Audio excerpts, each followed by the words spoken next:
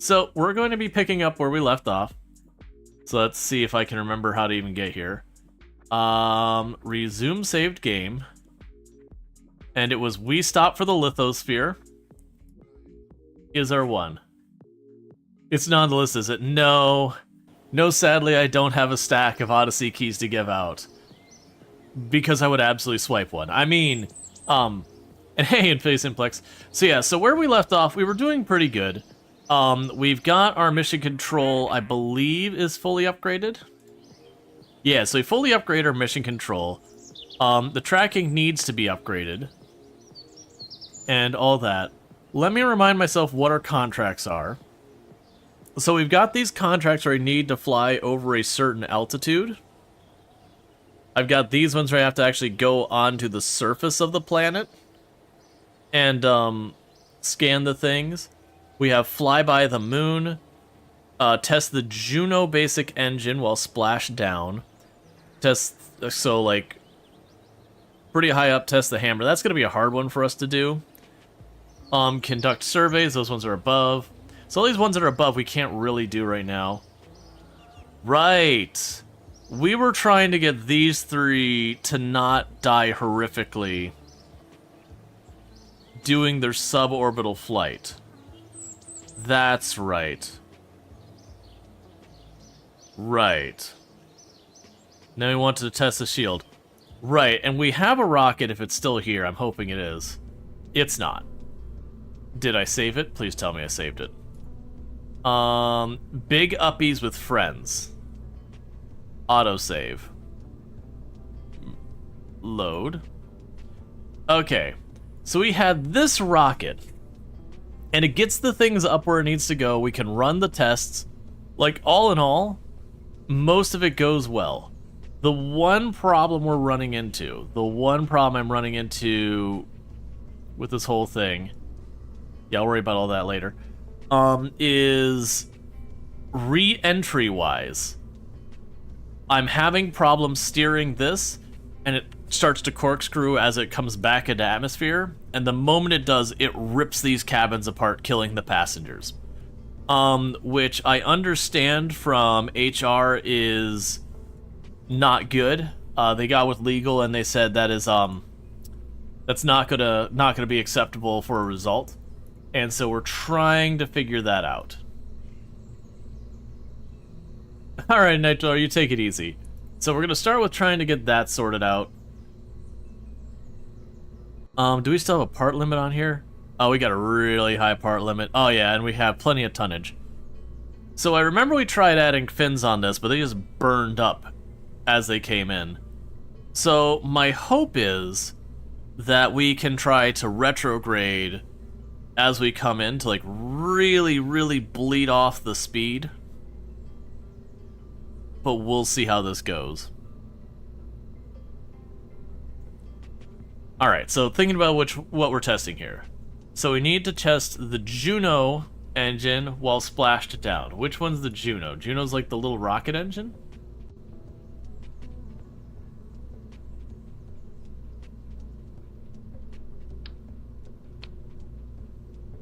Alright. Let's see here.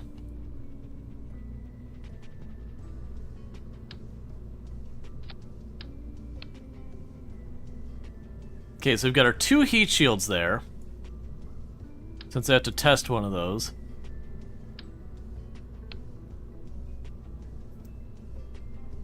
So what I'll try doing, this is probably something I shouldn't be worrying about right now, is the Juno doesn't actually need fuel or anything for our test. We're just going to put it on there, and I'm going to add another decoupler. Or not. Apparently you cannot decouple on that. Alright, we just won't worry about the Juno right now. That's an easy one for me. Like, with these ones we gotta land on the surface, the Juno test to be an easy one to just shove on there and then dunk it in the water. Okay. The hammer, no, we're not testing right now. We want to get these three. That's the big one. That heat shield is buried in there for testing, maybe. And then the skipper, we're not doing that. Alright, so I've got all of these rockets on here. This isn't a efficient design, but the intent is to get us up get us into orbit, and go from there. So let's go ahead and just try it with no changes. I'm trying to think if there's anything I can change that would help. Because the issue is still keeping this from spinning out of control and then smashing sideways.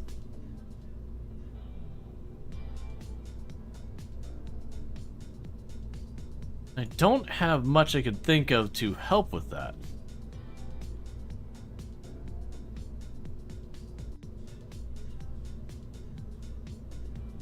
How many are to chat helping?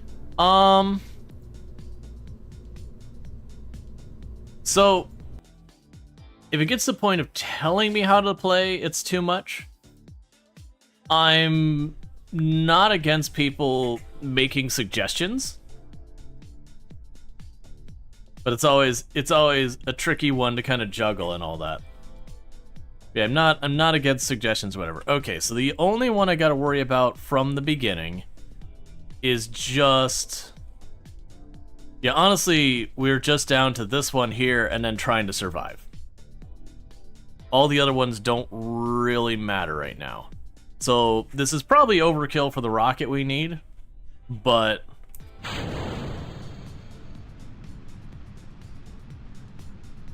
Project Orion when? Okay, we've got a little bit of a tilt, which is actually not bad.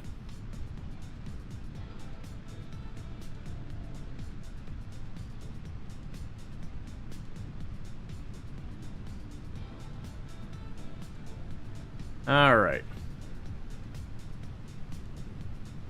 So as we're bleeding off all this weight on our rockets, we aren't gaining Delta V, because I'm having less mass I need to push and all that.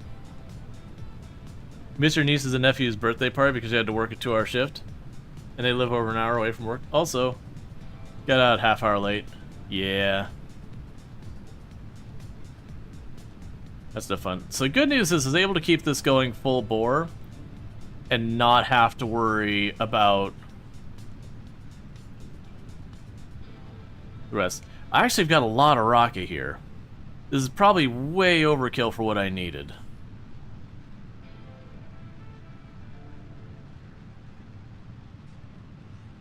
I should be angling more at this point.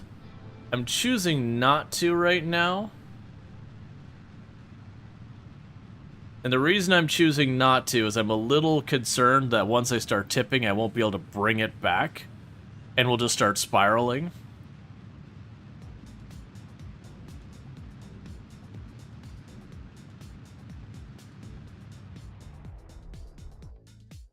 Okay.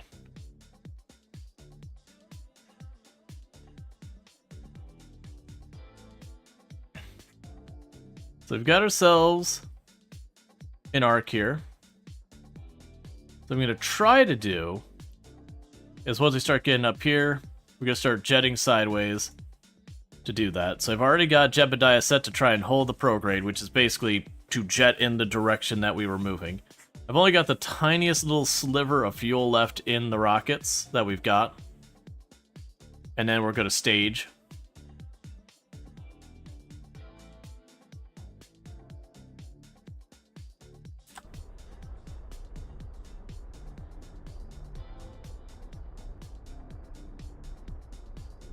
Alright. Just going to run them out of fuel and jettison them. They're not going to be enough to do anything.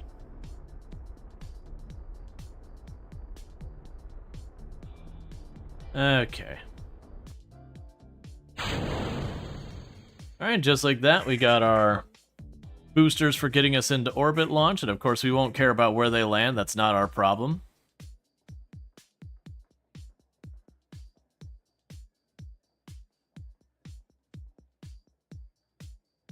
Alright, so we're starting to have where this is going to start drifting down.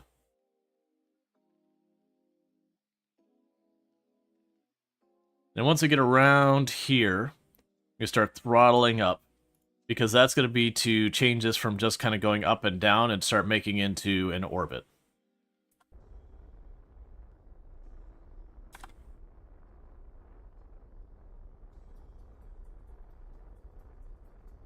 You're still heading up at 1,000 meters a second. Pretty close.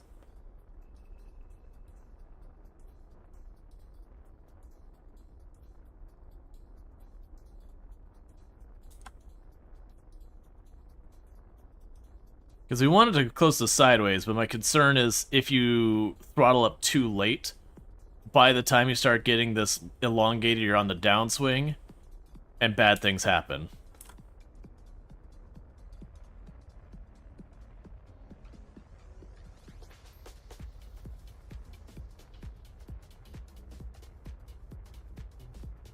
Okay.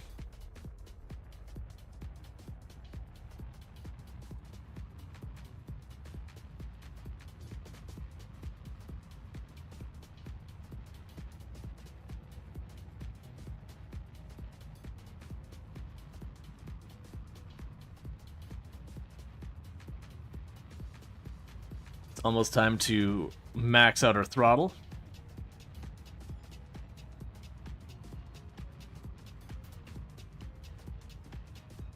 This is another game you liked watching, but you kind of hated playing. It's definitely an interesting one.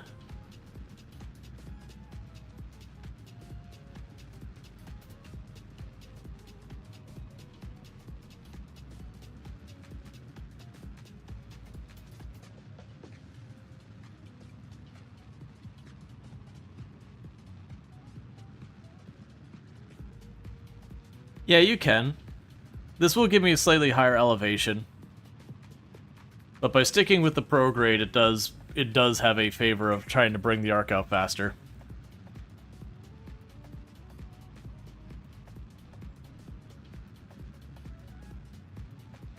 So you can see, like, here's my height. The periapsis is probably around here. Was it apoapsis? I always forget which one's which. And this still isn't even my actual space stage. We're still using our one that was designed for getting us farther up.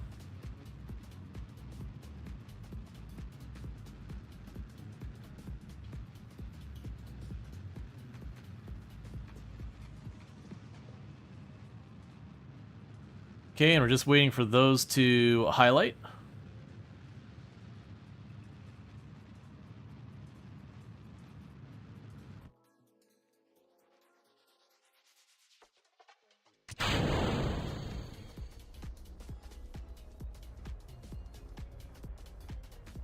Okay. This is our smaller, fuel-efficient engine.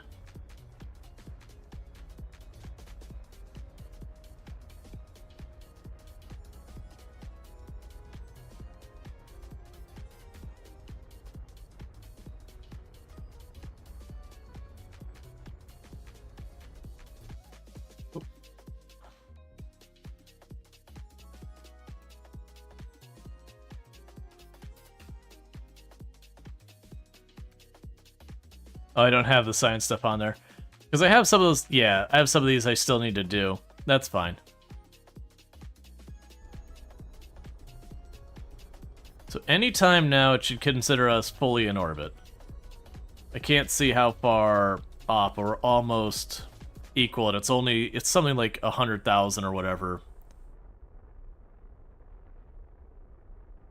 that it balances out.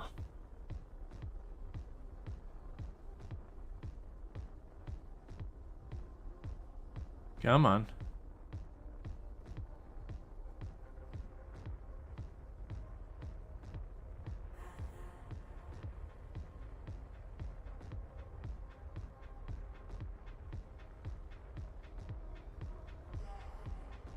Should be any second now. Thank you for the follow. Welcome to the stream. Yeah, so we should have that any second now. That should,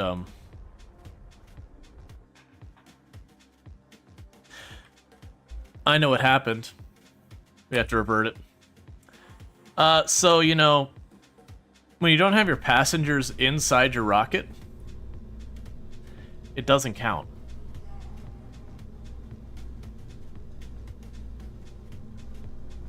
We just loaded, so it got reset. It's fine. It's fine. I was like, why is this not counting? This is very clearly in orbit. Ah, they're not on board. That's a very good reason to not count that we've successfully done that when they're not on board.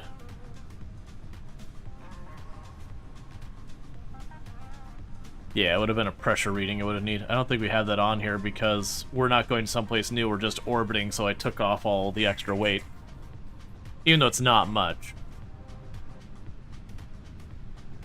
Okay, so trying this again, only this time, hopefully, without that whole part where, you know, we didn't bring the passengers. Because that's literally the one contract we're focused on here. I'm going to also try and get that heat shield as well. That's going to be just a matter of, are we in the range that we need to be? But this is the important one. That's the reason why this rocket has been such a problem, is because there's all of this crew cabin up here. So when I'm coming back in, I've got this like big long thing, and as long as I can keep everything angled correctly, it's fine. But that's where the problems have started to crop up, is eventually something catches even the slightest sideways wind, and it turns sideways, and it just rips apart.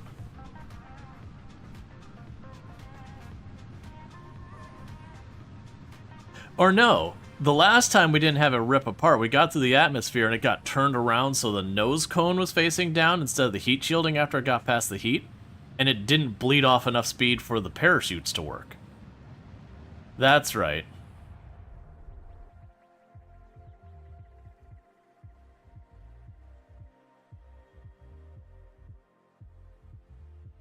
Alright.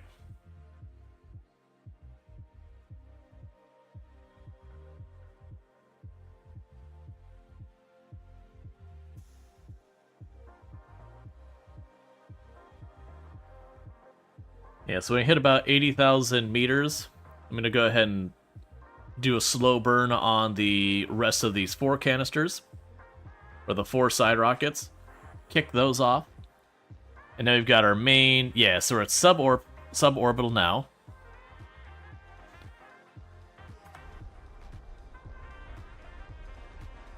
We do a gradual burn on these.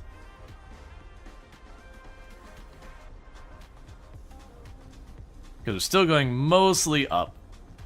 It's not really the angle we want to be doing.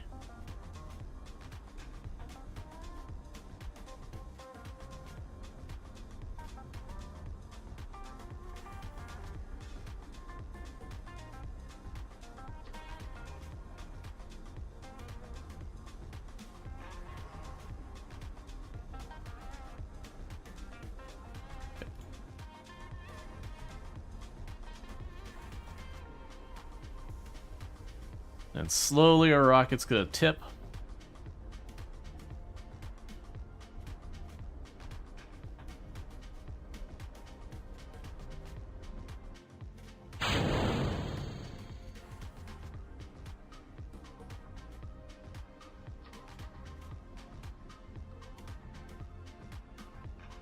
Let's bring it over farther.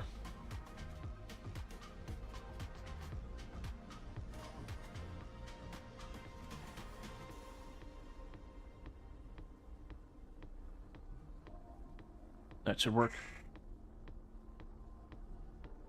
That's fine. I'm just looking for it to mostly apply to that area.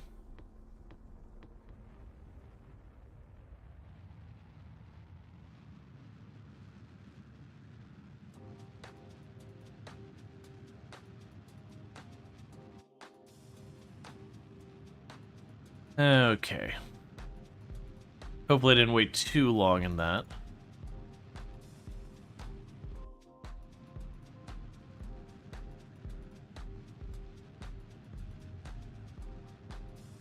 Okay. Yeah, I think we'll be alright. So just need to get the orbit confirmed, and then we need to deorbit again. Well, I still have a whole extra stage left. I keep forgetting that.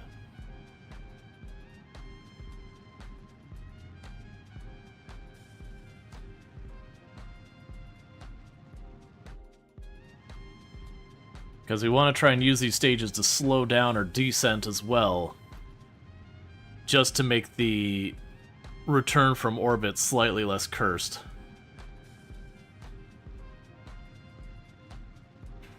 That's still fine if we're angling down. Because the big thing is that we're trying to get that horizontal momentum out. We don't really care relative to up and down, it's just that horizontal. As long as I don't point to the ground, we should be relatively okay.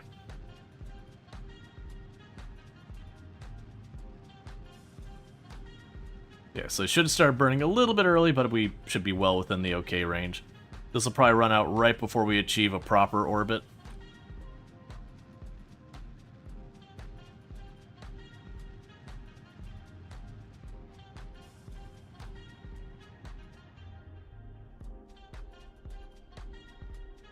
Alright, we have officially orbit around Kerbal. So that means we achieved those objectives. So from here, we want to turn ourselves to retrograde. Why am I not seeing... There we go.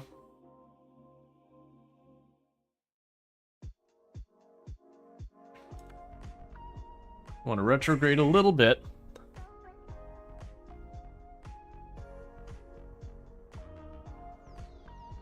Because I'll bring it down to 65,000. 65,000 meters for the periapsis.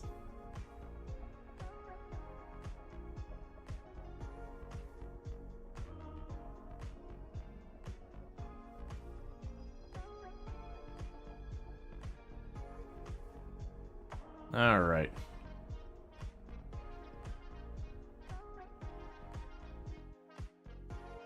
And I don't believe there's anything we can do crew report or anything like that wise. Nope. So at this stage, we're good here until it comes time to actually do the deorbiting. So we're going to go ahead and speed up time. We're going to watch this height, and as we start getting close where it's going to be 65, that's there you go, and I stop fast forwarding. We let Jebediah get ourselves back to having the retrograde lined up. And we'll start throttling again.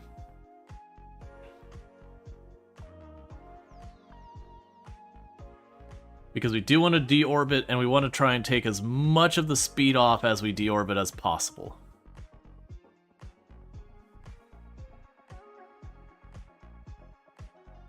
Okay, so it automatically locked it in as we start hitting atmosphere. Start with just a mild burn.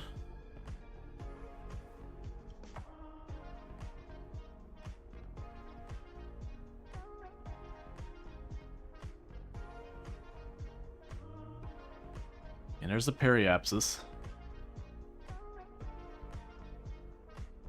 When we get it right around there, we're going to go full burn. Because by that, we should start deorbiting. And we want to just kill as absolutely much momentum as we possibly can. Because I want to also ditch the whole back half of the rocket off as we come down. And then hopefully be lined up with the heat shields and all that.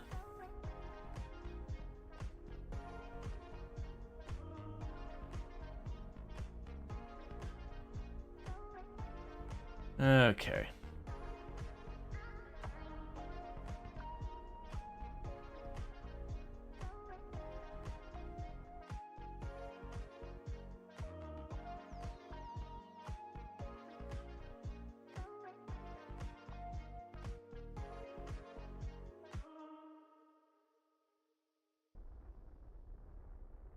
So we're dragging on the atmosphere just a little bit.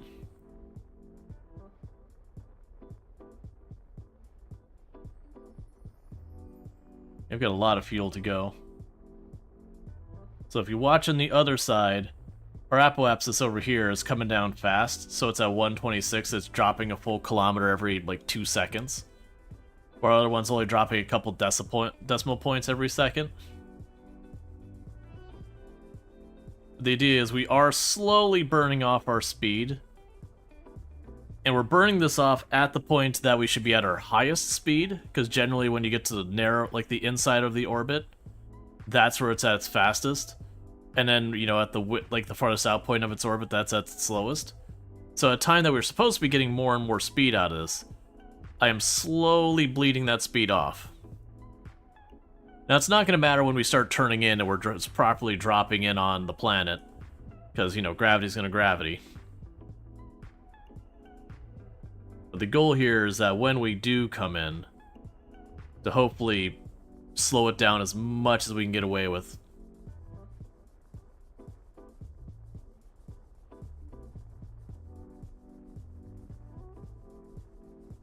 And we're about to have the apoapsis also be in atmosphere.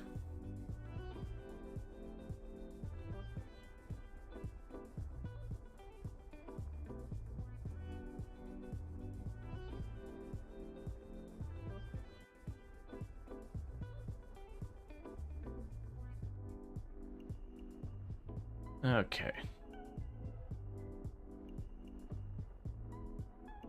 Yeah, so at this point the entire rotation is in atmosphere.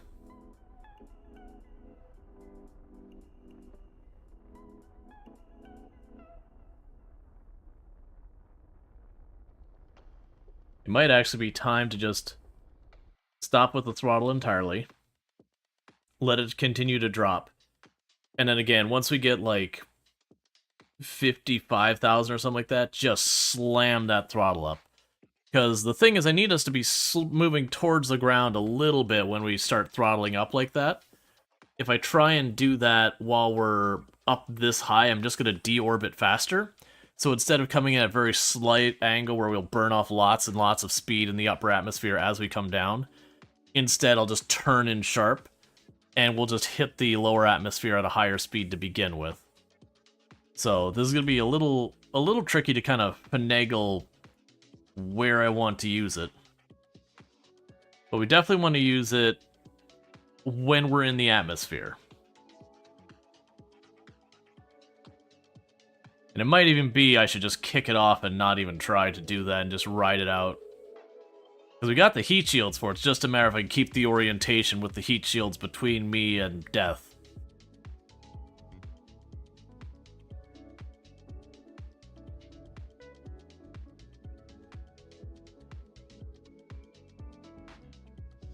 It's also possible if I see this start going up at any point, we throttle up until it starts dropping again.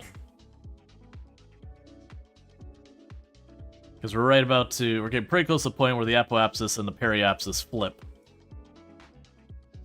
Because of the drag on the atmosphere.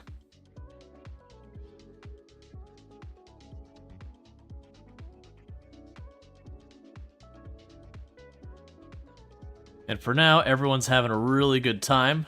No one needs to know about crisis about to happen. Oh, I should have had you pop out and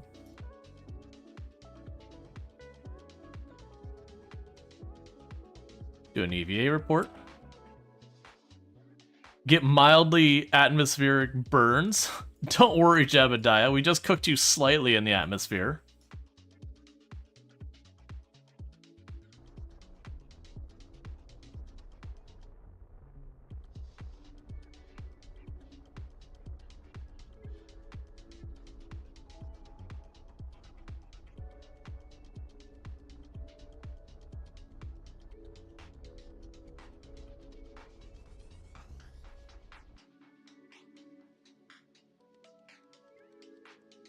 Alright, so regardless, we're going down. I think we just kick it off and play it safe.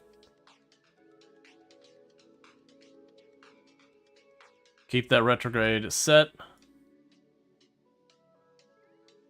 Let's pin you, because I need to run a test if we hit these parameters.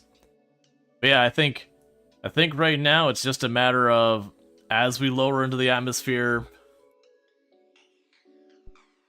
will we or will we not keep the orientation we need? Because you're going to keep noticing this is going to keep dropping. Right now we're about holding even, but that's going to very quickly go from that slow tick down to just rapidly declining. And that's because as we're dragging, and you see that orbit just getting smaller and smaller because we're moving slower and slower, the opposite side from us is going to slowly close in until it's no longer considered in orbit. And then the lower we go, the faster it's going to start closing in. I put my mouse right there on the line, and I don't touch it. It'll only take a couple of seconds to come in from there, probably. Yeah, so you can only see it. It's only a pixel or two in now, but it is rapidly coming in.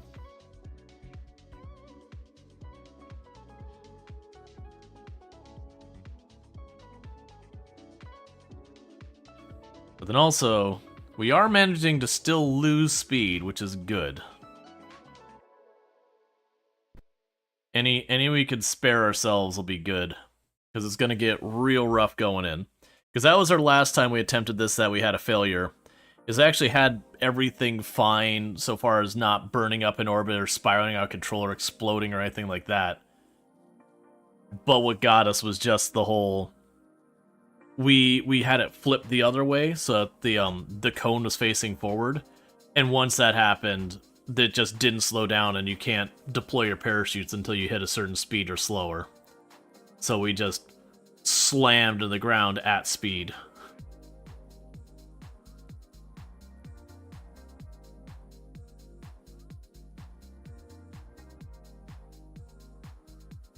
Alright, starting to pick up that downward speed.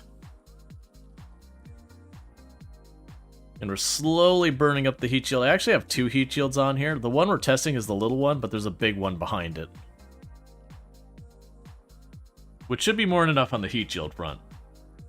Like, we've not gotten anywhere near close to destroying a heat shield yet.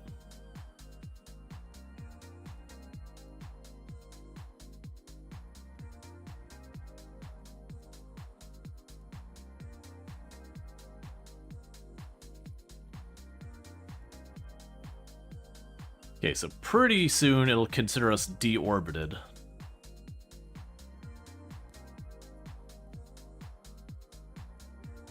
Because the periapsis is already lower atmosphere.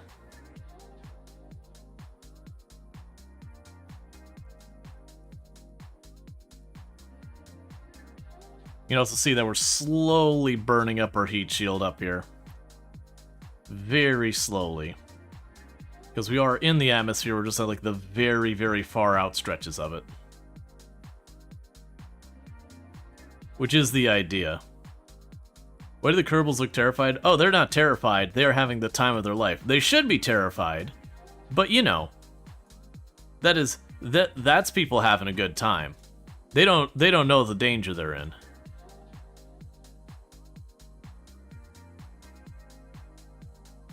Yeah, we don't have any of the other info things. Okay, the downward trajectory is picking up more speed.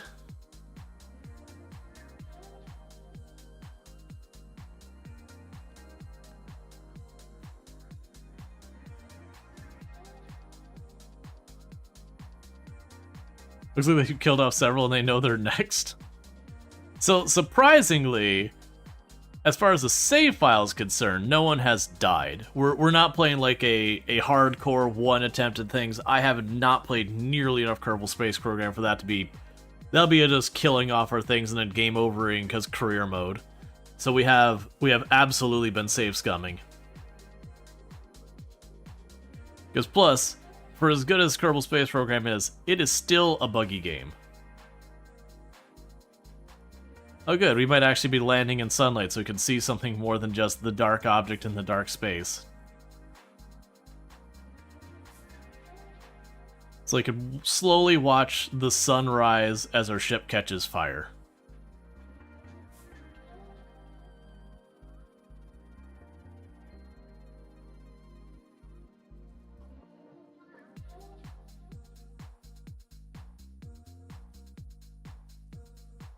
Alright.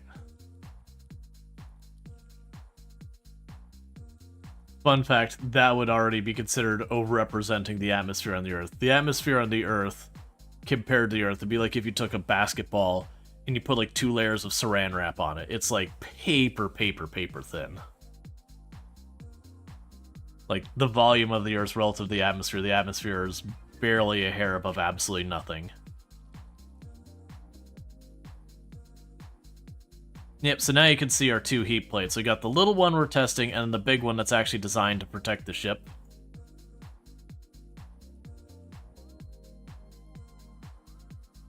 Now, for life of me, remember what this ring is about, and I'm scared to hit the button. Like, it's clearly... I mean, maybe it's a decoupler? Oh no, it just has like a big ring around the heat shield for some reason. Okay, whatever.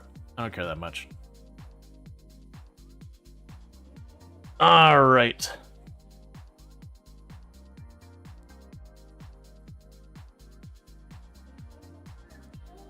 Go ahead and jettison that. Just burn up immediately. We've already had bad luck with this. The last time this is our second stream of doing this. The last time, the danger we were running into is going in, the air would catch literally anything in the side, it would start to turn, and it would just rip the ship apart because the wind coming in at entry speed with that broad of a side. Physics doesn't like it. So that's the only thing we gotta do is manage that. I tried putting some fins on for one of the attempts, and the fins just burned off long before they became relevant.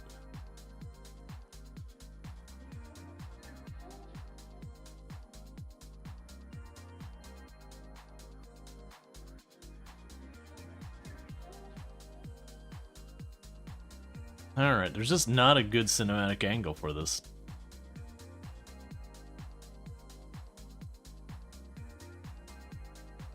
Once we're farther over the horizon, we can actually see the surface of the planet.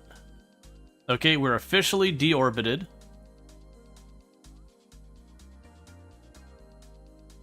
There we go. The Jebediah is doing everything they can to keep us on course.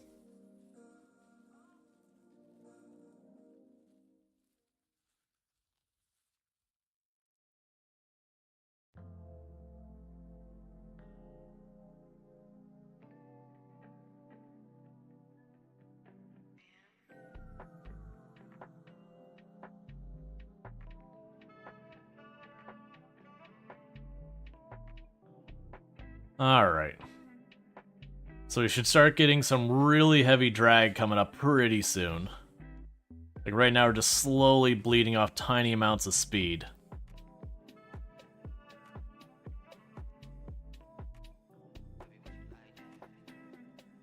But as this periapsis starts getting to 0, that means our angle is going to stop being sideways and could be just like going straight farther and farther down. So where that's getting pretty close to doing that, we're going to start seeing ourselves properly leaning down as the drag just gets to be too much. It'll pick up a lot once you hit, you know, each of these layers of atmosphere kind of signify significant changes in the density.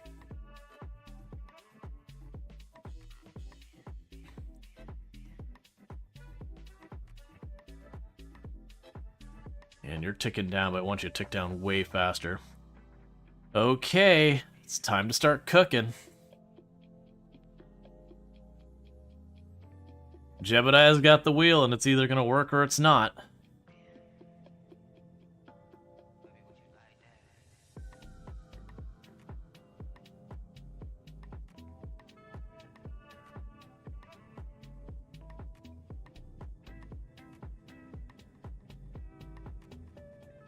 Gonna roast alive? It is, it's gonna get roasty toasty in there, there's no doubt about that. But as long as Jebediah keeps that heading, that'll be fine. We got heat shields for a reason.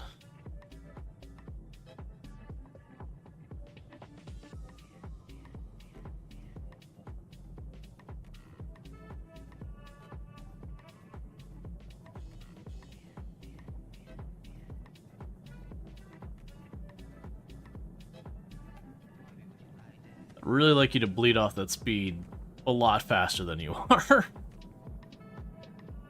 The real danger spot is right around here. Right when we go from like the really thin atmosphere to where it starts to get a proper amount of atmosphere. I do wonder what happens when the ablator runs out. Does it just cease to exist? I mean, in Kerbal it probably explodes.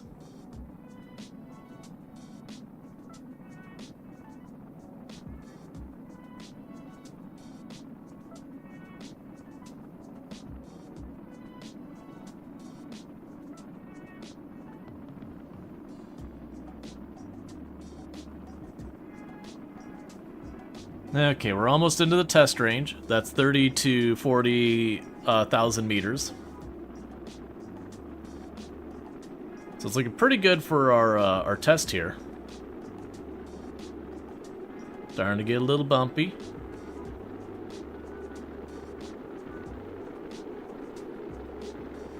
And test is complete.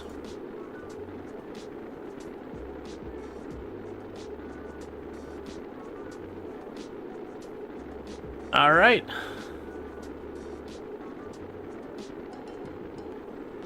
Now the question is, can Jebediah keep us on our heading? That's literally everything.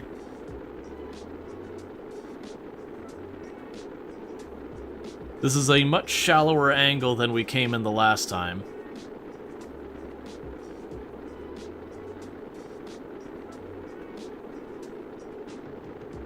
So we are bleeding off a lot of speed, which is good. Seeing that Jebediah is still alive, this must be a new save.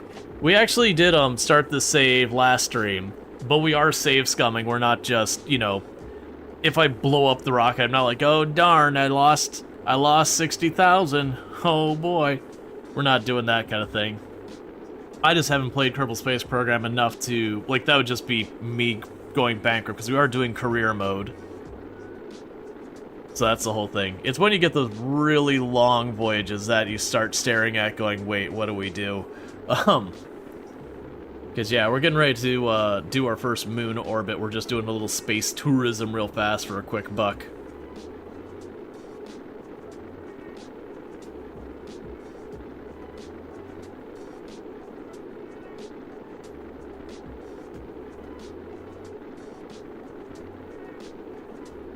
Are Bill and Bob still alive? Yeah, no one's died. Not officially on the record. We did have... Oh, here we go.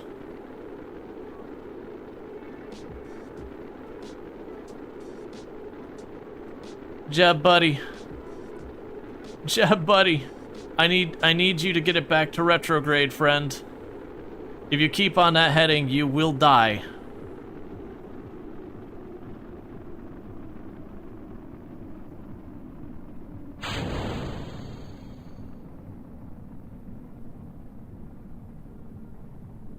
Jeb, you gotta turn around, friend.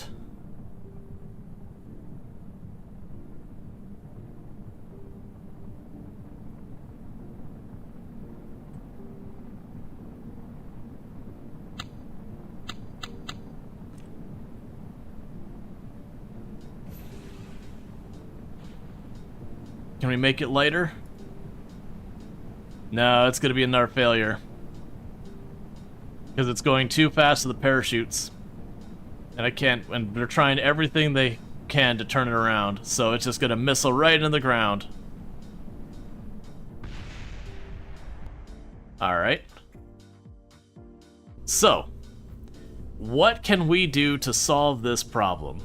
Because it got all the way up to the end, and then once it flipped around, that was that. And that's the same thing we ran into last time. The question is, can I do something...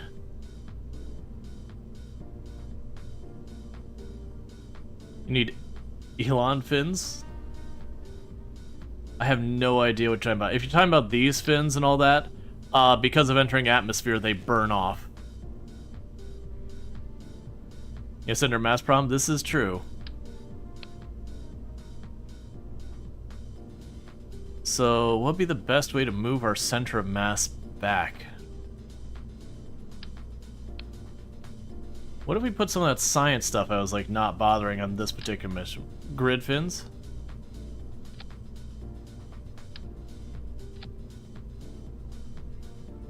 Yeah, it's moving it back, but still ahead of the center. Grid fins. Hello there.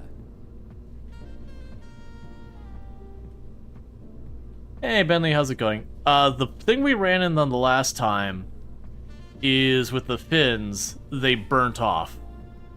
On re-entry, we just go too fast and they just get burnt off the sides. We tried that earlier.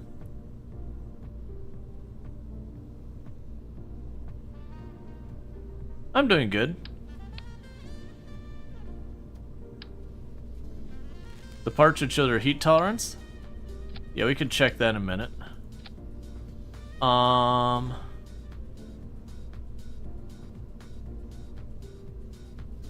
Let's see. So maximum temperature tolerance.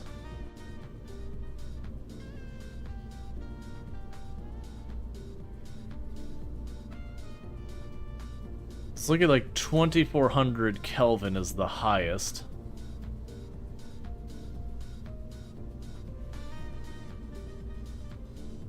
Maybe something to slow down before entering atmosphere? Well, that's what we tried to do. But the problem is you can't slow down too much going in atmosphere, because if you look at, like, when you're doing your atmosphere, if you have it slow down gradually on the outside, you'll be slower versus if I try to slow down entering the atmosphere early, you turn steeper, and so you can just kind of nose the ground faster. Unless you're getting to the point where you're putting on enough thrust to try and push a rocket up as it's going, I don't think we have the thrust for that. I mean, it's something we'd attempt. We kicked that off way earlier. I probably could have kept trying to burn in to see how it went.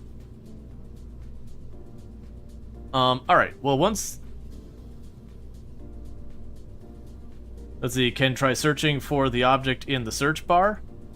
I'd have to know what object I'm searching for. Keep in mind, we are playing career mode, so I have a lot of stuff that is not unlocked.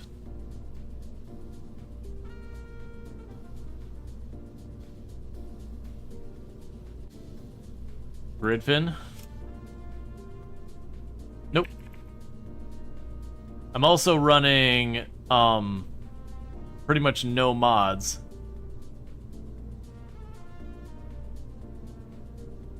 Yeah, so these can handle 2400 Kelvin. I have no idea if that's enough.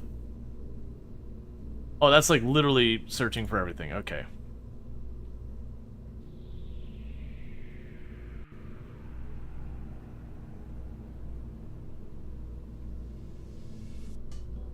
Maybe just Fin?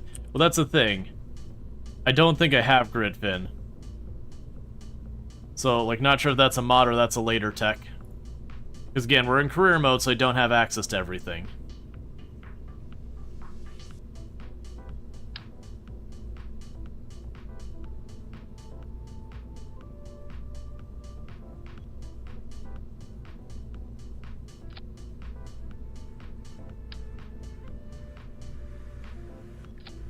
Yeah, so the center of mass is a good point, though.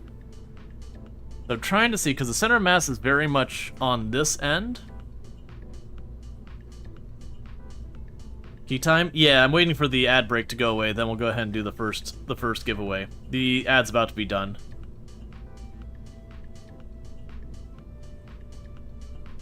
What's your name? The channel name is Rual Storge. I'm not going to give you my real life name because, one, why on earth would you ask that? And two, that would be just a bad thing. Key for what? So, we're going to do some key drawings. I have keys for Tinkerlands and Farming Simulator 25 with the Plains and Prairies stuff. So what I'm going to go ahead and do is I'm going to do the whole queue start. So, if you would like a copy of either Tinkerlands or Farming Simulator 25, and you're over here on Twitch, because unfortunately the bot doesn't work on the YouTube side. I'm not trying to exclude you, it's just I can't get the bot to connect to both, so it is what it is. You know, you'll just want to have to pop over here. Alright, so let's see here. So we've got the Science Junior.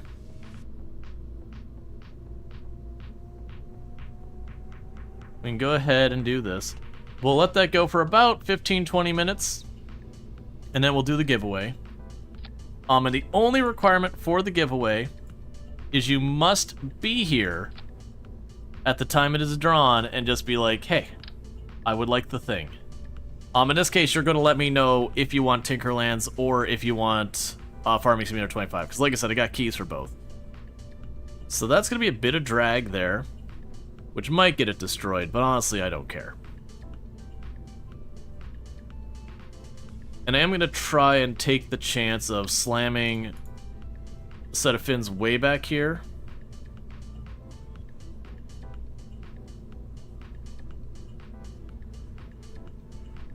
Weirdly enough, that's what I'd actually want. You know what? So, this is for the return that I care about this. Because I have the fins going the other way, it's going to try and flip my ship around. If I put the fins like this... I mean... Check the temperature on the fins. It's 2400 Kelvin. I have no idea if that's an appropriate amount. You could also put an engineer on board and move them to the top of the EVA construction in orbit. You can put an engineer on board and move them to the top with EVA construction in orbit.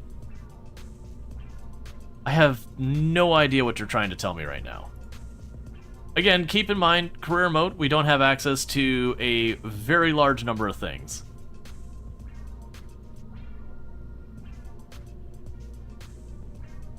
Yeah, all those are very light, which is normally a good thing. Oh, I wonder... Is that what's making it so heavy? Because those things are... Not the parachute, but the ring there. KSP is too complicated to you?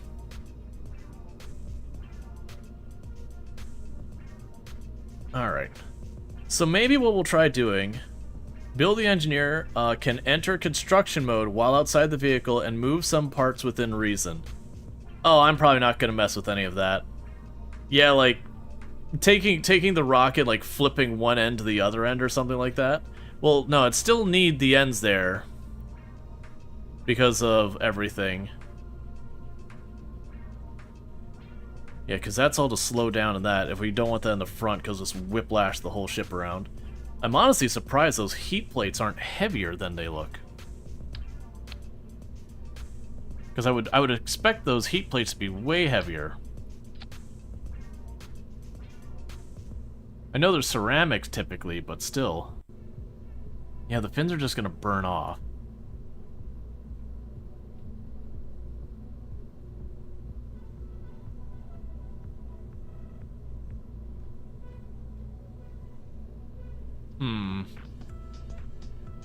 Yeah, you're very light.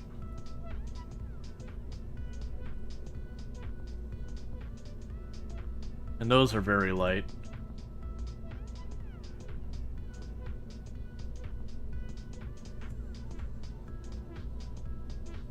Outside of just like putting a fuel tank or something down there just to have it have some mass.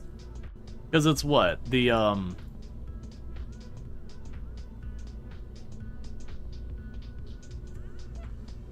As the KSP is a simulation about making pancakes from Kerbals. It feels that way sometimes. Yeah, so you're 0.91, so you're probably about 1 ton each. Yeah, no, I was actually thinking about that. Putting a small fuel tank back here. Because these are 0.9, about 1 each. What is the command module itself? The command module is also about 1, so it's interesting that our weight is so far forward. Those parachutes, I assume, aren't that heavy. Nah, 0.1. Huh.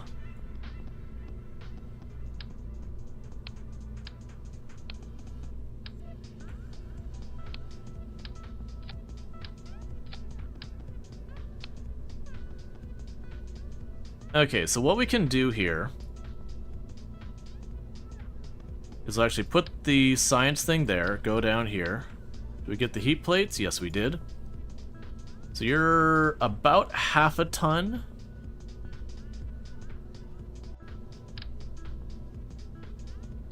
But you here...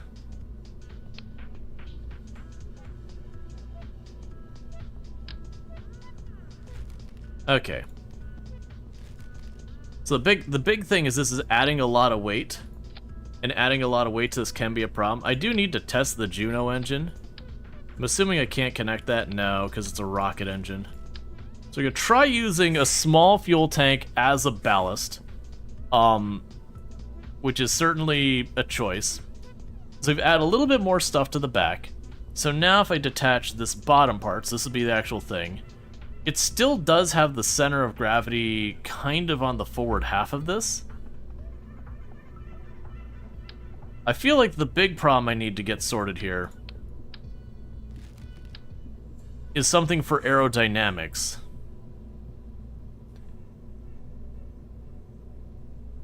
It is one of those things that I feel like, can I?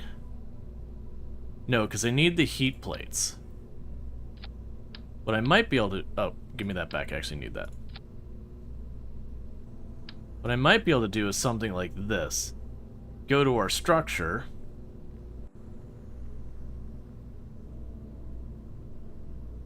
No, because that still doesn't solve the problem if we need to slow down.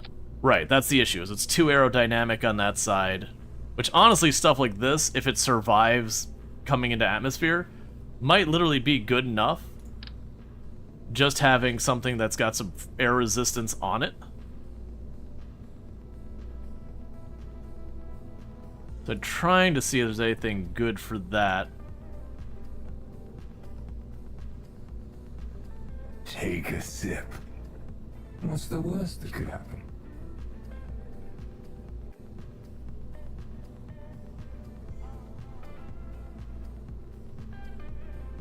Alright. Just looking through our options here real quick. Okay. Alright, Lardine, you have a good one.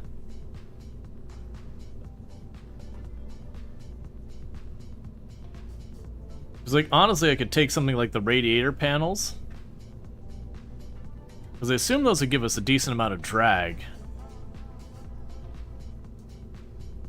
The question is, would I deliberately want to put the drag on the front?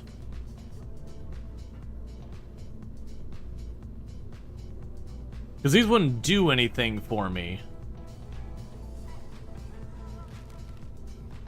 Because the catch is, the more stuff I put like that, the more issues I have on the top thing. Actually, what do you weigh, Hammer?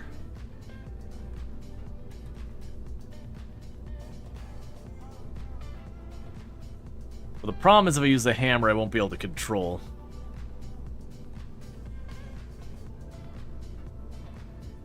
Because I was wondering if I could do something like put a couple of engines or whatever to kind of act as a slowdown.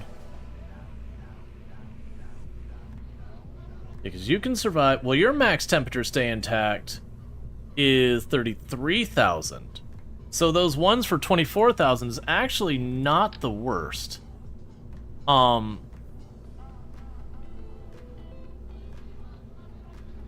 Yeah, that's what I was thinking. We would need to take these fins, turn them the other way, and that'd help us land. The big question is, does it mess up coming in? Let's try it. It looks really cursed. On your P command module? Well, no, I'm making Jebediah go with each one. But you're not wrong. I can put like the piloted module. It's fine. What possibly could go wrong? Because basically we're going to see if these are a problem right here at the beginning.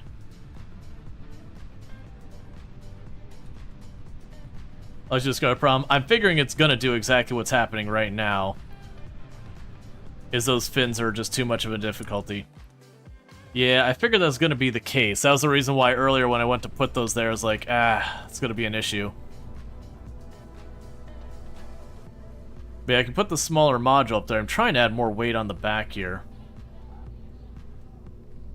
It's a shame that I'm not seeing any kind of fin that's like both directions. So like a fin that kind of comes like battle axe shape, so it doesn't care forward or back. Smaller fins up front, larger fins in the back.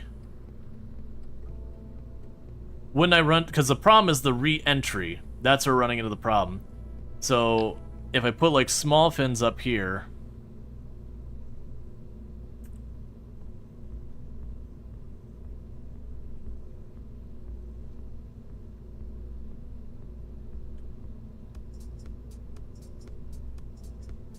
it's like something like that. Right. But yeah, so my point is if I put the small fins up here, facing the wrong way... Unless you mean, like...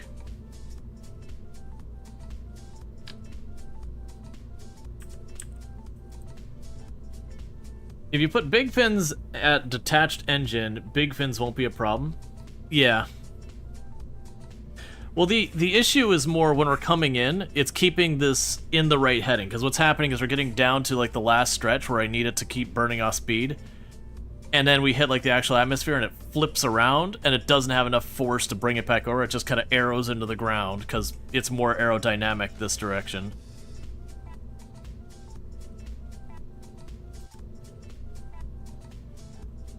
I do wonder if even just that would work.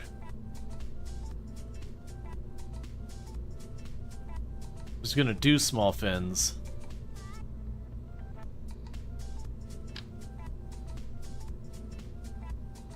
I know what I have for small fins. The other possibility, here's another idea. Take these off. Put some ramjets on this thing, or not ramjets, put some air intakes on the back.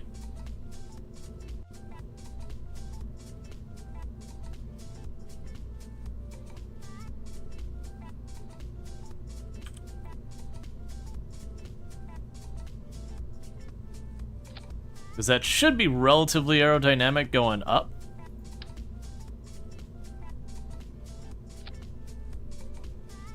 Or would that make my situation worse? I think that'd make it worse, because it would catch that and want to flip.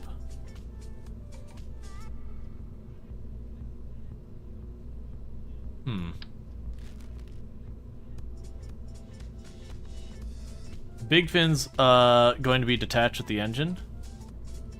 Oh, I see what you're saying. The problem is I'm trying to find a small fin and a big fin. Yeah, so you're saying if I put big fins down here, pointing the correct direction, when I detach the engine, it kicks it off. Yeah, so something like this. I'd actually probably put it on... Oh, actually, you have...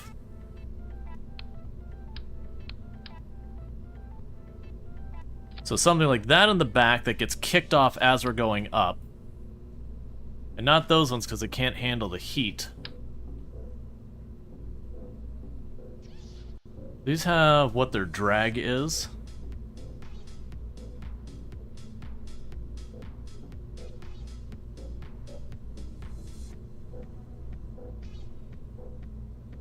Okay, so those are the heavier ones. Alright, well, let's just go by the weight. So I'm going to sit that aside.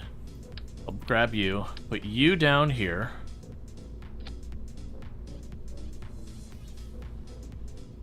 And take you up here.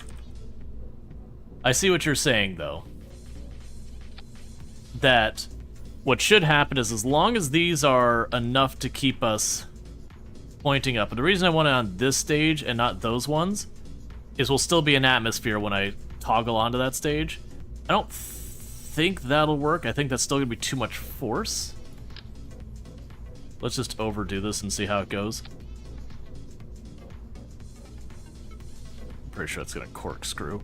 I don't feel confident in this. I think we're gonna still have the same problem where on the front we've got that drag as we're trying to force those fins backwards through the air. And it's gonna want to flip. But I do get the idea of what you're saying is with these fins in the back, we can kick them off when it's done. I still think these fins are gonna catch too much air resistance and roll us. But we'll see. Maybe they won't, maybe they will. It also is possible I kick these ones off, and then this gets to be a problem. Now, if we do manage to get into orbit, then... assuming that's enough, we should be good. Oh, we're getting the wobbles. We're getting the wobbles.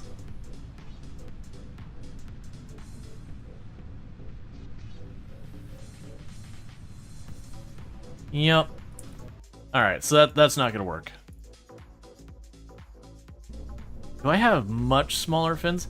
That's the problem, is I need fins that can handle the temperature, and I don't have those. Because my only small fins can't get nearly hot enough.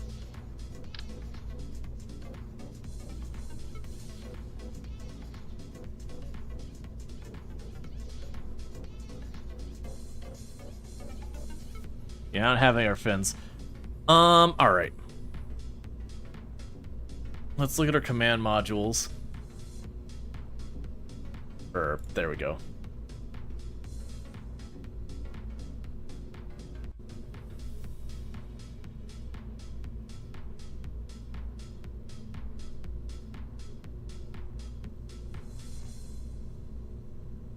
Yeah, those are heavier. Which I think would make it more likely to want to spin. Let's see, a round control module will cause drag to keep retrograde direction. A round control module will cause drag. Oh, you're saying so the thing isn't about the weight, it's by having the big ball control module. I see what you're saying. Because I was looking at the weight. So you're saying, oh, actually grab the ring. So you're saying if we grab that,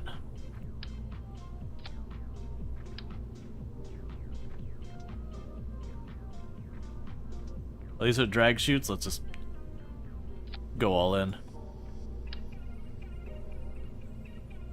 I don't think that ring's doing anything for us. I could be wrong. It's fine. So you're saying the idea here being that this thing, it's gonna grab a bunch of air. That's probably a fair point. I didn't even think about that. Let's go check, make sure. Interestingly, it automatically assigned those two there. We got our tourists back in here.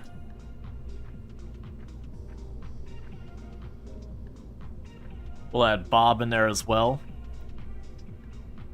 Okay, I mean, we've done a lot of stuff.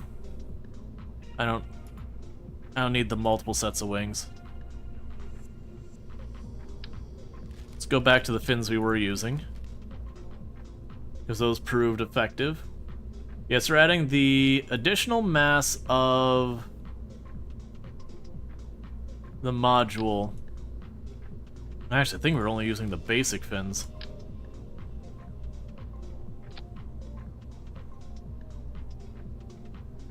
I keep wanting scroll wheel to zoom in as opposed to... Yeah, let's get bigger than that. Alright, let's try that.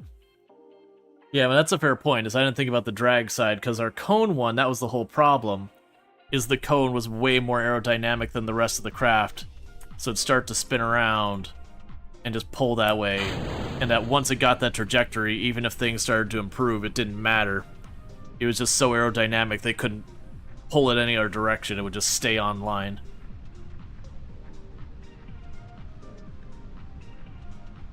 Key? I can do that here. Let me just get to the point where we're not mid-launch. Like, once we start orbiting, we'll be good. So once we get this stage and we're starting to, like, just level out, we'll do the drawing. As a reminder, the giveaway is you do !join. And the key thing you gotta know about is you don't need to be following, you don't need to be sub, nothing like that. The only thing you've got to do is if your name is drawn, you just gotta respond and be like, hey, yes, I want the key. Alright, well, we're starting to flip.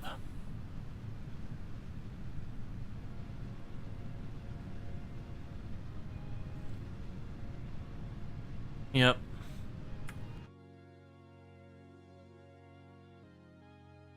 But you'll be able to get a key for Farming Simulator 25 with the Prairies and Plains DLC or Tinkerlands.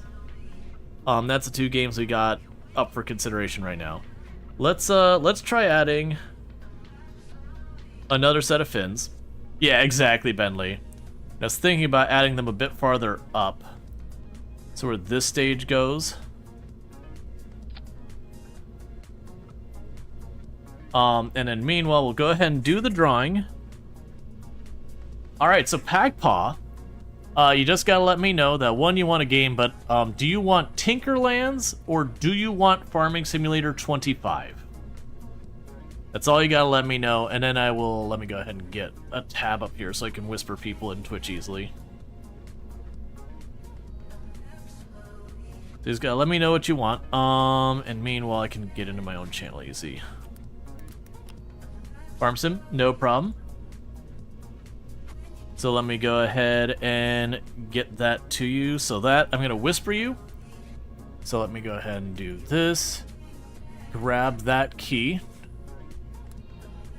So there is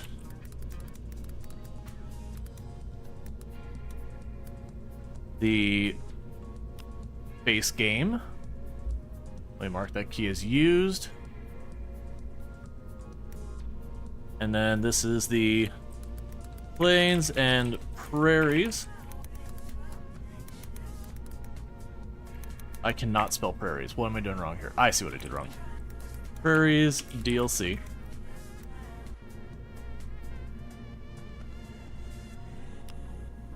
Alright. And there you go.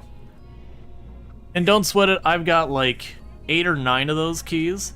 So we got plenty to give out. I'm not giving them all out today because it'd be kind of obnoxious to do literally all of the dare drops in one day.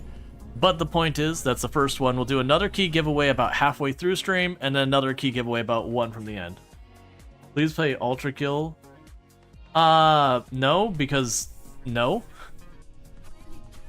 If you wanted to listen to a particular track, there's this really cool thing you can do where you can just pull up the track.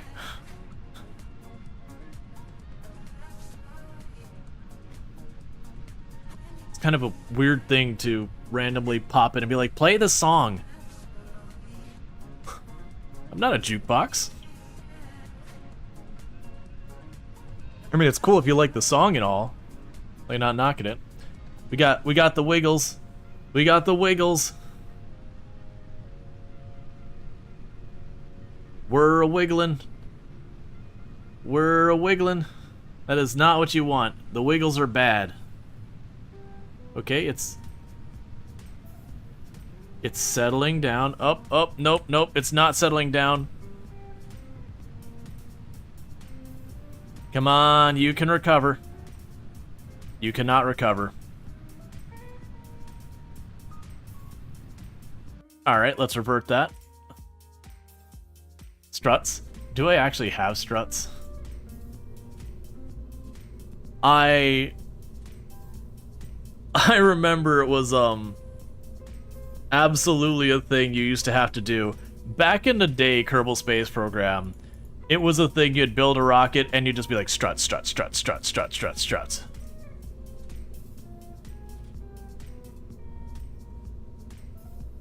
Okay.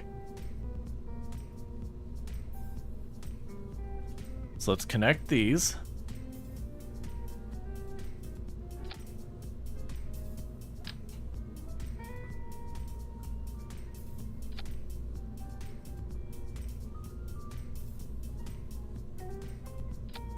And connect those.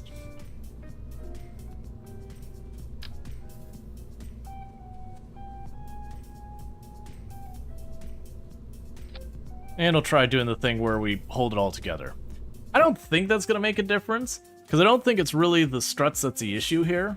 I think it's just the fins are fighting each other, and so it's kind of introducing a sideways force. And then plus this is, yeah, like it's literally wobbling here on the pad. So it might be I need to get these other wings. They might need to just be pushed to the back or whatever. But we'll see. I'm down to experiment. There's been a lot that's changed in Kerbal Space Program since I last played it.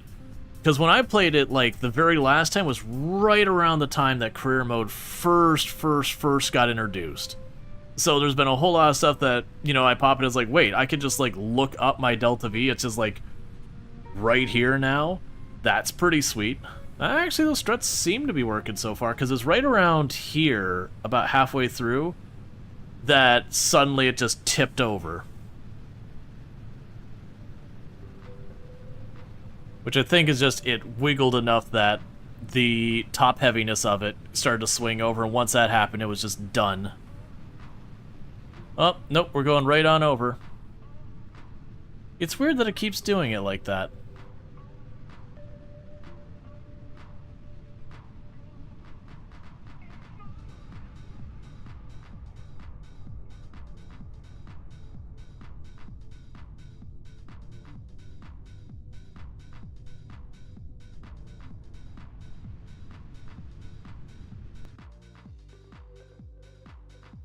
Is WASD steering for the fins? Yep. No, I'm aware. I'm wondering if the issue is if we look at these fins actually have an amount of lift they cause, if I remember correctly.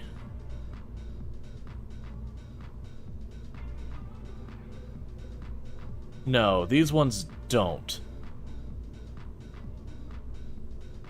Yeah, because that's,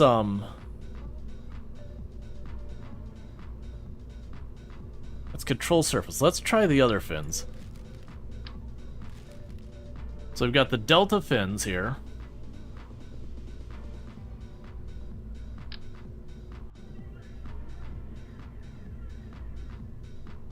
Let's see if those help. Fins with, like, proper steering in them. The other thing we could probably do is these are reliance out here, I believe. And that's a swivel. So we don't actually have steering on the actual engines right now. That might be what we need to do, is we might need just to swap out the reliance for the swivel so we can vector. We were using the reliance because they get a little bit more oomph out of them.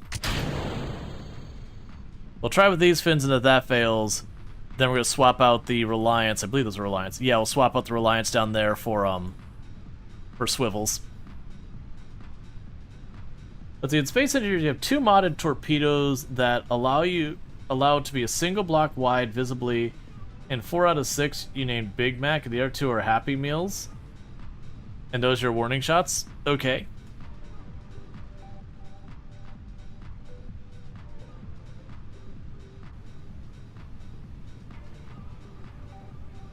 Yeah, it's interesting, it does fine until it hits like right around the pressure switch, and then it just flips.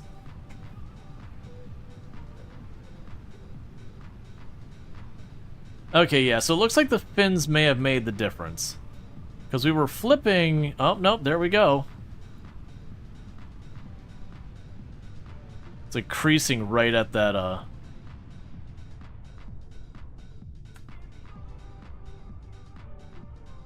differential. Alright, let's just switch over to the swivels. I was trying to avoid doing that. And the only reason I was the swivels. The only reason I was avoiding that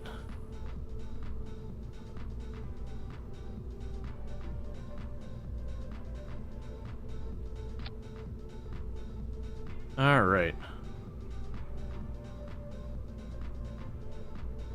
Because those can vector, which should help. I'm gonna go again. And like all these things like holding everything are overkill.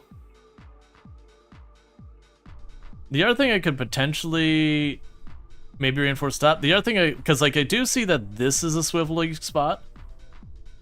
The other thing we could potentially do is, oh, I still have that big fuel tank up there. Oh, and never mind. That fuel tank's fine. Yeah, it's fine.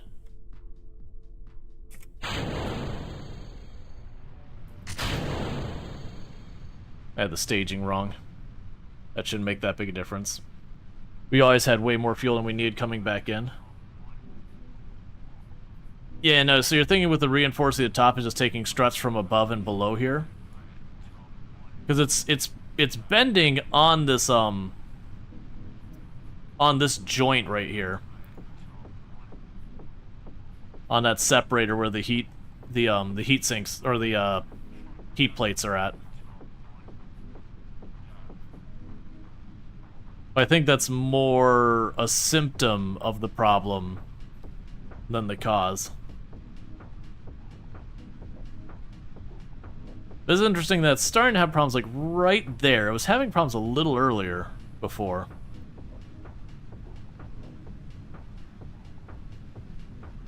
Yeah, no, it's I think you're right. Too much drag. Yes, we're getting the wiggle.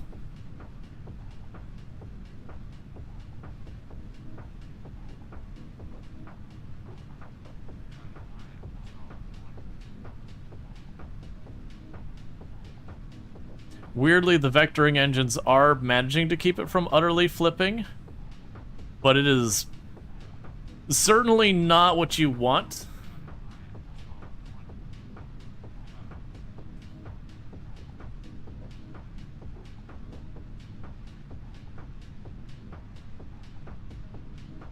It's fine. That's how rockets are supposed to work, right?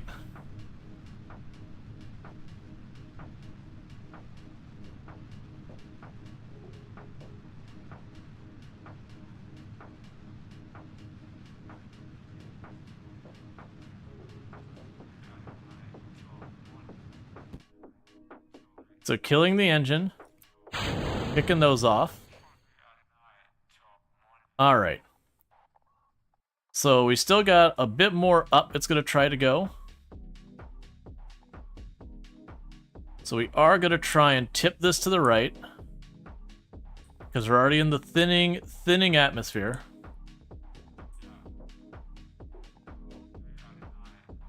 We're going to try and keep sliding it on over.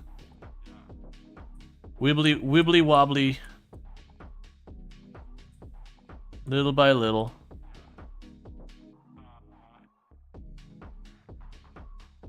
Slide it on over. Okay, stop. Go back. Nope. Stop. I need you back. You just have to thrust. There's not enough time.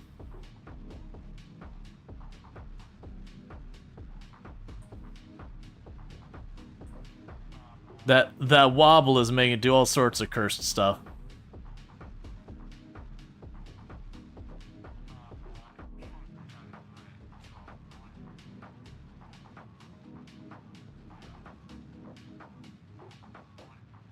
Keep on sliding with it till we get to about the horizon line.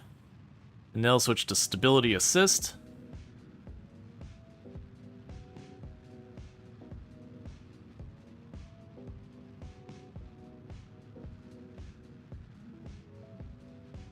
Okay.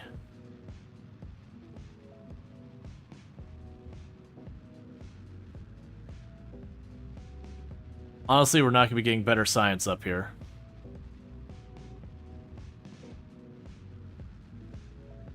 Close the doors again.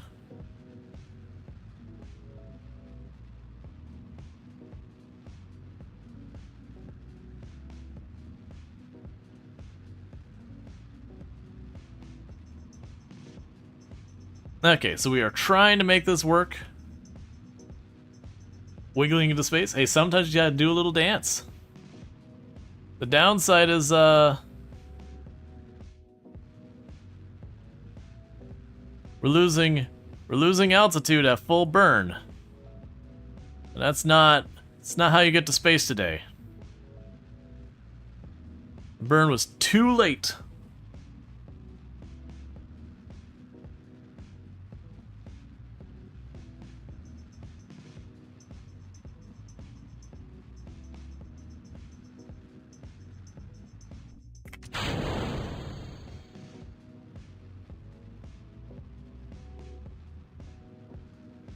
So we are now violently re-entering at an angle.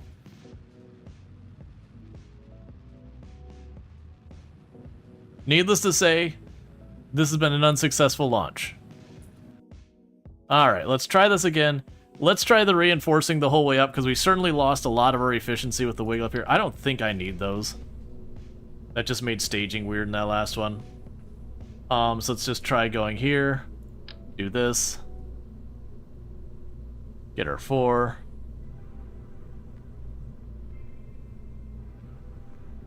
Grab it from just outside here.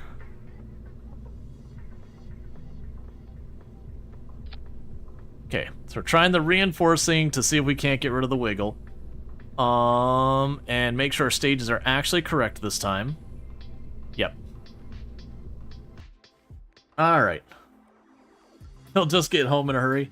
Yeah, no, we just lost a lot of our steering to the wiggling. I could have turned off the engines. Not loving that. We are trying to take off at an angle already. It's probably fine. Everyone knows rockets are really cool if you drift them. Just a little bit. Don't you use the auto strut thing? I am not aware of an auto strut thing.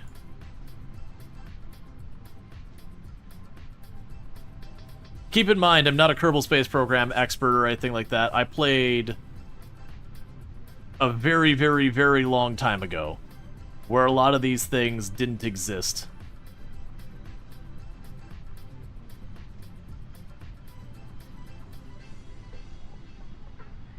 Yeah, we are not getting remotely nearly as much gain as we should be out of this. So I guess we did actually need those clamps.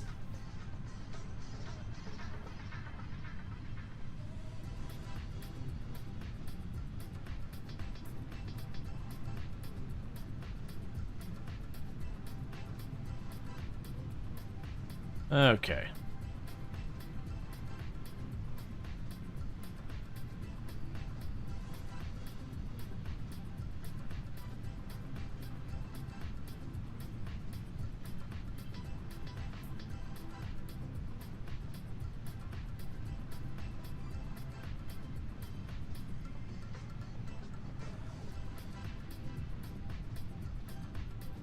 That said, again, smoother flight, all things considered. We're not wibbly wobbling everywhere. We are making it well into space. As you played a long time ago, don't know how it works now, but assembly you can right click it and select the option.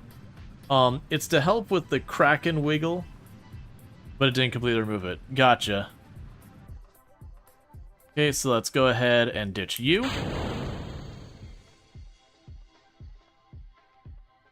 Slowly bring it over. And this time we're not going to wait nearly as long to start our burn.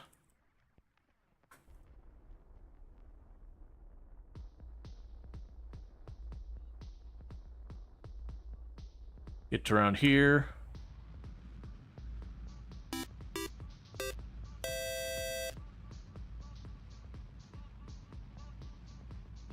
Thank you for your pictures to the Prime Gaming sub. You only get one of those a month, and you use it here. And I really do appreciate that. I do hope you're enjoying the stream, and thank you again so much for that support.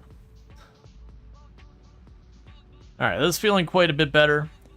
We're still on, like, this... Because it's usually one to be just a bit before you actually start topping out, that you start your full burn. So we are getting that nice and earlier. I'm keeping a little bit of an upwards angle as well. That's fine. I won't fight it. That's not what I'm trying to do.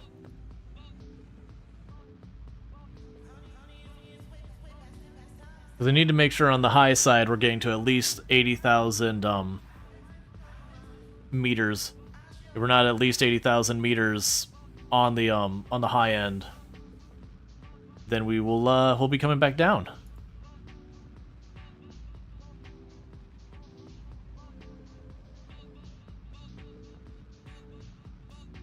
It's looking pretty good so far. Could definitely have used to been a bit higher up, because we are fighting air resistance still.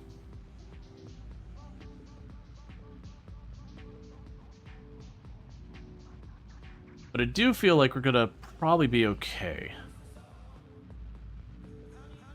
We're still not at the apoapsis.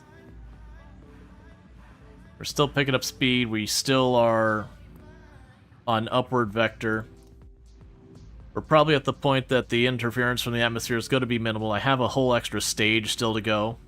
It's nowhere near as powerful as an engine, though, so we really do want to get as high up as we can before we kick that in.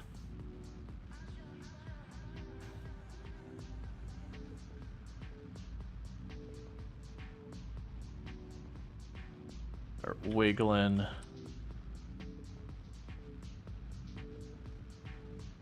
Closer to flat.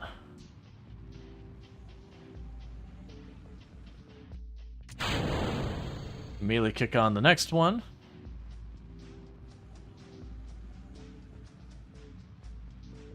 And now I get to see if I got enough in there beforehand.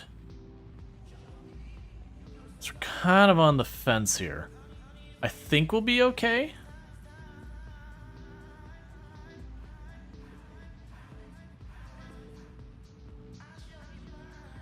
Yeah, I think it'll be okay, because we're getting to be pretty close to the 80,000. And we're already a good ways to being able to achieve a full-on orbit. We don't need a whole lot to stay up here. We just got to get a little bit more. Let's go down here. Yeah, so they got the suborbital space. Now they just want us to be in actual orbit. As soon as that's ticked, then we're good to turn it around and see if all of this effort was worth all of this is worth it.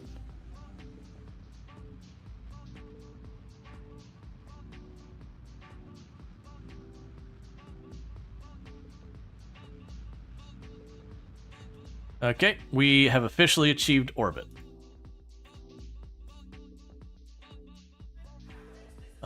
Crew report.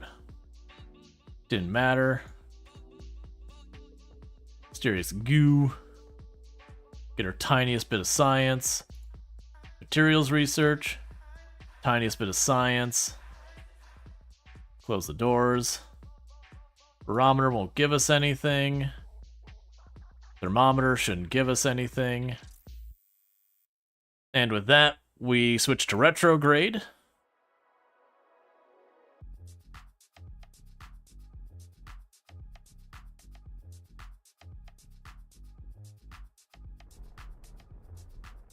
Go to our maneuvering.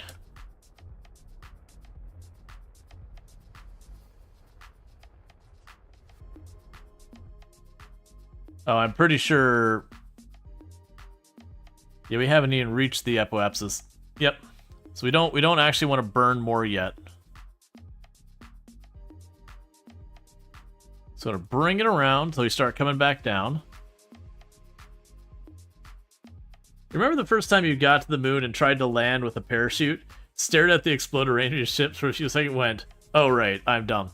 Oh yeah, no, you just get used to something. That's actually, when you start landing on some of our planets, it's been such a long time, but I remember there's like the ones that have like the really, really dense atmosphere, like, oh yeah, I'm just gonna go ahead and use this parachute.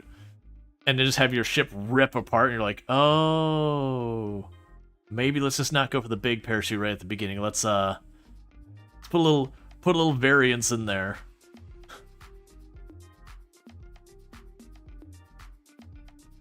Okay. I am hoping that that drag on that command module should make a big difference for coming back in. I think that's a good idea that people had. Okay, so pretty soon it should kick us out of the fast forward.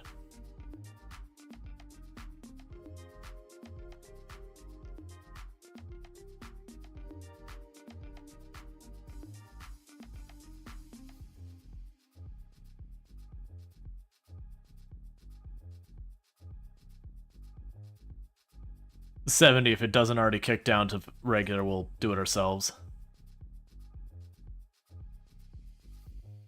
Okay, so it does it at 70. So Jebediah is gonna turn us around real fast.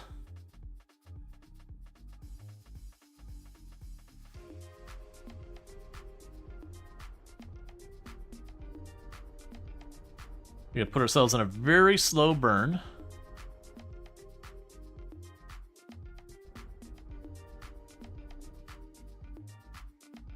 We're going to wait till we get a little closer to the periapsis, and then we're going to throttle up to try and bring the apoapsis to where they like go to equilibrium. Remember your first time landing on the moon? It was a spectacular explosion. So I actually did fine with the moon. Because... So as... I mean, literally wearing a NASA shirt. So I actually used to work out at the Space Center. I wasn't like a, you know, aerospace engineer or anything like that. So I don't have that kind of a knowledge. But you kind of get drilled into your head... like the Apollo missions and how they went and what they did and all that kind of stuff. And you're like, all right, so I need to like have effectively rocket engines to lower it down on there and then, you know, fire it back up into the air and all that. You know, granted, with their mission, they did the whole thing where, you know, they had their command ship going around, they just dropped off the one thing, they did their stuff, and it launched back up, met up, and went down to Earth. Which is not what I'm doing in Kerbal Space Program. Kerbal is, you land the whole thing, and then you launch it to go back to Earth, and you skip that middle step. You remember making a mission to Eve? Ship had rovers and all kinds of sciences. Got there and realized too late that you forgot to put a heat shield on. Made a nice firework though. Oh yeah, no, especially those really, really long missions, and then you realize you made some horrible, egregious error that there's like not a way you can remedy it. You know, it's just, it is what it is. You forgot a critical thing. Like, how are you going to land, or not burning up in the atmosphere, or getting back off the planet when you arrive, whatever the thing that was the gap.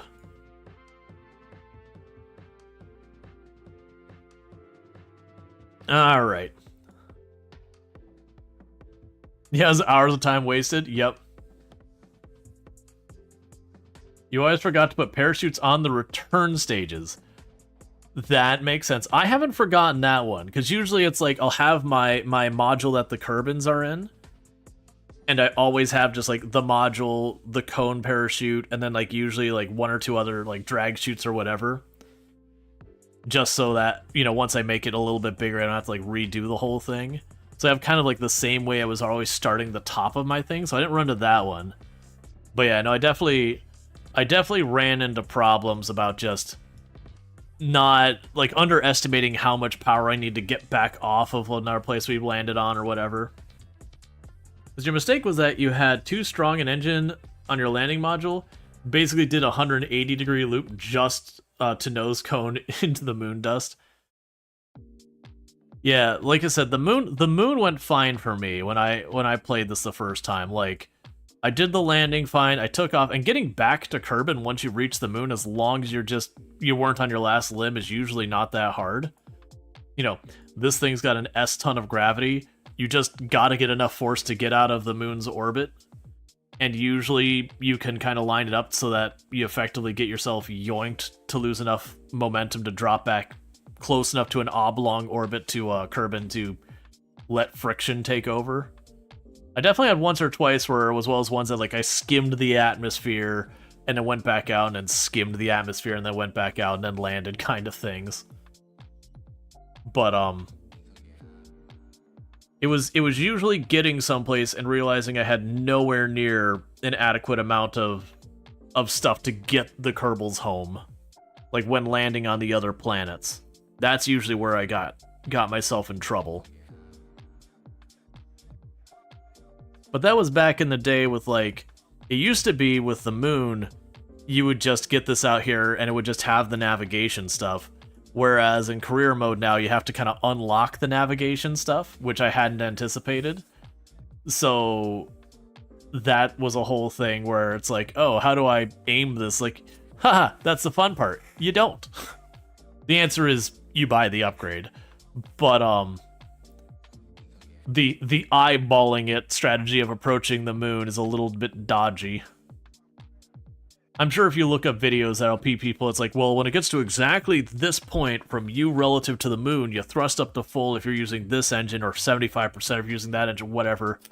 I'm sure people have done it where they have a certain amount of, you know, you can get in that cushion range, but me just being like, alright, well, I'm gonna try and aim, and I was a little ahead, so just utterly missed. Which was fine, it just came back down and we got credit for the other stuff, but... Alright.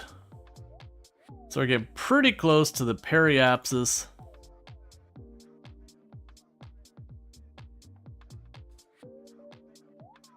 Thing. I'm gonna kind of wait till we're just to the point. I want to say it was around 55 or so.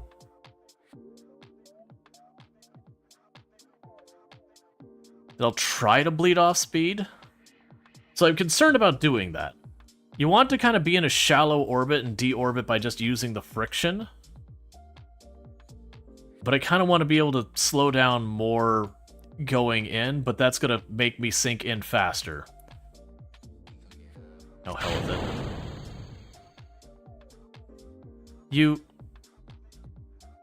You have your own detachment point? I didn't know you had your own detachment point. Where are your parachute?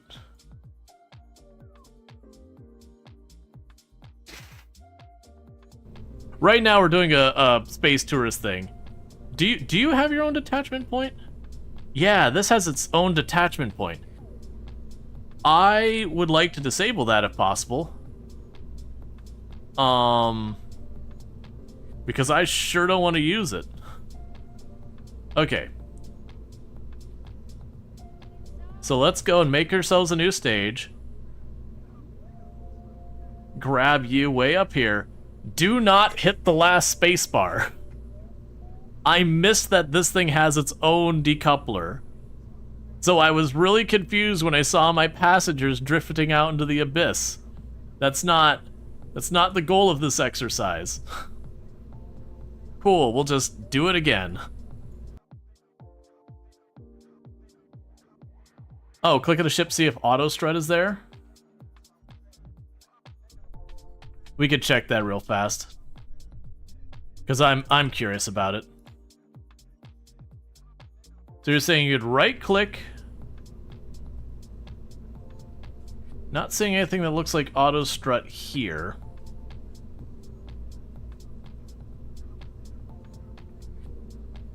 You know, I'm not seeing anything that seems to imply auto strut one way or the other.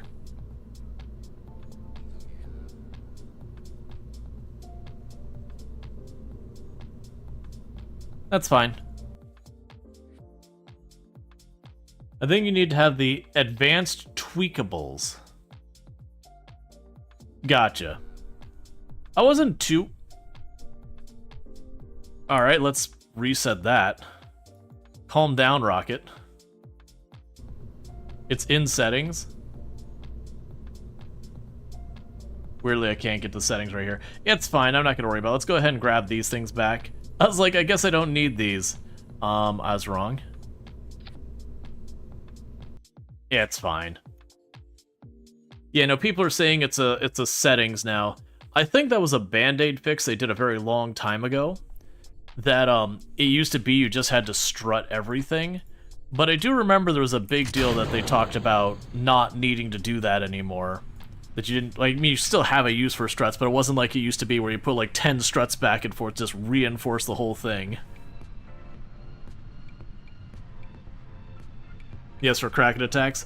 Oh yeah, no, that's the thing, is I definitely remember the times you just go up and your ship would just, you'd have like a solid column that there's like nothing going on, your ship would just start like vibrating all over the place and then just rip apart, and you're just like, and you'd launch it again the next time, it'd be fine, you're just going, what'd you want me to do?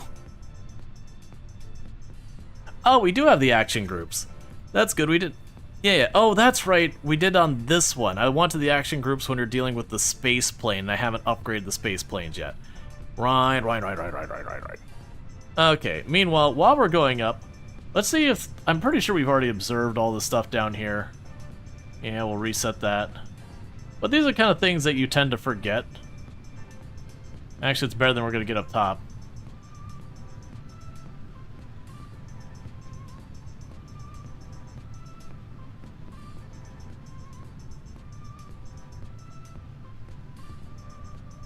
Okay, that's fine. Okay. But yeah, adding the extra struts. It is funny that once these pop off, it gets all wibbly-wobbly again. Which is fine. It's not great, but it works. And this time I'm just gonna let the full blast up to top altitude. Because that last one, we were right on the fence from what's okay. Because we were starting our turn at like 70,000 was kind of the ceiling, and we just barely managed to push over it to get ourselves into orbit.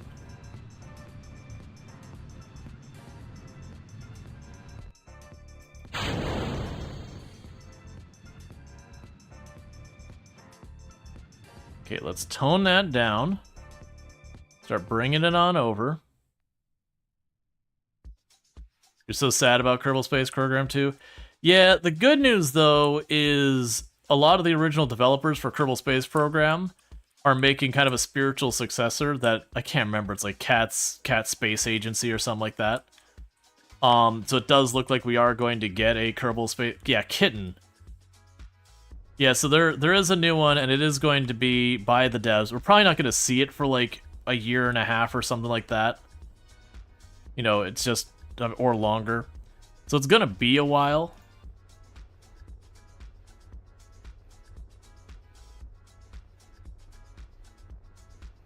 Yeah, and then there was another group who was also working on some.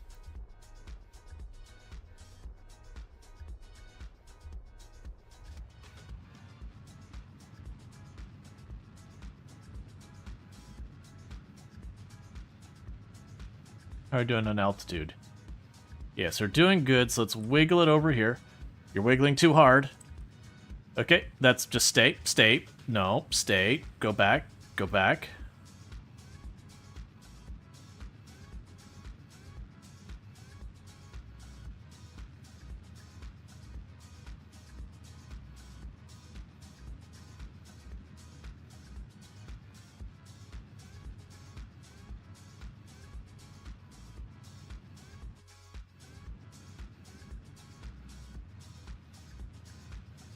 Okay.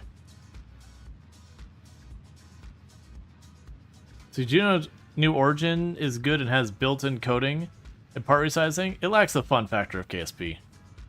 Yeah, I feel like a lot of what makes KSP special isn't like, you know, oh, it's realistic or whatever. It does a certain amount of like the simulation realism and all that. But honestly, the wonkiness kind of works for it as well. It's not great. I think we'll still be able to pull this off, but we're going to be fighting more than we want. The good news is our smaller thruster, we've been managing to keep things going with that. Yeah, we'll get pretty close. Yeah, well, I mean, I feel like with simulation games, them in survival, I do feel like when they're like, no, realism. Realism is everything. I do feel you very, very quickly kind of lose what makes the game fun, special, whatever you want to call it. That very, very quickly you kill the fun for the sake of realism. I'm not sure we're going to be able to recover this one. We're going to try. We get a little bit of atmospheric drag. The question is, do I get this out far enough before that drag becomes a major problem?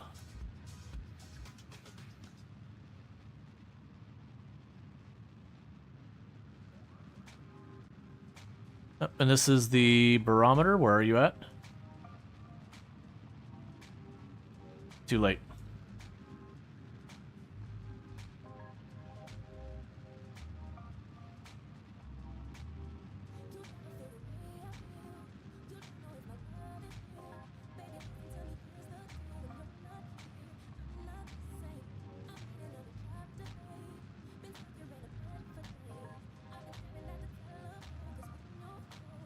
I think we're gonna pull it off.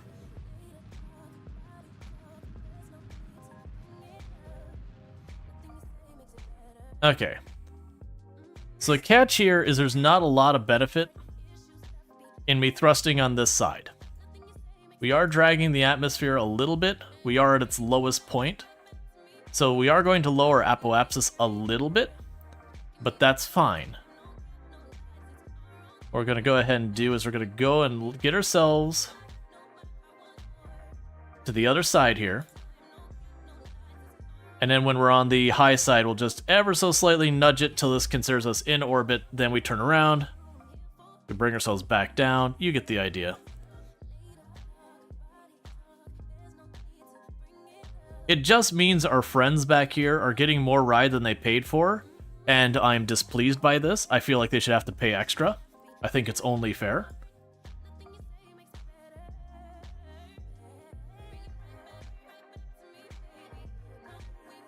And I can't fast forward till we hit 70,000, unfortunately. Not to the degree I'd like to, at least. Helps with fuel consumption.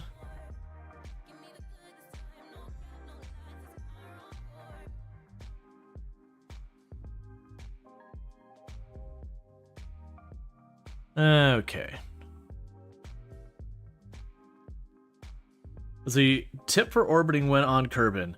Get to 100 meter seconds to 200 meter seconds at a 90 degree, then turn. Yeah, I mean, I'm familiar when to do that. The rocket we have is not really built well for fine maneuvering. We're still pretty early game, so a lot of my control is pretty limited. We're gonna need to unlock some better rocketry stuff. Okay.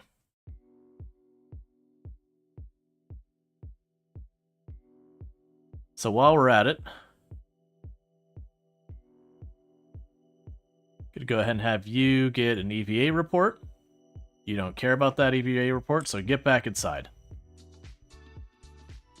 Okay. So 145 is at the maximum part.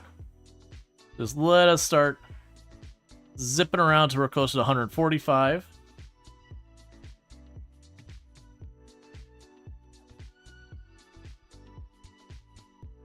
Okay, we'll try another EVA one. I don't think it'll make a difference. So crew report. EVA. I cannot see you. There you are. Alright. I don't think we'll get anything else from these.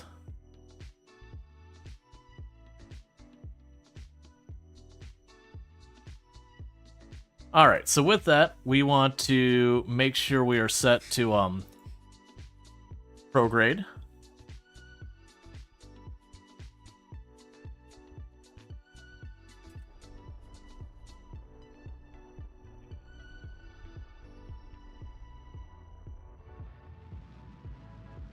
Should only take a couple seconds, and we are officially in orbit.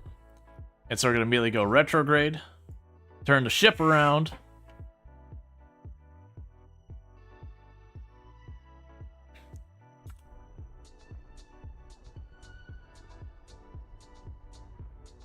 Let's bring that closer to like 70 kilometers up. For the periapsis. And then we can fast forward. Because this time we don't have a good orbit for decelerating in. It's a very oblong orbit. So we're going to let it come around till we're getting to about 70k. And then we're going to start throttling down on the other side.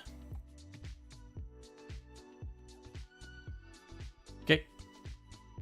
And that's to try and even out this orbit a bit more.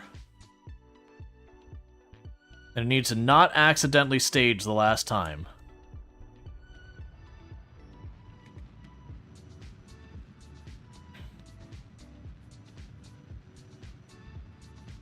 That's too much, that's too much, too much. Change of plan. Bring it around, bring it around, bring it around.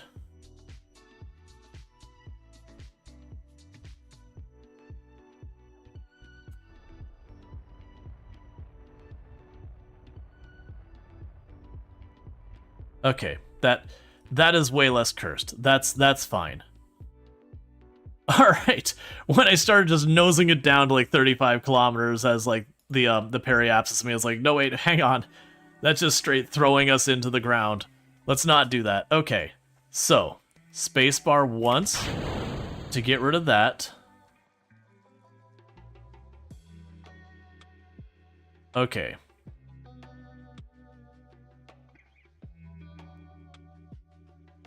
We can go ahead and pin this for its test.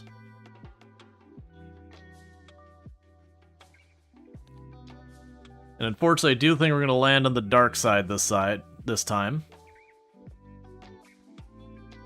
So we're not going to see quite as well what's going on. And hopefully all of this has been worth its time, because the big thing here is we changed the command hatch up here to one that's more wind resistant, because the problem we were running into is we would get down to a certain height, the rocket would flip, because we had the pointy cone, and once it did that, there was no getting it to turn back around, so it just nosed into the ground because it's going too fast for the parachutes.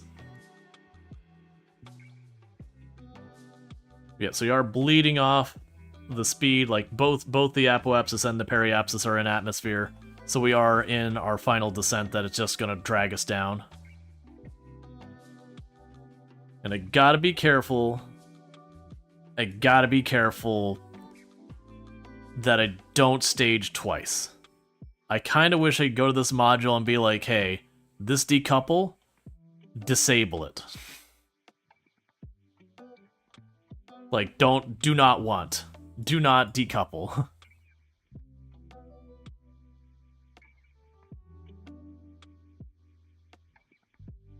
You think it'll do that at the VAB? Did you F5? I can F5 now for a quick save. Put some tape over that. Do not use. Yeah. You just got the switch there and it's just taped in the up position.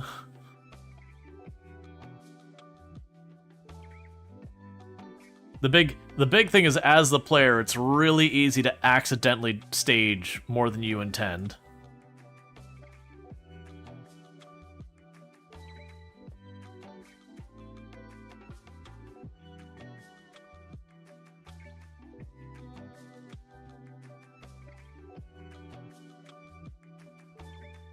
All right.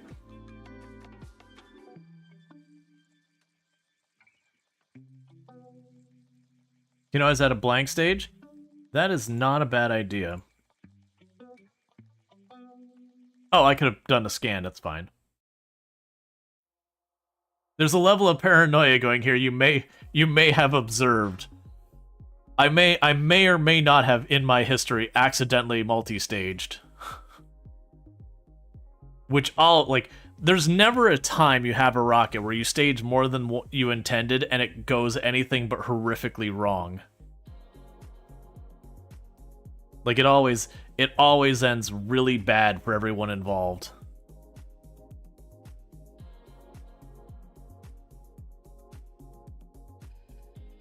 Alright, so I'm actually feeling pretty good about this one. Because even if it flips around this direction, like so it's going the wrong direction here, that's still another thing that's got way more wind resistance on it. That still might be enough to slow us down for the parachutes to do their job, even if it does flip around the wrong way. Because I know when we had the pointy cone, it gets pretty close to reaching parachute range, but it's just, you know, too little too late. So we're going to have another really hot re-entry.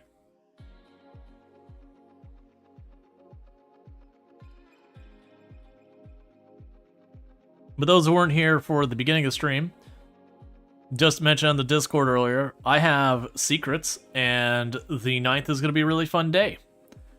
I cannot tell you why, but it'll be fun. That's what I'm going to say about that. So I do hope you all tune in for the 9th, because I know I'm excited and I cannot share why, because it's not an unwilling to share. I'd get in trouble for it. So you just got to know that the 9th is going to be a fun thing. I'm sure people will figure it out, but also please don't guess, because then that can make things awkward.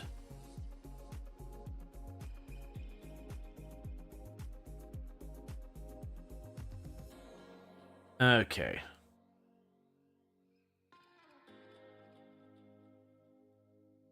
Another stream said it in stream accidentally, by the way. That's unfortunate. Because when you are not supposed to talk about stuff, and you do, that can get you, like, you're not gonna get in, like, legal trouble or anything, not unless you, like, signed an NDA or whatever. But, you know, if someone reaches out and they're like, hey, here's this thing, you know, don't talk about it before this day, and you talk about it before that day, people in the industry do talk to each other, and you stop getting those opportunities. Understandably and justifiably so. Now, granted, if it was a slip-up and they immediately went over and they said, hey, I'm so sorry, I goofed up, my apologies, it can be something that they're like, alright, you know, it's fine, but at the same time, you know, they can always not do that. So it is one of those things as a creator, it's always like, especially if like new games are coming out and whatever, the number of times I've gotten like a key that's like, hey, you're under embargo until day XYZ, do not discuss this update, or do not discuss this release, or do not discuss this kind of thing until this day. Because a lot of times what'll happen is those publishers will have some deal with like, oh, this magazine had like, there's some agreement that they're going to get like the first footage of it, or just at large, media coverage is going to get first crack at it, and then you get your crack at it like a day or two later, and then like the next group, they'll do that kind of stuff, but there'll be like an actual agreement with money between the game devs and some media group. And when you break that, you know, NDA embargo, you've now in effect broken their legal agreement there, which granted they could point to you and be like, he was not authorized, but you get the whole idea. It becomes a big mess for them. So like leaking is not in that manner, I should say. Leaking like fun stuff and all that is not a good thing for anyone. Plus, honestly, then people start hyping stuff up way beyond what they should, and then, you know, the expectations just keep getting more and more and more and more till just it's not humanly possible to meet them because it kind of just takes off on its own. That's actually one of the reasons I've liked, there's been a number of games that have done cold drops recently, or hot drops, whatever you want to call it, where they just didn't really tell you something was coming, like 1 week later, here it is. There's no chance for people to like get that hype cycle in their head where they start setting those unrealistic expectations, because like they didn't know there was a thing to get excited about, and by the time that hype starts getting around, it's already there. Versus when you have the games like, this is releasing in 5 years.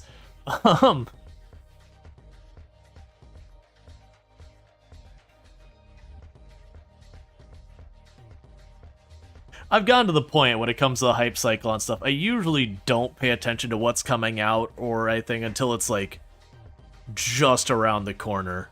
Just because the sheer number of stuff I've gotten excited for, and then, you know, the company goes through some hard time and they don't see it through, or it gets released and it's absolute garbage, or, you know, it keeps getting delayed again and again.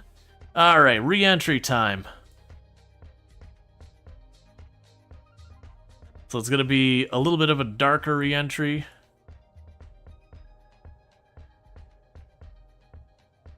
So you already ran that test.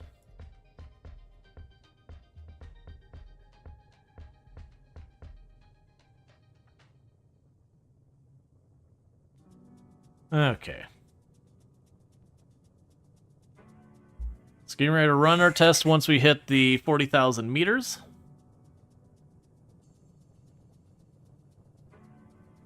So far, everything's going smoothly, but this is the part we never had problems. It's right around this area here on the atmosphere we've had problems, and then down here, like when we've had it flip and rip itself apart, it's been up here. When we've had it flip and then point the wrong way, that's around there.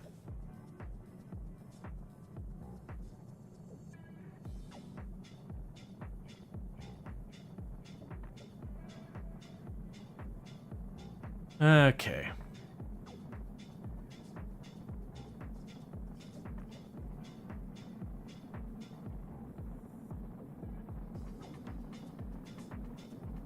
Everyone is happy on that ship for re-entry. Yes, they are.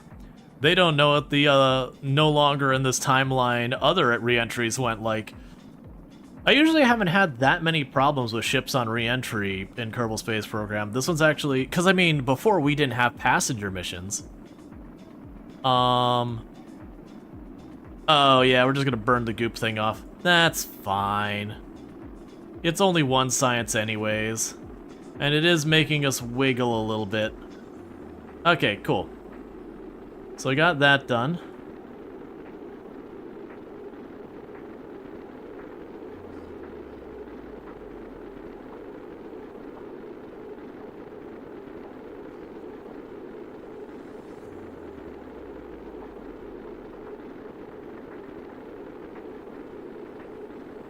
So nice, violent re-entry. You think we entered the atmosphere too fast? No, I mean, I think we're at about the same angle we were before. Not quite as cleanly. But, like, we're still burning off a lot of speed and not dropping that fast.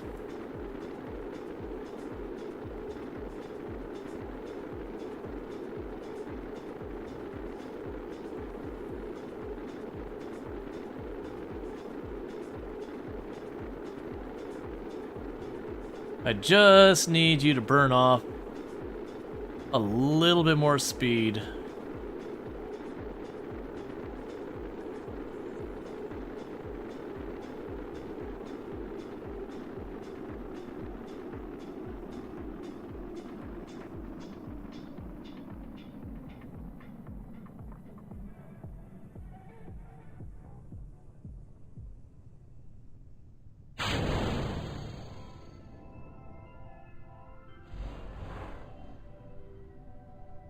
And we have parachutes.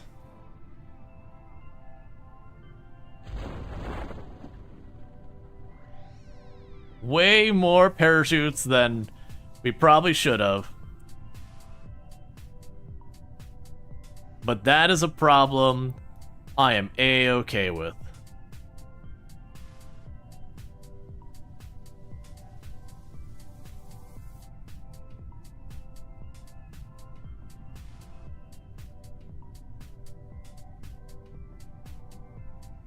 Considering we've got a total of 8 parachutes on this thing, we should be way, way more than prepared.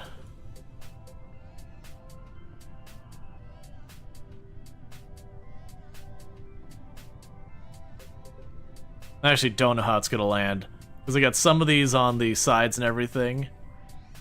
It's gone through a bunch of designs trying to get this sorted.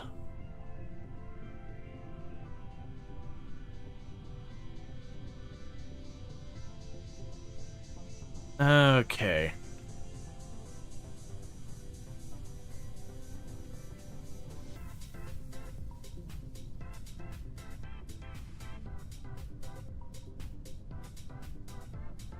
I've got 4 drag chutes and 5 regular chutes. There's the drag chutes.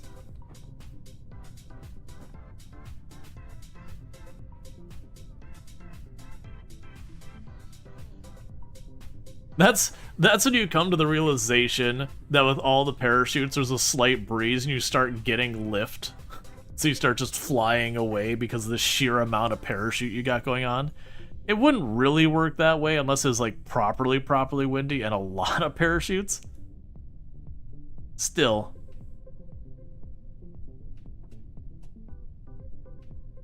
Oh, check the barometer. Nothing new. Check the thermometer. Hey, new science.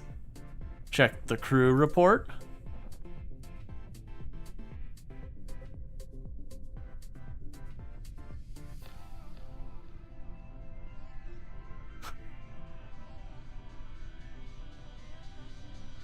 It's gonna be a bit of a slow descent. I have a couple of parachutes going on.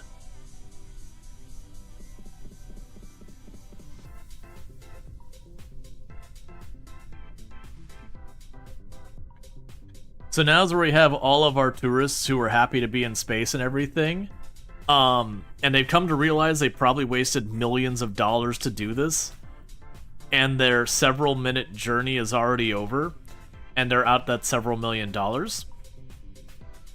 And they're just going, what have I done? Why did I spend my money on this?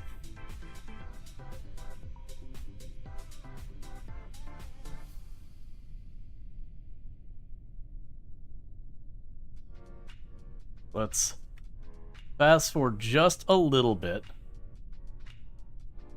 Because we got quite the journey down. You have the money for that trip, you don't ask the end. You're not wrong. People blowing several million dollars to go up, it's usually because you have billions of dollars. So you might be like, yeah, maybe that wasn't worth it. I'll just go back to my super yacht.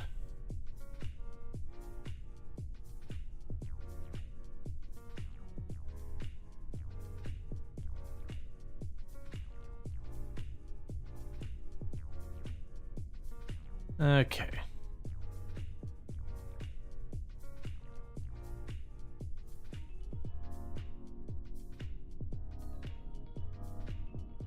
Can't tell where the ground actually is, it's too dark. And I'd rather not lose at the end because we're fast forwarding and the physics gets weird when you fast forward. This is not the way I normally land.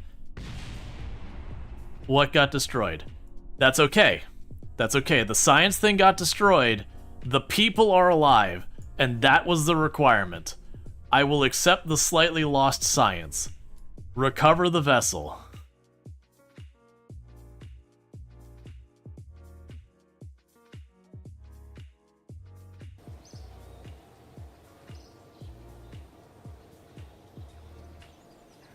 Yeah, so we didn't get all the science because the modules in the packs. Most of those modules didn't have good science. But we did get a bunch of cash. So that's good news. Science for the people who are still alive. Yup. Okay, now if we go to research and development, let's see what we got here. Oh yeah, I think we're at the stage where everything's like 90. Yeah, so we can't really do much with that. That's fine. Thankfully, that's now done. So we're gonna go to mission control. So you got another observation one. Conduct observation surveys. Gross. So those are a bunch of EVA reports on the ground. I'm not gonna focus on those because we got other things we can work on. So for one, that's not what I meant to do, it's what I did. Yeah. So we can...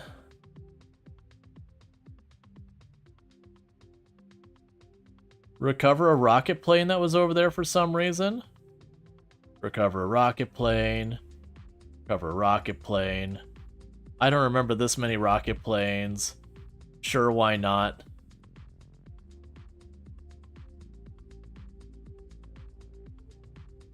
Recover a rocket plane.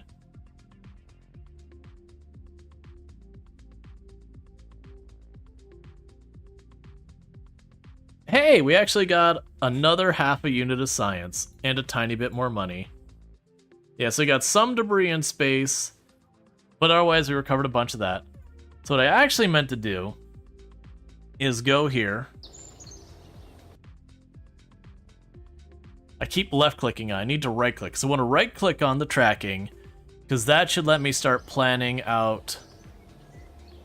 Yeah, patched cosmics visible on map. And now give me unknown object tracking and maneuver tool. I don't have that kind of money. I don't really need to do the research and development. That just gives me unlimited active Kerbals. I don't care about that. We're not worrying about our strategies right now. We could upgrade the planes and make basic groups available. That would be nice. We could also upgrade our launch pad to handle anything.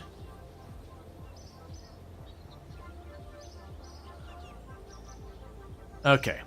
That's probably more than I should have spent on it. But now that we got the tourism one out here, so we're going to save this, that big uppies with friends, and we're going to go and start a new rocket. Okay, so looking at our contracts, what do we got? So all of these ones are above. That's going to wait till we have better planes. Those are on the surface, which is an interesting thing, because technically you can make a car or whatever that would work. The moon is the big one we want to be working on. I'm not going to worry about the basic jet and all that. I'm going to kind of make it a point to do all these survey ones kind of as one big batch. Measure the temperature in space flight above Kerbal. Okay, so we're going to the moon. That's what we're choosing to go to. We're going to the moon, not because it's easy, but because it's the next objective on my list. So this is a flyby on the moon. This isn't the actual landing on the moon yet. So we're gonna go here. We're gonna add a pair of these.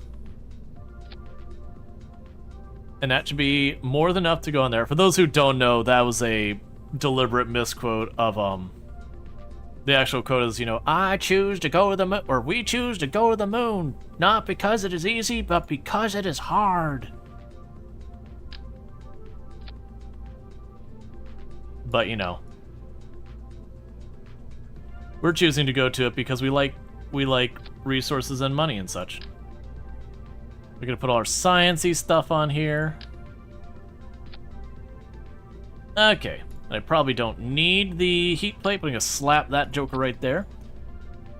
And honestly, I haven't been doing it, but we're getting a little bit dodgy on some of these landings.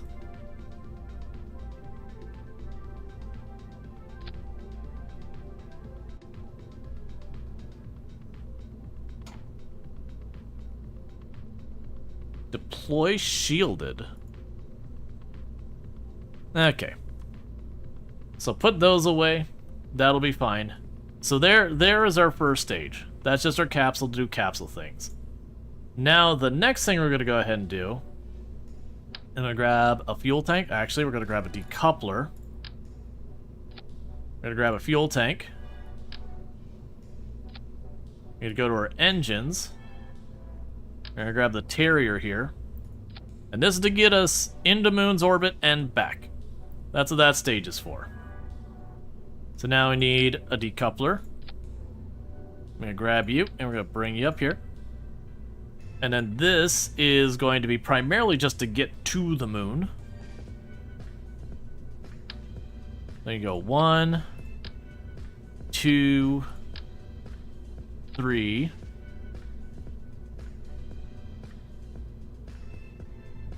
And we're going to have a swivel rocket on here.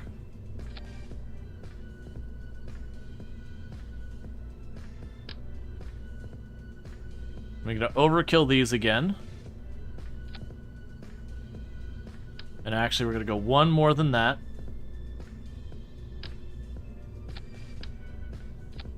Okay. We're going to put one more up here as well. So there's going to be a lot more weight than I probably should be carrying. But, you know, that is what it is. Aerodynamics. Put the nose cones on there.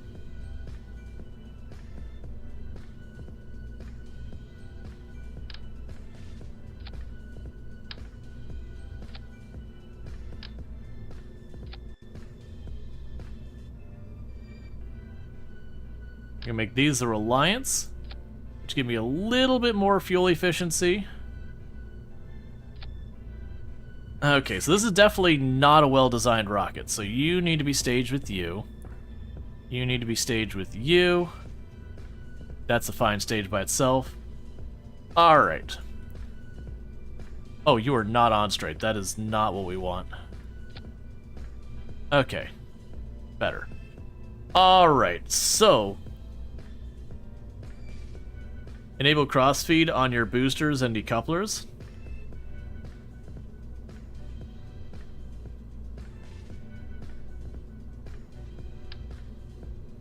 I didn't want to move that. It's what it did.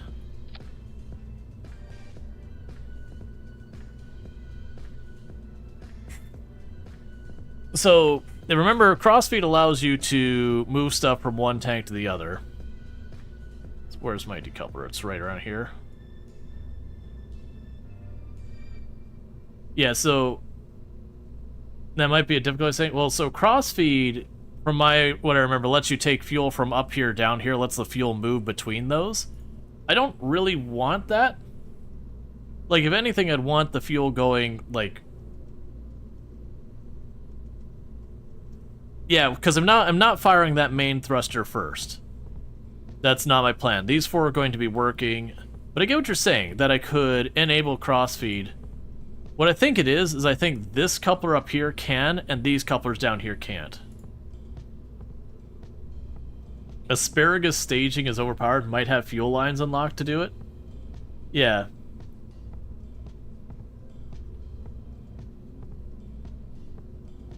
Yeah, no, I can only seem to do it here, whereas I cannot seem to do it there.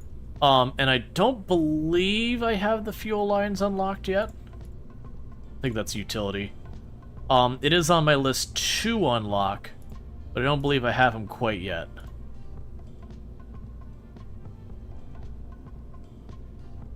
This is probably those cases where I do actually want to put a battery on here, don't I?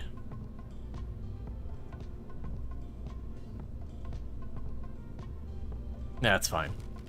We'll worry about that later. Okay. So, we've got our engines. When we get to this stage, we pop on the main one. We are going to go structure and do the struts this time.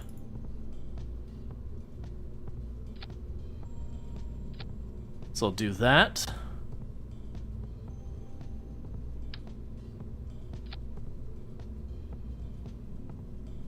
There you go. Grab you.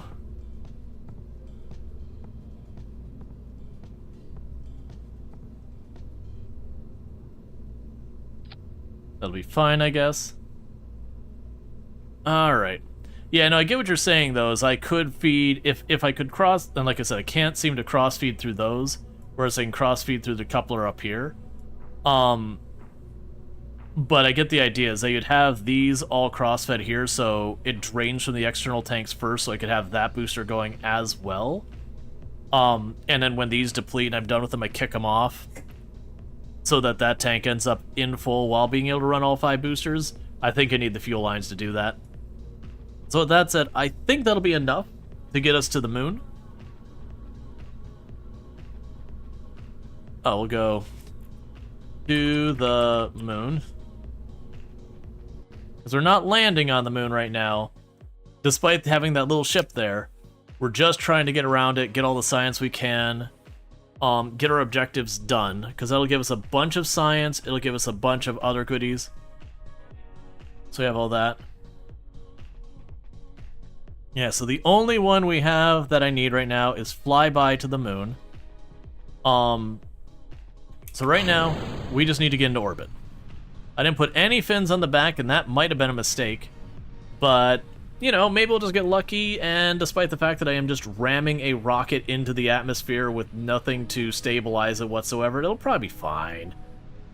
I mean, the thrusters we're using on those ones don't have swivel, so they can't... Or sorry, they don't have vectoring, so, you know... Literally the only steering I have is just force straight up. And if anything changes its trajectory, it's just going to continue on that trajectory until said redirection stops. It's probably okay.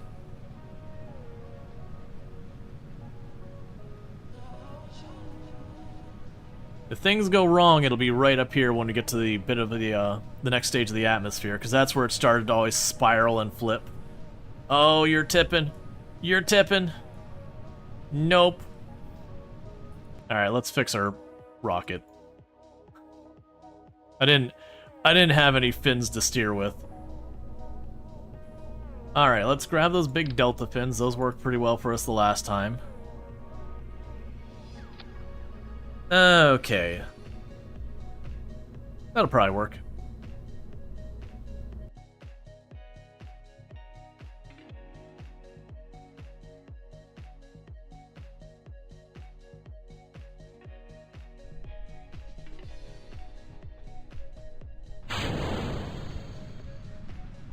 Does the guy scream? Does the guy scream in if you're going to crash? Honestly, the moods of the Kerbals is very hard to kind of go through, because their facial expressions just go kind of all over the place all the time. So like everything will be chaos, and they'll be like they're like kind of like looking like they're happy and all that. It's really kind of hard to get a read on how the Kerbals are doing.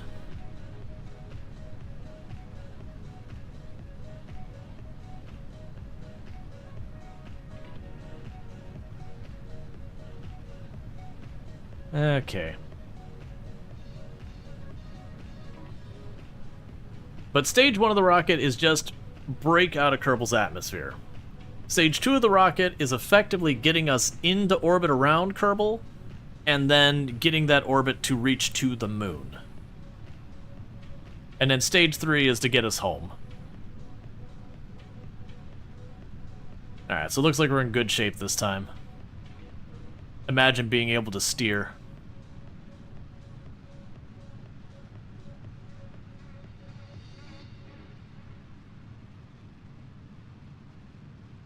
Jebediah is hardcore to always love high G. Pretty much.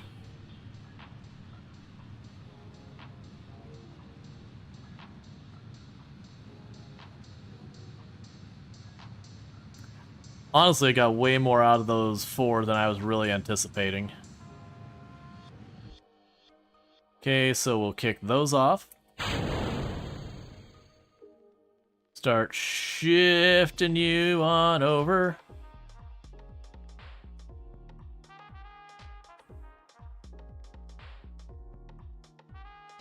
That statement, not a question. Yeah, no, I gotcha. So it's kind of like some games where they have silly programming stuff they've done just for funsies. Okay. Yeah, so now I can see the apoapsis.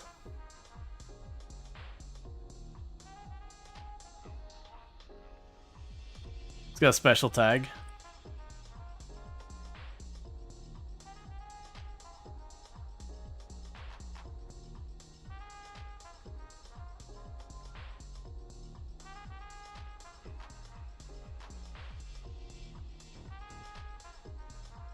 All right.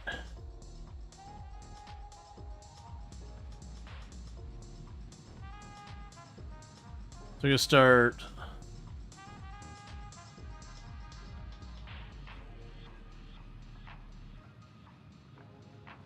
getting this thing into orbit. And now I have to figure out what we have to do to make the maneuver happen to get to the moon.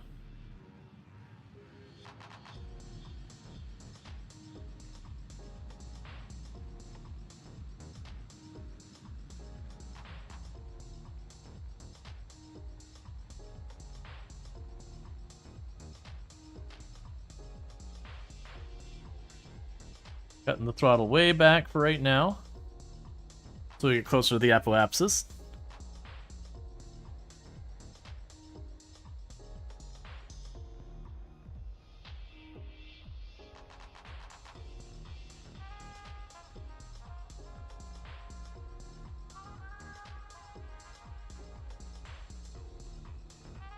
Get some moons there.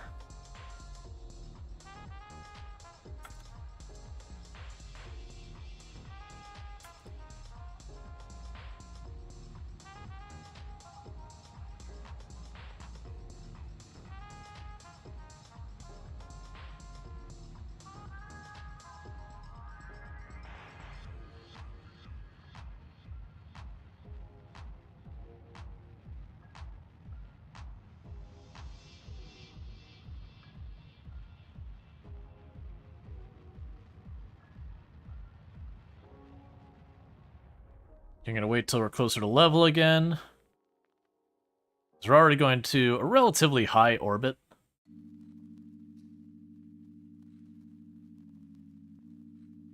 And then the catch is going to be figuring out where we have to actually do our maneuver to reach the moon.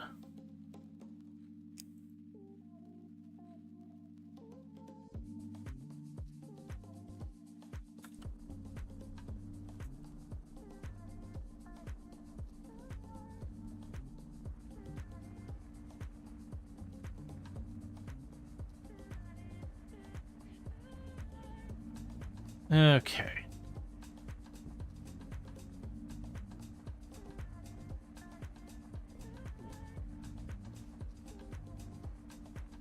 Was hoping to have more of this stage for getting to the moon and back, but we'll see.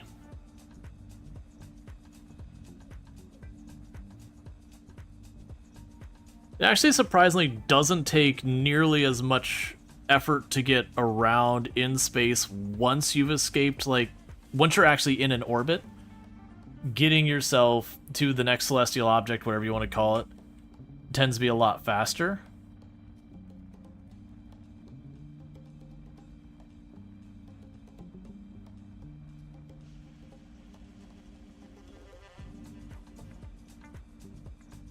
Okay.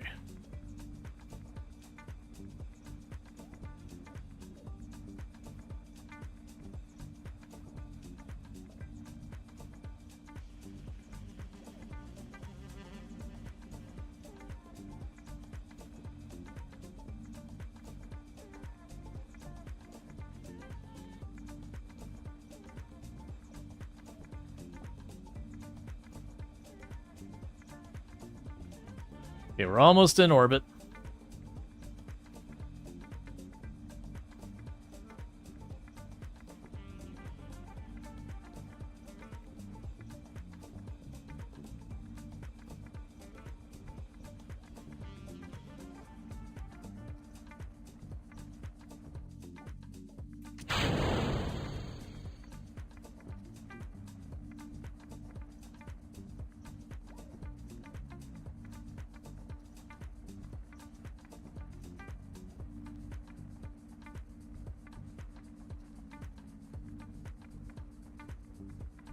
Okay, that should be enough to get the periapsis up real fast. And it'll be a matter of seeing how much you need to maneuver, how hard to get the turn the way I want it to.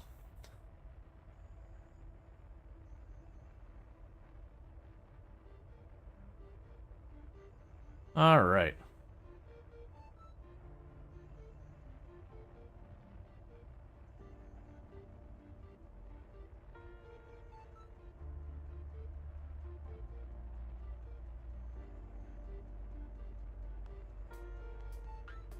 Let's get them both to about 100.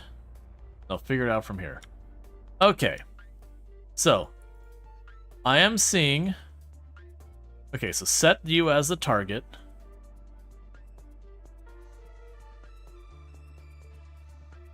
So if I were to try and maneuver, add maneuver,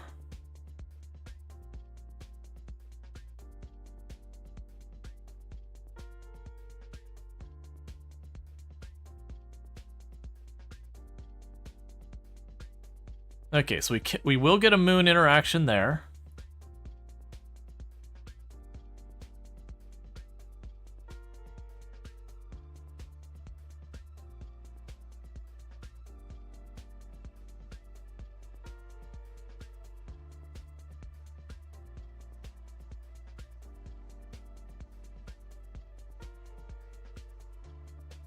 But doesn't look like I'm going to have enough to actually stay in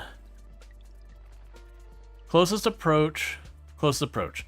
So we're going to actually be late to the party. So can we slide? There we go.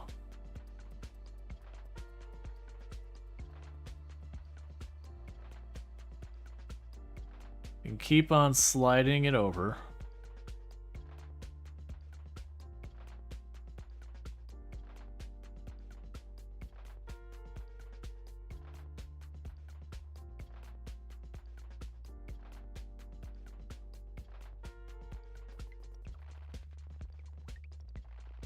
Alright, so I'm trying to decide exactly when we want to go in on this approach.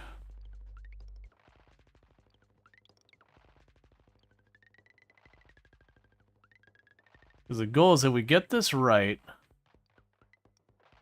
it should practically pull itself into the gravity field. Yeah, so like where we've got this, it's going to narrowly go around. So what I do here is I do another maneuver right around here. Because we want to ever so slightly... Yeah. So we do something like this. We would get pulled in by the moon's gravity. I could slow down my rocket slightly to pull it into orbit around the moon. So we're good here. That's a 760 meters per square inch, or meter squared delta V, whatever you want to say, maneuver. So we're going to need to get to the point where we're closer to that maneuver.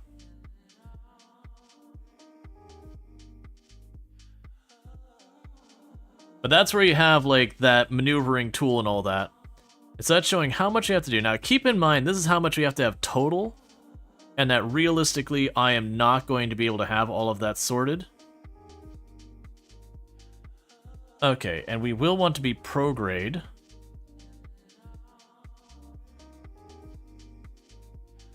For the maneuver.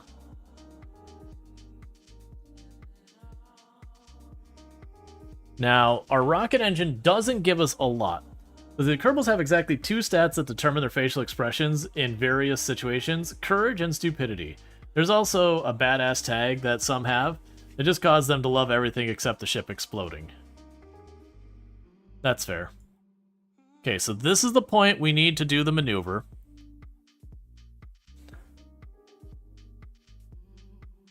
Now, realistically, with what I've got, I don't know what that button does, and I'm kind of scared to hit it. Let's quick save. Oh, so you're time warping me till the maneuver time.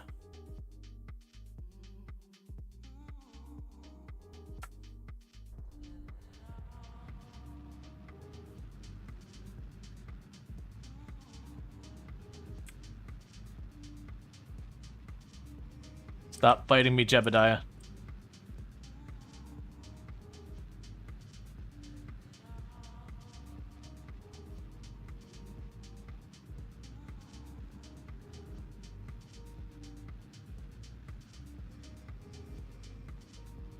Okay, so what's going to end up happening, though, is I am going to have to adjust this maneuver, because, again, it takes me a little bit of time to actually run the maneuver.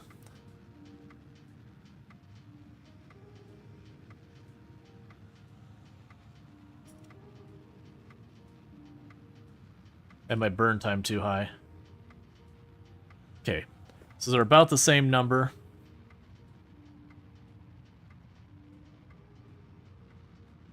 I think I messed that up. We can adjust however we need to adjust as we get there.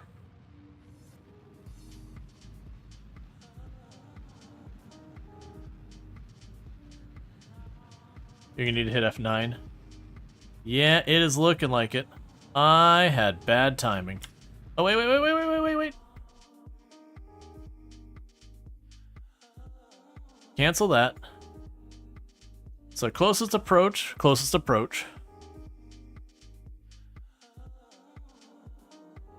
Add maneuver here.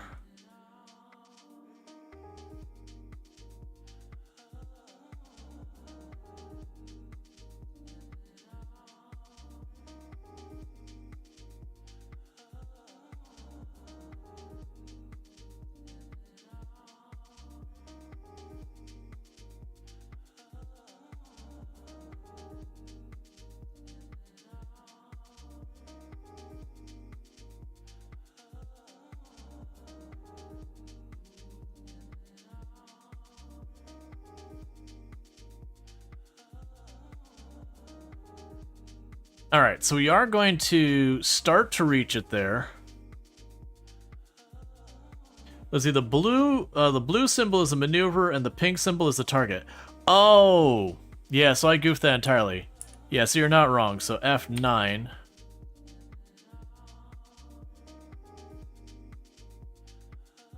I guess we already had a quick save. Cool.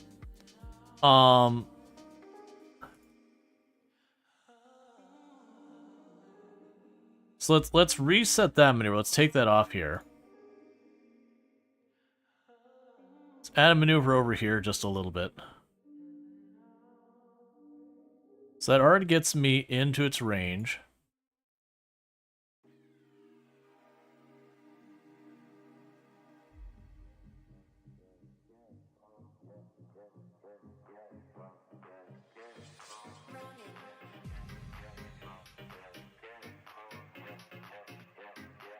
That should work. Because then I should be able to adjust.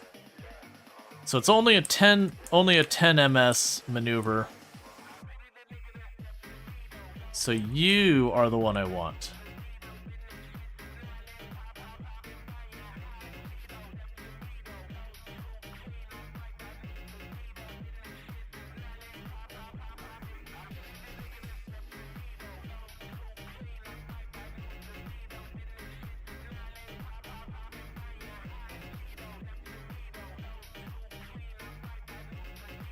I think that's good.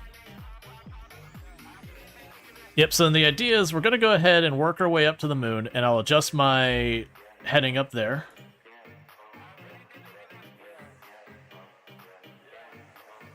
Okay. Now what you end up doing long term is once you start trying to reach really far out there stuff, you end up running multiple missions asynchronously. Because as you can see, what's going to happen is I'm going to catch the moon's gravity well here, and we're going to do a really close flyby on the moon. So what I can do is once we get up to this point where we're in the gravity well, I can adjust how I need to adjust. To make sure we get, like, you know, get in orbit here real fast, that kind of thing.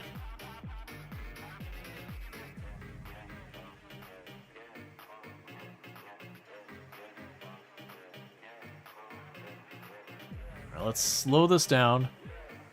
So plan to do the maneuver here.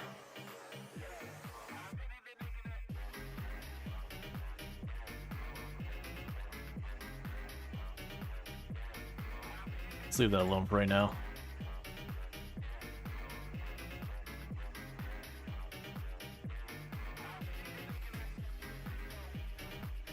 Because right now that's a flyby and then it slingshots us out. So we definitely don't want to slingshot off the moon.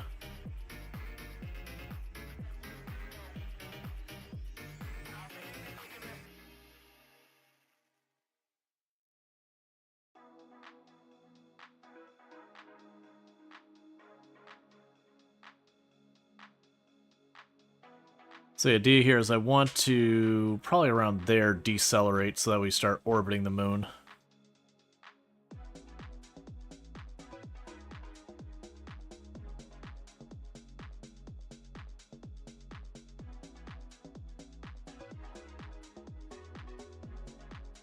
Okay.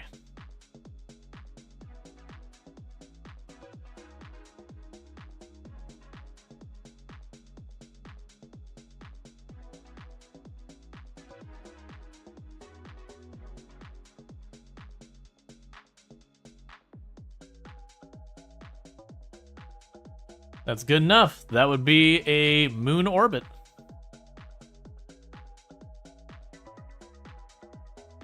So go ahead and get ourselves lined up for the maneuver.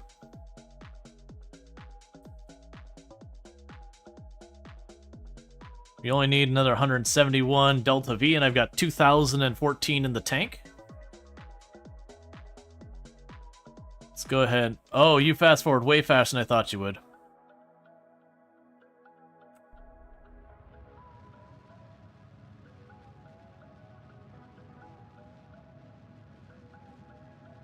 All right.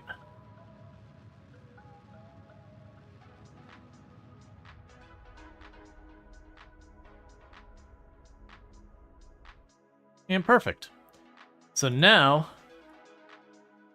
we've got ourselves a real cool moon over here.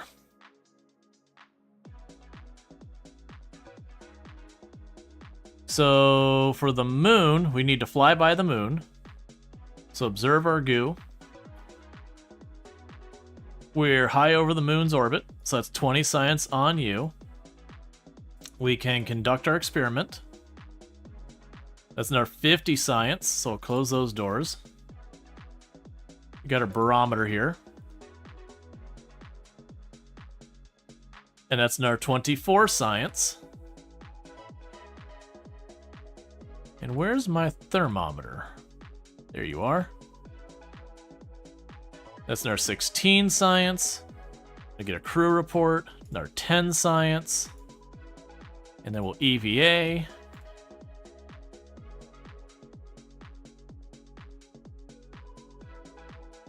That's another 16 science.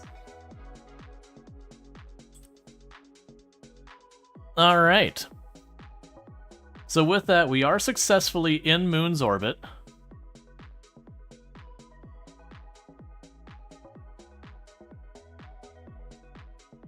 Oh. I did not realize that observation. So that's Kerbin's Spire.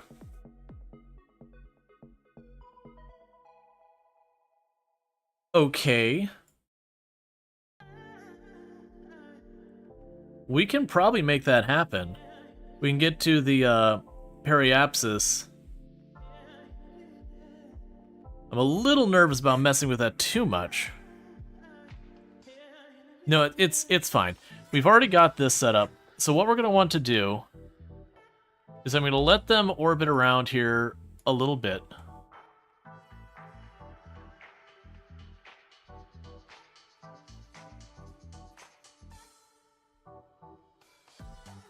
Okay, so let's see if we do a maneuver here.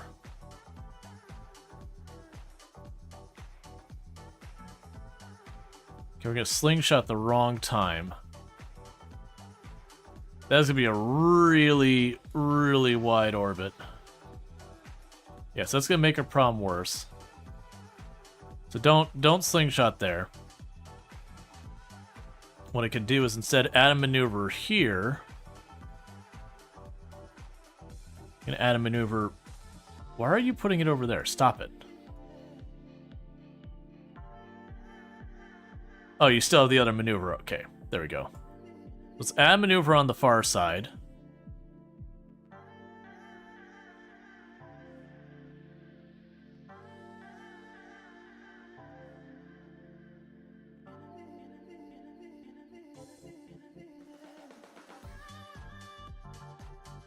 So that's Moon Escape.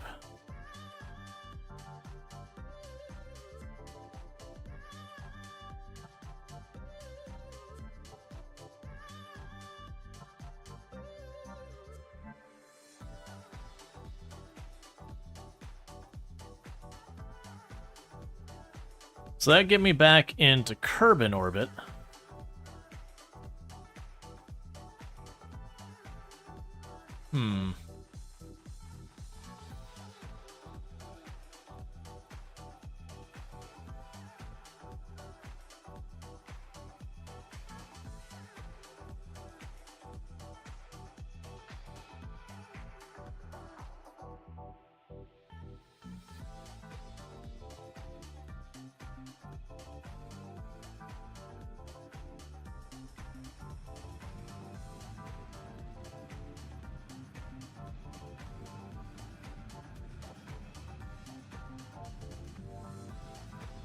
Okay, slow, slow.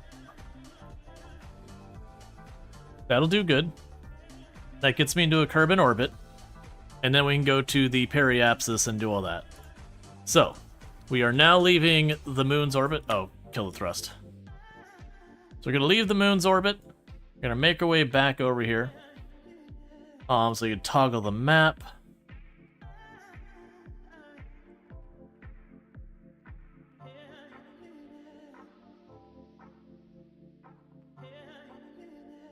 Alright, so I still have myself a whole lot of fuel. Now, what we're going to need to do here is we're going to want to set ourselves to a retrograde.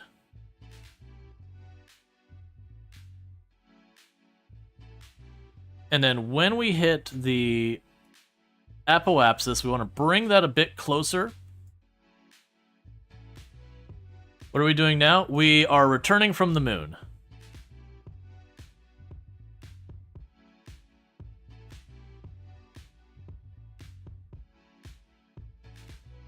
Yep, so you get to watch the moon slowly drift away. Because we did a flyby on the moon, and now I just need to get home alive.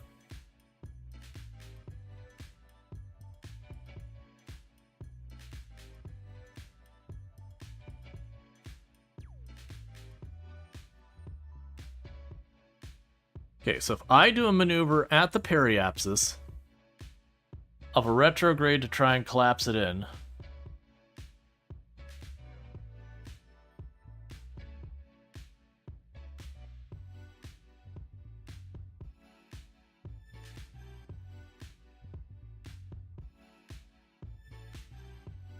it's gonna be a decent burn here.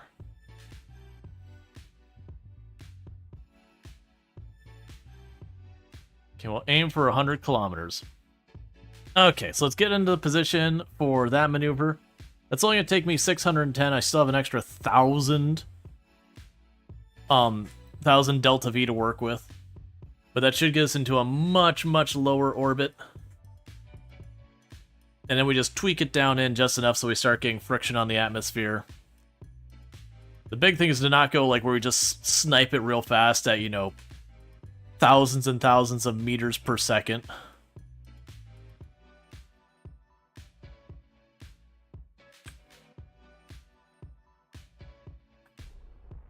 Alright, full throttle, we bring that in.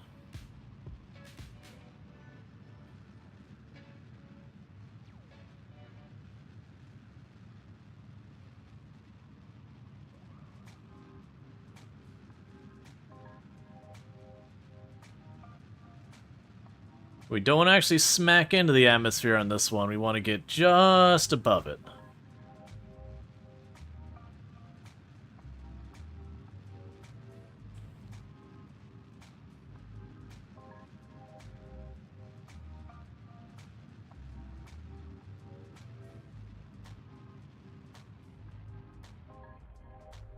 Much. Okay, that's a little terrifyingly close, but that's fine.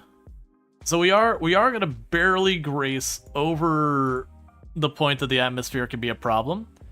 And so on this side, the maneuver to add is just literally once we get to the periapsis, it is full throttle on the retrograde all the way down to the surface. So let's go ahead and pop back off the map because we don't need to be looking at the. Can I not? There we go. All right. So the periapsis is at 84 84,000 kilometers. Sorry, 84,000 meters. So you got good ways to drop down. That's fine. So we go slingshot real close. Let's go ahead and give you a chance to reorient yourself.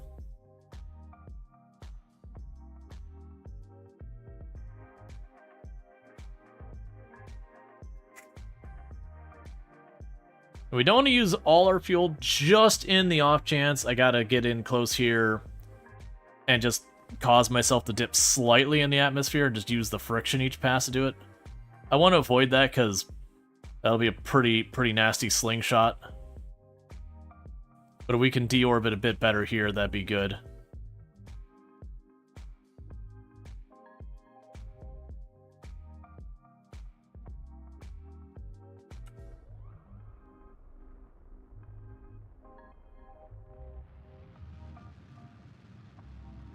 Okay, so full burn to try and bring that down.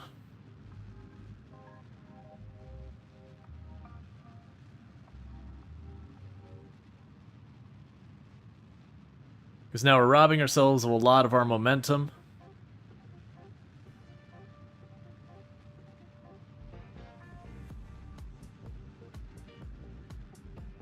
Pushing as far as I really want to.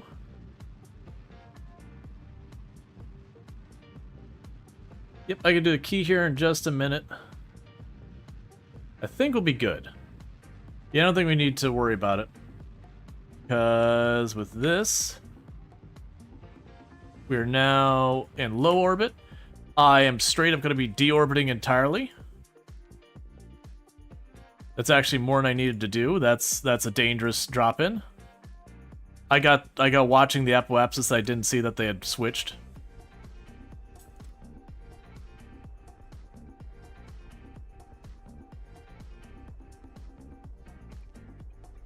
Okay.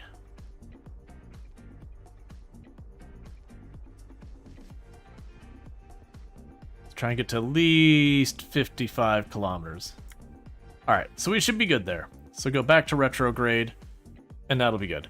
Okay, meanwhile, you are correct. We can go ahead and... I've already got the message up there, so let me go ahead and first stop the current queue, because I forgot to do that. We're going to start a new queue, and this is for a key giveaway for you can choose between Farming Simulator 25 with the Plains and Prairies DLC or Tinkerlands. Tinkerlands is like a top-down Terraria type game. It was pretty fun when we played, and then Farming Simulator's kind of... There's not a whole lot that needs explained. It's a farming simulator. It's pretty straightforward, that one. Oh, did I not take... No, we had the small plate removed. Okay, yeah, so even if I don't do anything else, we'll be good. Because it's just gonna like, the friction of the atmosphere will drag us down.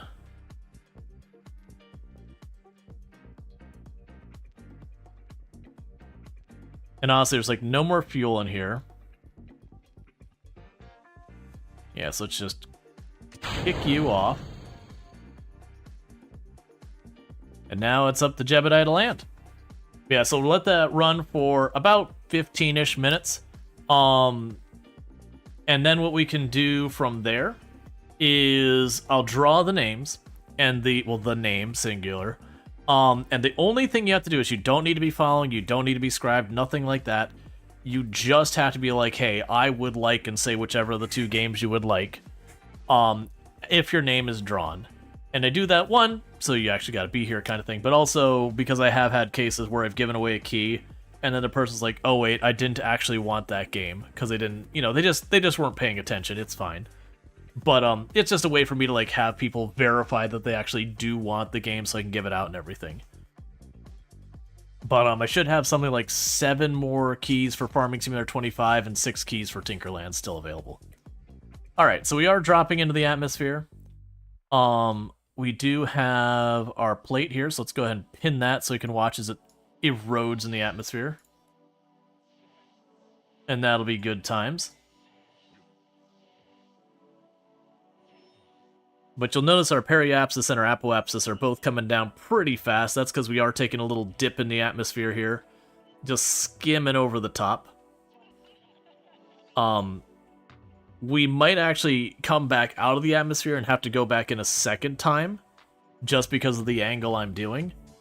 But that is what it is. Now, one ask I do have is obviously if you get the key, like, actually play the game. Please don't gray market it, because that is the kind of thing that can get it so I stop getting keys. And what I mean by gray market it is there are websites that you can take keys and then try and sell them. You'll get like pennies to the dollar kind of thing. But unfortunately, it is a thing that does happen. And if that happens, that becomes a problem for creators. Besides, you're gonna get like $5. If that.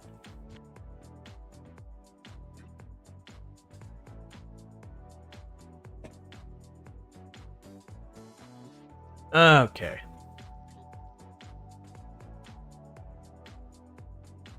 So yeah, so we're still lowering to the atmosphere. We've got more and more debris.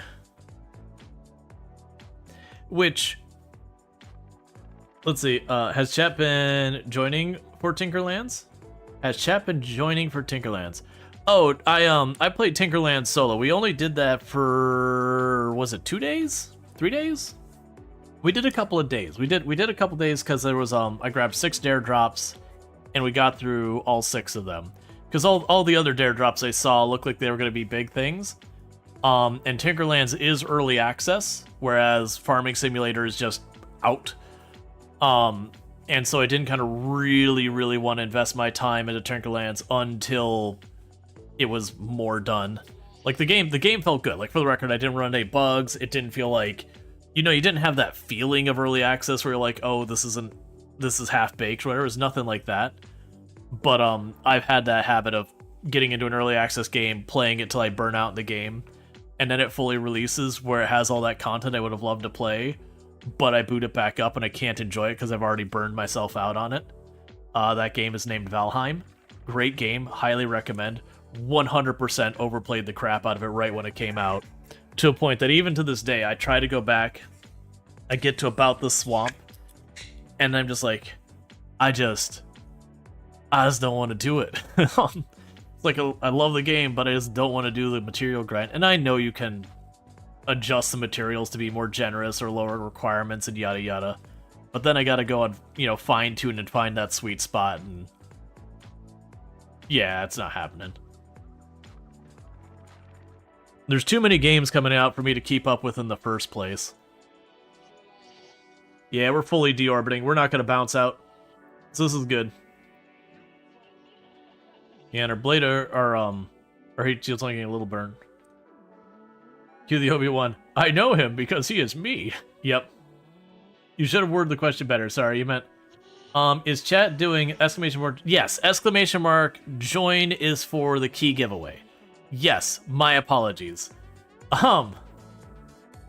If you would like either Farming Simulator 25, the full game, with the Plains and Prairie DLC, or, so that's one set, or Tinkerlands, you're going to want to do exclamation mark join. And then when we draw the name, if your name is drawn, you can be like, hey, I want Farm Sim, or hey, I want Tinkerlands. Because I got 6 keys of Tinkerlands, and like I said, somewhere in the area of like 7 Farm Sim keys. I got a bunch of them. I keep being unsure what the actual count is there. The point is I got spares. Let's see. Oh, we still have Farm Sim 25? Let's see. You thought there was only 1 key for it? Oh yeah, no, I got a ton. I also have 1 key for the McDonald DLC for Farming Simulator. Like, for the record, if you're someone who has Farming Simulator 25, but not the Plains and Prairies DLC, and you would like the Plains and Prairies DLC, but you're like, hey, I don't need a Farm Sim key, if you let me know that, I'll throw in the McDonald DLC and just hold back the Farm Sim key to give someone else. You know, unless you don't need that art. The point is, if you want just the DLC, you can let me know, hey, I just need the DLC, and I will give you that. Because then I can just give the other key to someone else later. Because we're not going to get through all the keys given away today, but we'll give away a good handful of them today. Yep. Yeah, any time I do a giveaway that it is the game plus the DLC, by all means ask. Sometimes they give me a separate key for the DLC. Some games it's like a, you know, the premium bundle or whatever. But in this case it is the individual thing. You just want the DLC? Yeah, then if you enter, just like let me know when I say, hey, you won. Just be like, hey, I want just the DLC. Alright, so we're starting to cook.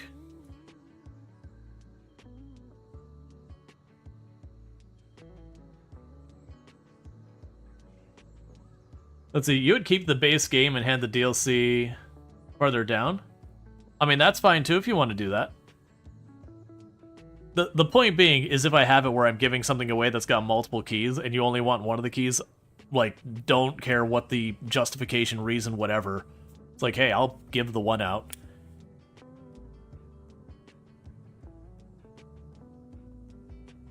Nice chill re-entry. Nice and relaxing. Just a little bit of fire. So we only did one objective on this one. But, it was a big objective. We did do a flyby on the moon. We're also coming back with a lot of research. More than enough research to do at least one, like, tech upgrade. Which then it's a matter of we gotta decide where we put that. Because there is an argument to be said for making it the plains, because all of this crap, we've got the entire list. Well, it's not worth a lot individually. That is a lot of survey data. Jebediah, buddy, baby. Oh, you're starting to cook the landing gear, and there's really not actually something I can do about that, is there? Well, it'll either catch fire or it won't.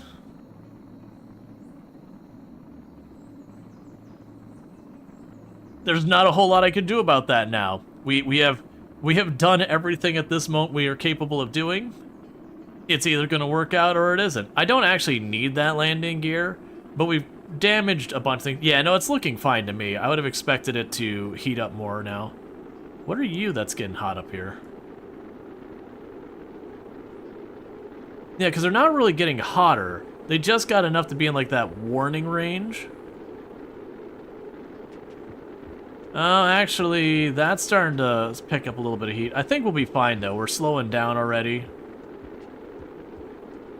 So pretty soon... You're getting kind of risky down here.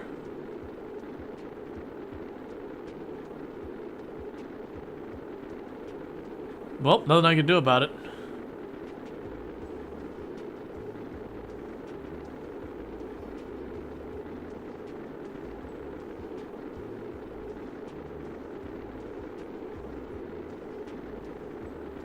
Usually increase a smidge from default. Yeah, no, I mean, I'm assuming that's a mod to do that. Because yeah, I'm not running any mods. That's fine.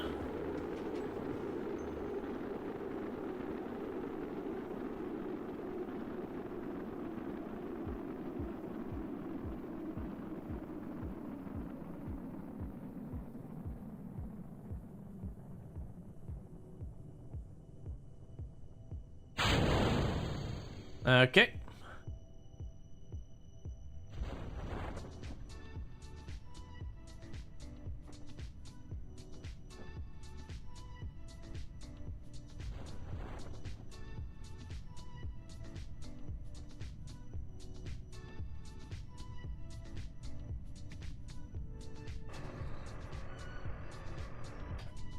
And we are good to go.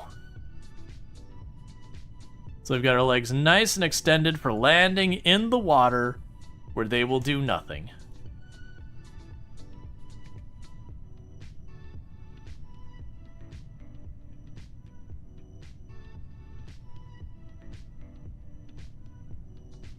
Alright, with that, we're going to fast forward a little bit.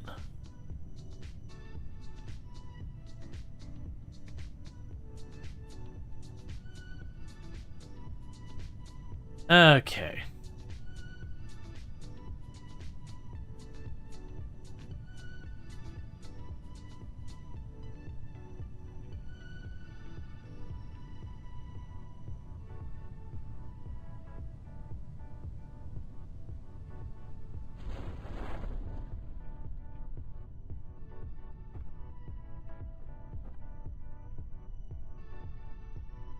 Then when we get to around 1,000, we'll let it just kind of go the rest of the way. As you don't even know anymore, you haven't played this game since it was a tech demo. Oh man. It's such a great game. Like I haven't played since career mode first got introduced. Okay, so we got all the parachutes. So we're dropping down to about 6-ish meters per second squared. Once we stop fast forwarding, it'll help. We can unpin that. It's not going to do anything. Yep, so we're looking all good. We did an EVA report, so literally there's nothing more for me to do science-wise.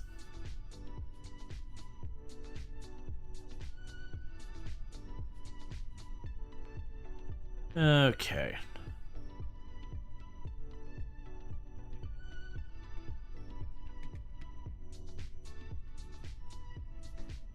And we're getting ready to drop down to the slower speed. And what we'll do is the moment we retrieve the vehicle, I'll do the drawing. So last warning, if you want Farming Simulator 25 plus the Plains and Prairies DLC, you know, or one or the other, or Tinkerlands, you can do ! join, and all you have to do is if your name is drawn, you just have to be like, yes, I'd like Farming Simulator 25, or I'd like Tinkerlands, or whatever. Just basically let me know that you do like what you want and that you do want it. And then I will DM you on Steam with the key that's appropriate for what you said. Yay! And no death. So recover the vessel. Alright. You're just glad they finally added Delta V to the GUI? I know, right? That was like one of the biggest, like, oh, it's just there. I don't have to like look at some tool or try and guesstimate it. So 152 science.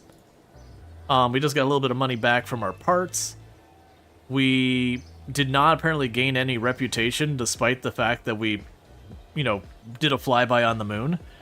So with that said, let me go ahead and do the drawing. And is that Kelleth? You just gotta let me know, do you want Farming Simulator 25 or Tinkerlands? And then, like, with Farming Simulator 5, do you want, like, both the DLC and the base game, or what? Meanwhile, I'll go ahead and get over here to where I can grab those keys. But yeah, just gotta let me know, because I saw you just joined a minute ago, so I'm assuming you're still here. Tinkerlands is like a top-down Terraria, early access, and then Farming Simulator is a Farming Simulator game. Like, there's not a whole lot to add to that. But I'll give you a couple minutes to respond, and as long as that happens, we're good. If I don't get a respond, we'll just do the next drawing. We'll just send on the next person. Farming Simulator, just the DLC, please. Can do. So let me go ahead and grab you a copy of the Plains and Prairies DLC. Do you also want the McDonald DLC, or do you already have it? So I'll get you the Plains and Prairies in the meantime, because I actually have a spare copy of the McDonald DLC. You have it? No problem.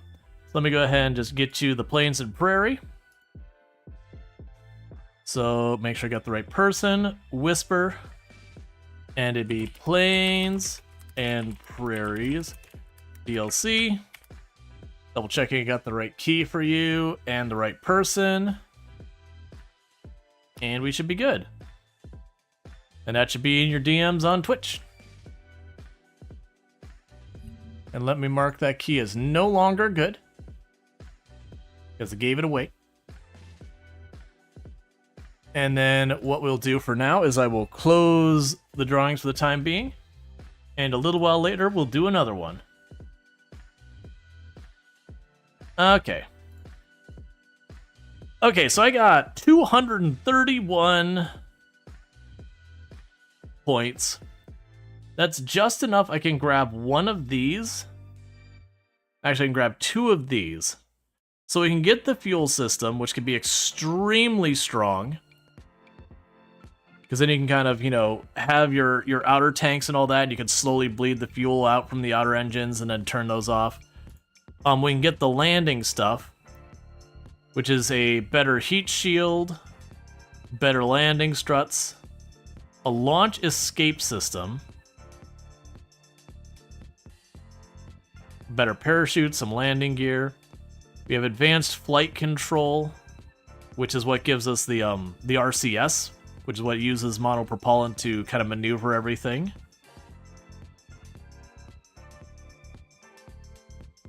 We have the space exploration. That would be for landing on the moon and like being able to do stuff. It has an inventory. Store 4 Kerbals on orbit without real provisions for return.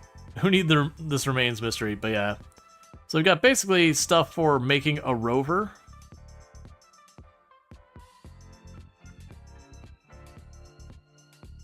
We've got power, so you can get photovoltaic and all that, better batteries.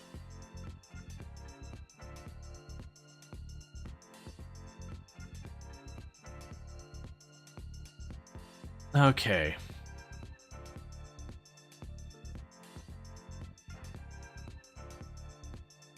For the aerodynamic,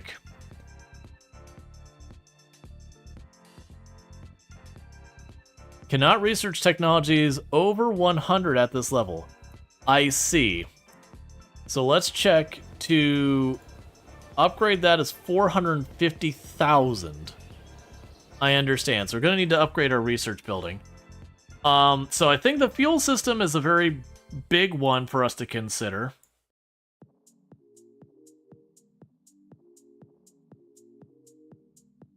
Yeah, we've got these large engines. We don't have the tank we'd want for them. The Spark liquid engine.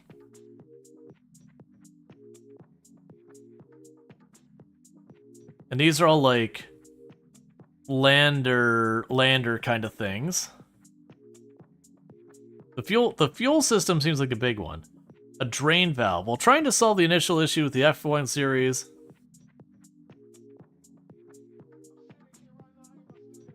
what is your purpose? Oh, this would be if I wanted to ditch fuel. So this would give us bigger fuel tanks. And the adapters for bigger fuel tanks. That's a strong one to consider.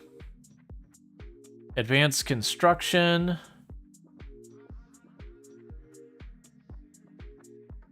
Yeah, those are adapters for different things. Those actually can be pretty good. So like I can use something like this to give myself a 3 midsection with the current size stuff without having to have quite as much bad aerodynamics.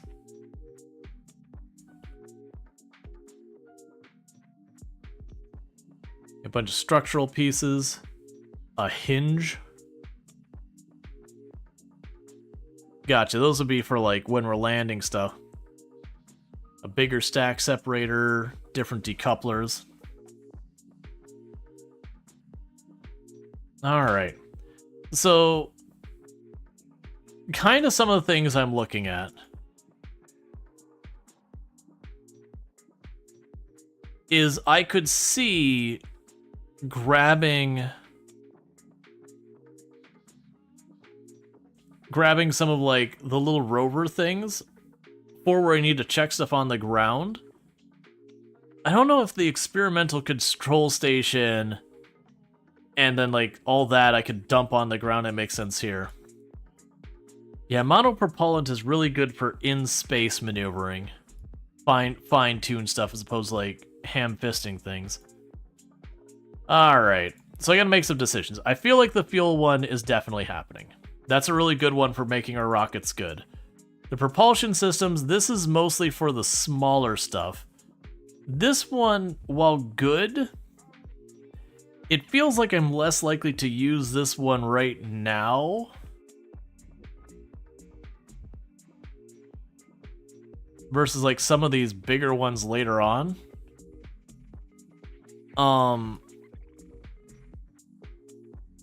The landers have possibility. I could see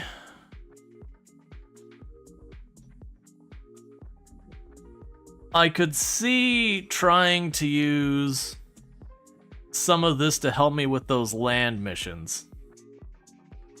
The photovoltaic, I don't think we're at the point of needing that yet.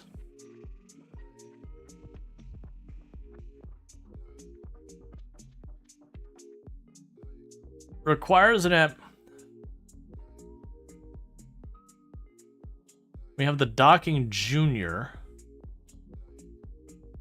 Stack separators. Alright, let's So the advanced structure would make my rockets easier to build. But they don't really get me anything immediately, and I have enough research for one more thing. So I don't think we do the propulsion systems.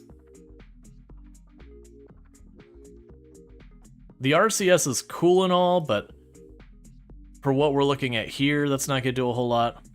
This is going to be something I'd want to do later. The power is nice.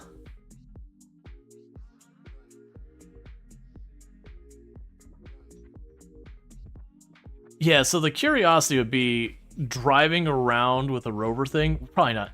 Let's go with the structure, I think. Because of the structure, I get the wider decouplers, which is pretty good. And then I also get some of these things, I'll make it so I can make the tri-rocket easier. It's a hard call.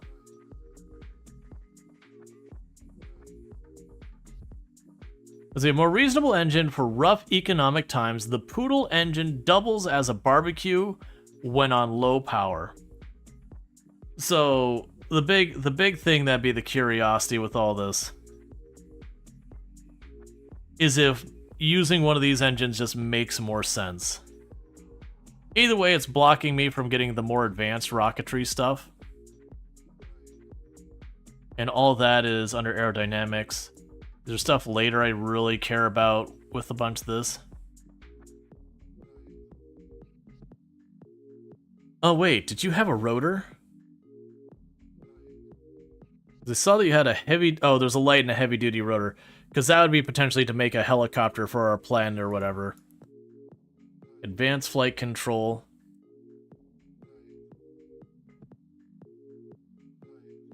Yeah, space exploration would be for like an actual lander.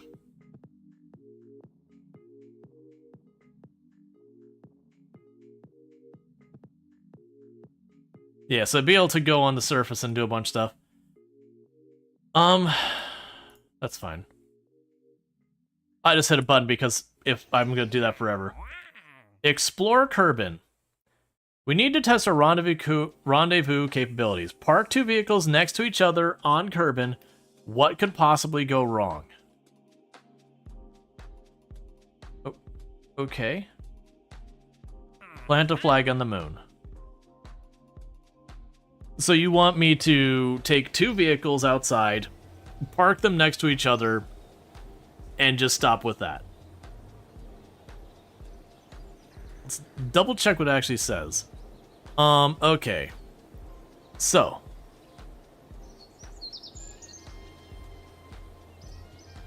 Rendezvous two vessels in orbit of Kerbal. Okay, that's a very different thing. So that's on the moon, that's on the moon, that's in orbit. We have all these survey things, but they're all above. These are on the surface. That one we could test splash down, that should be pretty easy. On the surface, above. Okay. So I don't think we're gonna be able to make a space plane that's gonna be able to pop up and down. We haven't changed much of our abilities yet. I don't think we can make... I meant to right-click on you.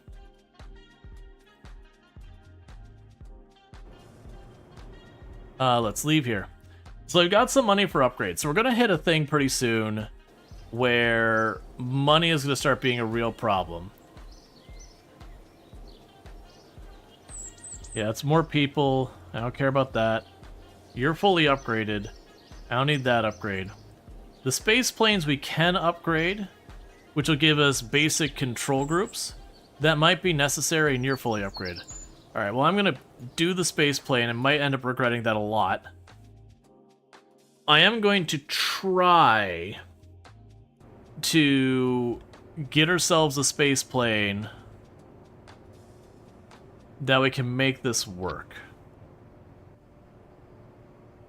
It's going to be a tricky one to pull off, I think. Let's see. Yeah, so we only care about the liquid fuel.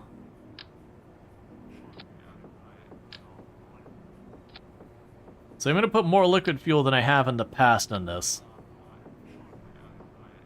And we'll see what we can do now we've got the larger space plane space. We're going to want aerodynamics. So with the fan shroud, let's see.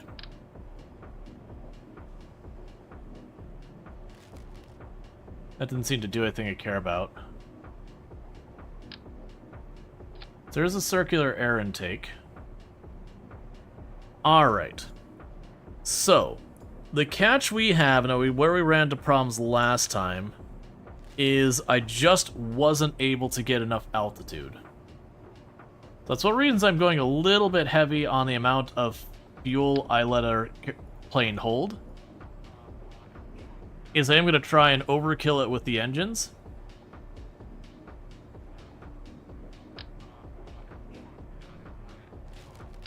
So we got our big engine here.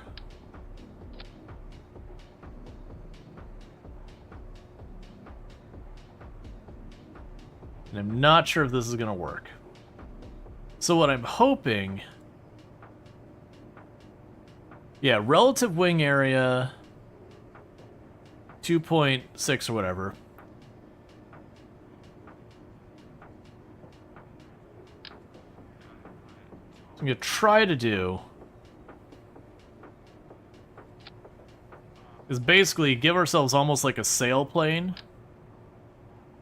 where we just have an obnoxious amount of lift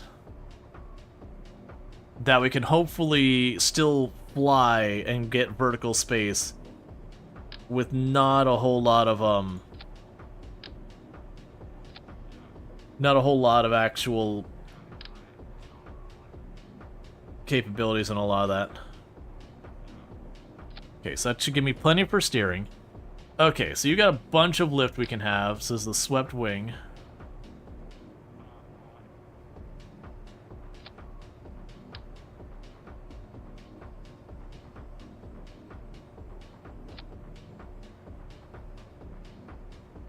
Alright, where's our weight?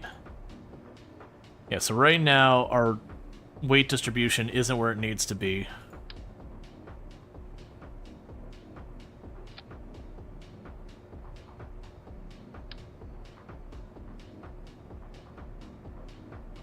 That's really far back there.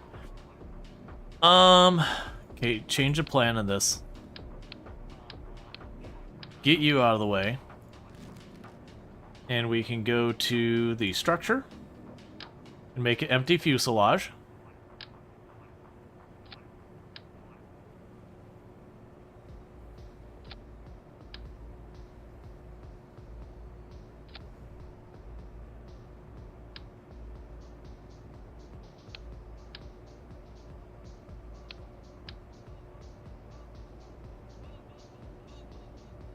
Oh, fine, I'll just grab another one. Okay.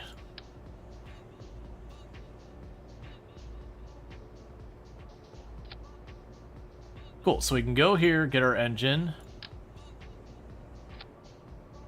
Alright.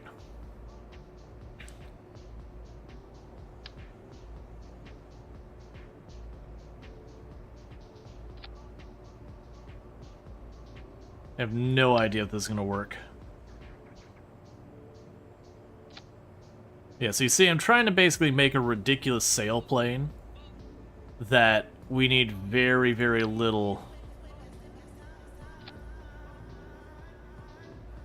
Like, just the amount of lift we'll get should be astronomical. We'll see if it works. As in, clearly we're going to be running into problems with the door in real life. I'm trying to not go heavy on the engines. I'm hoping we can get enough air intake to keep the engines functioning even without a whole lot. Because it doesn't need to go fast if we can get enough air intake. We just need to get it up high. Where is our big scoops? There you are.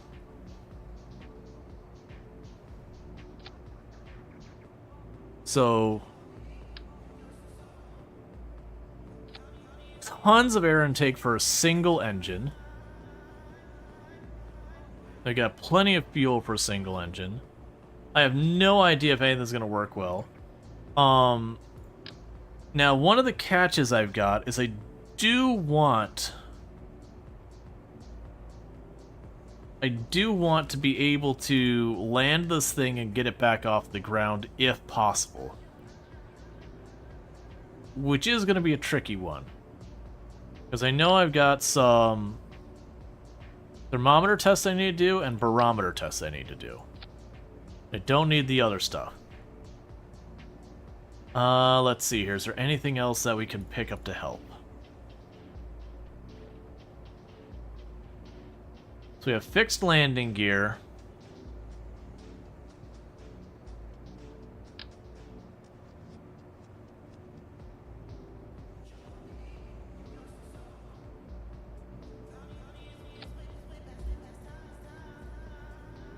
And I have no idea how well this is going to work, by the way.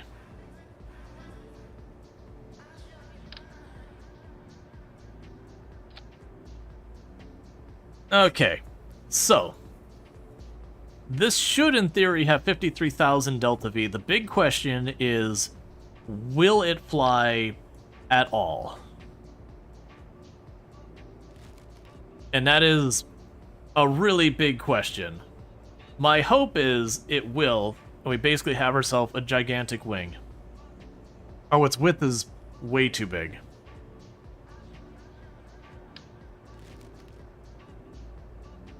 The width is still too big. Well, crap. Okay. I got all excited that maybe we can make that work. Still too big.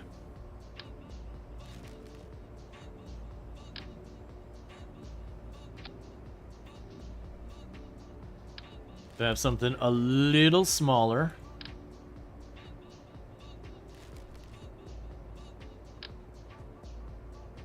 That's a tail fin. We probably don't want to mess with that.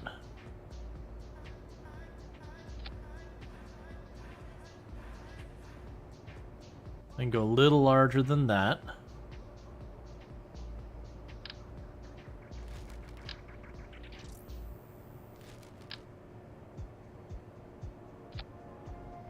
Too large.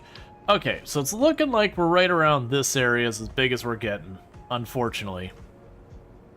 Let's move this around so it looks a little less cursed.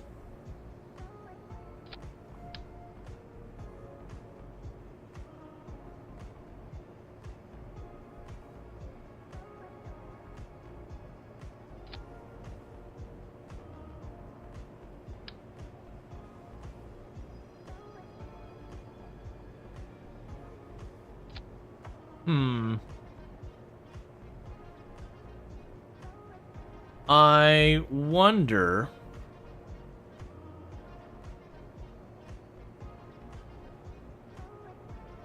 if I could actually make it into a biplane and see if that would help. Something tells me a modular grid probably not going to be the greatest for the drag situation. But I'm gonna do it anyways.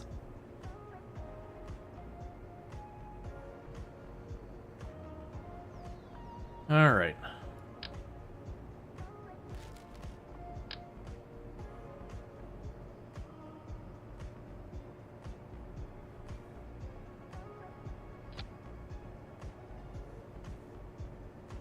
I have no idea if this is gonna be good at all.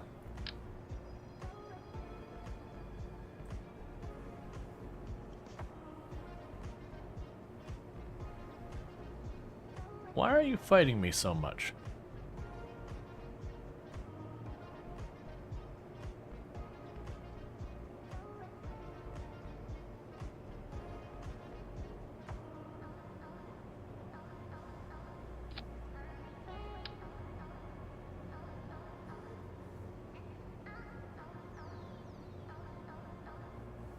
I think it's because they're overlapping. Can I clone you?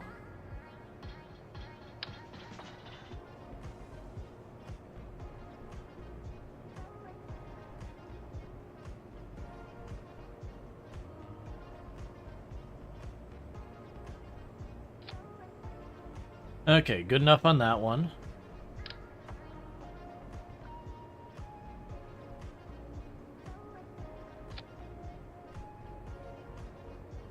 Sure, that doesn't look remotely cursed. So we've got a very scuffed biplane here. I have no idea if this thing can even fly. I mean, right now it's not great on the distribution of weight.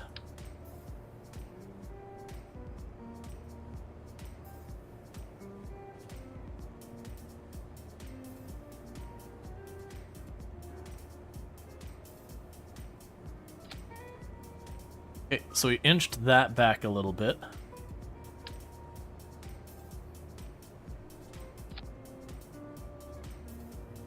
Alright, well, let's see how this is. High flyer? I doubt it. I doubt this is gonna do well.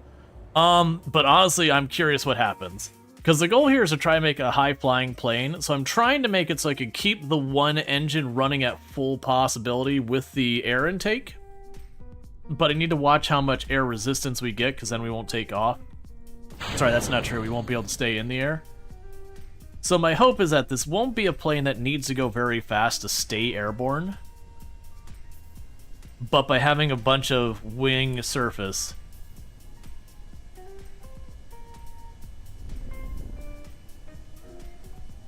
Okay, I wasn't quite looking to go rocketry up, but the fact that it can rocketry up is, Oh, I realize I only have tail steering. It's fine.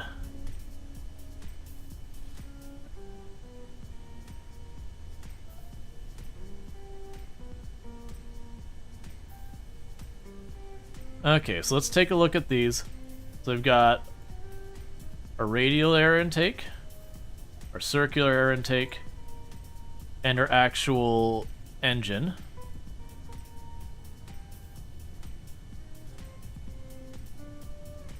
And I am able to just continue going vertical. Starting to bleed off speed, so let's go ahead and bring it down to a more reasonable height.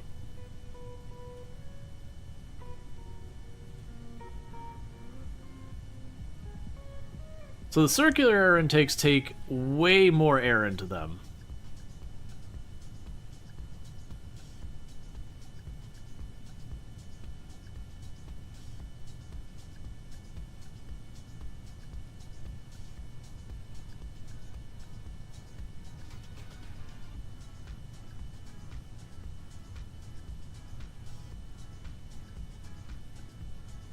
So we're still continuing to gain speed. We're still at a pretty steep angle up. We're getting ready to break in from the,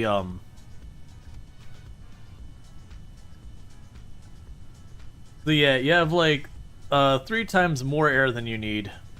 Well, the thing is, I want to get really, really high up.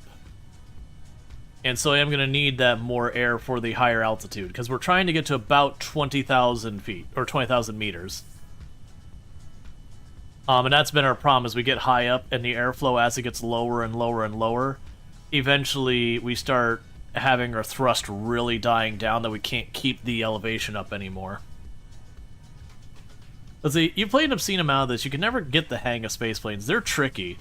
Like, with the engines I have, hitting very high altitudes is very tricky to do, because it is a balance between having enough thrust from your main engine and having enough air intake to keep that going, because that's what's happening right now. Is you're noticing our fuel flow and our flow is going down, and that our thrust is slowly going down with it. We will eventually hit the point that we hit like an equilibrium, that eventually the engine will cut off, or we won't be able to keep it up. That said, it seems to be holding its altitude better than our previous ones, because other ones it was kind of capping out at like 8,000. I could like poke it above, 12,000, and then it would drop right back down. This one is kind of just smooth sailing right up here.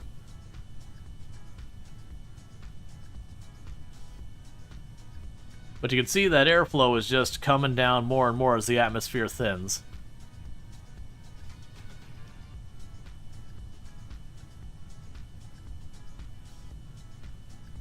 Break it down just a little bit more. Try and keep that speed up.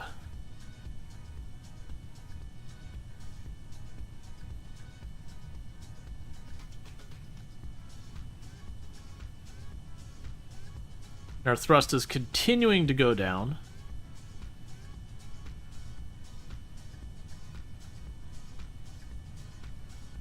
The idea is we want to generate a lot more lift with a lot less thrust. That we just have, like, because that's the that's when you look at a sailplane in real life. They have these like ridiculous sweeping wings, and some of them don't even have their own propeller. Literally, you just drag them up there and just let them go, and they could stay up for a long time at pretty high elevations because they just have such ridiculous wingspan to generate all that lift. The thing is, they do have to have at least enough forward momentum to do that, so you do have to like kind of glide down and pop up and down. So we're hoping to get something like a sailplane, but I can kind of shove it up into the air in the first place. We're still climbing.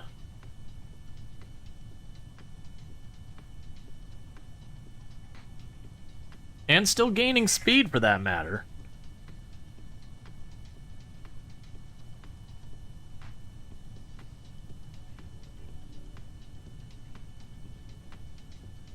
This might actually do it.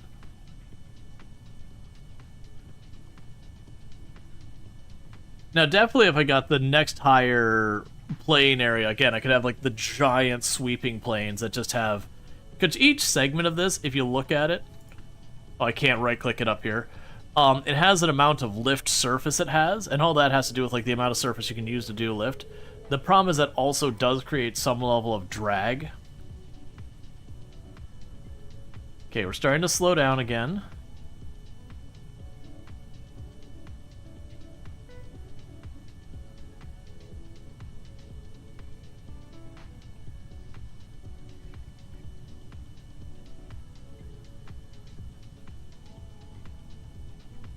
We'll dip down just a smidge more. Because again, all these contracts we're looking at, it's 19,000, 18,000, 17, 16,000. And we've been sitting on those for a while. I got a ton of them.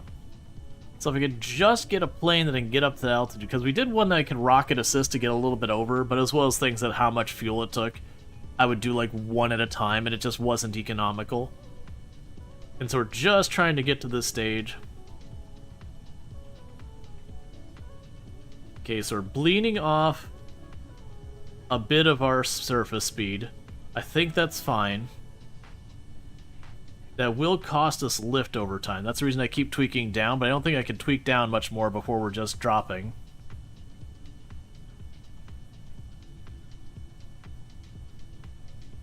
And then the downside is if I add more engines, I need more airflow to feed it. Because that's the reason our thrust's going down, is the airflow.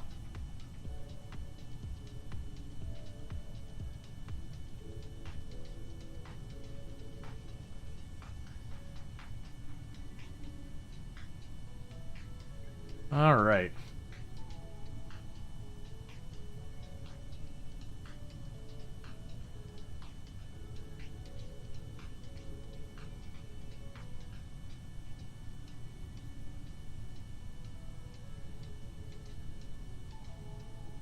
Still gaining altitude very slowly.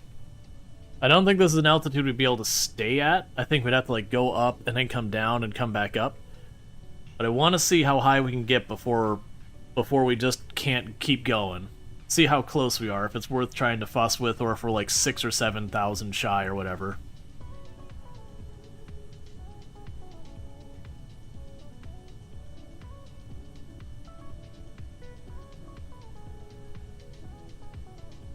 Yeah, because honestly getting to the point that the radial ones are going to get ready to cut off soon.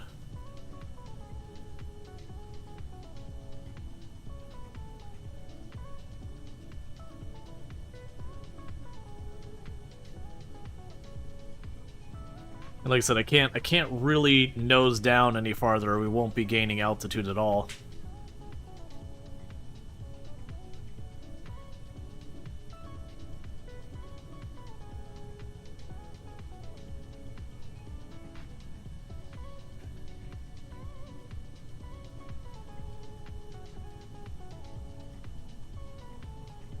Yeah, so we're right about to cross that threshold where I'm not going fast enough to stay up. We're going to start losing lift due to the lack of speed to the point we dip down and we're not gaining elevation, but we're getting pretty close. I think we're going to get just slightly shy of 14,000 meters.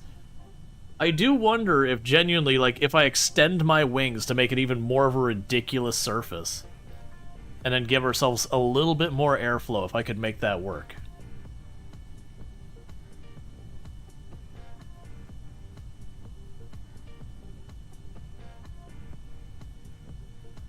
Yeah, because our engine is supposed to be at 55 kilonewtons, and we're at 14.9. It is holding steady there, which is a bit surprising to me. But yeah, we're at kind of the highest elevation we can realistically get to, unfortunately. We're right about to hit a point where we're going to start dropping now. But yeah, almost 14,000. It's not bad. It's not enough. But let's see what we can do with this. Let's see how much we can break this thing. So, let's start going here. And we can grab the swept wings, pair it up.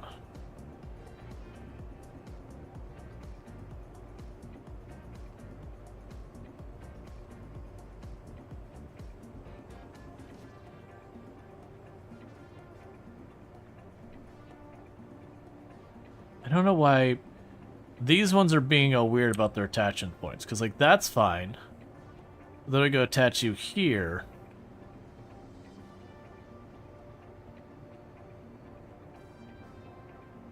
Your thrust is going down because the jet engines decrease in thrust as you gain altitude. They literally have less air to push them through. Yeah, I mean, well, yes. That's also a fair point.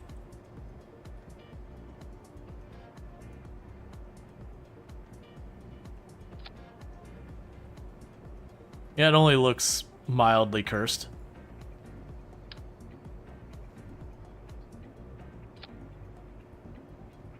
Sure. We could pretend. Let's go ahead and get our weight and our lift.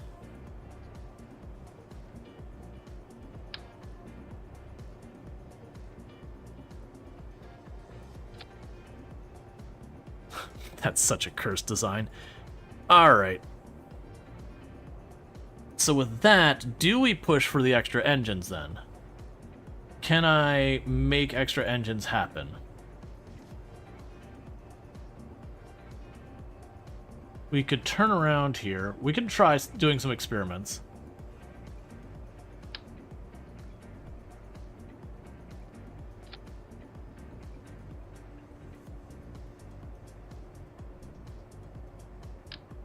This would be a terrible design.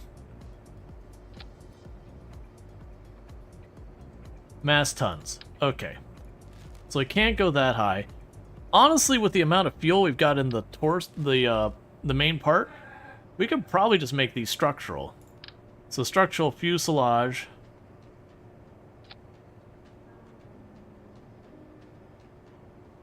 Oh, don't. No, it's fine. It's fine. Structural fuselage will go like this. We'll take off those. They're not going to be needed. We'll go here. We'll get the larger circular intakes. And put 2 more of the engines on here. It'll try just amping up the amount of rocket power. So that lift is a little bit in a funky place. Oh, what's your problem? I am individual units of weight too heavy. I probably don't need the double fins.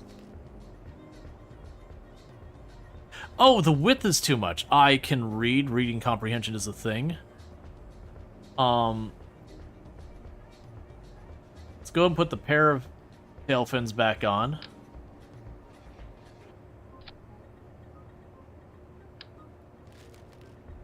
It shouldn't bother me, but it does bother me that they're different styles.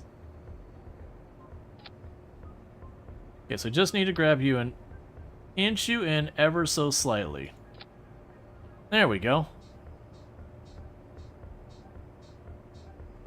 I don't. This is absolutely not. You know what? These should probably be on the top wing, shouldn't they?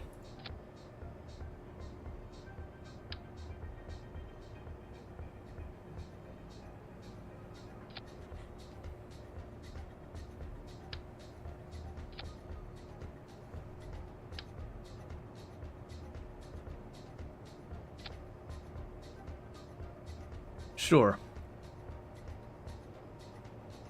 Right now you're landing in Gilly? Gotcha. Yeah, so let's see how this works. So what we've done on this version is we have massively increased the surface area of the wings to hopefully give us more lift for the amount of movement we're making. We have tripled the amount of engine or the jet output. And we've also gone through, and for our intake, we haven't doubled it, because these intakes are double what the other ones were, so it's slightly shy of doubling it. Now, downside is this does mean I'm going to burn through the fuel much faster.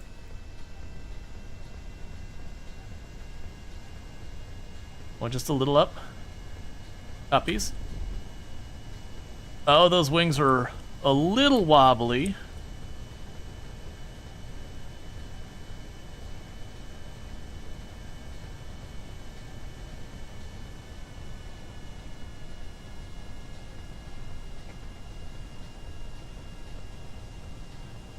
Okay, so I'm backing off the throttle a little bit because, as you can see, we're getting a little bit of wind resistance on here. Getting like 300 doesn't help us. So it's better that we just kind of slowly climb, then we ramp up the speed. I am noticing these panels are bending. That's definitely a good thing. There's certainly nothing wrong with the flexing. In all reality, when you get into a plane, their wings will bounce. You don't, generally, outside of like jet speeds and all that, you don't want wings that are rigid. And even then, like big commercial airlines, their wings are flexible, because you want them to kind of bounce and float in the air as opposed to slap into it. When you land hard and your wing touches the ground, yup. Okay, let's start ramping up the speed again.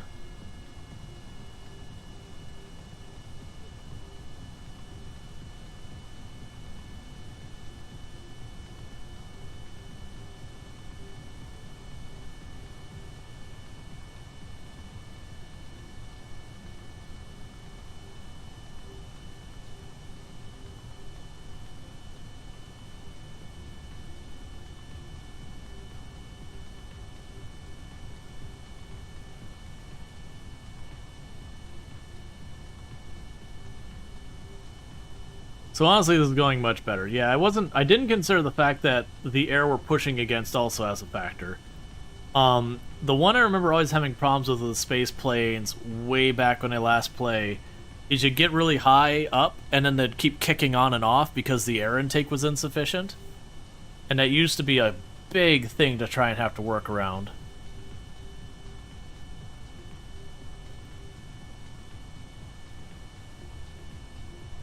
Yep, still climbing.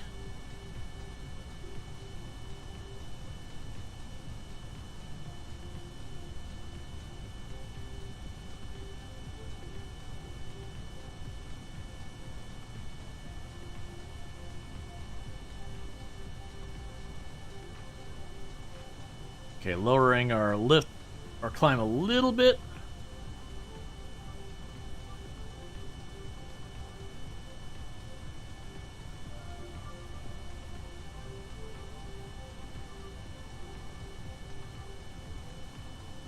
This might do it.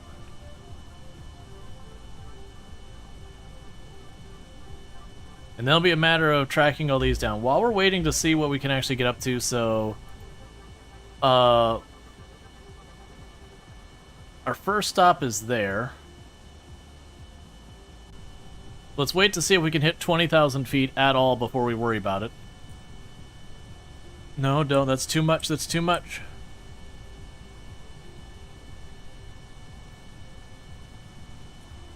I don't appear to be able to get to lift the nose.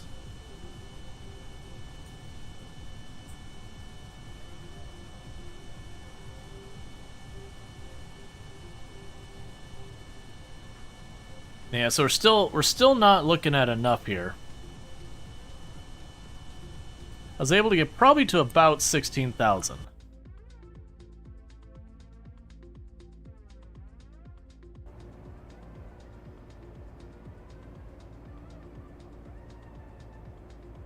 Well, if we can make a couple of questionable decisions, let's make a couple more. So how much weight do I have left to work with? I have quite a bit, actually.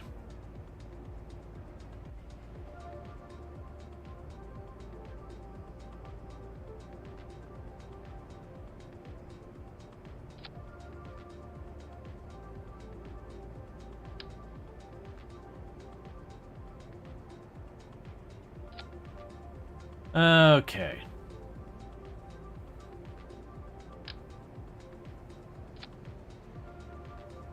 And a little bit more in the circular intakes. Let's check our lift and weight distribution. You're gonna have to move up.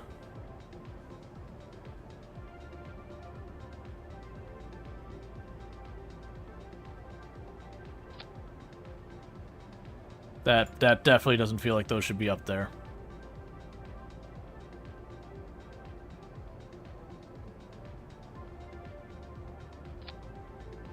That might be okay.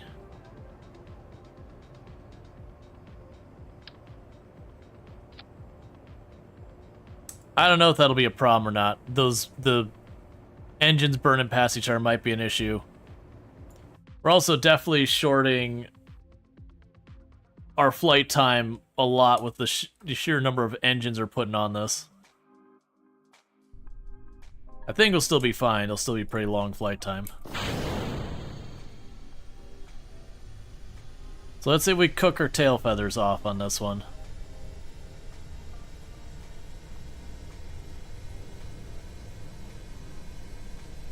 Pull up.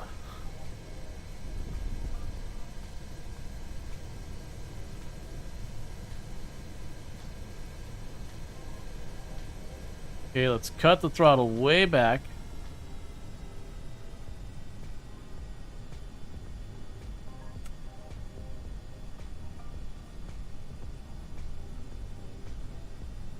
All right. Meanwhile, we're just going to assume everything works out. And set our first target. Need to tweak the throttle down more, we're just wasting fuel.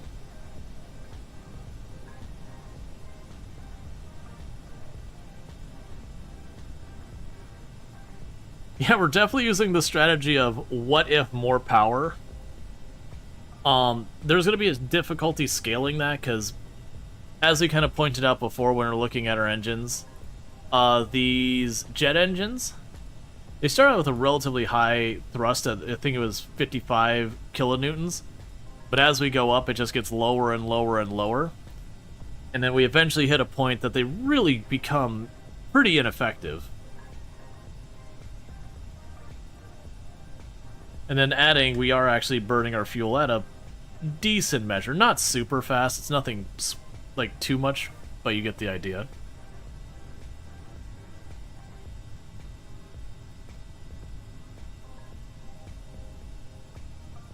Okay.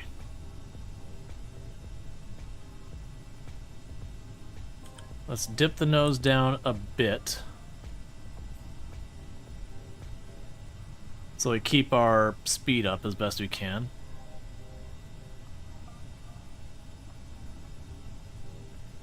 Yeah, so I mean, our jet engines are getting to the point that they're doing about 1/5 the power they would do on the surface. And this is kind of the point that I was taking one little rocket engine in the back and just kind of pushing it up higher. But the issue was the rocket fuel just ends up being so heavy, and rockets are not very efficient on their use of rocket fuel. Surprise, surprise. Alright, I can't nose down more than that and stay up in the air.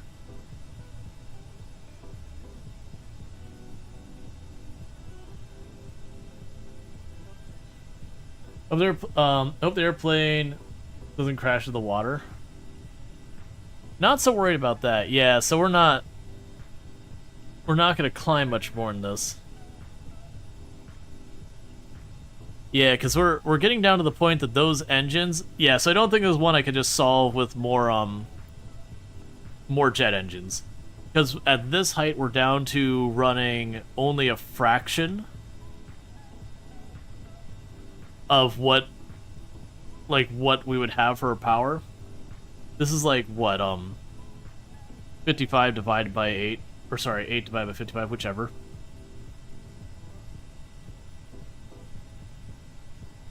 Yeah, so I think we're still going to hover around that. So let's go back to the drawing board in this. I do think we're going to need to integrate a rocket engine in here. So what we're going to go ahead and do is let's get rid of these two engines. Get them out. Then we're going to go here, get that engine out of here. So we've got our two engines over here to help get us up to height. We are going to be making this plane significantly heavier. I'm going to grab these hollow pieces. That's fine. Grab those hollow pieces out. So from here, I do want to have a separation between the rocket fuel and the other fuel. I'm not sure the best way to accommodate that. We go structure.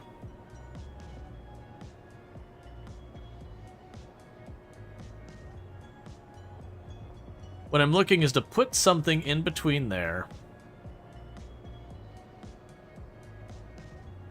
That way I could be like, hey, you know, don't use the other stuff. Because this has oxidizer in it. Actually, do we have the thing where you have the separate tanks that are just oxidizer by chance?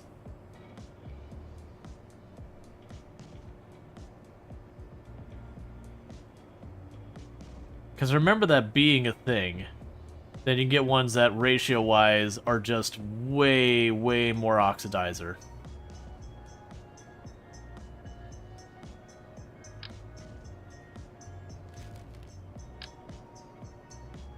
Okay, so that's got a bunch.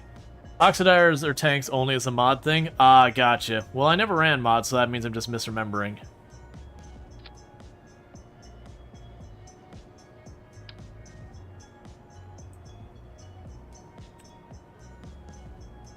Okay, so we'll put you here. You there.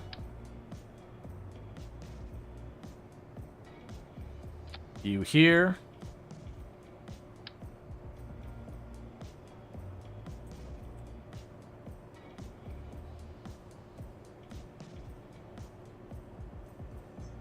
Why are you being weird?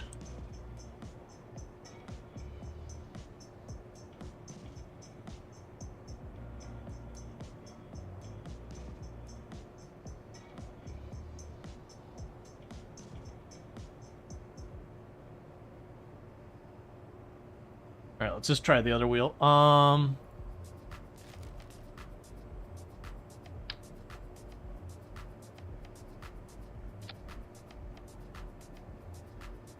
That'll angle you down. We definitely don't want.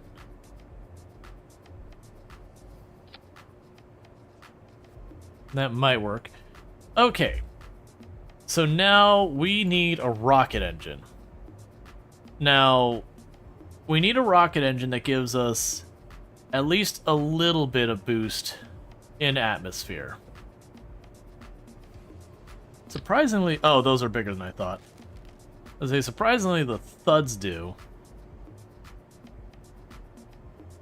Yeah, because that's a huge one. That's going to be way overkill. I need something that's relatively efficient and not nearly that much, because this isn't enough. That's only 14k newtons. That's not going to be enough to do anything where we're at. This one here could work, the Reliant, but it's really not... So it's liquid fuel, that's 7, 6... Oh, the swivel uses less fuel per second? Okay, I mean, it's still more than enough what I need. 14, 3... That's 1.5. I just don't think the 14 kilonewtons is gonna be sufficient. Now, granted, between VAC and like where it considers the cut, like we're gonna see what happens with this. I'm curious if when we get high enough that'll work.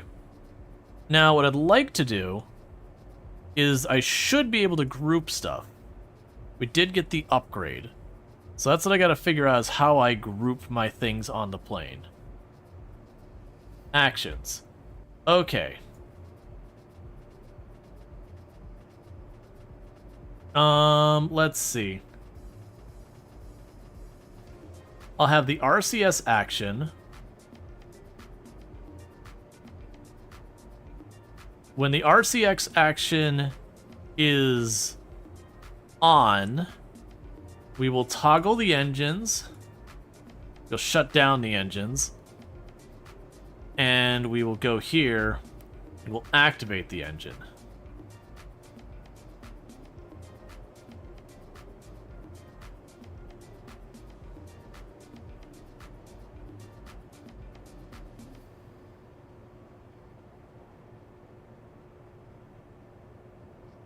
I don't think that's how we want to deal with that.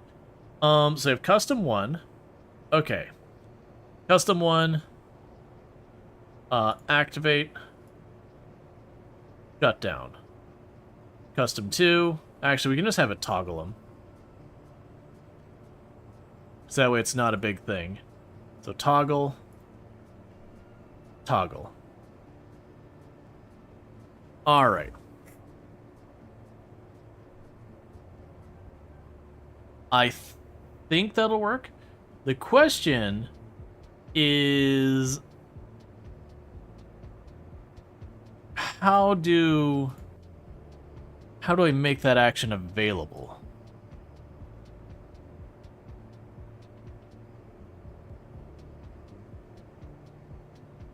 All right.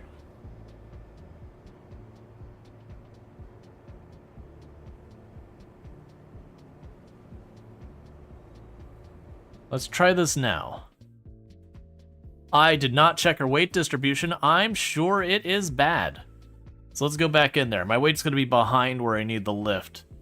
So I'm going to have to probably push the wings way back. Still, can I figure out my action groups?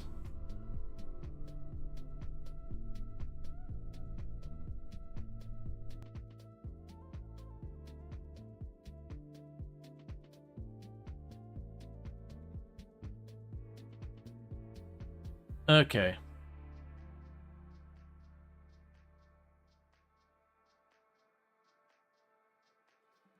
Yeah, so you have the custom 1 up here.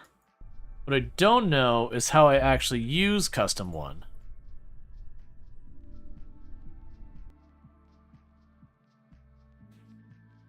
What we could probably do is RCS toggles the main engine.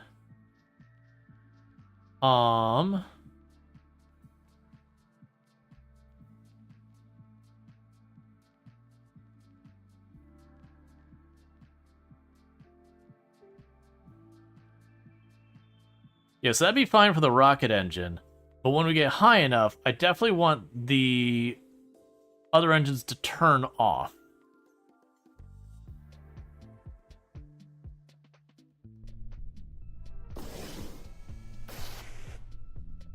That'll work.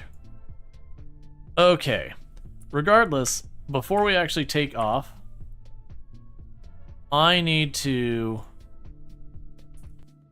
revert your flight and actually check your weight distribution.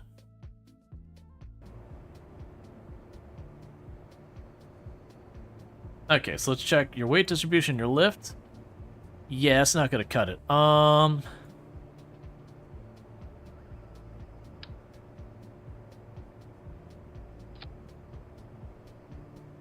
That does not feel like a great ship design.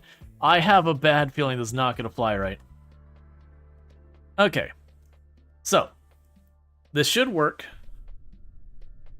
I just need to remember SAS on, do not touch RCS. RCS, oh, I only have 800 on that.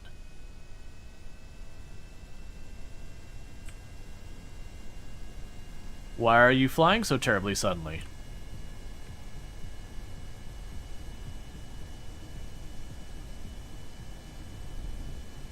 I mean, the answer is because I'm full of rocket fuel now.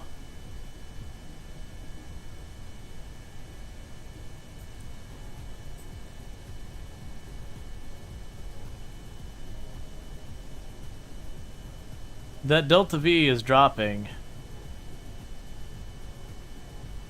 Yeah, so you are off. Why is my Delta V absolutely nosediving on that thing? Meanwhile, we can go to our stuff here.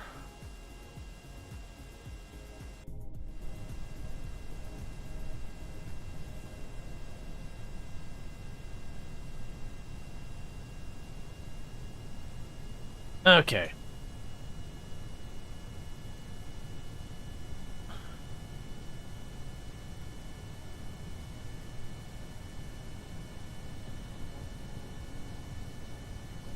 Yeah, I have a feeling this plane is not gonna work like this.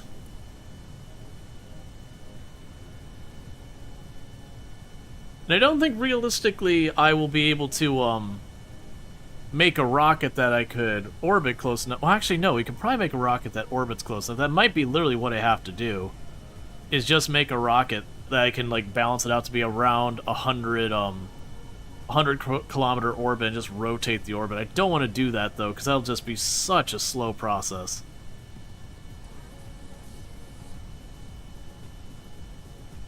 But I'm really concerned about the fact that this is telling me I've only got like 400 and something Delta V.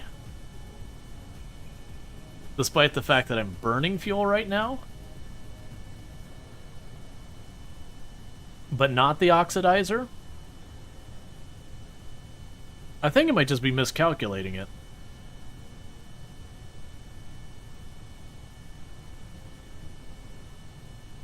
Or, you know what? That might actually be fair. That's got a lot of oxidizer by the ratio.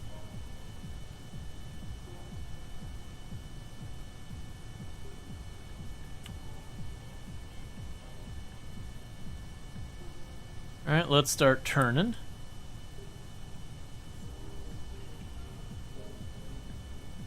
I'm just going to assume it's either going to work or it's not.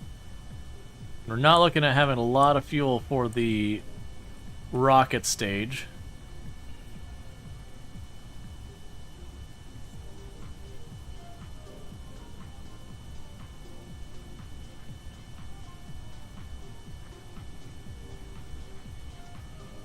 And so the plan will basically be, once we get to our heading,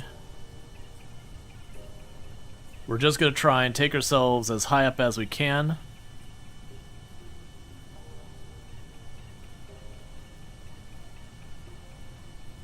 And do our best to coast at that height.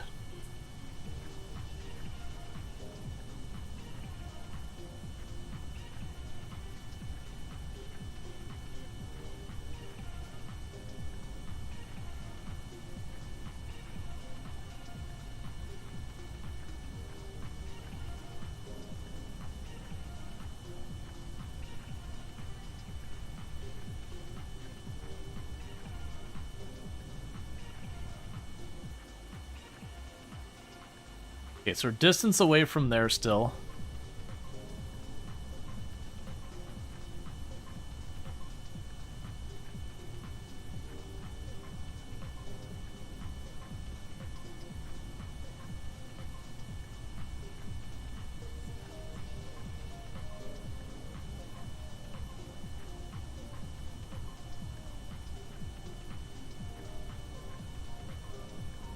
These are still working fine. Once we start losing speed again, where we're not going to be able to get more height, we toggle the rocket engine on, and we'll see what we can do with that. Because the engine we're put on here might not be enough. It's really designed for, like, outside of atmosphere, but I'm wondering if we're high enough in the atmosphere before we trigger it, if it'll still be pretty good.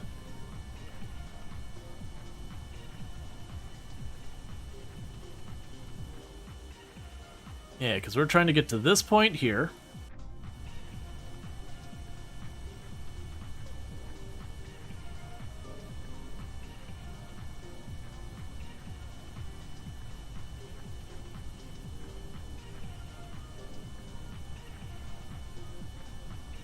Okay, we're starting to lose speed.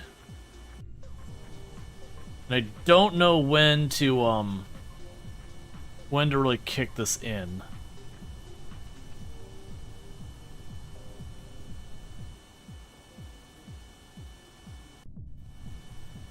I guess when it can no longer sustain the altitude, I guess is what we'll go with. We'll just keep going here, and then once sustaining our altitude becomes a problem, we'll just kick in the rocket to try and get over that little bump up to the 20,000 feet, do our reading, and then go from there.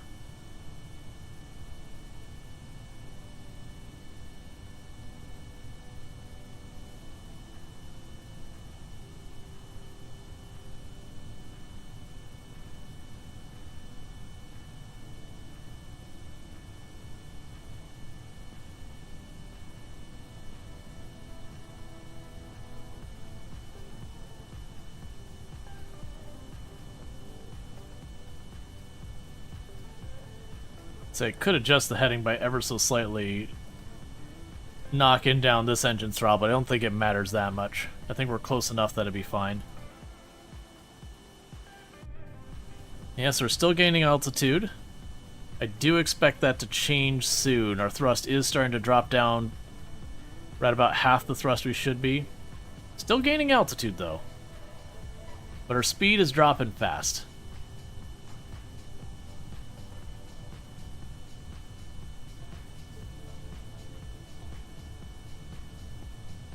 I want this for a comparison,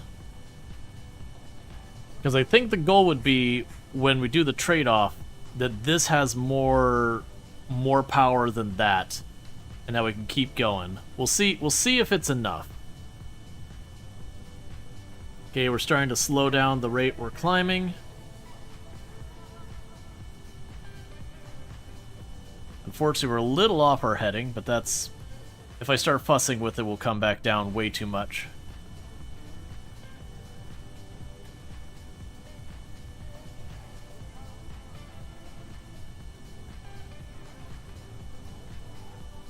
And I don't expect our oxidizer will last very long.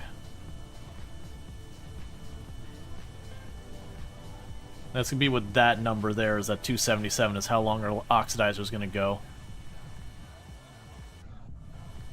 Because I also need to make sure to not trigger it way too early, because if I trigger it way too early, I climb and I'm just burning rocket fuel for no reason. If I trigger too late, we don't make it up there in time in the first place, so it becomes a moot point.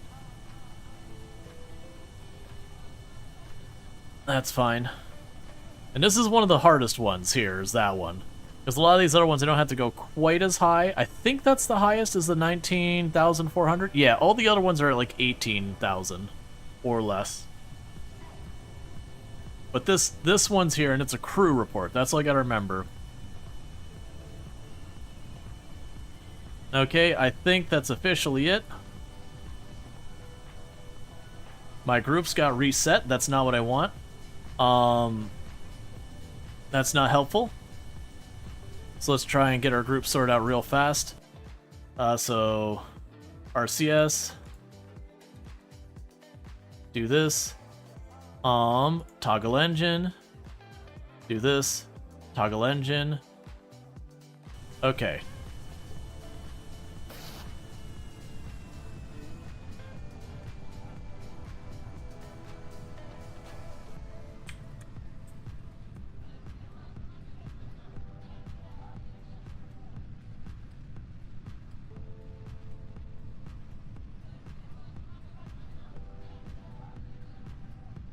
Okay, we are again climbing.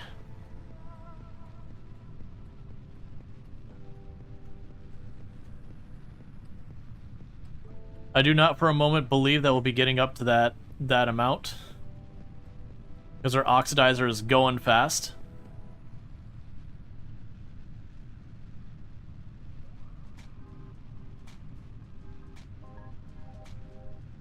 Okay.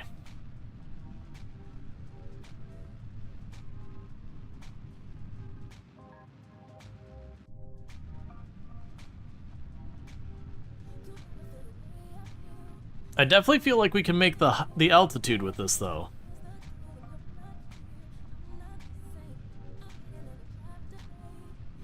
The problem is, will the oxidizer hold up long enough for us to do? Because we're definitely not getting all of these. This definitely needs more adjustment. I think the unfortunate reality is I'm going to have to face is I'm probably just going to have to make a rocket that we can get to 100,000 kilometers or whatever, and then we adjust our track to loop over these spots. And that's a pain in the butt, because that means I'm doing a full orbit just to catch one spot, then adjusting my route, then doing a full orbit to catch one spot. And you only get a tiny window to try and snag it as you fly over.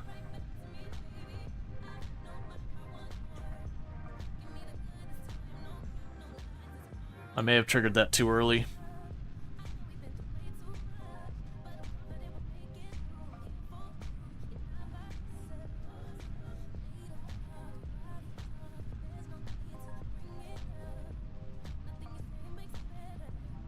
Still climbing, still picking up speed. And as we are, our thrust might actually get better. No, I think we're high enough. Yeah, no, our thrust is getting slightly better because we're getting high enough in the atmosphere. The problem is I just don't have the oxidizer for it. So I might be able to snag this point, but we're not snagging more than this. Because that'll be it for the rocket engine.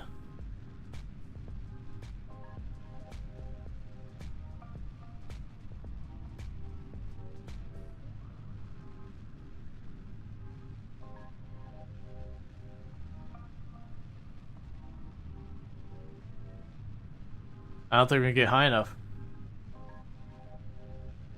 Yeah, no, it's a nice plane. The problem is I just don't have enough sustain to keep us high enough. Because I gotta get a bit higher. We're still picking up speed. So it very well could be a thing that when our rocket engine kicks off, I might be able to switch back over real fast and just kind of get across the finish line. It's gonna be close. Let's get ready to toggle this back over.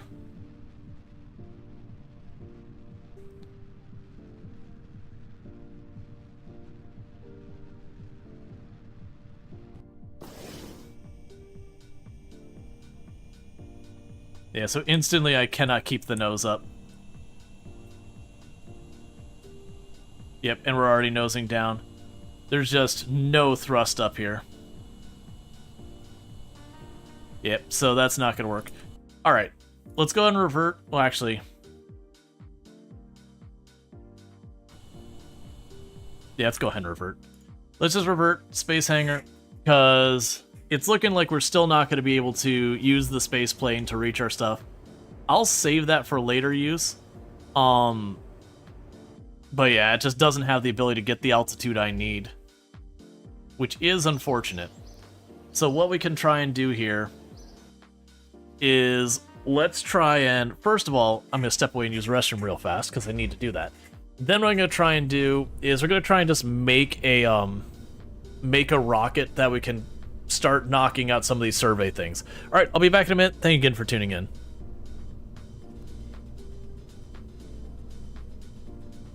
This group, we're going to bail. I just need to clear enough that I can get out. That was our tire. We're dead.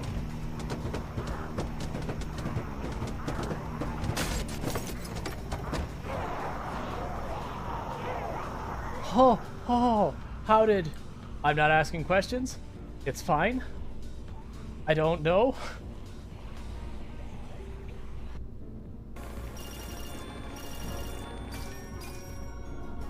We've done it, chat. We successfully murdered a whole lot of trees. I'll blow you to smithereens, you got that? Yeah, we both can do that. I'm trying to explain that. We both have guns on each other. I couldn't even hear. Who even are you? What are you doing here alone? I'm doing what I want. That's what I'm doing. Are you doing what you want, are you? You do what you... Yeah, what you gonna do? You gonna take me to your leader? Is that what you're gonna do? Because we You know got what? the Why not? cure back there with gunpoint. And you want to Yeah, survive? You better start place. See, here's the thing. You're in my car. You're in my car, and I am in charge here. So your buddies might have the cure, but do you know what you don't have? Their safety. You're gonna kill. All right, I'm back. That clip seems to come up like every time. Okay, so we are looking to make a craft. Oh, I keep not looking at these variants. I also always forget how to switch the variants. What are the variants on this one? Oh, it's just how it looks. Okay then, never mind. Alright, so the plan here is that I'm going to try and make a low Earth atmosphere craft. And we're not going to need to worry so much about the science stuff. I'll have to have a couple of things on here just for what it requires. So I'm going to go ahead and go science. I know I need the barometer. And I know I need the thermometer. And I believe that's all the testing I need to do for our contracts. I believe all of these are barometer, thermometer, garbage. And all that. So we've got these two going on. We probably won't need the heat plate for anything, but I'm going to go ahead and slam that on there because we've been doing that. I'm probably not going to need the landing gear, but I'm going to want to land at some point, so we'll just pretend that's going to be important. So let's go ahead and retract those. Okay, so we got our landing capsule, that's fine. We'll get a coupler. So we got this coupler here. Okay, so what we're going to want to do is have something that can kind of stay a bit above the whole time. Now, I don't know, like... Yeah, I mean, I guess it's the same ratio. So we got the bigger engine here. And honestly, we're probably going to spend most of our time just zipping around above. We're going to have a lot of delta V because we're going to keep changing our path. Which is certainly not going to be the greatest. We'll get the Terrier. It's pretty efficient. So that's going to be our thing for trying to redirect in space as much as possible. Because weirdly, it's going to be like doing our missions to the moon, with the big difference being we're not actually planning on going to the moon. And so for here, we'll do the structure. I'm going to get my fancy 3 thing here. And we can grab our fuel, grab our new bigger tank, grab 1 set, grab 2 sets. Let's raise this up higher. So this is probably going to be massive overkill for what we're doing.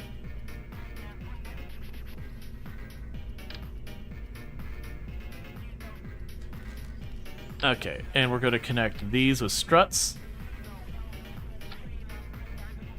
And for engines, we're going to put the swivels on here. Okay. So as much as we can keep this up in space for doing this, that's our main stage for just zipping around and trying to do our readings in space. I believe being in low orbit should suffice. I've seen the things pop up a bunch of times to do it. Let's also see if we can't knock out another contract. So they want us to do a test with the hammer while at this altitude, and they want us to do a test with the skipper while we're not going to do the skipper. Okay, so all that's fine, all that's fine, all that's fine. Yes, we can, and we can also test the Juno. So what we'll do up here is I am going to grab, it's going to be, this is not great what I'm going to be doing. We're going to go ahead and grab the tiny, tiny, tiny little engine for...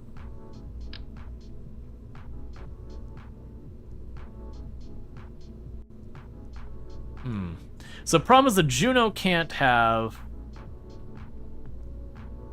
pieces behind it and function, so I gotta test it on splashdown. What is the tiniest little fuel tank I can get?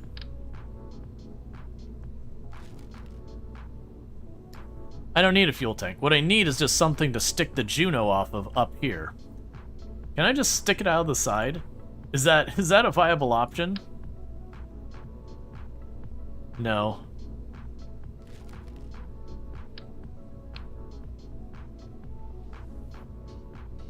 Let's go to our structural options.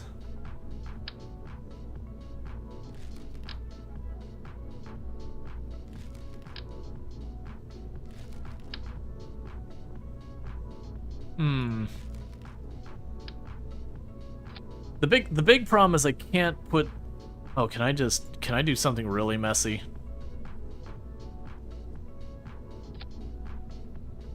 Will this work?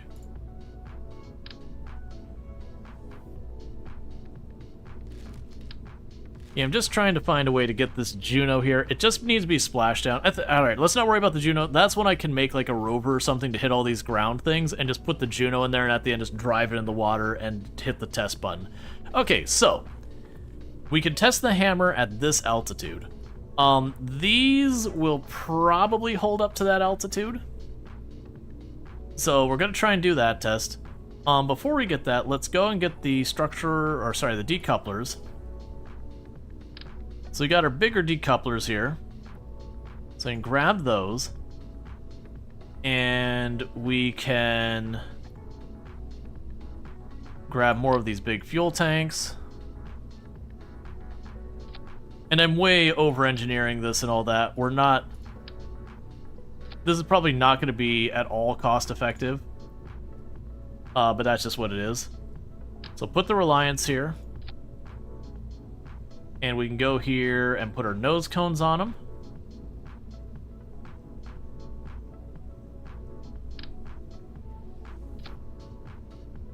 Alright, and so we got all that. And then we can do from here is get ourselves another decoupler.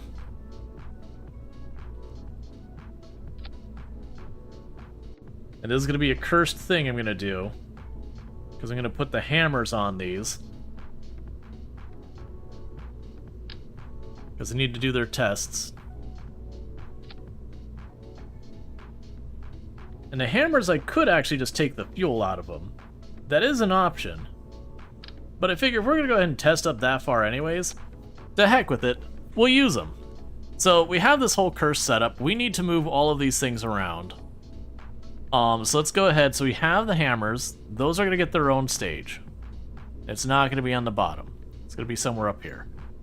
We've got the main engines. Those get turned on.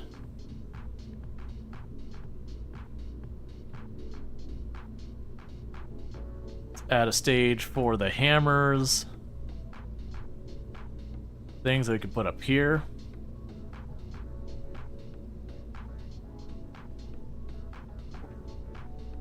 Alright, so we've got all that. Then we trigger the hammers. We pop those.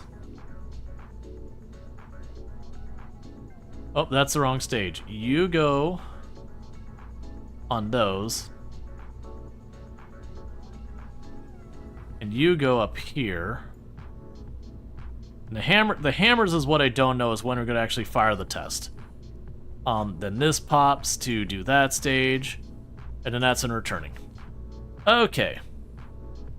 Now we can go in here to our utility, or wherever it's at. Fuel.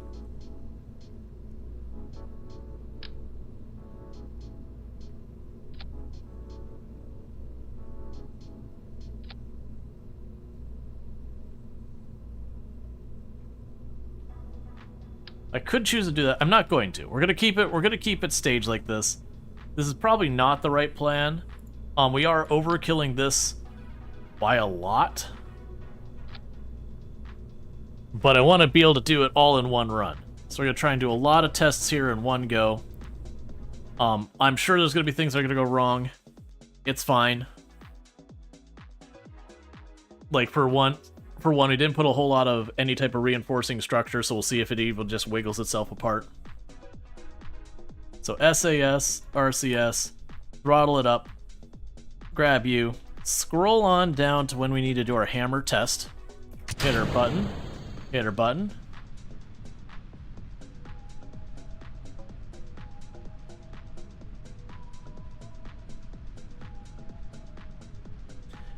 I'm sensing a problem.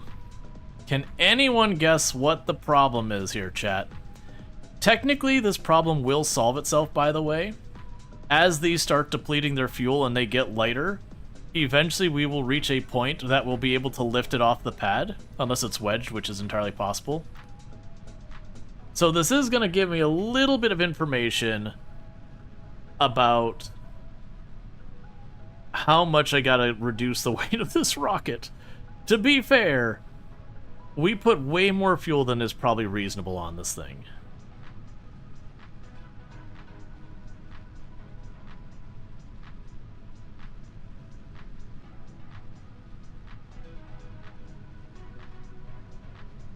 Okay, so what we're probably going to do is we're probably going to kick off all 6 of the lower engines first, put the fuel lines on there, and I want it to pull from these fuel tanks first, and then leave those to last. Hey!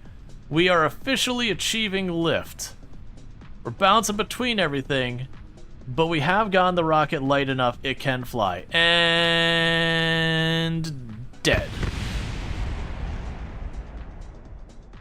Okay, so minor adjustments. We're going to put the fuel lines again. And I'm trying to remember with this that there was a way with the fuel lines you could be like, hey, empty these tanks first, like kind of a priority. You don't actually set the priority. It was like the fuel line was one way. And I believe it's you start from the tank you want to draw the fuel from to the tank you want to put the fuel to.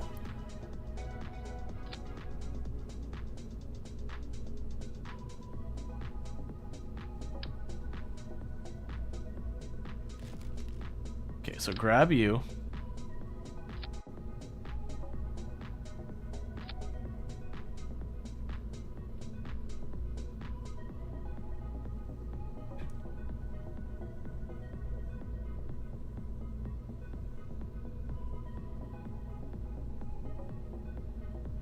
Okay, yeah, so it should draw that in. So with that, then, we move these down, and then when these tanks deplete, we kick them off. So basically, I put way too much rocket on here, so we're going to be pretty inefficient on our fuel at the beginning. But this is the danger of the exponential growth problem with rocketry, that we added just a little bit more in the way of fuel tanks, and all that extra thrust I need now just to lift that has made its own problem.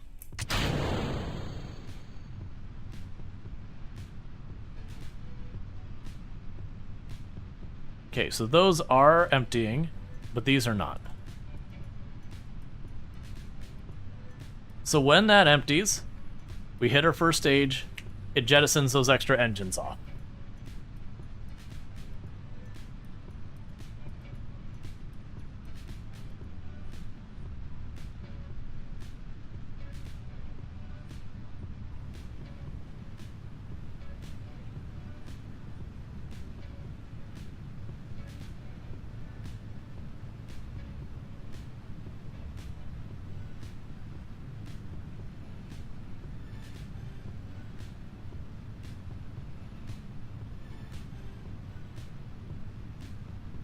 And those are gone.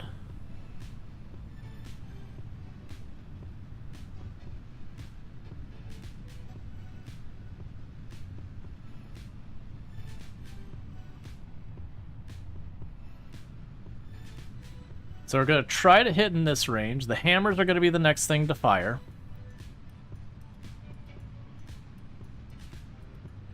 So we're going to try and cover that, maintain that range as we hit our altitude.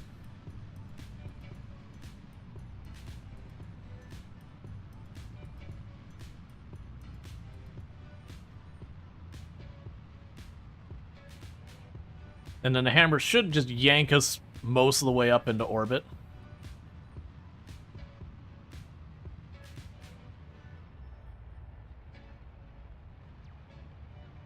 Trying to find a nice little equilibrium here.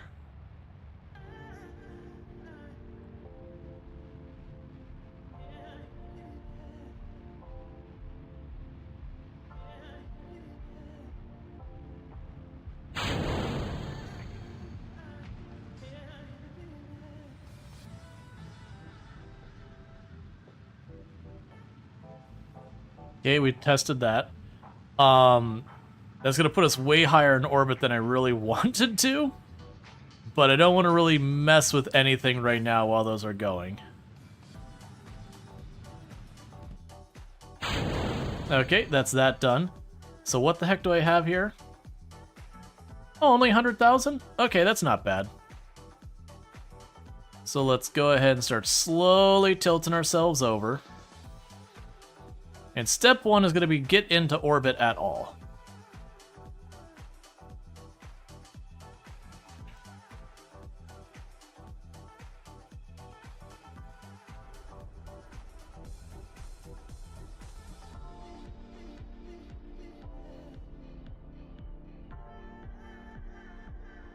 Okay.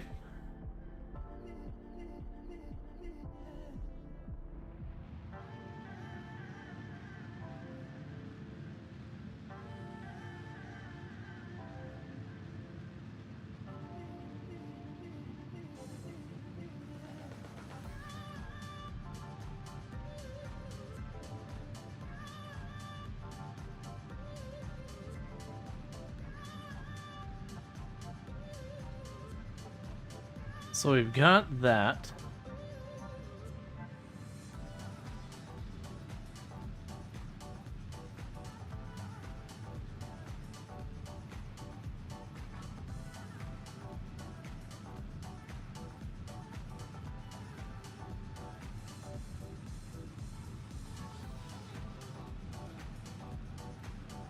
Keeps wiggling itself back.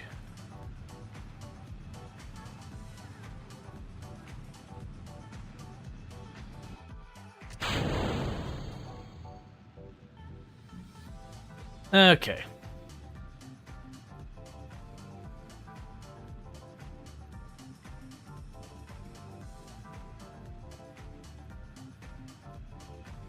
Okay, so for that,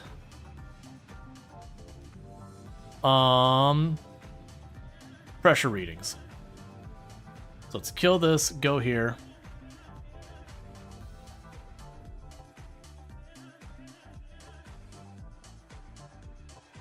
Pin this, grab you, pull you off to the side.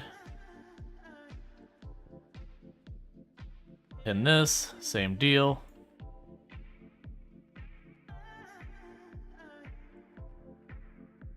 Okay, so momentarily... Oh, am I not over anymore? I didn't quite get the rotation right. Okay, so what we're looking for is those ones are on the surface. Okay, so that's going to be our target. So what we want to do is at about a 90-degree angle from it, we want to add a maneuver. And if I remember correctly, this is how we rotate up and down.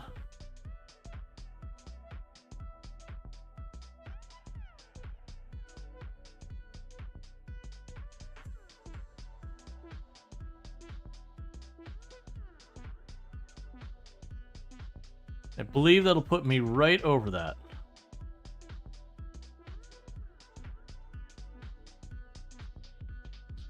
Let's fast forward to our maneuver.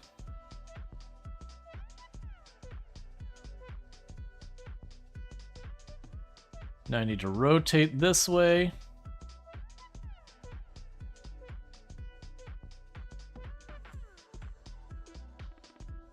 Okay, and then 55 seconds I need to do a maneuver to rotate our orbit to try and swing around that side. Would it save a lot of fuel if you began to launch more eastward? Yes. The problem is I haven't been setting it up where I could tilt easier. But yeah, no, you're not wrong that as you take off, you want to go kind of eastward as you go. But right now, with a lot of what I've been doing, the moment I start trying to arc to the east, we start toppling. But yeah, no, I definitely need to need to get that set up better. Okay.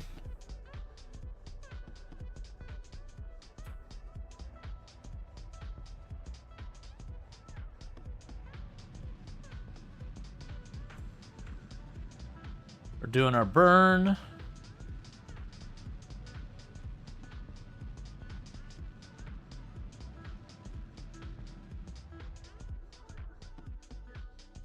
Okay, are we looking on target?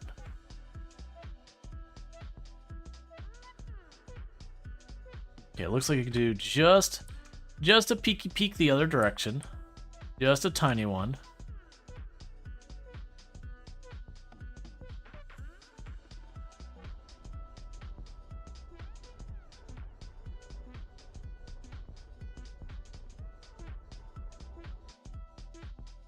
Okay. Do we know what height we'll be at there? Alright, so we'll see if that's good. So it's looking like there's nothing else around this whole area I gotta worry about. We're gonna swing by that one that needs to be super high, get that knocked out. Then we get back over, we'll try and... We might try and see if I can't get like 2 of these in a pass.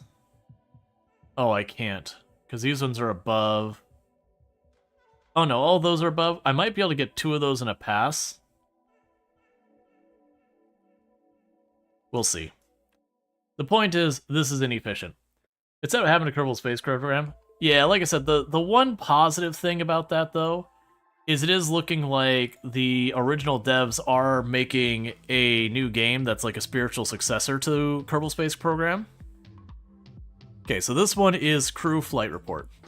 So while we, Kerbal Space Program 2 is kind of a real shame and all that, and that it will never actually be what it should have been, at least we're going to potentially get something along those lines. The cat one, or is it something else? There's the cat one. Kid Space Agency or whatever.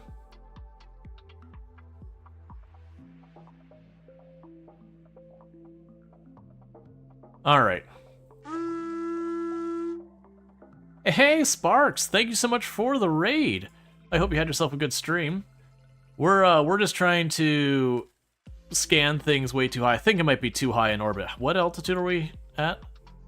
Yeah, we're probably too high.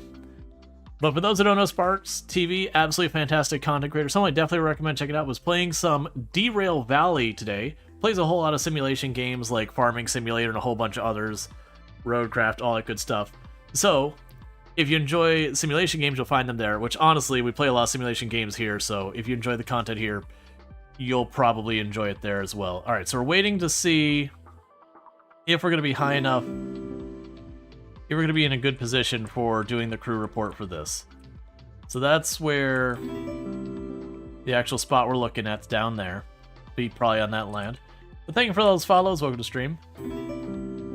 Gotcha. Yeah, we've been doing some Kerbal the last 2 streams, waiting for RimWorld Odyssey to come out. How's the stream?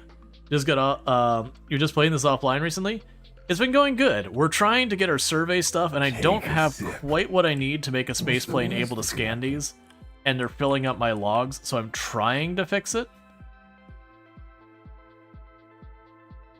I'm worried we're gonna be just too high up. Thank you for the follow. Welcome to the stream.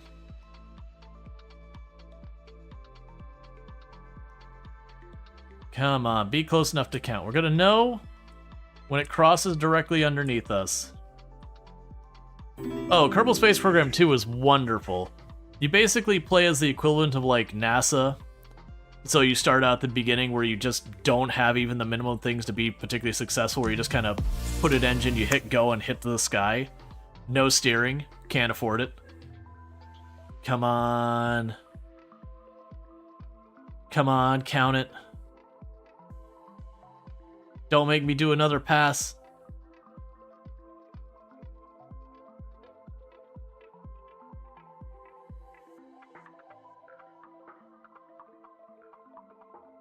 We are too high. Okay, so what we're going to go ahead and do is we were too high up for that to count. I'm going to toggle my map, because we're trying to get over Salvation's, or Salvager's Glory. So you can go to our periapsis, which is the lowest altitude we're going to get. So we're going to add a maneuver here. We're going to pull in the throttle, and we're aiming to get it to be much, much lower orbit. Probably going to try... That's too far. Gonna try and hover right around just over 80. And that should count. You never watched 10 ads before?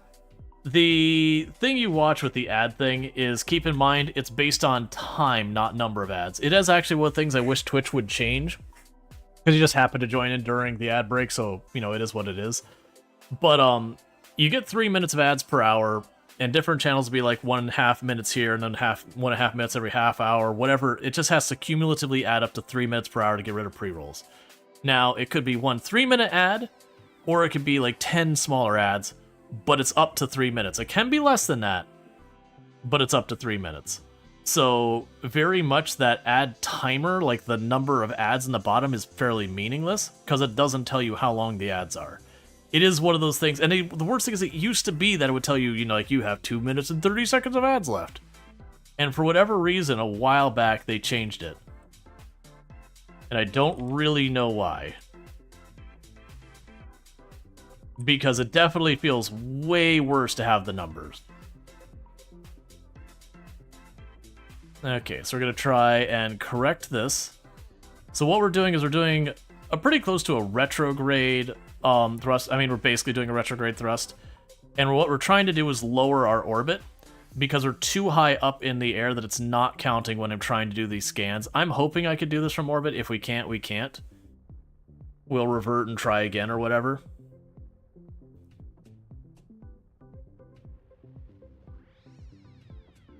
Okay.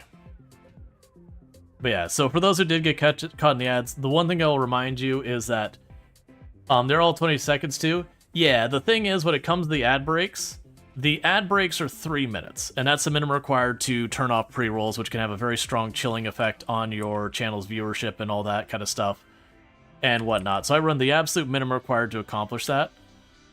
So it is just one of those things when you're looking at that.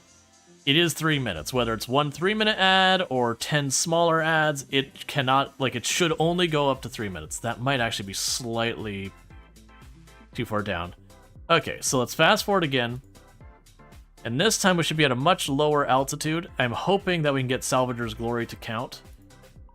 If not, I might have to actually skim where we're in atmosphere, which would be a hard to sustain thing. I'm just trying to get these survey things done. If we can't, that means we ignore that and we rendezvous 2 vehicles. You'd rather have 10 ads than just one? Yeah, no, I was saying it is a thing, though, that a lot of people see, you know, ads 1 out of 10, and they, you know, throw their hands in the air because you have no idea how long the ads are, and so it sounds truly terrible, but it might literally be the same length as you have otherwise. Okay, so we're going to be going over Salvager's Glory again. That should be close enough to count.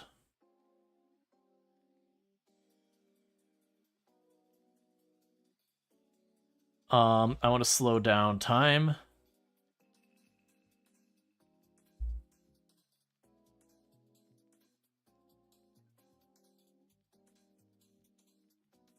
We might also be able to get that one as well.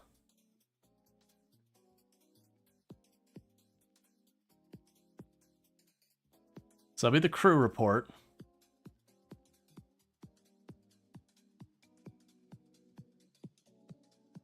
Yeah.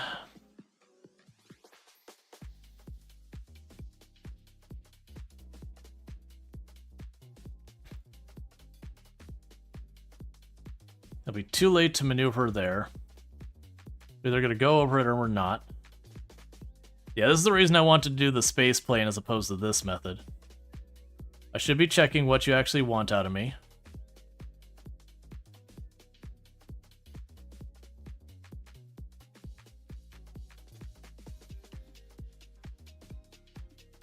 Okay, will it count?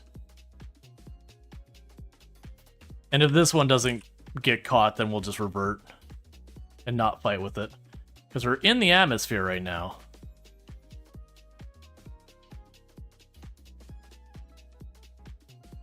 There, okay, that one counted. Cool. So that is one done.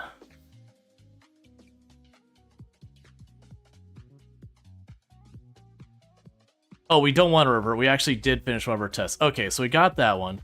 So let's go look at what the next point we can go ahead and do that.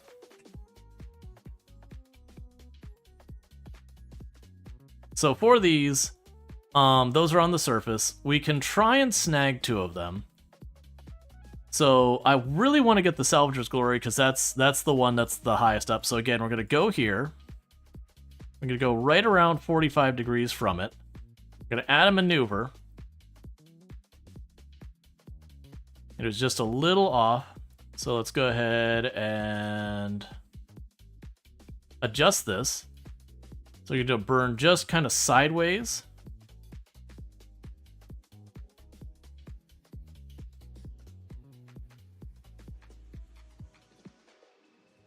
And that should be fine. Let's go ahead and get our ship turned to the correct direction we need to for the maneuver. Fast forward till it's time to do the maneuver. It's not a big maneuver, just a little one.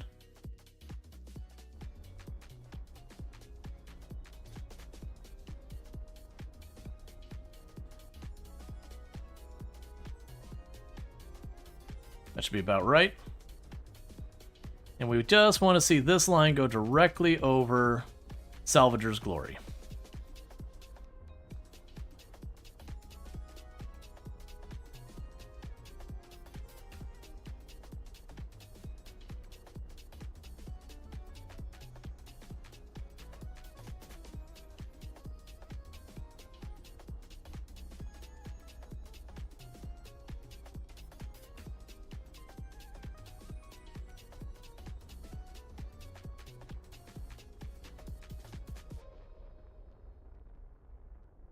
And we're about to hit right on target. And that's going to be a crew report we need to do for that one.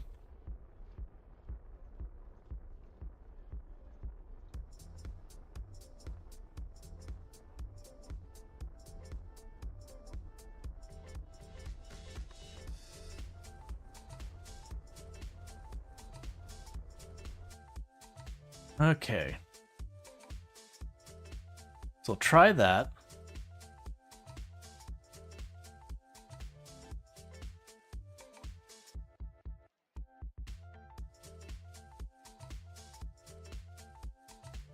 Then we can go ahead and get the next one going in here. So I'll try to maneuver and get some of these other ones. Because the deal, if I aim it back here, I might actually be able to change my orbit to cross those.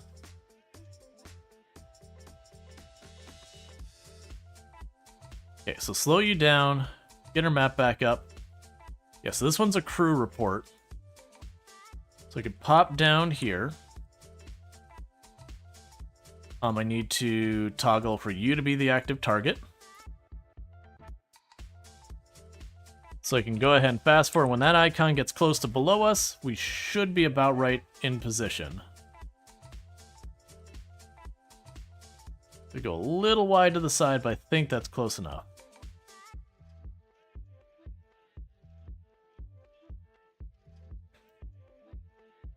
Oh, come on.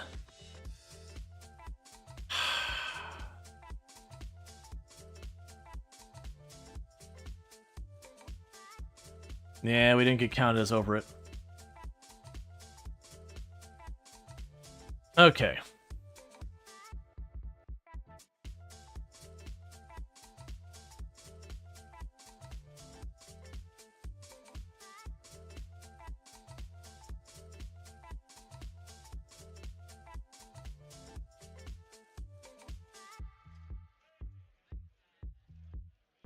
Same thing.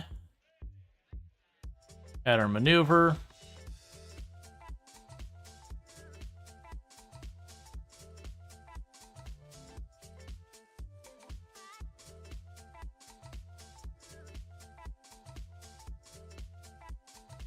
Yeah, so I think it's actually down there is my problem.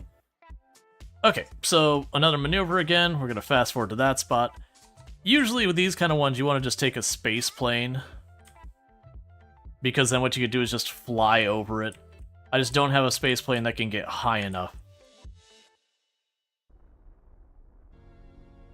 Okay, so be about right there. And then my hope is, once I get that, is I can get over here to start cutting across multiple of these in a pass. Like, get 2 or 3 of those in a pass. Probably 2 is gonna be our best bet. I got plenty of fuel for doing this. Because it does have a decent amount of mercy. Now, one thing that is a downside is I keep deorbiting myself a little bit, but I think that's fine. That also means if I goof up and I use too much fuel, that we can actually recover from that. Because the friction on the atmosphere will deorbit me.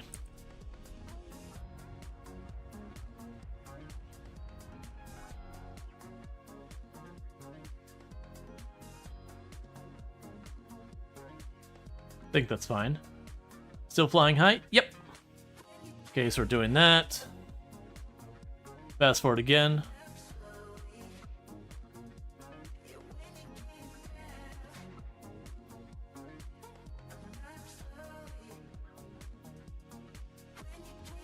It'll come around here to get our survey data.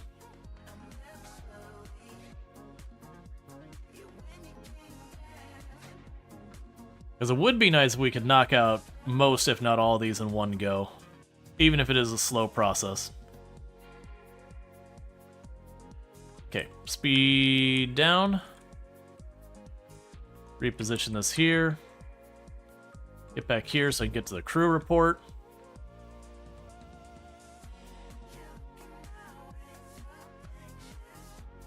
Still not quite on target, but probably close enough. Please? Really?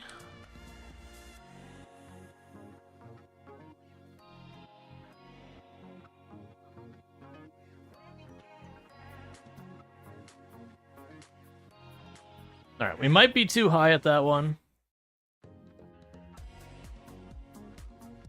Why does it seem like every other pass we're that much farther off? Let's instead try doing it from this side.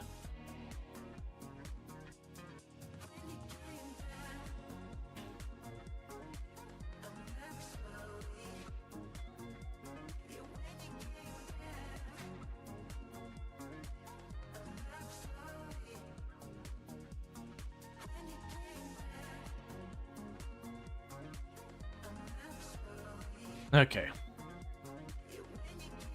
So I'm going to try and do a different maneuver.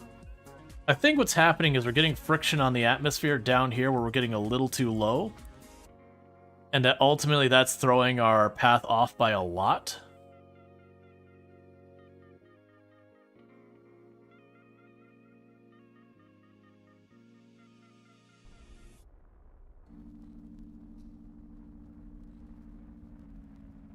Okay, that should be about right.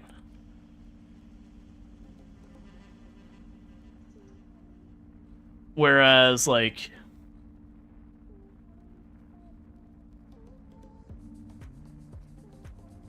Yeah, so genuinely... Okay, so this one we're getting our periapsis to be a bit higher. Which that might be another thing, is that I might have to keep it under, like, 80,000. I don't know what the cutoff is. You can be pretty high. That I've come to realize. You can be pretty high up in the atmosphere and it still count.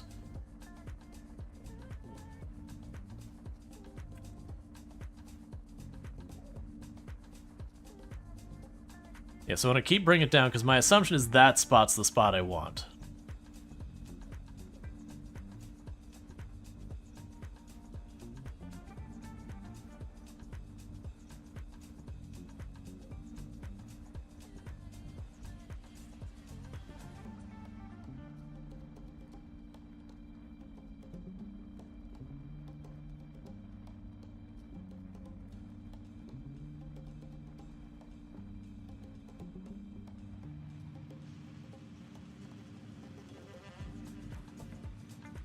Okay.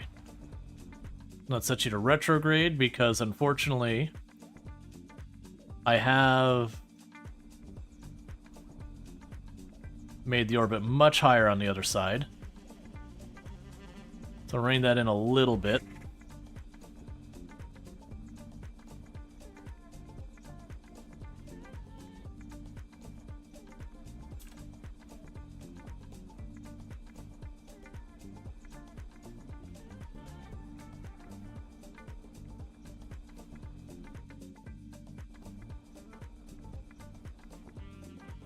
Okay, so put the periapsis right around there. Okay, so let's try this again.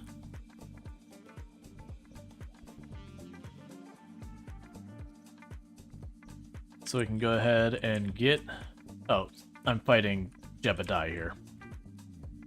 Get that set as our spot. And we can fast forward again to getting that crew report in there. Right now, get you out of the way.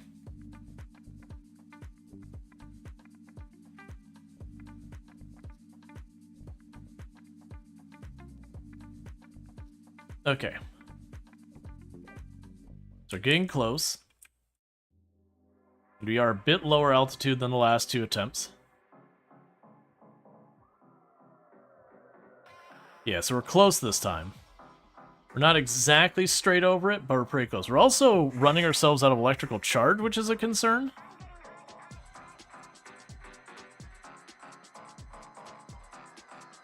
Come on, buddy.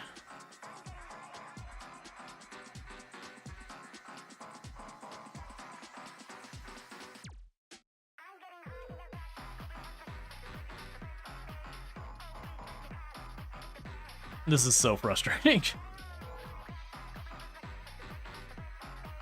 Yeah, because it's just always farther down. Every single pass.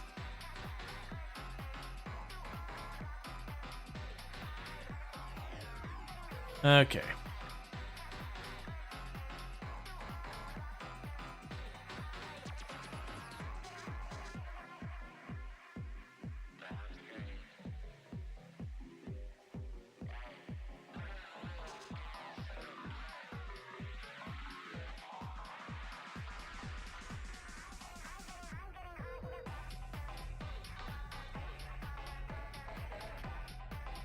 There we go. May I fall asleep? Oh, that's fine. Make sure you get your sleep. Okay, so this is going to take us higher, actually.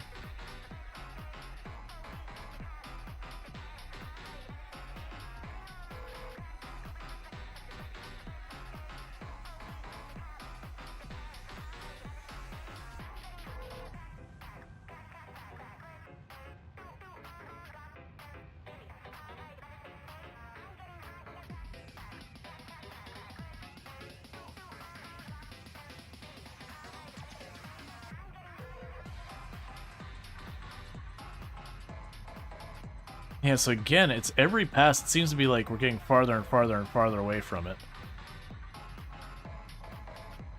Okay. So with that, retrograde again.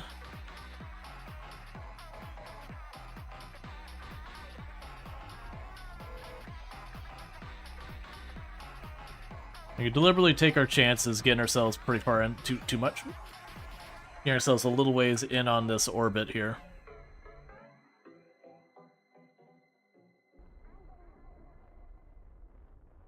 Okay, so we're going to be below 70,000 the entire time, so we're basically deorbiting ourselves right now. Okay, so let's try this again. And like I said, if this doesn't work, I might just deorbit us and be like, forget about it. It's really meant for space planes, but I just don't have... Okay, switch you to this, do this, grab you. I just really don't have a space plane capable around.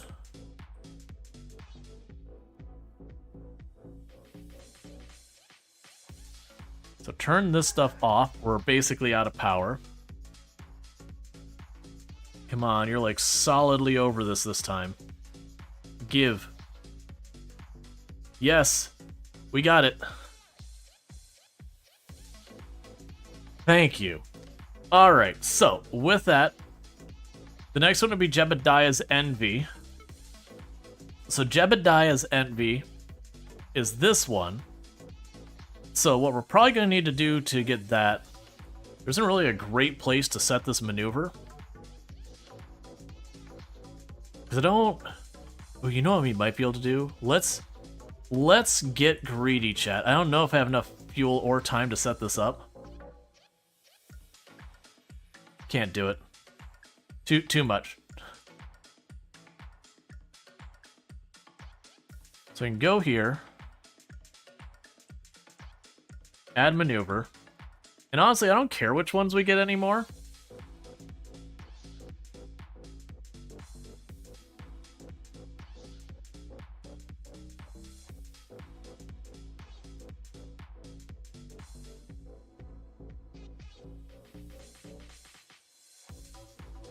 Okay, so that would be for this one. That's Jebediah's Envy. So let's get over there. Try and set up to hit Jebediah's Envy.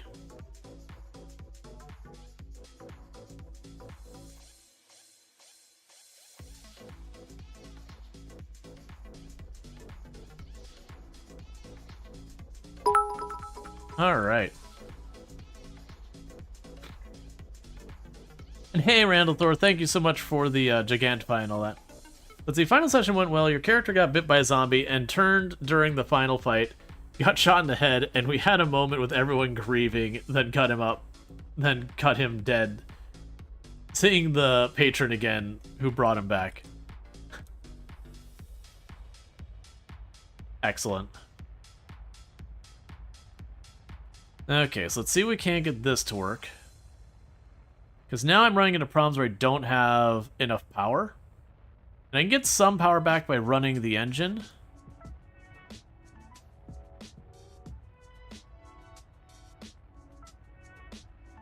I think that's about right. So kill the SAS. So that looks about right for that spot. Okay, so let's get around this planet yet again. We might actually be too high up, and I don't think I can kill the altitude in time.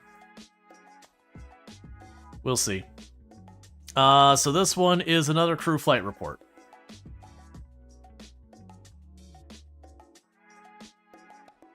You don't appear to be anywhere near on target.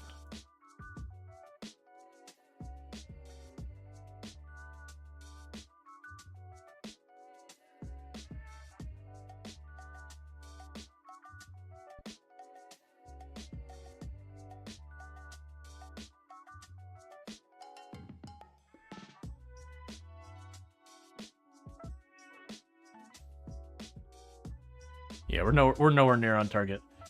Okay. So we're gonna need to do a maneuver again. So I can go here, add maneuver.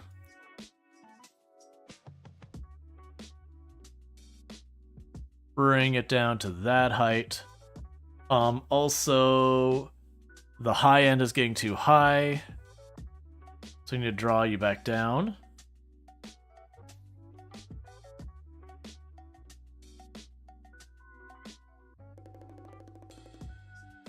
Alright, we'll try that.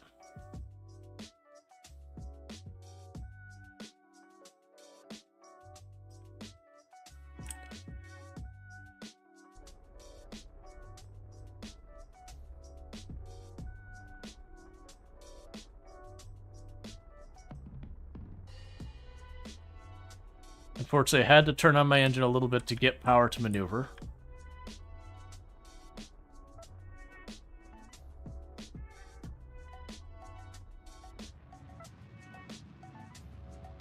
Too much.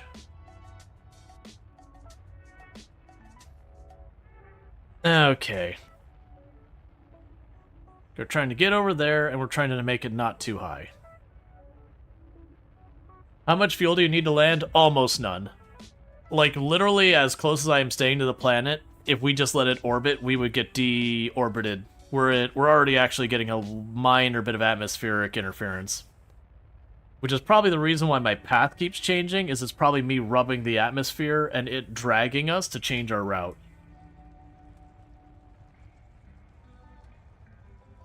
Okay, so stop that. Kill the maneuver. Fast forward till we're about in position.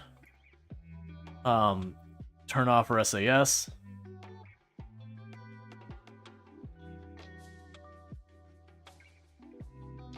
Yeah, so you can see that is slowly changing course.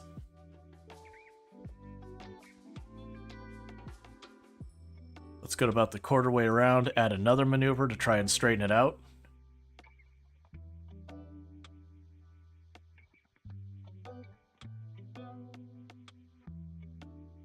Okay.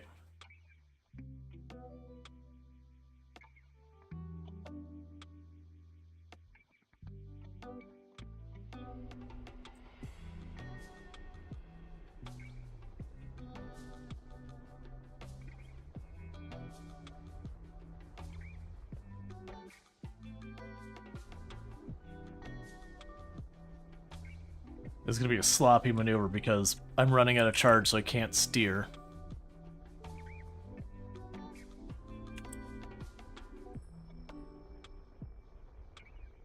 Okay, so we're down to probably our last maneuver or two.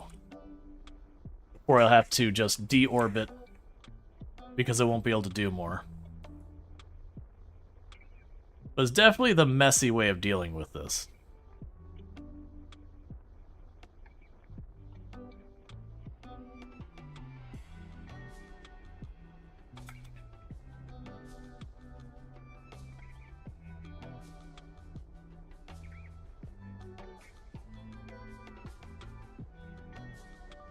Okay, we got that. Take you off of this.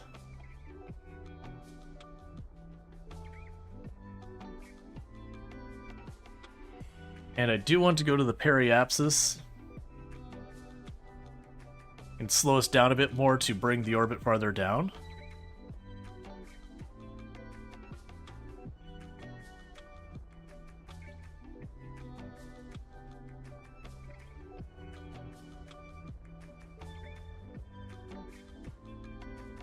Okay, good enough. All right. So now we can go ahead and remove the maneuver. That's looking pretty good that we'll be able to snag that one on the go by. If I can at least get some of these higher ones, that helps a lot. That'd be another good one to get, is if I can get this sector Q, whatever it is. But like I said, we're running out of the ability to do maneuvers. Yeah, and you see it's still starting to shift us up. I think we're close enough, though, it's not going to be able to shift us enough off path. The good news is, interestingly enough, it might actually shift us into position for that next one.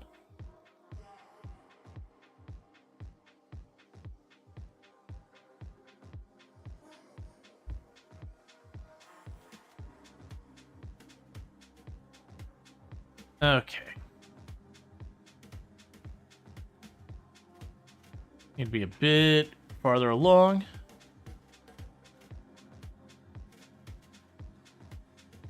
Oh, okay, yeah, Kerbal is the one moving. That's fair. Crew report. And done. So the interesting thing then is, since we keep shifting up, I should, in theory, just shift up into that.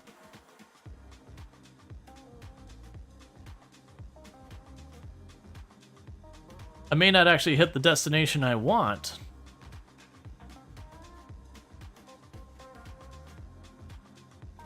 But I could probably shift into some of these.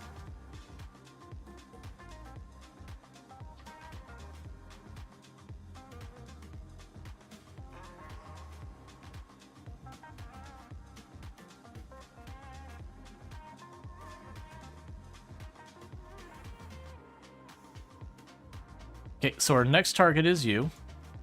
We shouldn't have to maneuver much to make that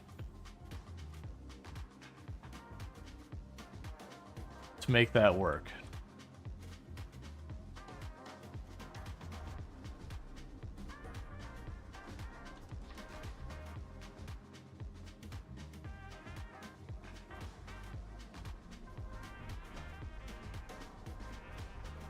This is a real big mess.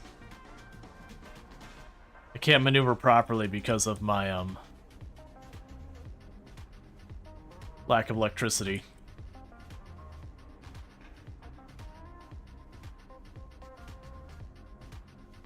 I'm gonna try and get both of these. Okay. So first off, we have area CB72. So area CB72, I need to take a crew report. So crew report on CB72, pressure reading on the other one. I don't know if we can get both of these, but we're going to try.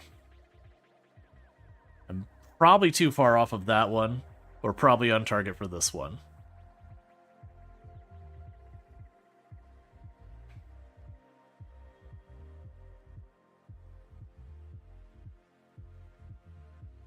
Okay, so you're a crew report and all that.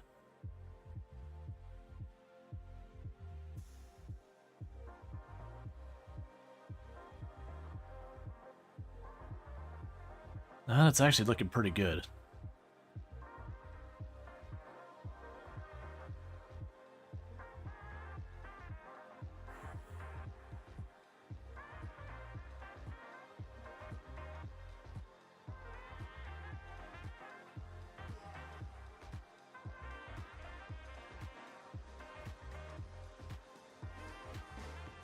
It's a shame I can't really rotate to see what's going on with that.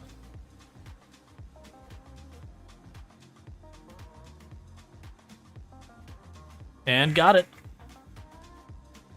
Cool. So next one's a pressure reading.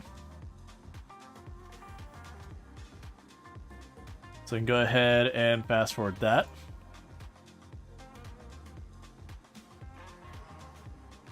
And honestly, the next pass might just take me to the next one in line, which is excellent.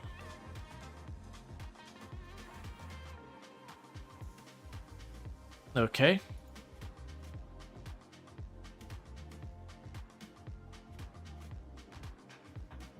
Alright, got that. Okay, next contestant. I think genuinely, if we just do another pass, that should put us about the right place for this one. Another pass for this one, and then that one I might have to fudge the rocket just a little bit to not make it take like 10 passes.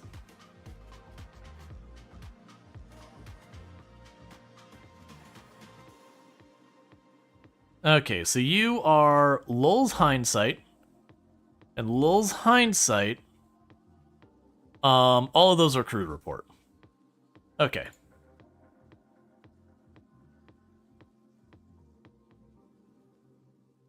That should be close enough, I think.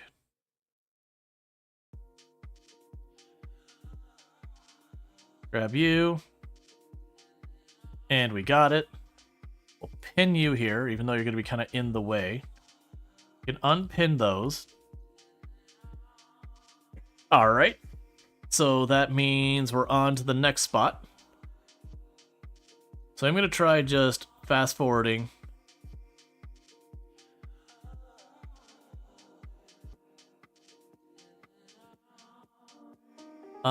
That looks like it might put us just about on track.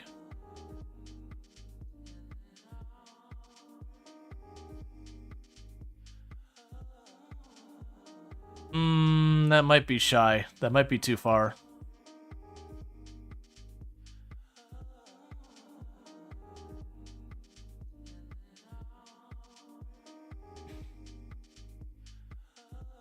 Yeah, okay, that's too far.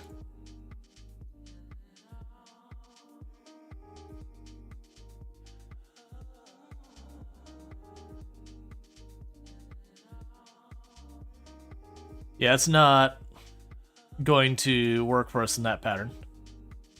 Any suggestions on a new game you're looking through the Steam Summer Sale? Oh, I'm sure people have a lot of suggestions for it. I haven't looked at the Steam Summer Sale too heavily.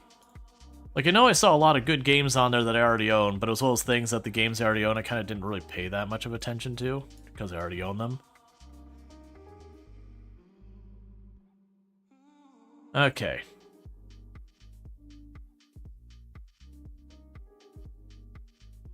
Let's try to get over here, see if I can't maneuver for these last two. We get pretty close to the time that I'll just crawl the other way and drop us out of orbit if I don't. If I don't hit these quick.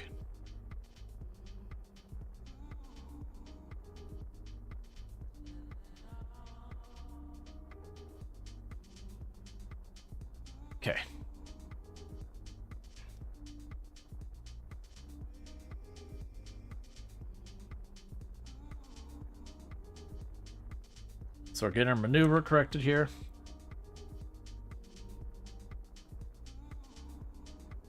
Because it'd be good, because I literally only have that one left. And that'd be all of the surveying stuff done.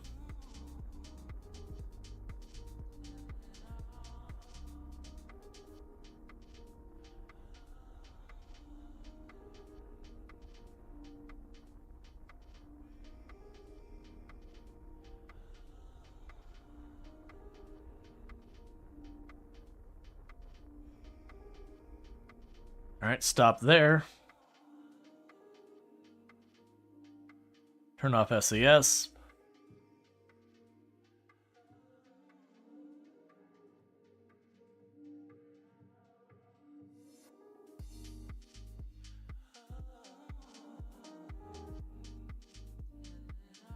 Delete the maneuver.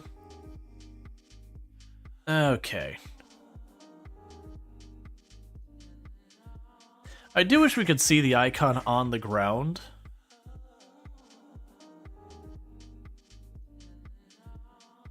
It'd just be kind of a nice touch.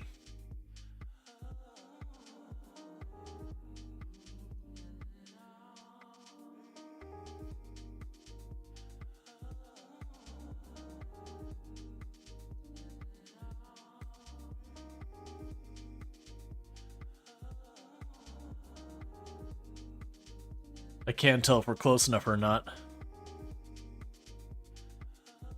Oh yeah, we overshot. Okay, well I think we've got to deorbit ourselves, unfortunately. So, we got what we can. I just don't have much more fuel. So SAS on, retrograde. So we're going to go ahead and just give ourselves just enough throttle to give ourselves power.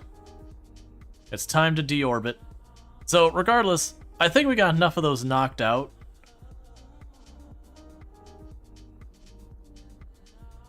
To make it worth our while.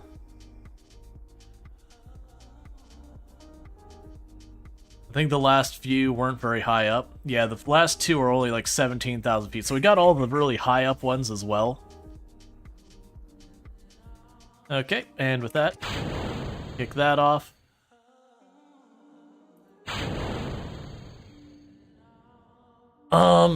We have a problem though. I have no battery to control this thing.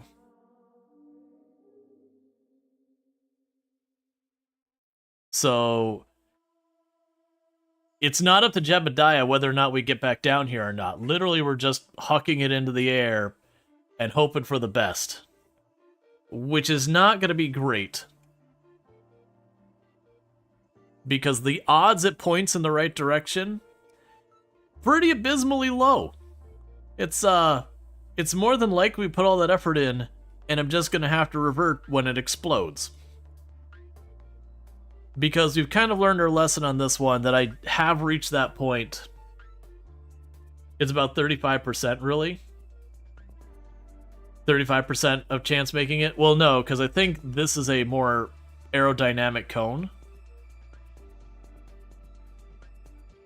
So it's going to want to point the pointy side towards where we're coming down, where I need it to be on the other side. That said, we might get lucky and it might just not have so much mass that it slows down fast enough it's not too big of a deal. It is a shame. Now granted, now that we've kind of messed with that, we could probably get through almost all of those a lot easier this time. But yeah, so I think we've reached that point. I'm probably going to want to put like a solar panel or something on here.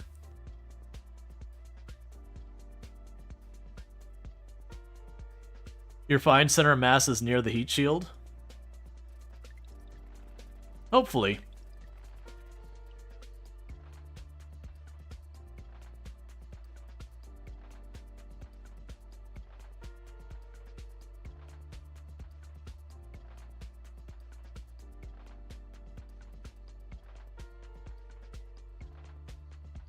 Yeah, we've already EVA'd out here. It's not worth the risk of starting to EVA, get caught in the atmosphere, and peeled off the rocket.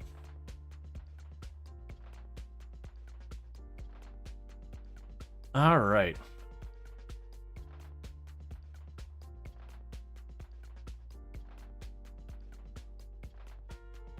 So needless to say, We got a lot of boxes ticked. But yeah, I do think the better thing is if I can get a space plane, then we can just go over and just fly over that, but that's gonna take like ramjets and all that. Still, the good news is we can knock out a bunch at once, because that's what, 5, 6, 7 of those. Then we also did the hammer thing. So we did knock out a lot on this pass.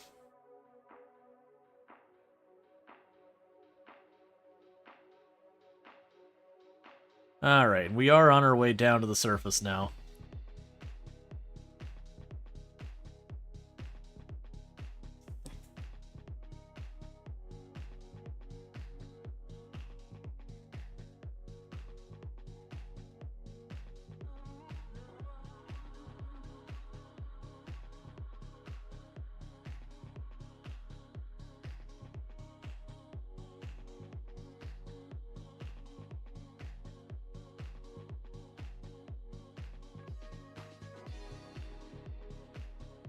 I also could have turned off SAS and just full burned the rocket that last little bit.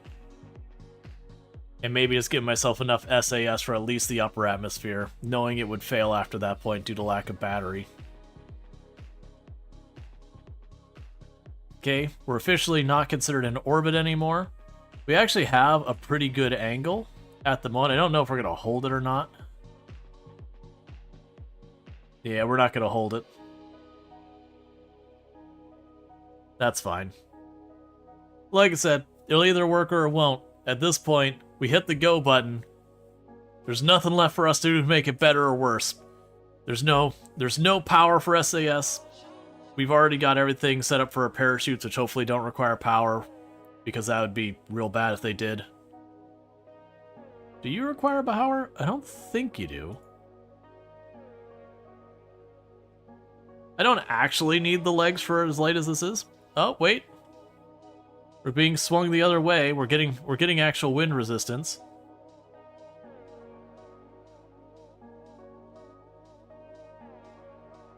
It might actually, because we're swinging back and forth.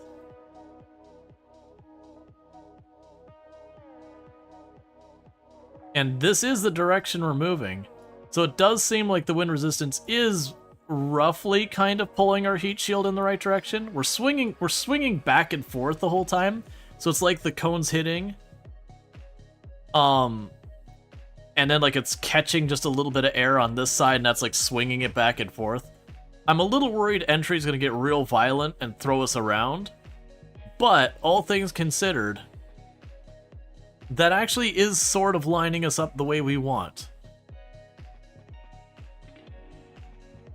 So we might be okay. Because I don't think we need to be perfectly aligned or anything like that. We just need to not be the opposite of aligned. Because as long as our parachute survives, I imagine the rest of this will be fine.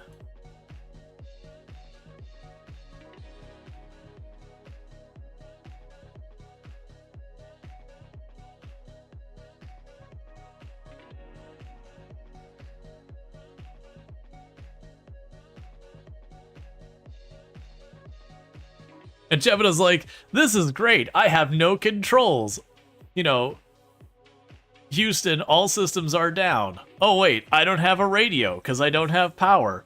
Literally, I'm just sitting in my chair in silence with no ability to call home and wish anyone, you know, my final prayers or anything. Literally just in a completely dead capsule that's either going to make it or it's not. And there is a whole lot of bumpkus you can do.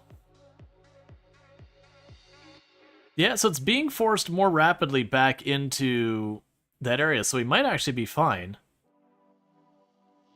That just the nature of the shape of the pod here is just kind of swinging it the direction it needs to be to survive. All right, here we go.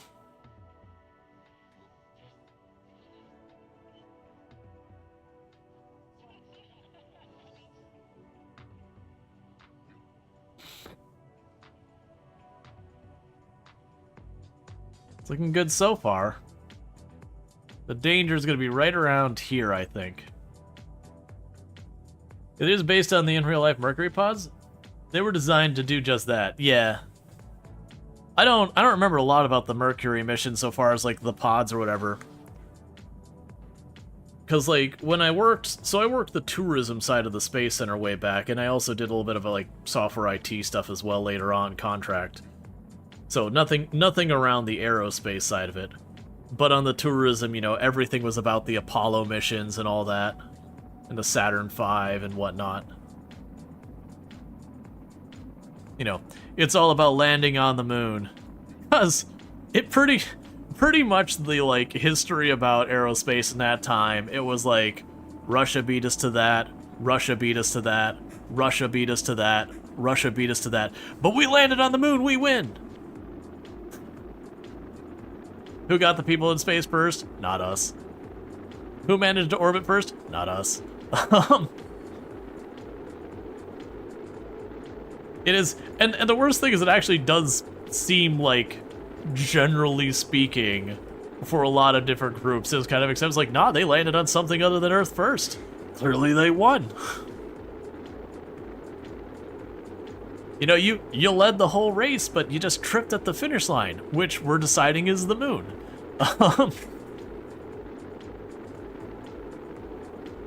Which isn't me trying to take away, like, the monument that is landing on our celestial object and everything. It was just kind of funny that, until that point, really, really very genuinely, the US was just getting beaten hand over fist in just about everything when it came to space exploration. It was until then that almost all the firsts were not us. NASA had a real rough start. Something like rocket science is hard or something.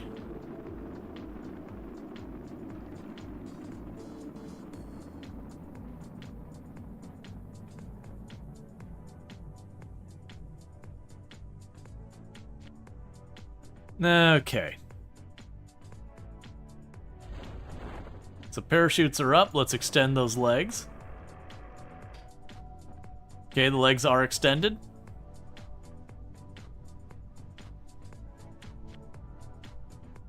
The heat shield is no longer needed. Yeah, it's fine. That's not enough weight to matter. I can't see at all what's happening because nighttime. There, you've got a nice, lovely background.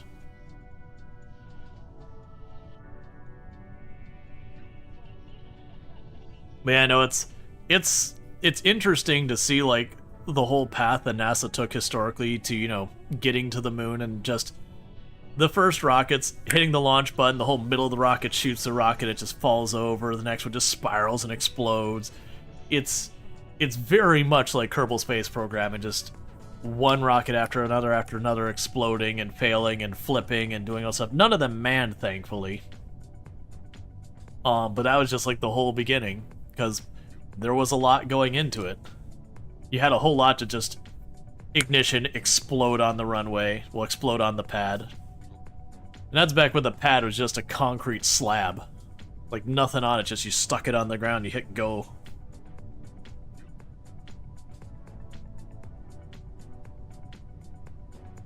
I can't see. Is there a brightness setting for night? I could really go for a brightness setting for night. Because while it's nice for it to be dark and all that, it also really sucks for it to be perpetually dark. We'll have to... Yeah, I'm not seeing anything super obvious here, but I'm going through really fast, so I'm easily missing stuff.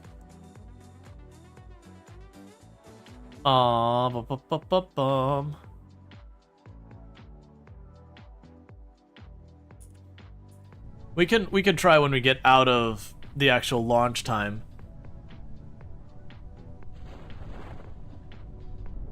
Okay.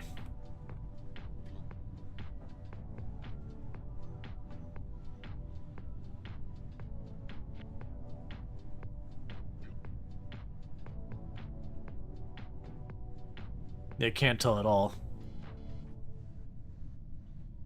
Let's see, but we did get a man-made object into space operation. Operation Blood Bob we were trying to see. What if a nuke's safety trips could survive or not to detonate a nuke while underground and actually send a reinforced manhole cover into space before the Soviets? Oh, that's, there's been a few things that have been tests done on the ground that inadvertently orbited something.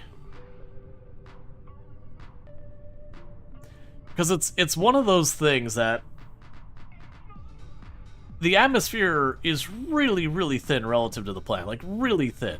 To give you a proportion, if you take a volleyball and you get saran wrap and you tightly wrap the saran wrap around it, if you do that twice, that's about how thick the atmosphere is relative to the Earth. Is, you know, that to the volleyball. It is nothing. Now, granted, that gets into the whole, well, where does the atmosphere end and space begin, which is kind of an arbitrary line because it does just kind of taper off till you stop really noticing it. It's not a very clean, like, you can draw the lines like that's where it ends. It's just kind of like, this is where we've decided to mark it. Oh, we are landed on the ground because we're way up here. Sure. We can go ahead and take some readings on Kerbin's Mountains. Because we're here. You can tell it's 70 kilometers because that's when the music starts playing. Yep. So we'll EVA you.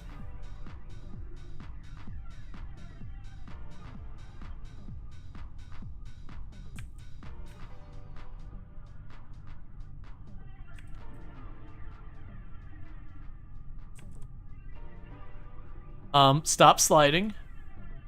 Look, I just wanted to meme.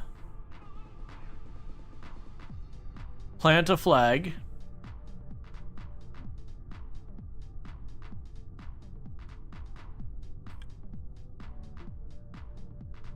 Site name. Where we landed.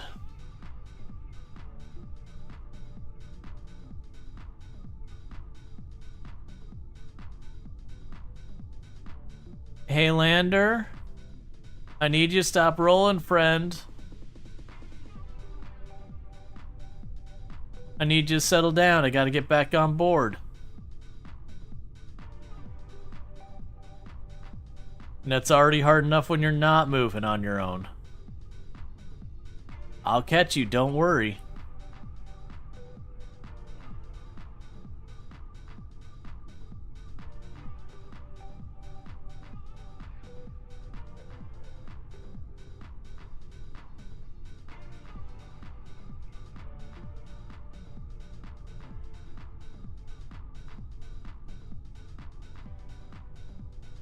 Okay, and recover.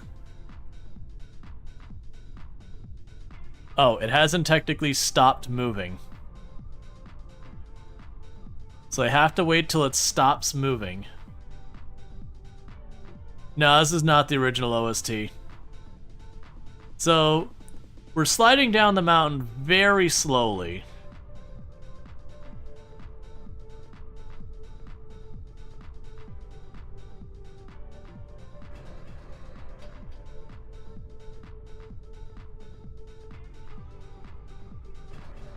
Take a sip. What's the worst that could happen?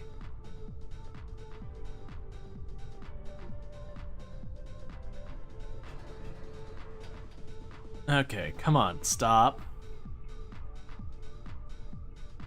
You found the rabbit hole? We spent 4% of GDP to get to the moon. That was $1.1 trillion per year. Oh yeah, no, that was, if you go into that time frame, like, the amount of money we were investing in science and education, like, was very, very significant. Same with infrastructure, too. Like, infrastructure back during that time frame. Please stop moving.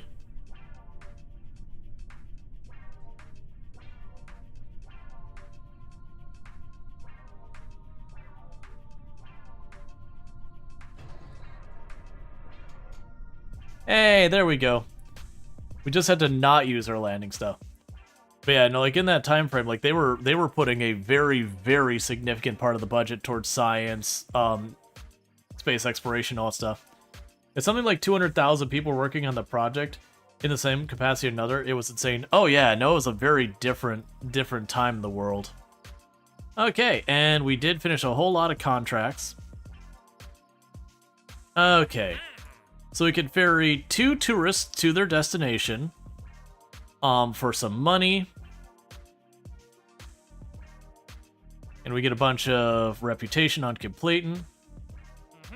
Conduct atmospheric surveys, which I will grab even though those aren't relevant to me right now. Rescue Gin Pond from orbit of Kerbal. Oh. Okay. So this is, they're gonna pay me really good money for this one. So we've actually got a rescue mission.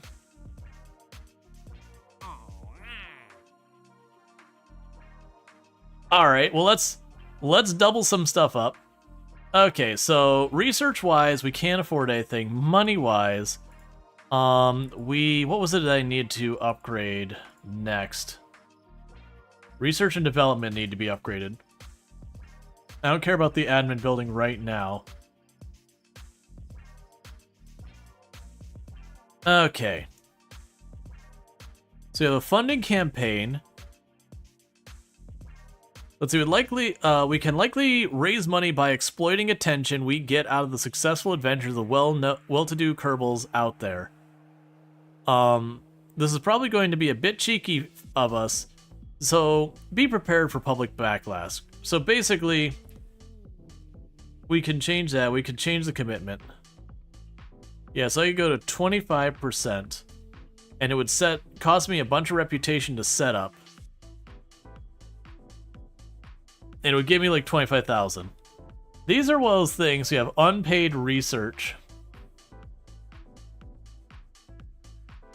And so we can get ourselves a bunch of research for a pretty substantial cost. So I could go here and instantly give ourselves, what would it be? About 100-something research. And it costs a lot of reputation. Outsourced R&D. So that costs a bunch of money.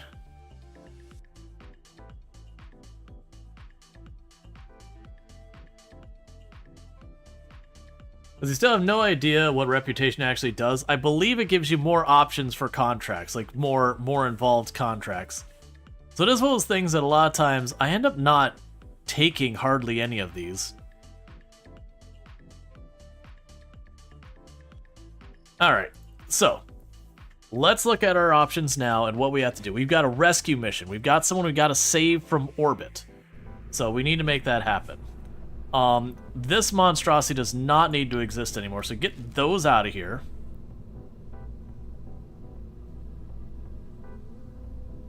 Yeah, let's, change you to big uppies. And save that. Alright, so, we have...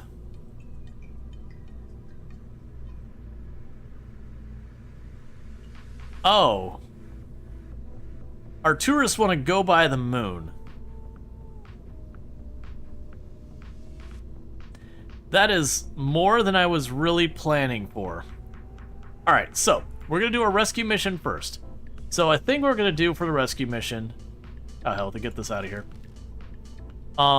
We are going to get a passenger module. So crew capacity 2. Actually, no, that has the whole thing where it's there. Can we... That's the big question. Can I have people climb in... you?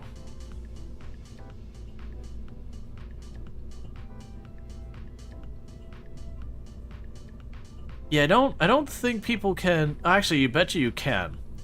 So I bet you what we would do is if we put this capsule here...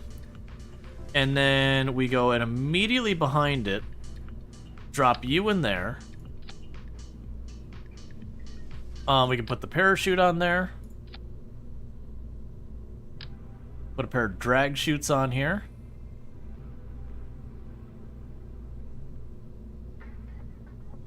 Okay. Pair of drag chutes on here.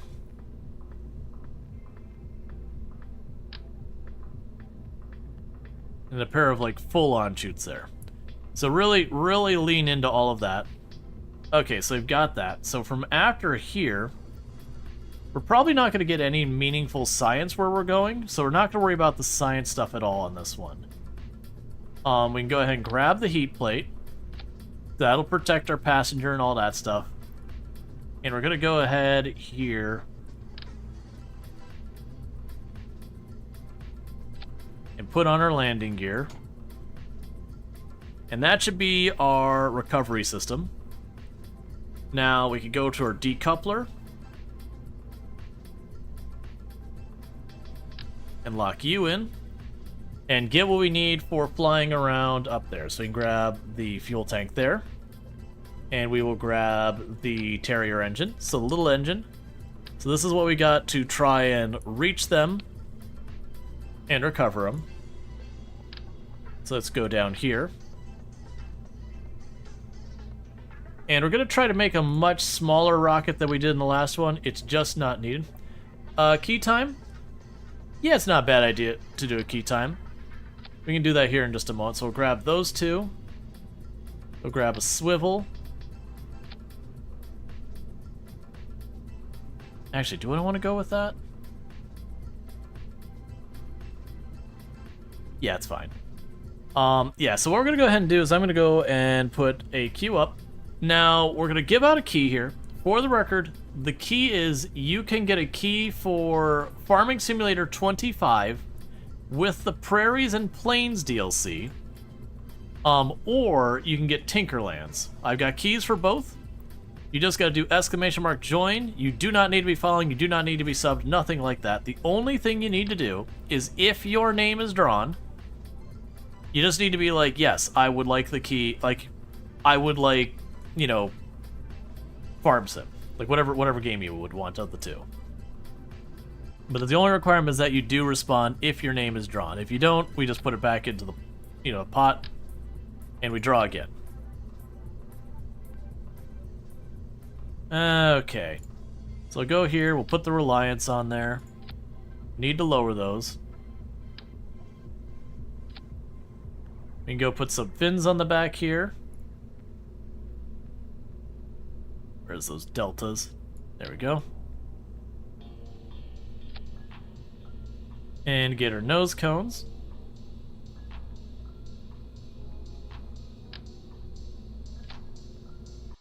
Alright, so the plan's pretty straightforward. And go ahead and move that thruster down there as well. We will grab the fuel crossfeed on here.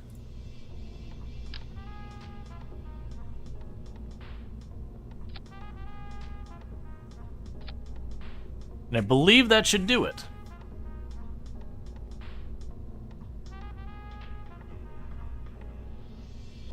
And 2-seater. That's fine. Alright, so let's check. Yep, that'll do. And launch. Something in your head's telling me that the top is too heavy to stay as stable as you want for re-entry.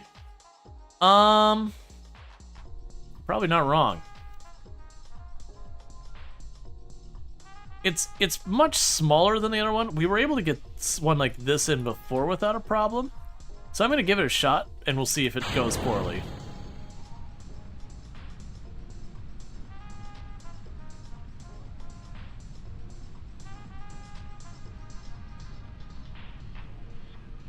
Alright. So we'll keep burning these to send it up. And when those run out of fuel, we kick them off. Because basically I'm trying to make a much lighter rocket and send the whole rocket up.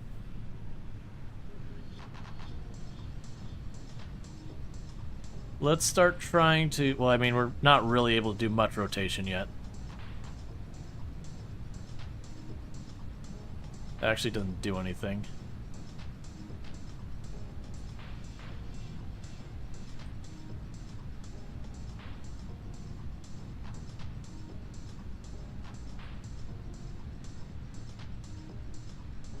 That is not what I wanted.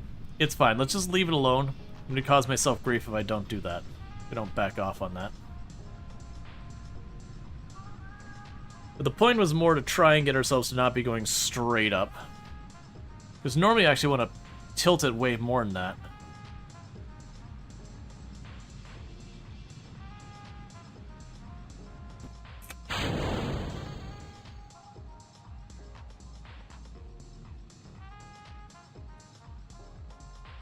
Okay, so let's see where we're at with this.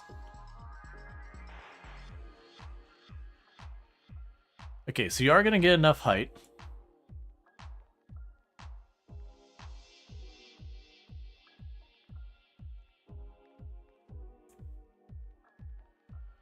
Okay, so first, orbit. Second, we get an intercept course. And it is at only 85,000. So it is going to be a little bit of a tricky one. Because the idea is you want to go in a closer in orbit if you're trying to catch up to it, and a farther out orbit if you're if you're going too fast. So in this particular case, that is a concern. I also don't quite have my angle right, but that's okay. Nope, not down.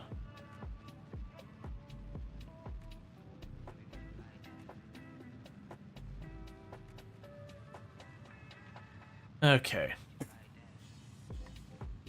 So step 1, get in orbit. Step 2, try and actually get our intercept.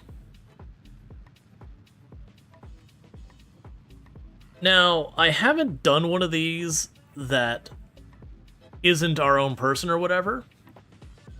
So we'll see how this all works.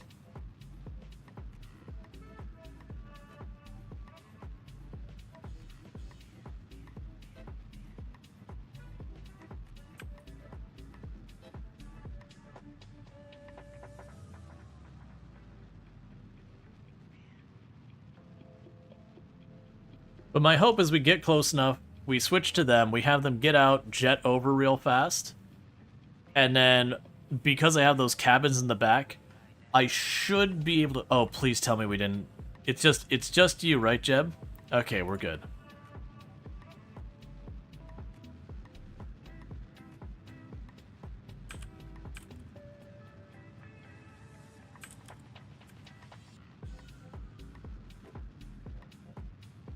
Yeah, so this will be tricky. Actually getting like a full-on intercept is a whole thing in Kerbal Space Program.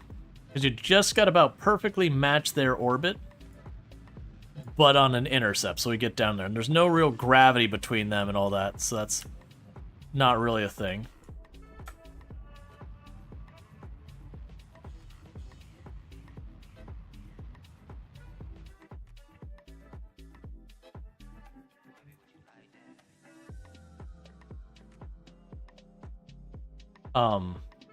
Stage.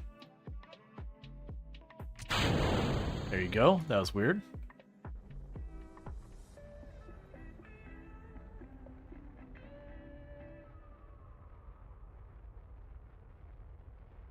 All right.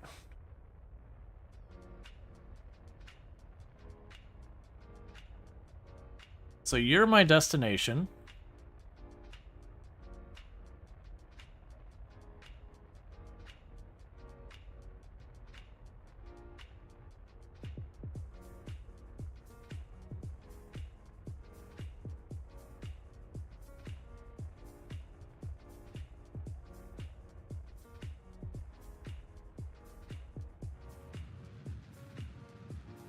Okay, so we're getting our orbit settled.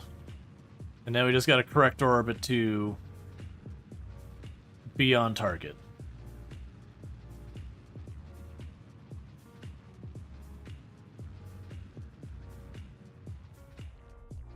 Okay, so our orbits are settled. So our closest meeting point is actually pretty far off. So the first thing we probably need to do is we're going to need to try and get ourselves where we can actually intercept you. Now, as long as we're above it, we're going to go slower than it. That said,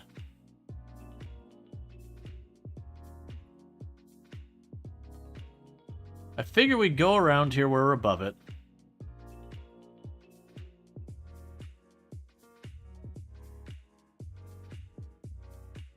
And then set to a retrograde.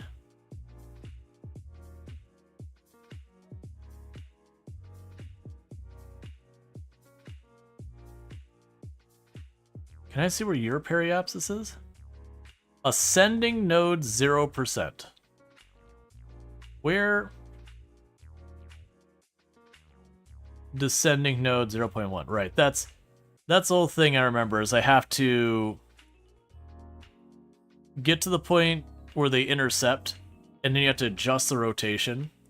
But first I need to get to the point where I'm mostly pacing it.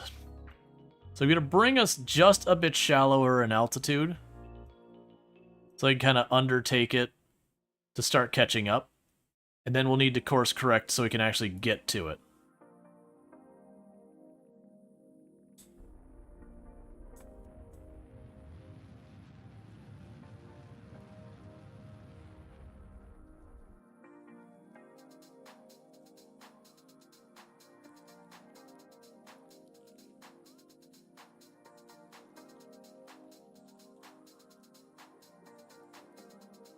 Okay.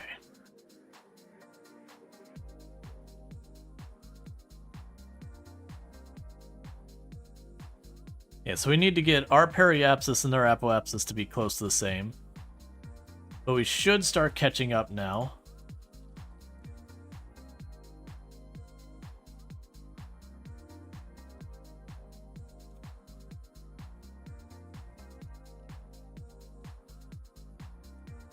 Yeah, so what we'll do here...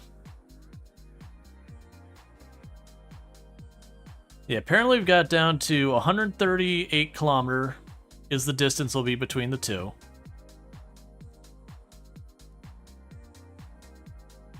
Let's get to its apoapsis.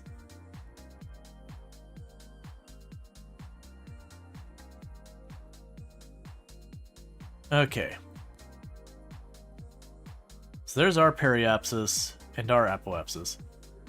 Our apoapsis is slightly too high, and our periapsis is slightly too low. We're going to probably lose a little bit of speed, so I'm not going to mess with it here.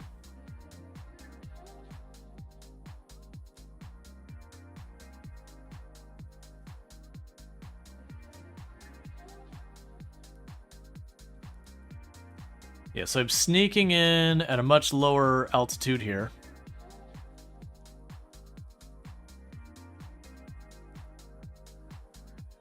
Now, the thing to avoid is the temptation to try and boost towards it kind of thing. Because if you start doing that, you'll actually get farther away from it, because again, as your orbit goes out, you're basically doing a longer lap. So you want to catch up, you actually slow down, which is super counterintuitive. Yeah, so each pass are going to be shaving off a little bit of distance.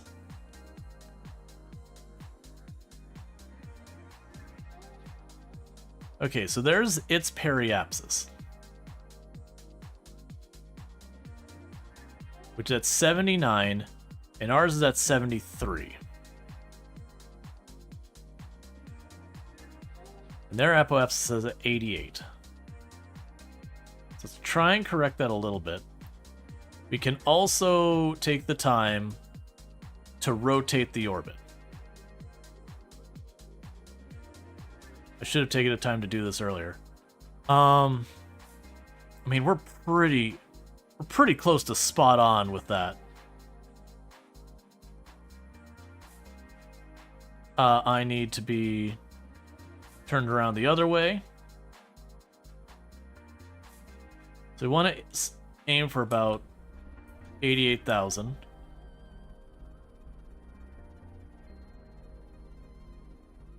Okay. So we did shuffle it a little bit.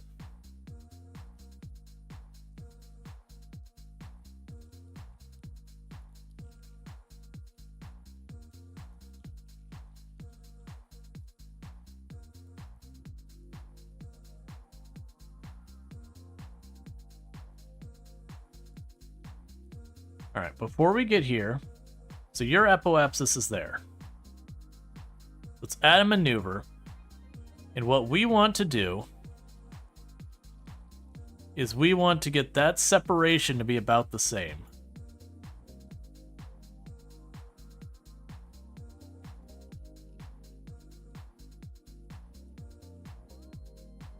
Okay.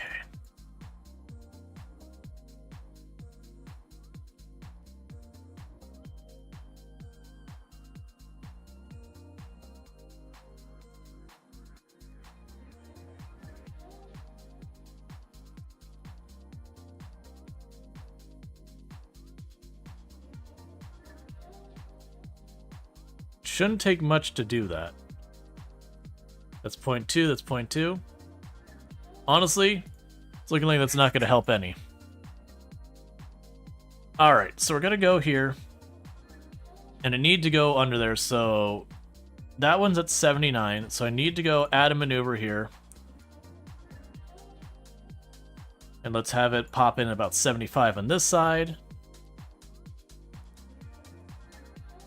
Going to retrograde it.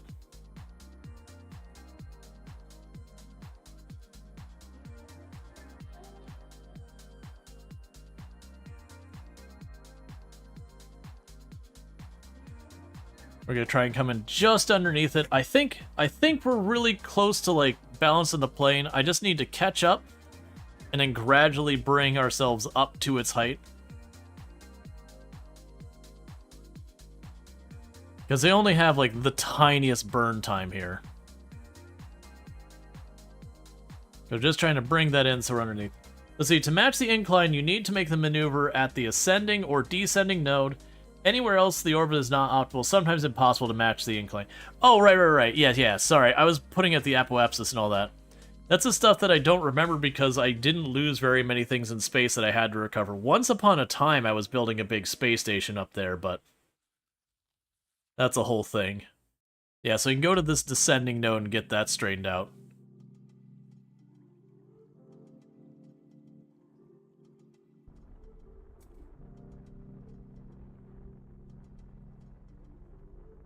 Okay. So with that, we should dip just under on the other side. So let's get that maneuver out of here. So you can go here and add a maneuver here.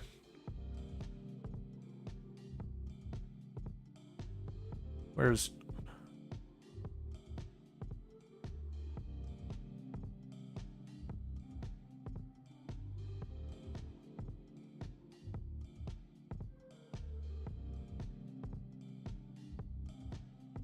Alright, so that's what we're looking at here. So don't fight me on this one. Just gonna go right here. Lock that in.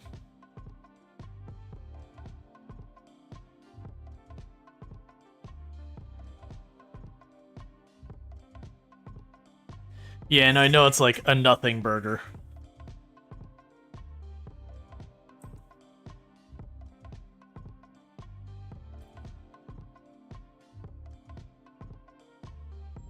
We can give it just a little nudge.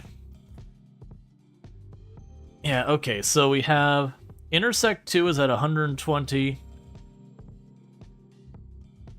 Yeah, so I do need to go and shrink my orbit just a little bit. And the shrinking the orbit just basically boils down to so I can catch up. Because our orbit on this side's slightly too high.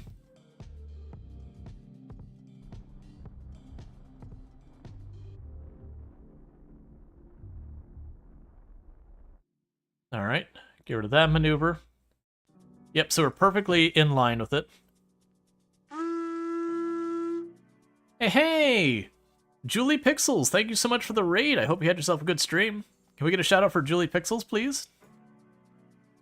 Just trying to go rescue someone for a contract. I hope you had a good stream. What were you playing and all that good stuff. Let's add a maneuver here. So I need to do a retrograde. I'm gonna try and bring it down just to be a little bit inside. Yeah, so what is your apoapsis? 88? Yeah, so it'll be just a slightly under. Retrograde there. We're doing dupes only? Gotcha. Yeah, auction now includes a good time, but thank you for the raid and welcome in, raiders. But yeah, I hope your run went well. Obviously, if you got a raid and run, don't let me hold you, but you're obviously welcome to be here. But thank you again so much for that raid. with all that kind of good stuff. Oh yeah, sorry, you can't use the command. One of my mods has to use it. So give me 2 seconds, and I can go ahead and get that. Shout out. Brain is not doing brain things. Julie Pixels. Planes of Auction not included, so you're looking for that. You can find that over there. Also, web developer and web designer. Cool, we have a lot in common in the background, part of that. With that said, did we haven't given out that key, right? People requested, yeah. So we do have a giveaway going. I totally forgot about it, because I've been trying to fine-tune this orbit and all that. We are doing a giveaway right now for Farming Simulator 25 and the Prairies and Plains DLC, or Tinderlands. If you win, you get to choose between the two, and I'll send you the key over DMs on Twitch. You don't need to be following, you don't need to be subscribed or anything like that. You just got to do !join. We'll do the drawing, and at the time we draw, you just have to be like, yes, I would like Farm Sim. And that's because it's just kind of one of those things that I've given out a key before and had the person said, oh, I didn't want this game. And you just kind of stare at them going, okay, so maneuver's over there. So yeah, we'll go ahead and do that. I think it's how you play Oni on YouTube. Yeah, no, I do stream to both YouTube and Twitch. And yeah, no, we did Oni this past week. We had actually originally planned to do more Oni tonight, but then I played Kerbal the other day, and I was like, but I want to play more Kerbal. So we are slowly catching up to G-Pon's derelict ship. So we get all that going on.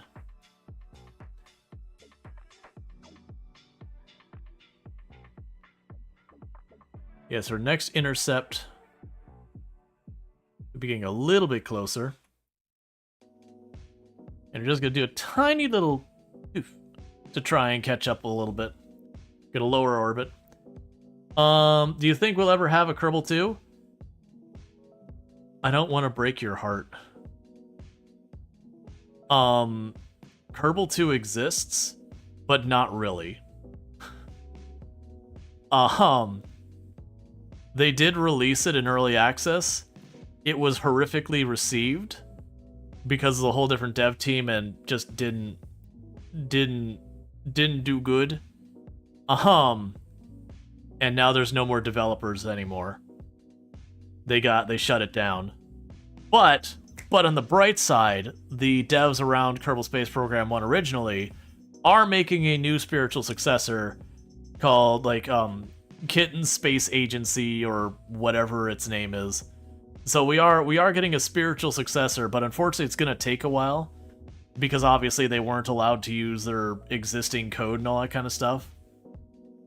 So it is a thing that's going to take them a while to get there. But it is such a bummer what happened to that. Because KSP2 was very genuinely terrible. But for everyone hopping in here who doesn't know who I am, I should probably introduce myself. I am Rual Storge, do play a variety of games here on Twitch. I'm most known for my exploits in Project Zomboid, where I used to hold a world record for the highest kill count run ever streamed at 135,121. Oh, it's not the original devs, it's Rocketworks? Gotcha, my apologies. But, you know, for 135,121 zombies killed in one character, one life, no mods to change itemization or vehicles on sweaty tryhard settings. Now, you notice there's a past tense with that. I am a variety streamer, though, and I do play a lot of games like RimWorld, Project Zomboid I played a lot in the past.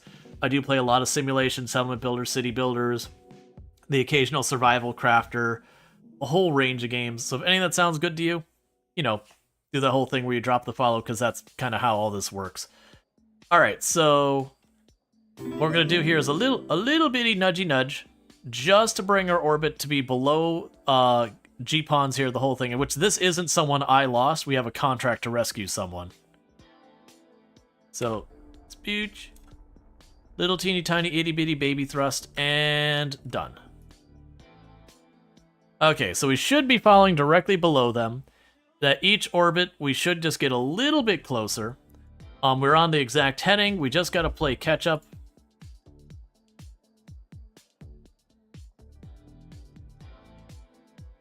And then when we get to the point where we're going to catch up, I'm going to have to just nudge our orbit to be a little bit higher.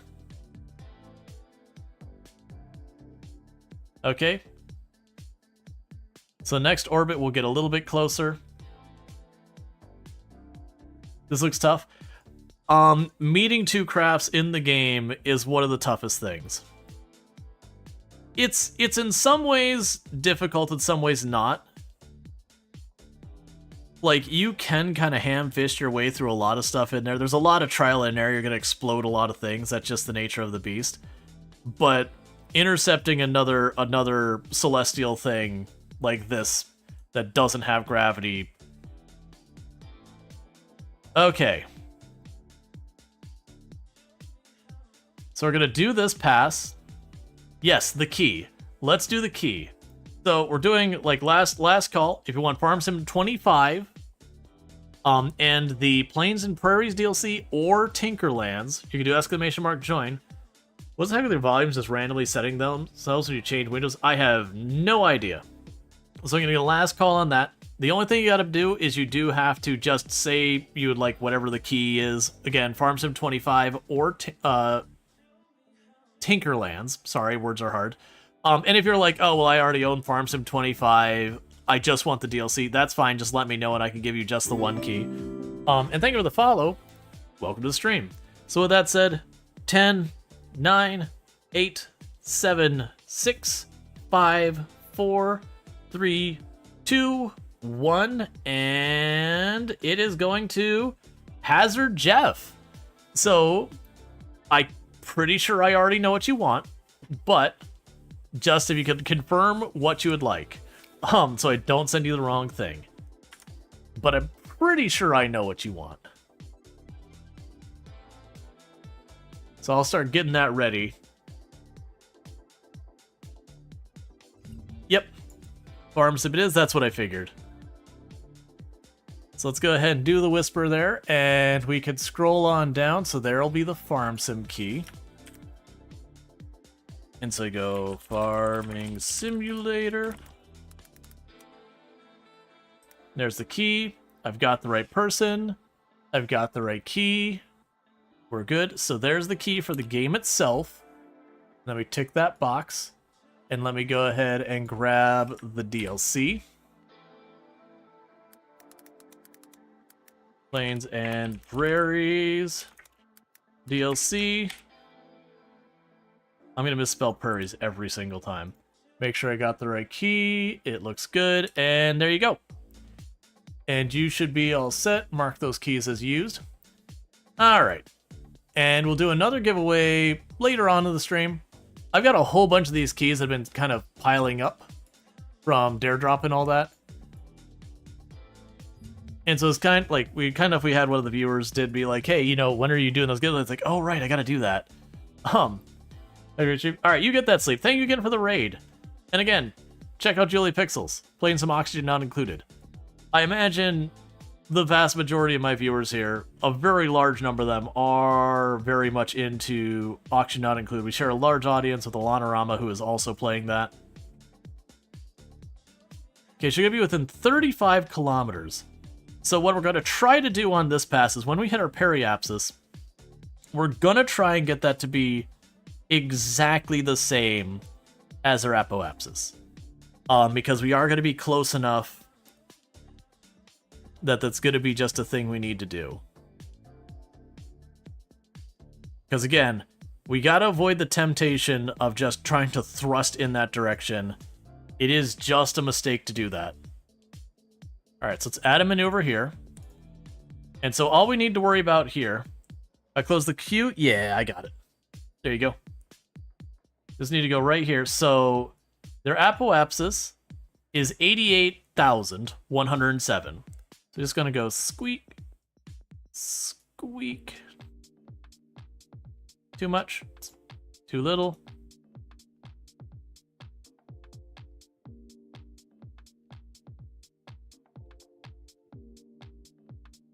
That's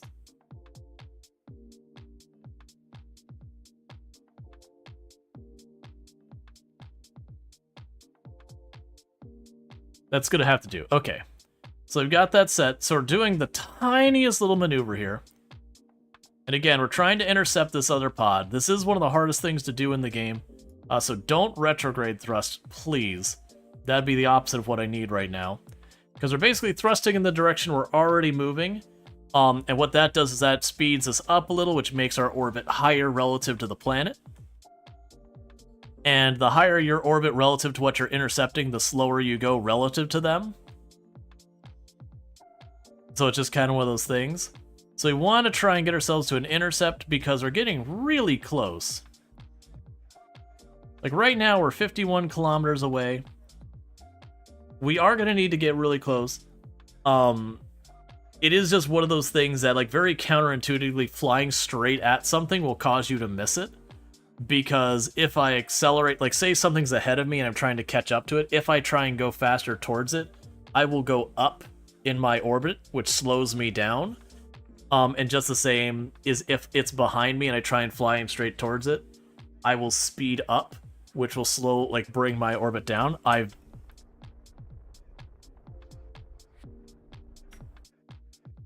That's okay. We're just about on target.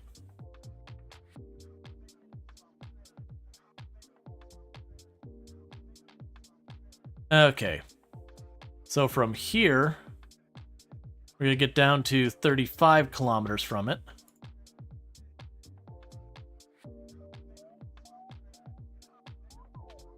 And we're perfect on our circle going around here.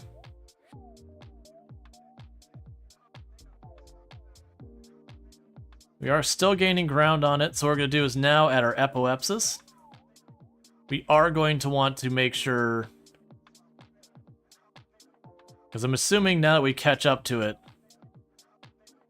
it's going to be worse in the next pass because we'll overshoot it.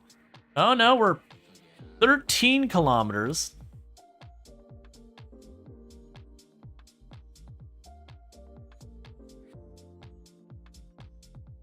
$40 kilometers. Okay, so the next pass will be 40 kilometers apart, then 13 kilometers apart. So we are going to go and let it go for another pass. I remember this whole thing being really difficult.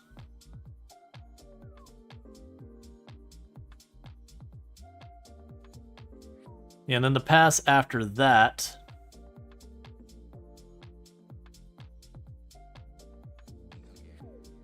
will be 15 kilometers. Okay, so let's quickly flip ourselves around because I should have already done this. SAS, flip in a prograde situation here. That.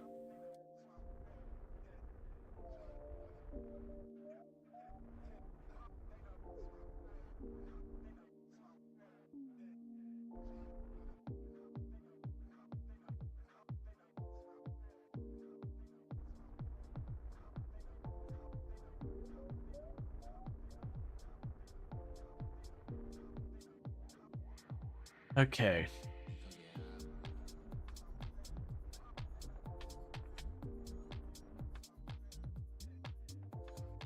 Okay, so we're not quite on target with that. So we are still catching up. We're just not going to catch up as fast, which is why that distance got more.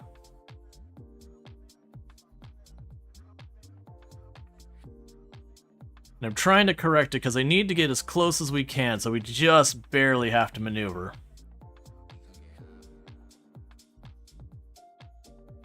So we're 25. This is a new run of Kerbal. We started this, the last stream was when we did the switch. Okay, so we're at 15 kilometers away, which doesn't seem like much. But for what we're doing, that's still tricky.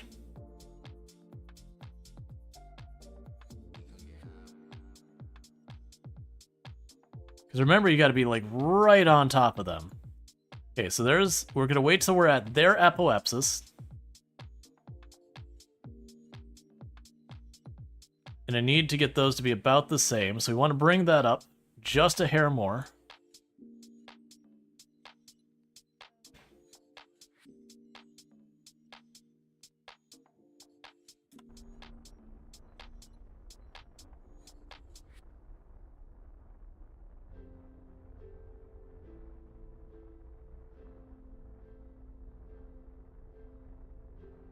I need to do that earlier.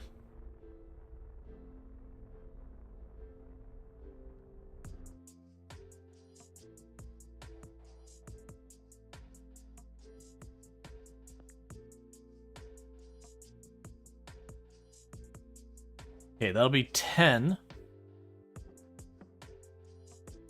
So I think we just leave it alone and we just play catch-up, because we're very, very slowly catching up to it.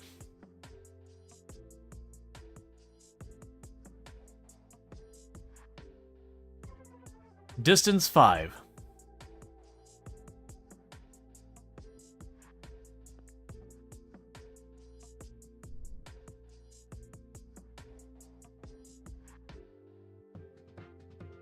Okay.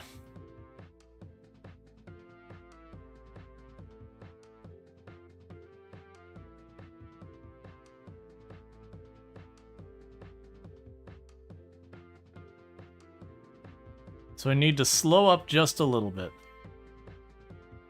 because it's now falling behind me.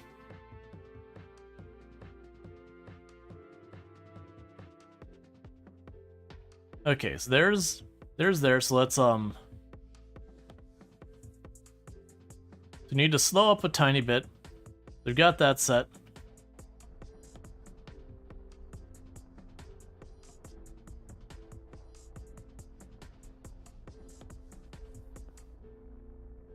What? Why are you... Why is our periapsis going... What? Oh, that's relative to my target. Oh. That I didn't expect. Like, why is my orbit getting all jacked up?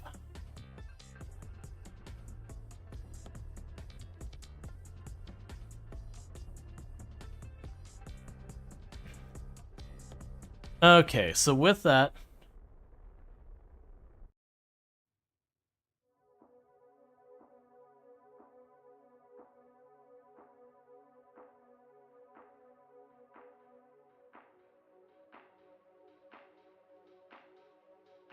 want to keep it so that the target is closing in on us, that we're slowly drifting towards each other.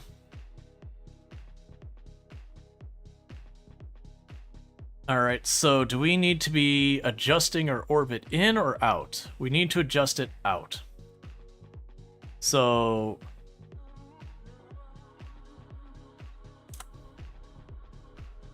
I have no idea what direction I'm supposed to be doing. This is throwing me off.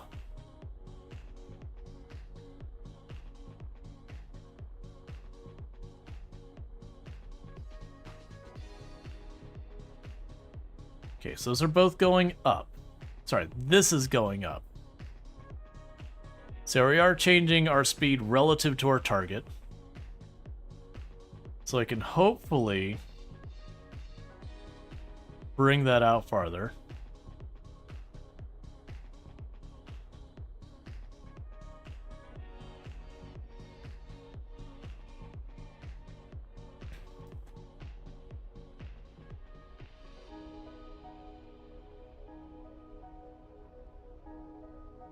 $39.7.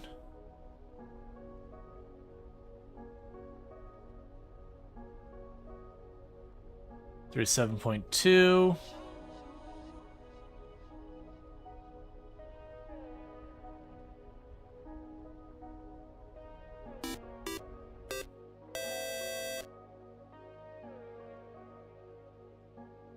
And thank you, Rongor, for the tier 2 sub. That's 30 months you've been subbed to the channel, and a tier 2 at that. So thank you so much for that. I really do appreciate that. You know, going above and beyond all that generous support, it does mean a whole heck of a lot.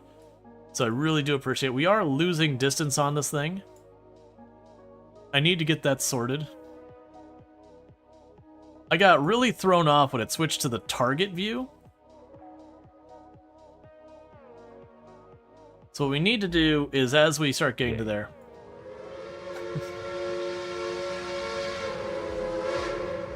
And thank you, Randall Thor, for the 100 biddies. Go. Choo choo. Really do appreciate that as well. Means a heck of a lot, so thank you so much for that. Got game on? Yep. No, when Jeff won, is like, cool. Because you've been here for so many of those drawings trying to get a hold of it, so I'm glad you finally did get it. It's a good time. I hope you enjoy it. Okay, so what we're going to need to do is... Thank you showing off Oni earlier this week. You've lost 65 hours of your life solving a crisis because your dupes are dumb. Yeah, that's Oni. Okay, so if I'm going prograde towards the derelict, am I out of charge? Don't be out of charge. That's a problem. Okay. So I want to be going retrograde to the derelict ship.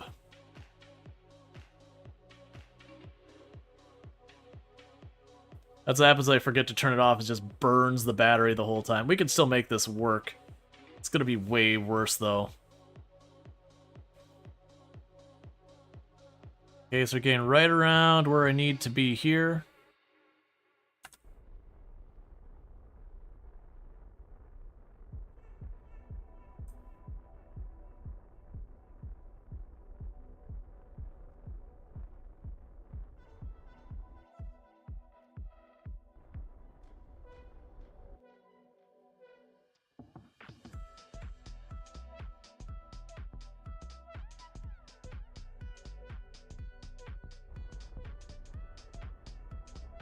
This is a real problem because I can't do fine maneuvers like this.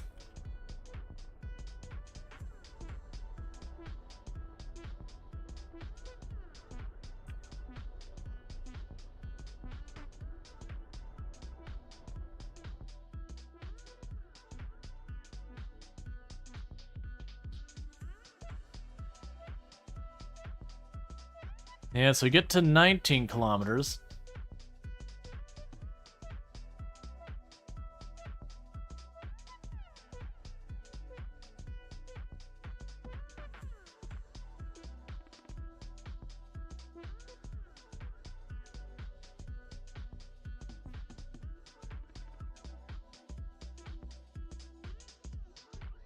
Okay, so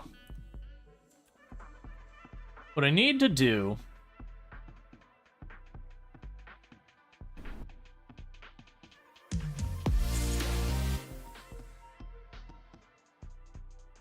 Thank you, Randall Thor, for gifting a tier 1 sub to Space Powder Time, or Space Powder Tim. I really do appreciate that, and I hope you thank you again for that support. Alright.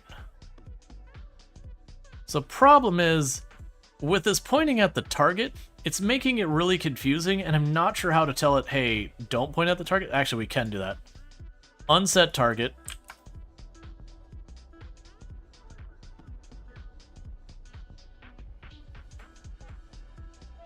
Okay, get me to prograde real fast.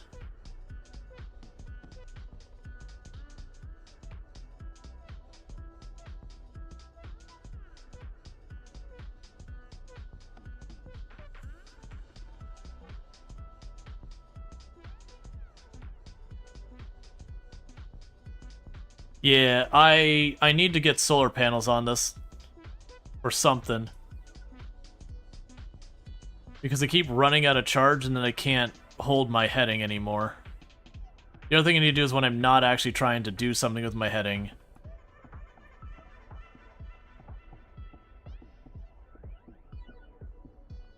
Okay. So it's pretty cursed. Let's go ahead and take that off. Reset our target. So, on one part, I'm going to leave in the dust.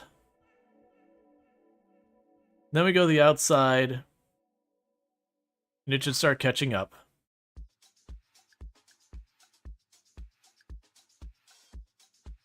Yeah, I'm probably going to have to reset it back, because not being able to control the steering of my ship half the time isn't really going to work. Oh, they're going to get down to 8 kilometers?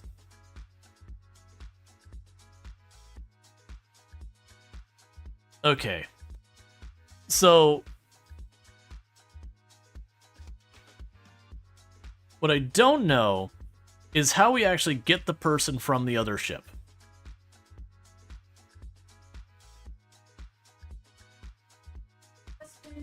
Wifey. I love you. I love you too. Okay, you sleep well. I just didn't realize it's that late.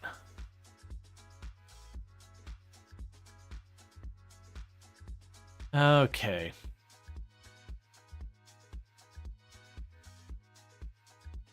So I'm not sure how we actually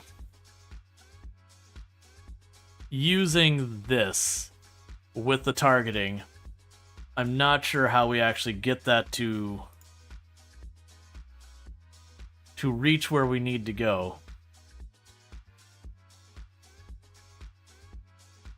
You don't have the docking module do anything.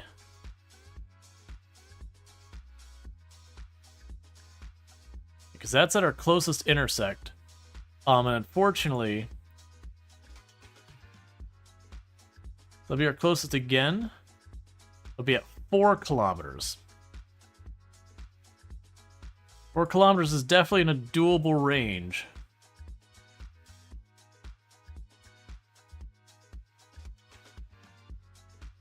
So we have almost exactly the same speed going on between the two of it, just slightly wide in one area, slightly narrow in the other. Okay, but how do I actually get the person off theirs and onto mine?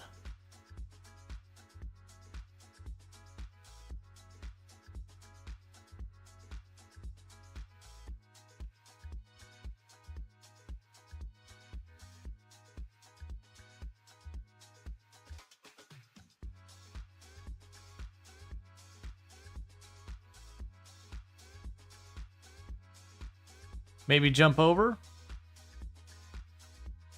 Yeah, that's what I don't know about. Because I need them to come to me, because they have the person who's stuck in their capsule, and I gotta go get the person from here. I'm hoping it's not a thing where they got like a docking clamp and I've got to dock with them. If I do, that's fine, but I would need to, you know, get more stuff.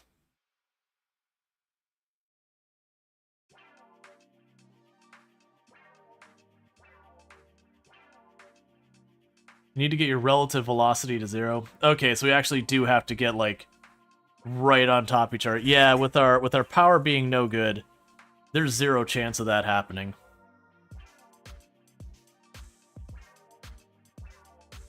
So we're gonna have to probably bail on this, get a solar panel on there, and reattempt.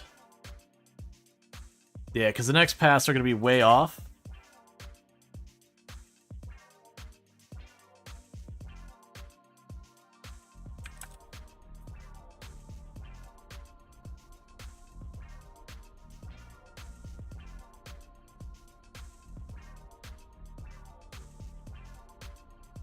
Trying to do this without having any battery power.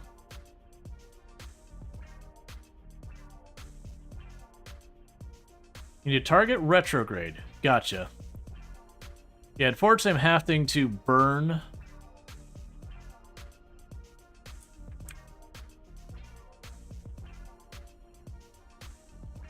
just for power.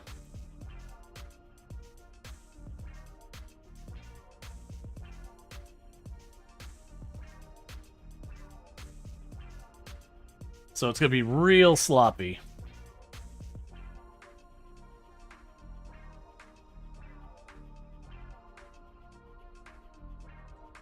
So we'll see if we can pull this off.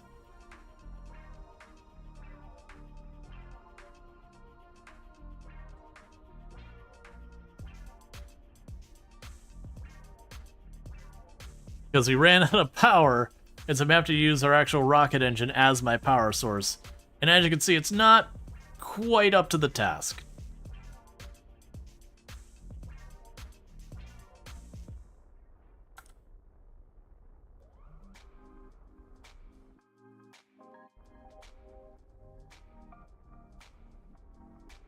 You can go to about 20% throttle.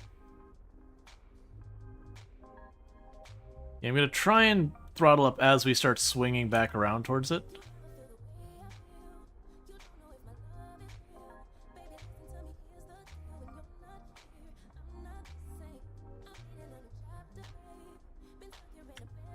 Okay, so we're losing relative momentum. I'm just gonna let it drift for a second until we start to come around to it again.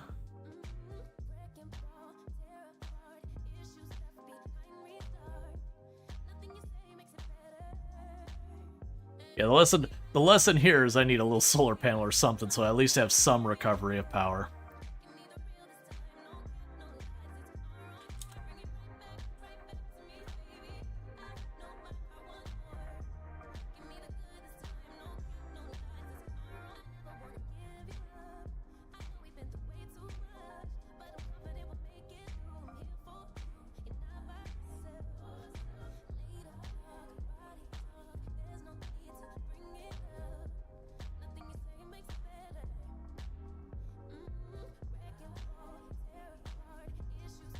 Yeah, it's just spinning.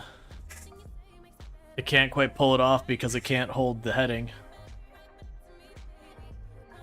So we're just spinning and throwing the whole thing off more and more.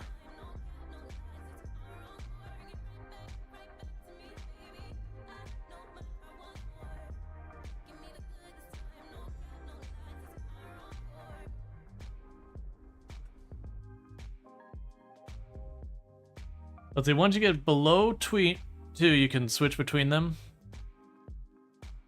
Gotcha. So we're gonna try to do this.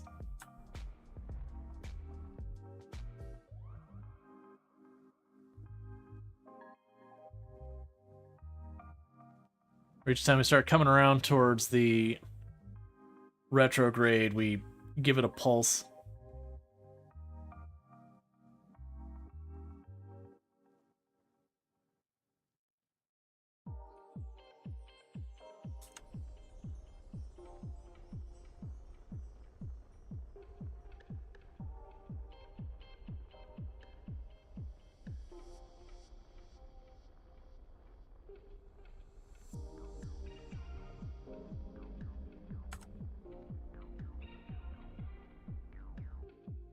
It's just swinging wildly because it needs more power.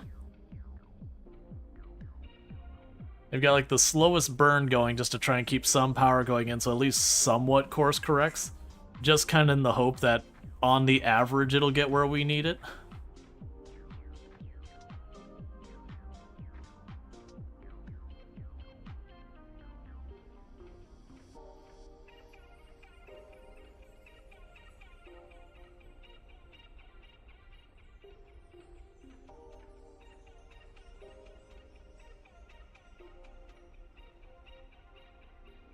Oh, gotcha. See what you're saying. So I can go and stop like this.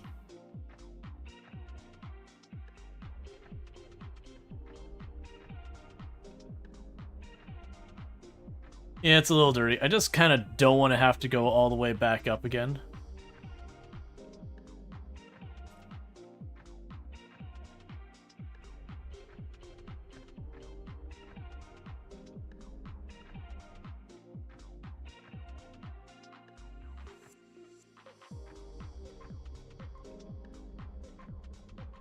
Okay.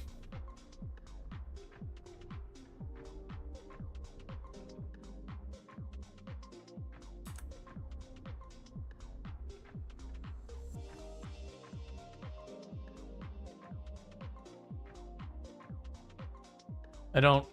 What happened? Oh, I think I actually switched targets.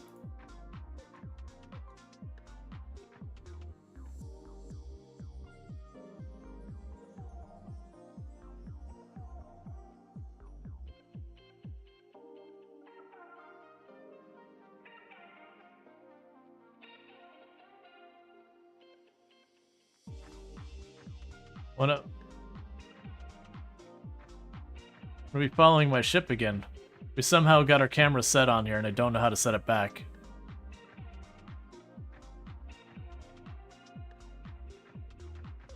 Let me see.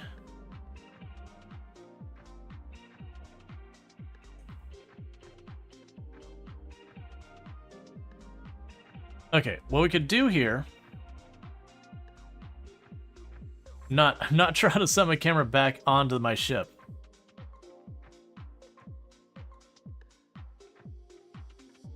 I'm not looking at the right thing anymore, and I can't...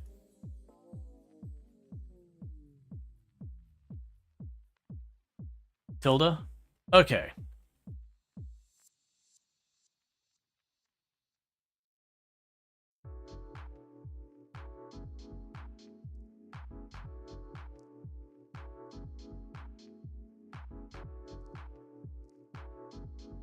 Weirdly, I'm getting the orbital information. There we go. Okay, I see.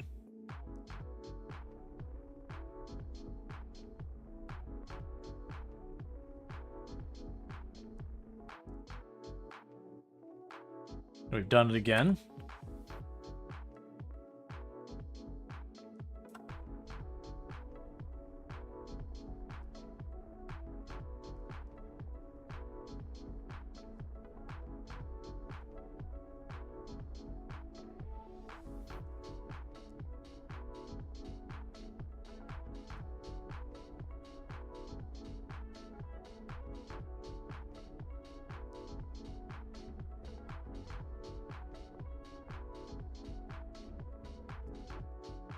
Okay.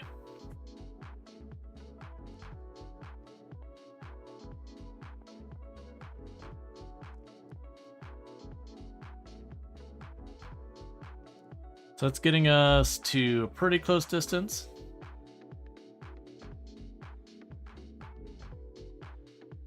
Now once we get to that 7... Wait. Just at 7 meters a moment ago. Why did it suddenly switch up to 106? Okay, so we've got you here.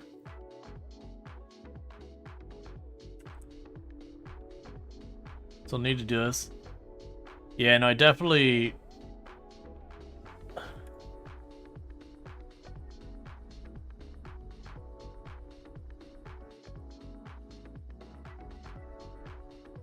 Okay.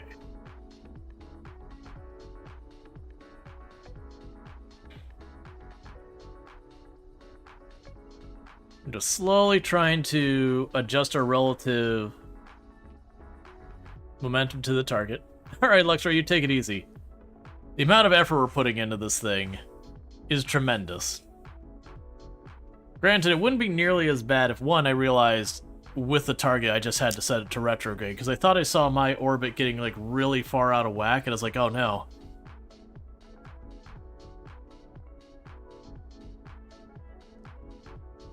Alright. 9.3, 9.1.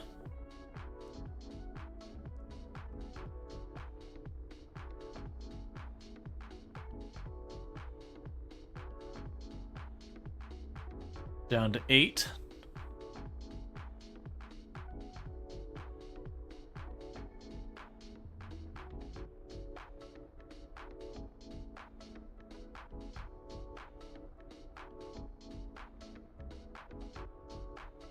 Four, 7. Okay, cut it. Does it drop down to like 1? 1.9. So if I keep on this heading, I should get within 2 kilometers of the other craft. Let's turn off the SAS because I have no power anyways. So let's get down to the 2 kilometers. And then when we hit that point, I'll try to retrograde again to lock us in. And then with that, I might be able to just kind of laterally go horizontally across. Because then I won't be like speeding up or slow down and getting myself in a completely different orbit. Okay, so there's the 7.6. It's saying our next pass will be way, way off. So when I get to right around, we're at the point of this, not quite at the 2 kilometers distance here. And we're going to try and again adjust this. And we're going to get a little thrown off because we're just drifting.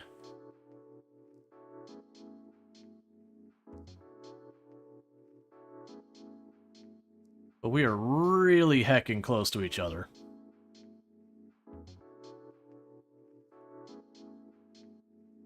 Only now it says 66 kilometers.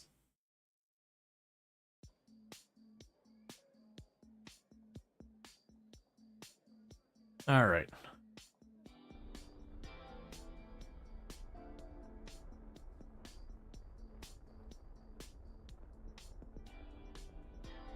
One 1.6, 1.5, 1.4, 1.3.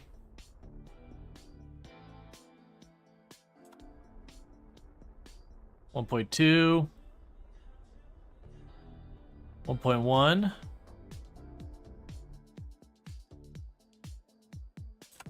1.0,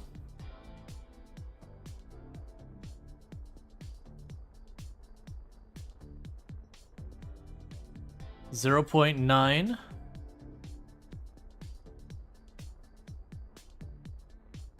0.8,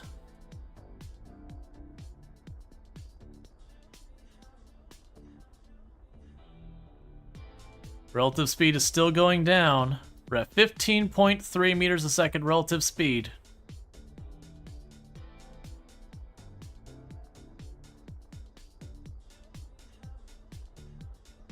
$13 meters a second relative speed. I'm gonna need to line it up and do this.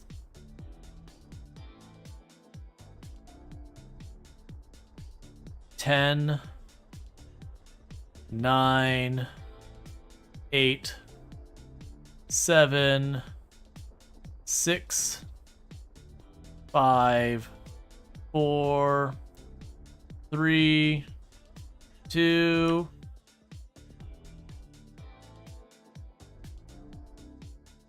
Okay, so it's starting to go back up.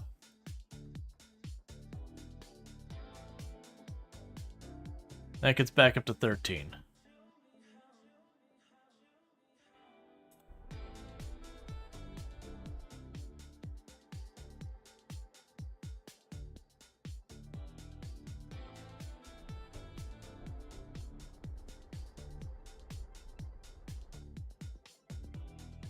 All right, where are we at now? 32 meters relative, 7 meters relative.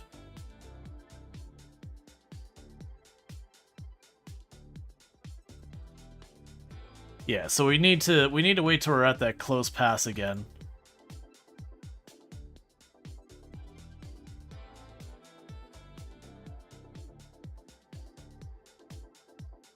So not here, that's the distant pass.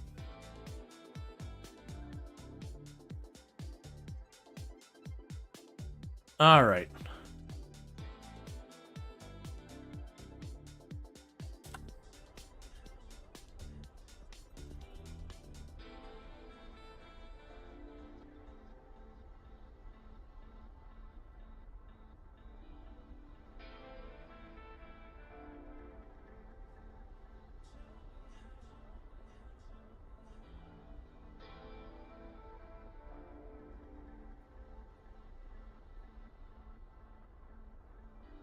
Okay. So we gotta wait till the next one. So go around to that side again. This would be way easier if I could actually turn my ship without having to use the thruster just to, or the rocket just to do so. But we're getting there.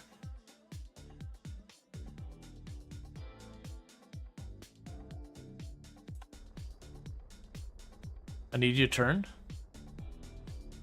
I need you to turn.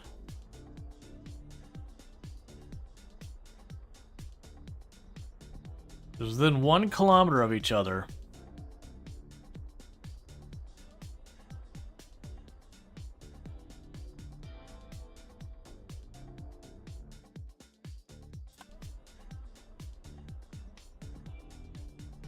Okay, so dropping that back down again.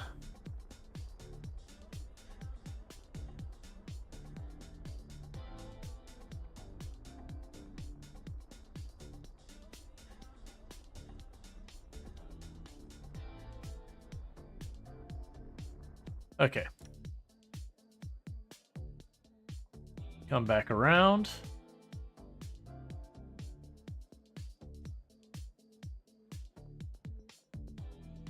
Yeah, we're hovering right on top of each other.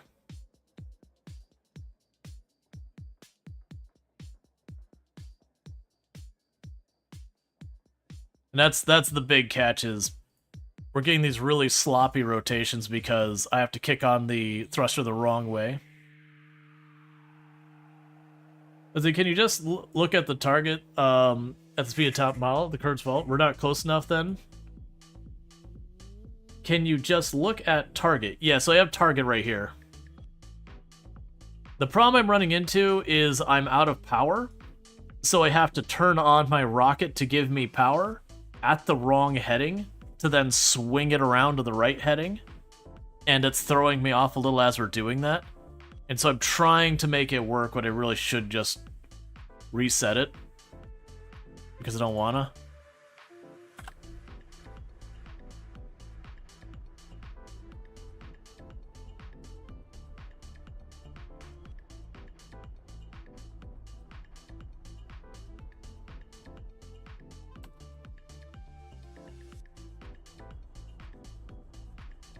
Okay, we're bleeding off relative speed to each other.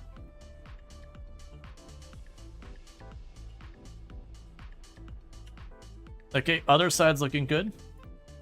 Turn that off. So you can get to the other side and try and fix it. Because we're getting really, really close. We're within a couple kilometers of each other. If I could just get it to swing that last little bit, then we'll be good.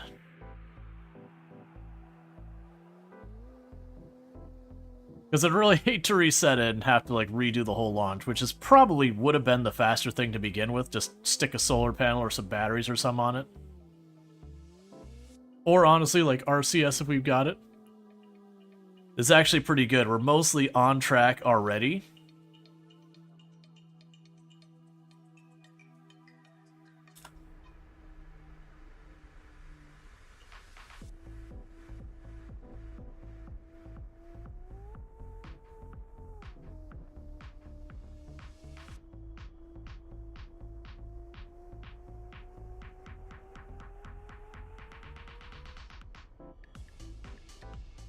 Okay, that'll have to do.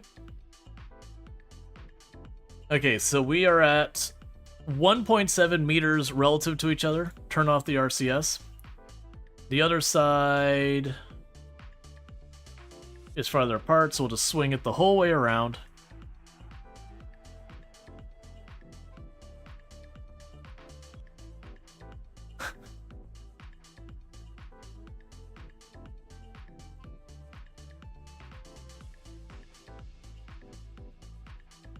Oh, you changed. That's fine.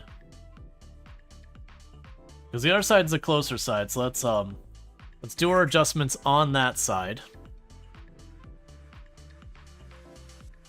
Because that should bring the other one more in line. But yeah, no, it's good to know that literally I just tell it to go and do the retroactive. That should get there. Retrograde.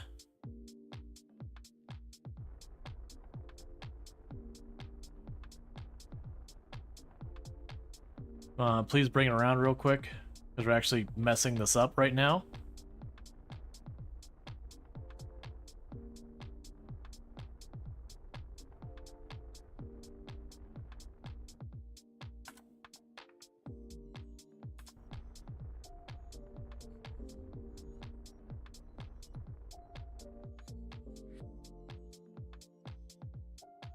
I did bring the next pass closer while bringing this one technically farther.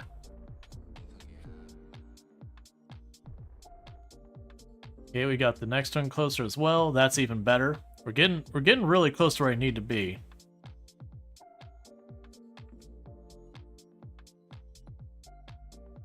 And that'll be farther away if we don't correct on this side.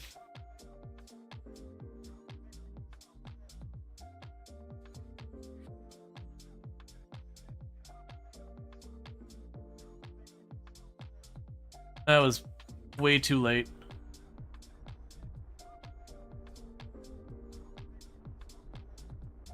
Oh, that's making it so much worse.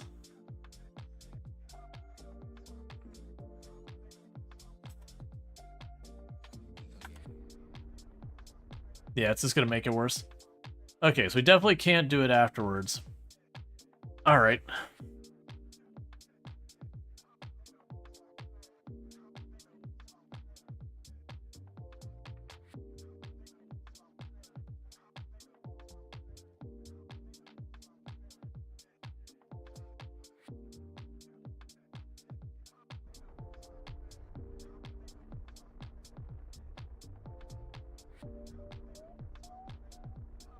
I'm gonna try to get that sorted out.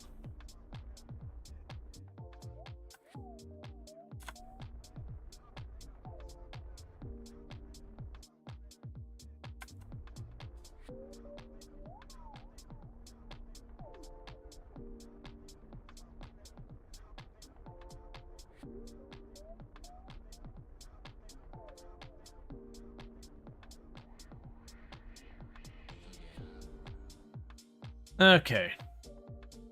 The trick is when you're down to less than 5 kilometers away, drop your target speed down to 0, point at the target, then burn. Yeah, the problem is I can't point.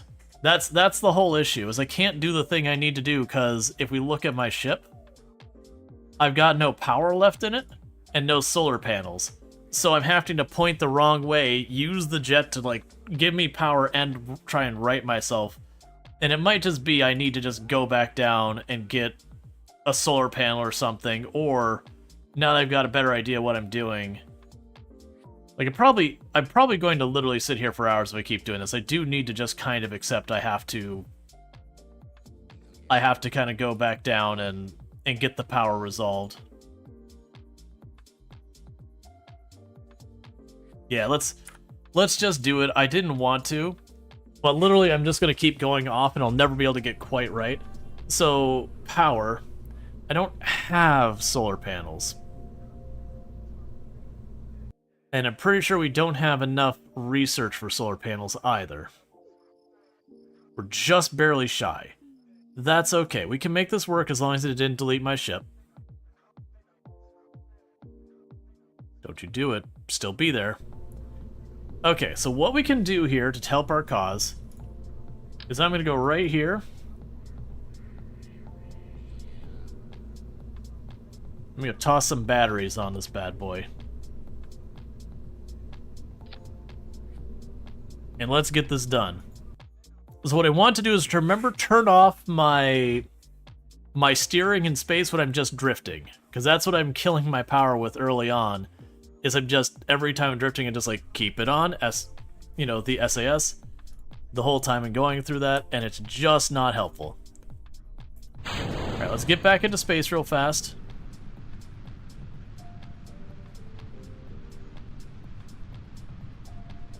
Because we're going to rescue this person. Yeah, we're rescuing them.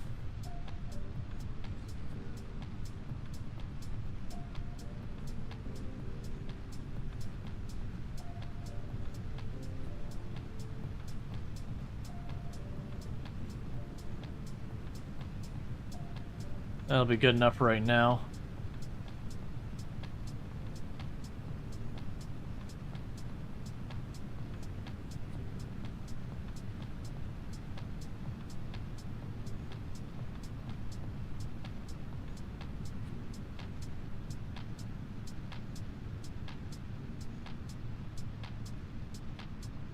Alright, Basset, you have a good one. And thank you again for the lurk and hanging out and all that good stuff.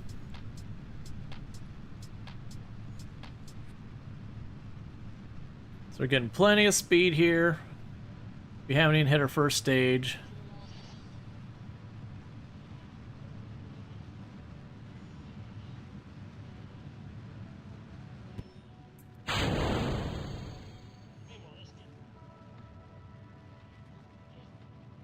Alright, so let's toggle the map real fast. Put you on that real quick. Okay. Alright, so this is our target. But the first thing we need to do is get ourselves into orbit. Yeah, we're probably good to start burning. Switch to relative. Okay.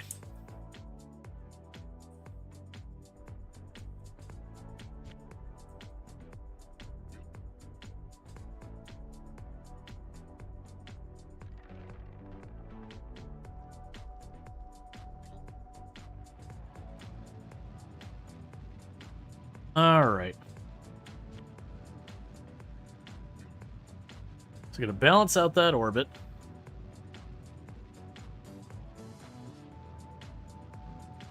And then after that, we start worrying about going, okay, what do we need to do to get the ship?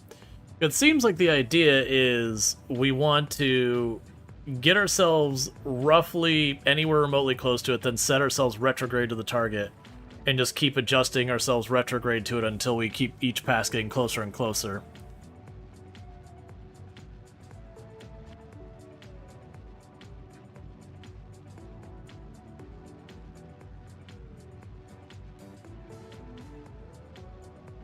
But that's fine.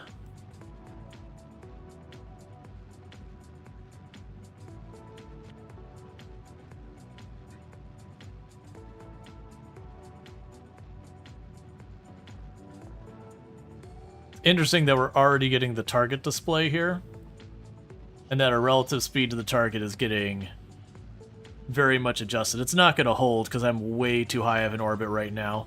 It's going to just rocket past us underneath.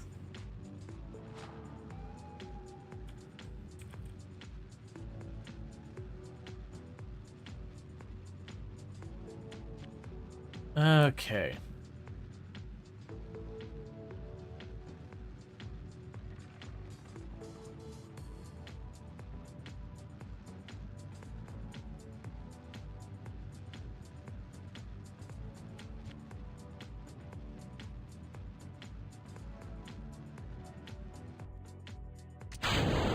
Okay, let's kick that off.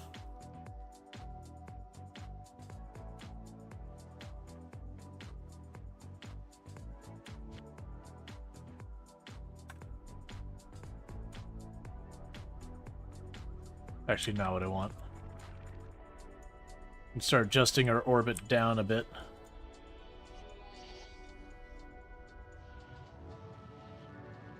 We just want to get us into orbit really fast. We are putting our orbit way too high, but I've got plenty of fuel to spare.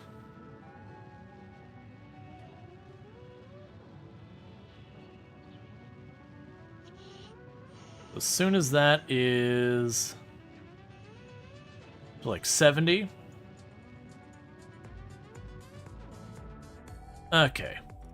Let's turn that off. So now I got our speed relative to our target. Where is the point we're at our closest to our target? It's abysmal is where it is. So we have 808 here. Oh yeah, that's real bad. And 777 here. So I'm going to go ahead and orbit around to the 777. I've turned off my SAS, so we're not wasting our battery.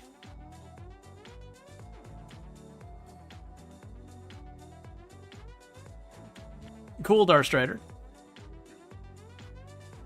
I haven't played Space Engineers in a hot minute.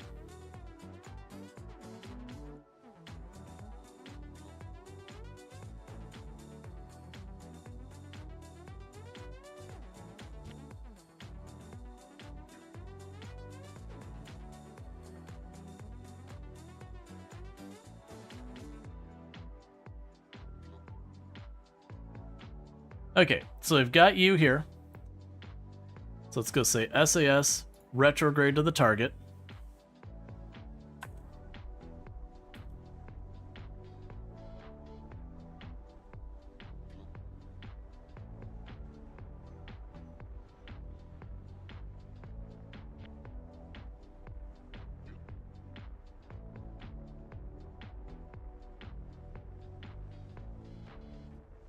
I'm just going to keep adjusting.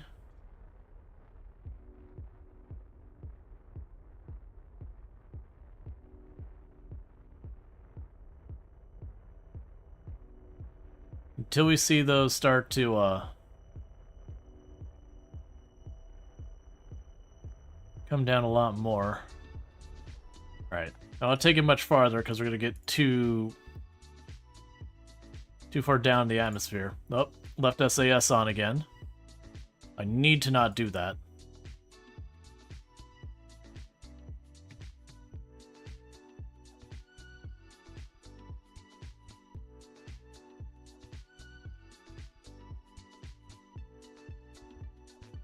Okay, so you have 750 to your nearest target. And then the farthest is 1,000. Let's wait till we're about there. Turn SAS back on retrograde.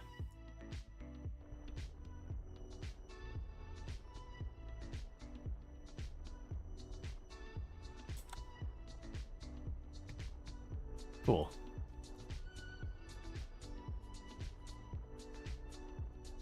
So both these are going down, but the far one is going down by lots. So this one's not moving much, but that one's coming down to the distance being very close. So my assumption of what's going to happen is very quickly that's going to be the one that's the closest. It'll ping pong back and forth.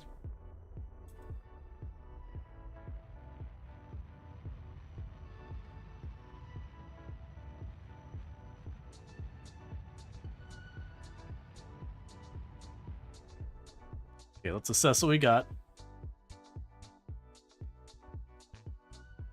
So you're the only one being marked as the closest. Let's go ahead and kill that.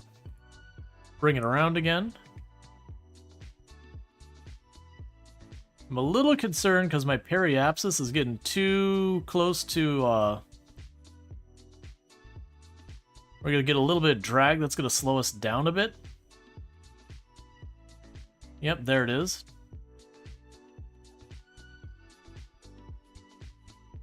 So we are losing some speed here. We shouldn't get anywhere into danger of being deorbited.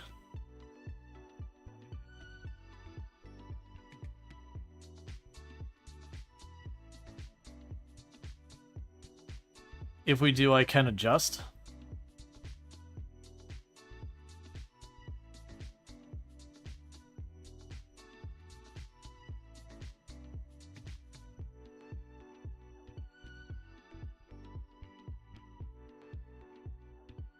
Yeah, so we are technically catching up to it. I just kind of overdid it on that last burst trying to play catch up that. While we did catch up a bunch, it's because I went too low on the planet's orbit.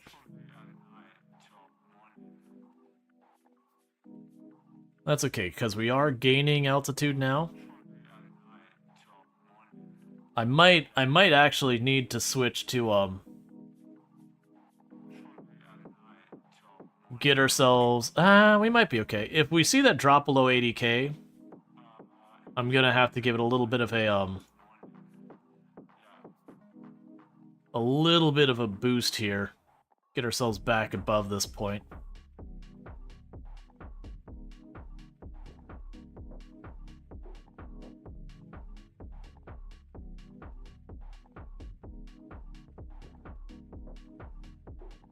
All right.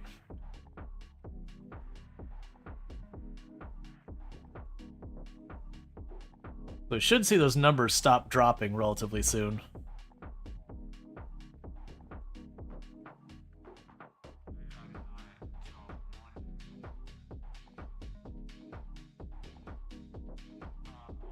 And if we start pointing at this and it's still making us get closer, it might just be I need to go on this side and leave that at the higher altitude.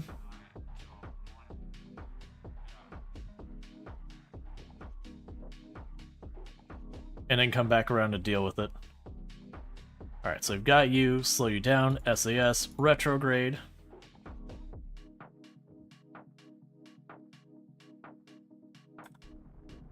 Yeah, so it's going to deorbit us more. So as much as I would love to do that, so I think what we're going to go out of our way to do is I do need to switch this to be orbital, prograde, which is going to separate us out from the other ship a bit more.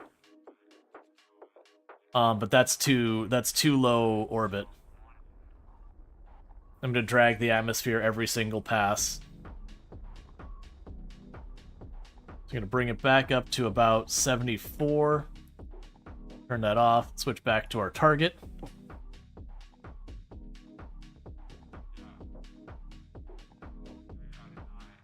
Okay, so we've got 64, 647. All right, I see.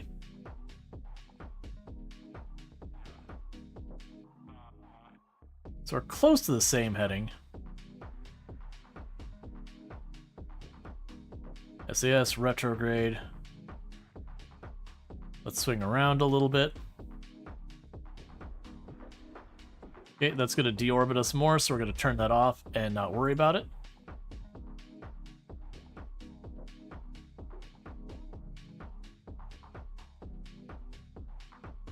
Yeah, what I can do is I go to the periapsis, and I can adjust there to bring our apoapsis closer.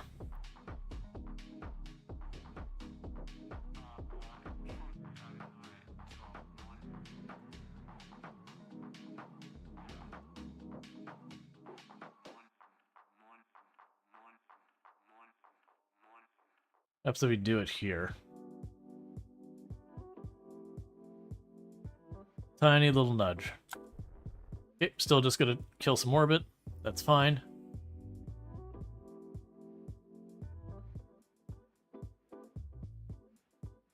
There's the apoapsis. Right, no, we want to do it at the periapsis.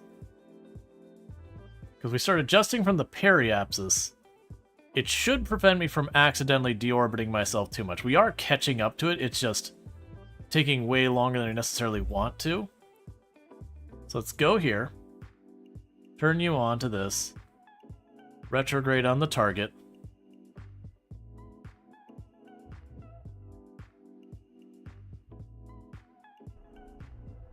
Okay, both are going down. We're going to keep this above 70 kilometers.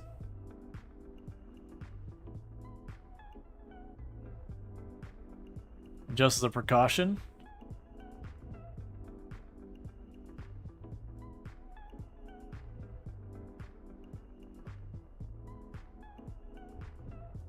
Okay. So with that, we are a decent amount underneath its orbit the whole way. So we should just be catching up to it little by little. And it might just literally be we just kind of have to wait for that distance to close. Because, yeah, so your intercept is at 567 kilometers. How much are we shaving off per orbit? I'm going to guess it's actually a pretty good amount, like 80 kilometers or so. 400. Oh, it's almost 200 kilometers. Okay. Yes, that's good. So we only have to do like 3 orbits, and then we should be mostly caught up. And a relative speed to each other is just coming on down.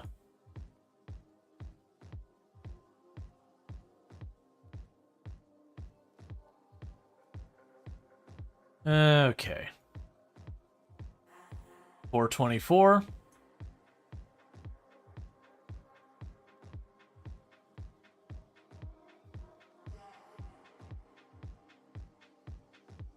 Yeah, so we're solidly catching up. 350. Yeah, so we're actually shaving about 70 off a pass.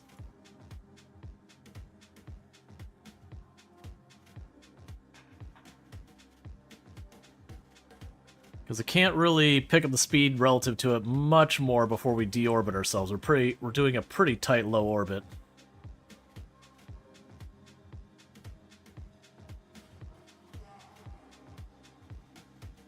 $275.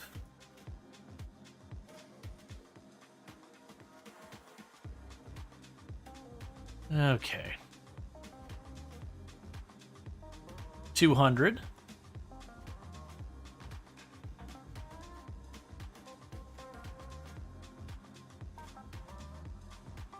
Now, one thing, we still need to get those, like, lander down there where we could go around and catch stuff. 124.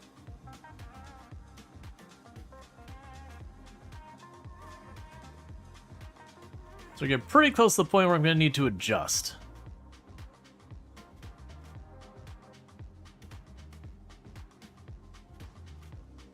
We got 124 here, so that's going to drop it down to 47. With the relative speed of that much, let's turn this on to retrograde. Actually, we don't want to do that yet, do we? So it's 124.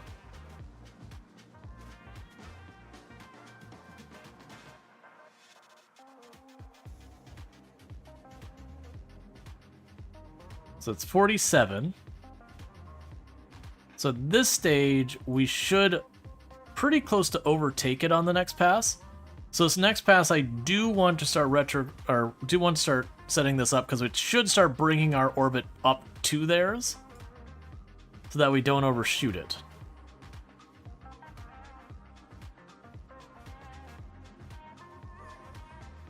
Because the pass after that, we're going to start getting ahead of it.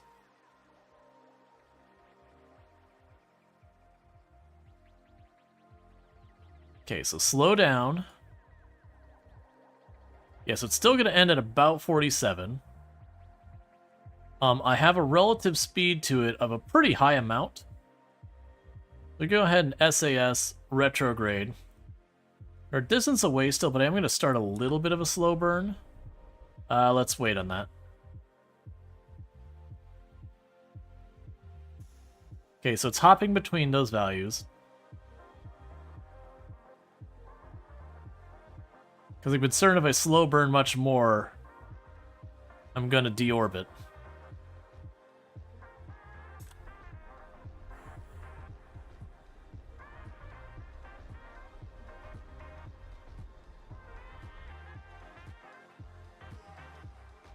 Oh, wait, don't do that, don't do that, don't waste power.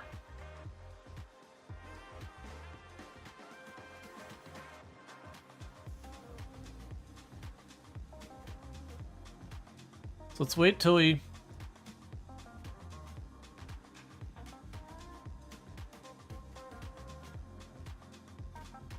Okay, so we've dipped below 70,000.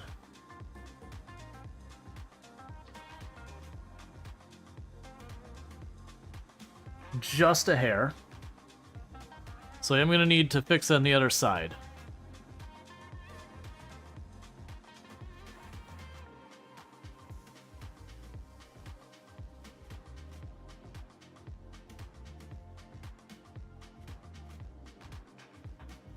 And honestly, with as close, it's interesting that's still marking it all the way over there. As close as we're getting, I'm going to start trying to correct at some of these areas around here, like the apoapsis, some of these other ones, and see how it works out. Because our angle is really bad. So like our angle is really bad. The apoapsis is not lined up at all.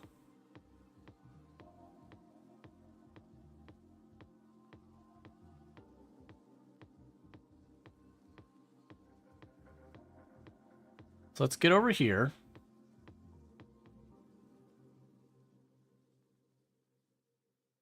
All right, so SAS retrograde.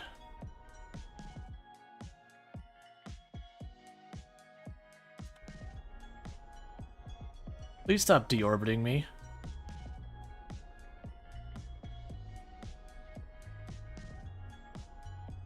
Why are you endlessly doing that?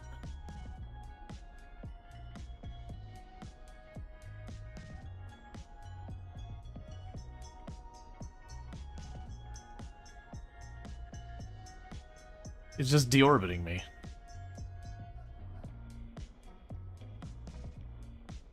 Alright, we need to not do that. Okay, so let's go ahead and add a maneuver here. We need to get...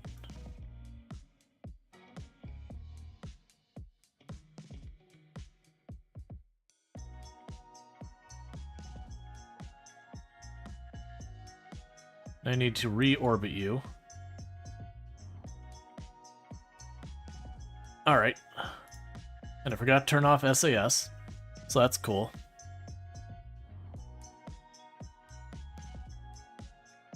So we need to get down to this. So we got a very short burn time on this one.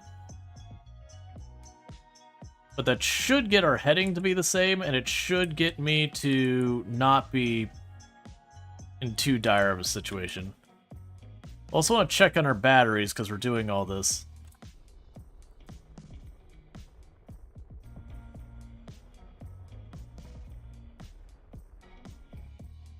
Okay, nicely done. So with that, we are no longer going to deorbit, and we are about on the right heading. Yeah, so we're at 0 there.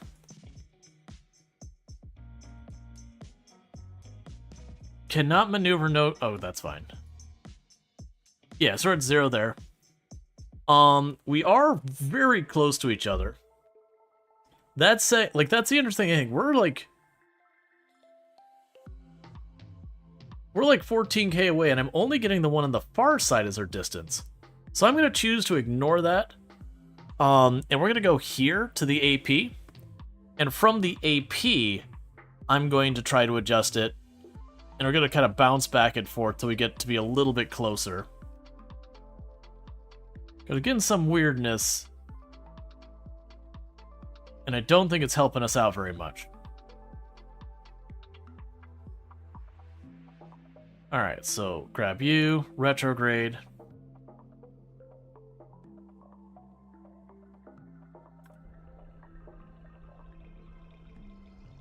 Trying to deorbit me more, so we'll go ahead and cancel.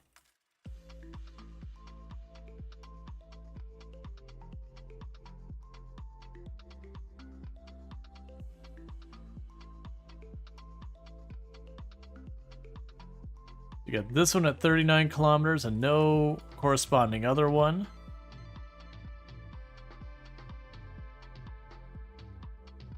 Grab you, retrograde on the target again.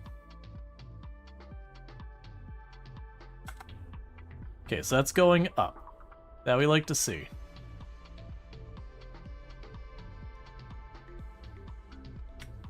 Okay, our relative speeds are getting worse. Why is our relative speeds getting worse? Are you having math problems, game? Because our relative speed is increasing.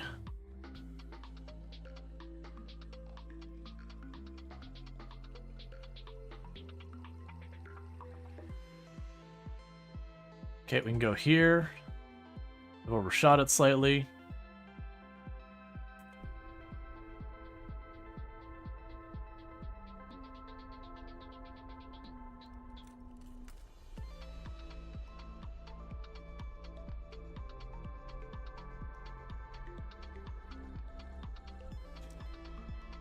Okay, our periapsises are getting lined up. Okay, so we're almost exactly on course with each other.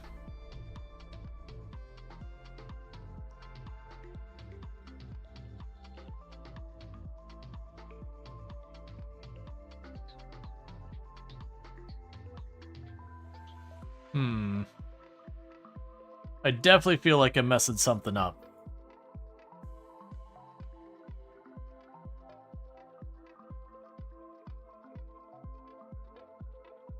So the retrograde should be slowing me down relative to the other ship, so my assumption is getting us closer. We're set to the target, and we are accelerating relative to the target.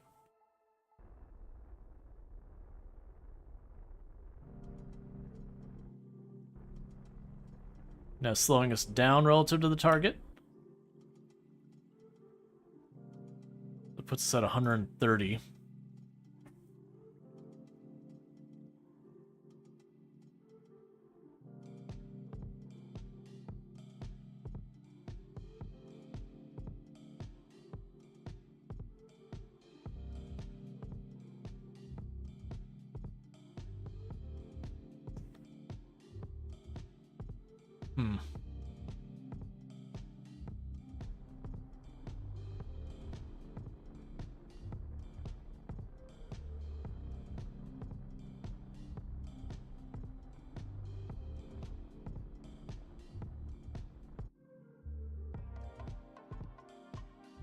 Yeah, it just keeps increasing my distance to them.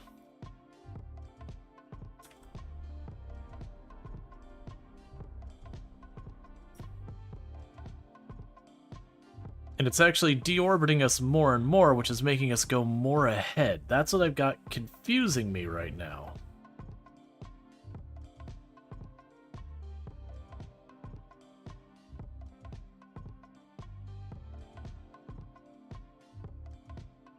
So what I might need to do here is I might have this backwards.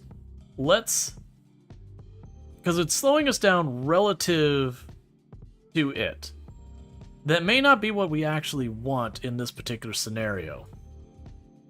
I might need it to pick up speed coming towards me.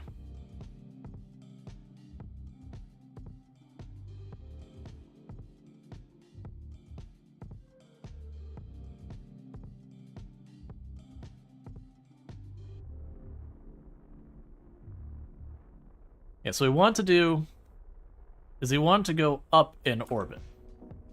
So that being more distance, that's fine for right now. Because we should gain ground on it.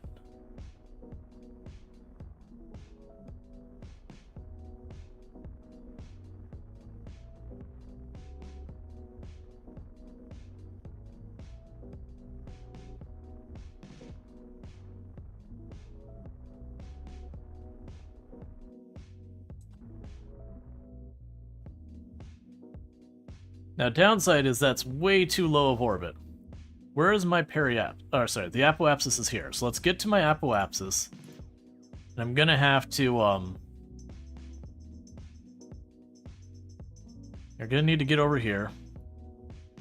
My hope is now, see the periapsis come up. That is not the periapsis coming up.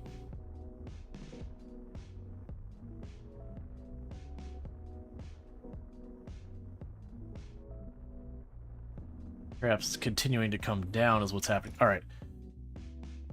So I gotta switch you, go to here, gotta pick up the speed. Yeah, because my periapsis is over there right now.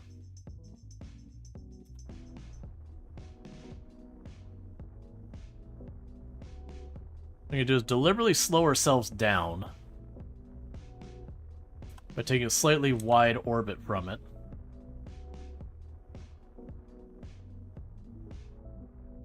Okay, so I put my periapsis, and theirs almost at the same spot. Same with the apoapsis. We can take it a little bit farther. So we're a little bit higher. And that should allow me to start catching up.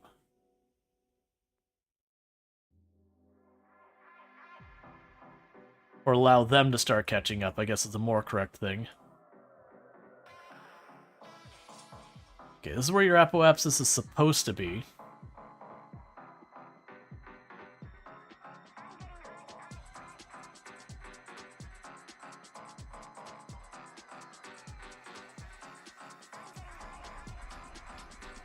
And there you go. So there's about right.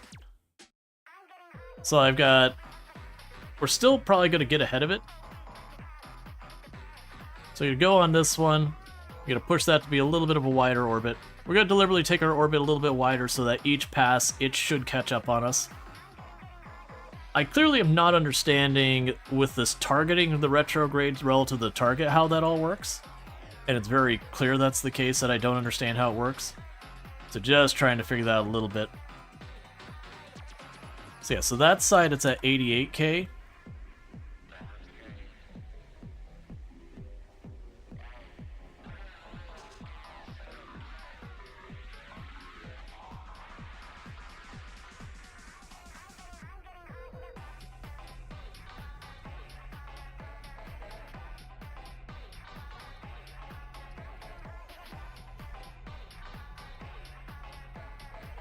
Okay, so this way we are faster the whole way around. So let's do this until it has a chance to catch up. Because it should slowly close the gap between us. Can I like, pin you as a target? Yeah, so it is catching up to us little by little.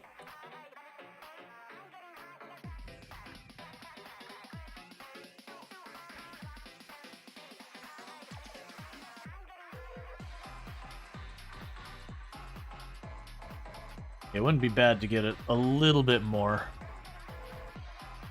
This is going to take a very long time. So switch you to orbit, switch you to this, switch you to that.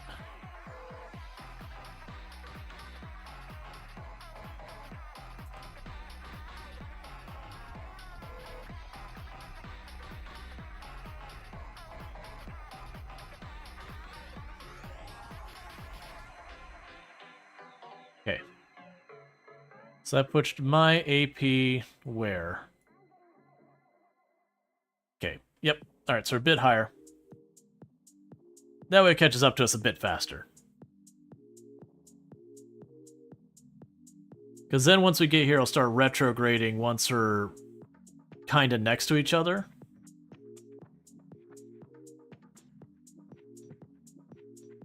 Because I'm assuming the retrograde is just about my speed relative to that ship at the moment I am doing the retrograde. So that's 185, it says, is going to be the next pass.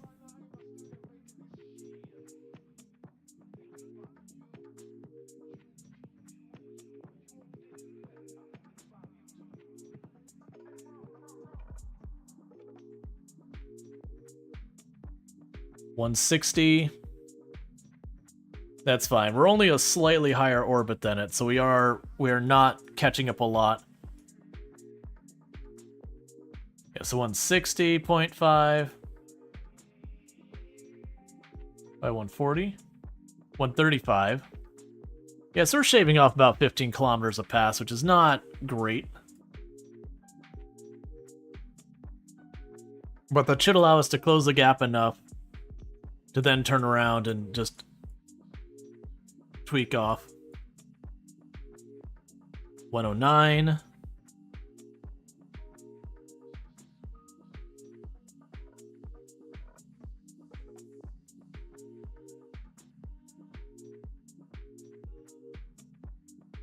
Okay, we did 2 quick passes. 59.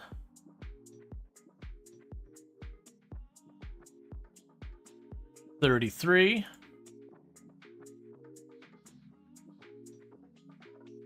And 8. Okay. So 8, and we're moving at a relative speed to each other of 27.2 meters. So let's get this set. So when we get close to there, we want to go retrograde and just kind of feather it down. Okay. We're still too far away.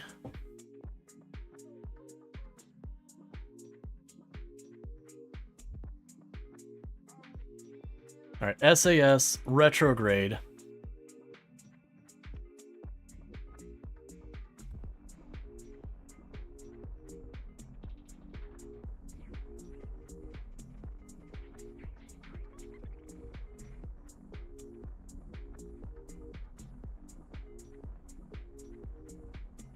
So we're bringing that down a bunch.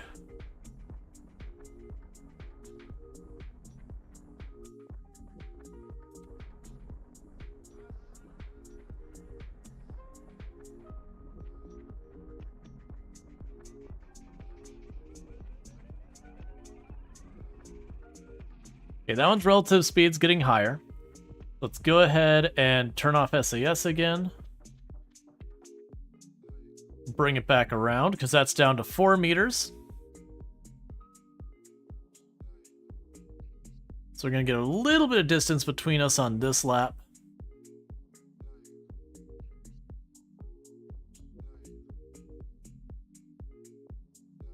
Your periapsis are pretty close. You got the angle right there.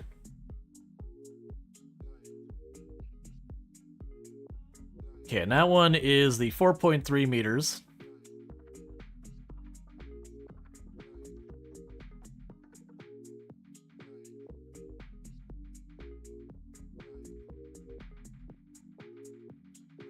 Okay, so we're about to hit this side. SAS.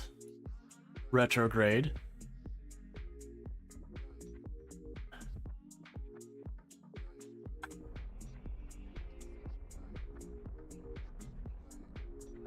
Okay, it's bringing the longer distance down. It'll go until one of these stops going down.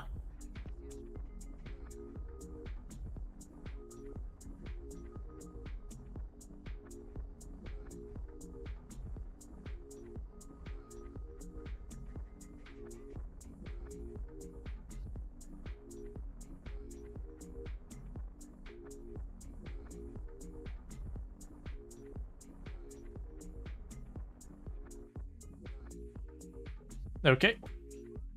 We didn't get to the point where they stopped going down, but we did have them kind of merge. So have them come around again.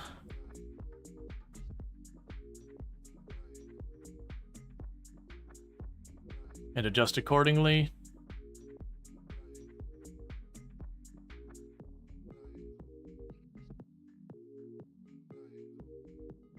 Okay.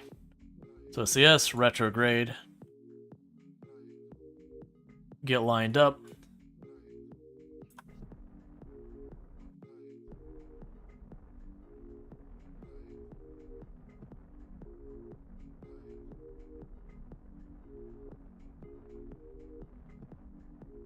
We're watching for that to start increasing.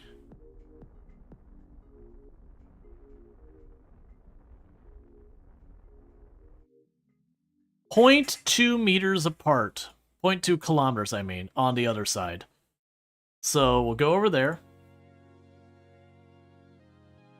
And then we'll try adjusting, and we should be able to potentially get them lined up on this pass.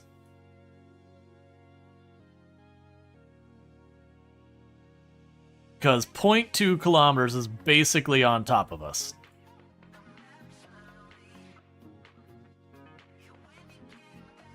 Alright.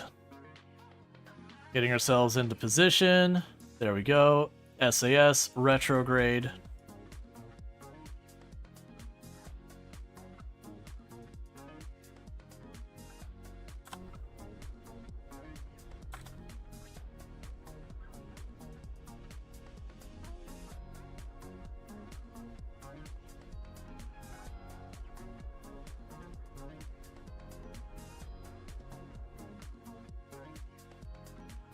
One kilometer.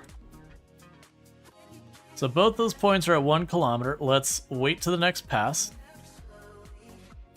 Because we're at only 1.2 meters relative to each other. We actually got down to 300 meters distance. We're basically absolutely on top of this thing. We just need to get a relative speed down to nothing.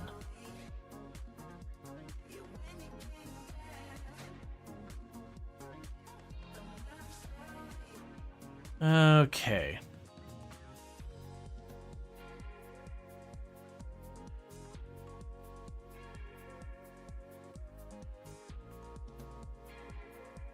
So do this one more time.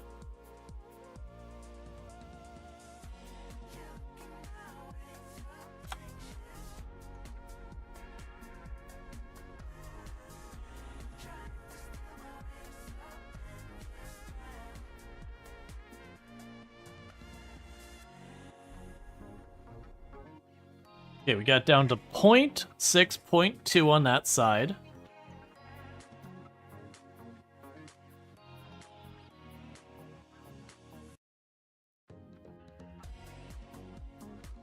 So yeah, it is a whole chore to meet up two objects in space. I don't remember it being this hard. Okay. So again, SAS.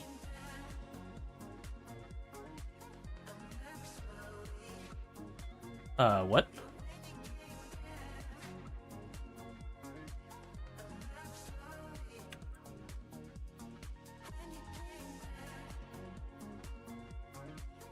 Weirdly, the SAS won't let me...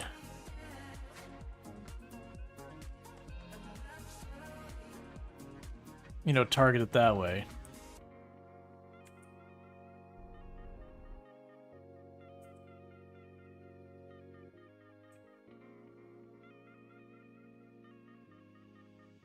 Why are you not letting me highlight that?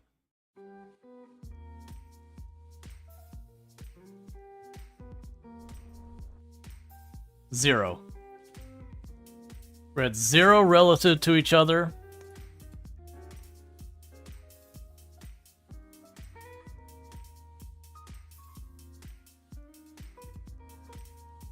.500 meters.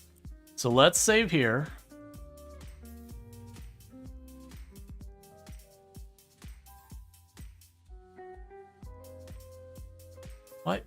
Why can I not choose to change that. You don't have the docking computer.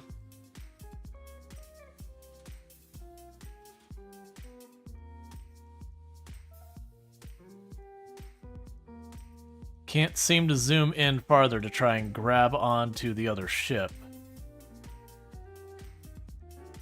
So you're at 3.2, you're at 0.2.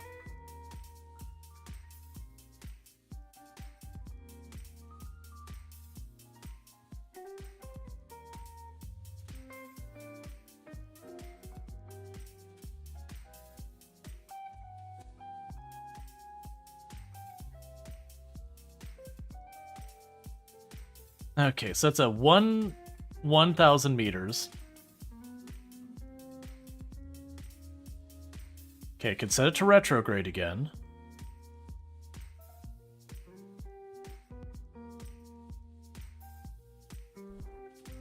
Again, we're at 0 on that side.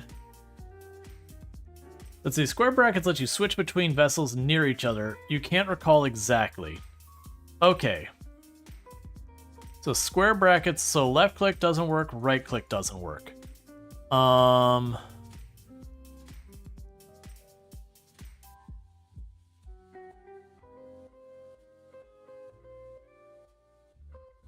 That's the crew cabin on my ship. So I'm not seeing anything there. You'll want to be less than 1K away. Okay, that should resolve itself in a minute.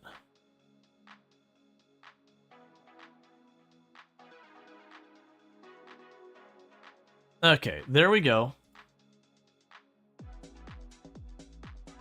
Okay, that sets the target and relinquishes the target. Well,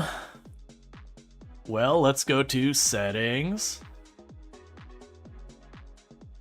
Oh, I can't change much here. Tracking station. There's gotta be a way to hop over to the other ship.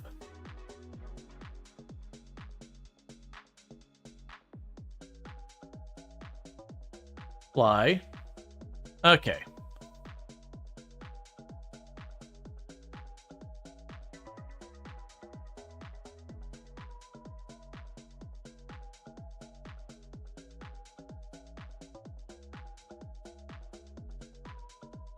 All right. So quick save here. So we have just the module. I've got nothing worth anything here. And what we need to do is get to that using our RCS or our stuff.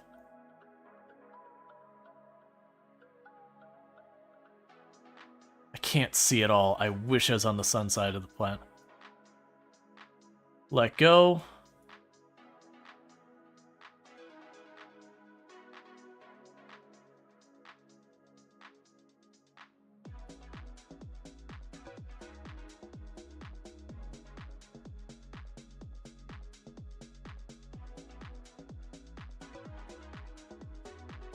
Oh man, I remember using the RCS as a whole thing.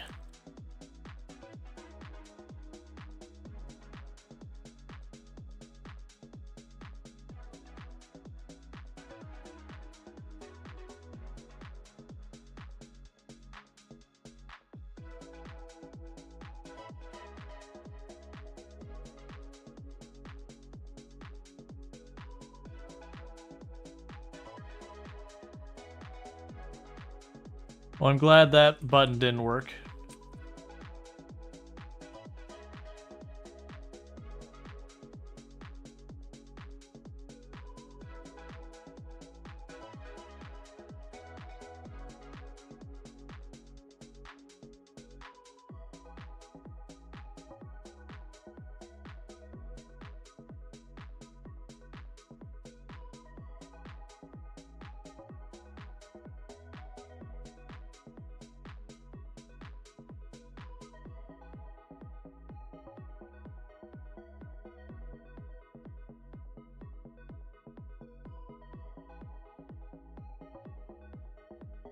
Oh, that's not up. That's rotation.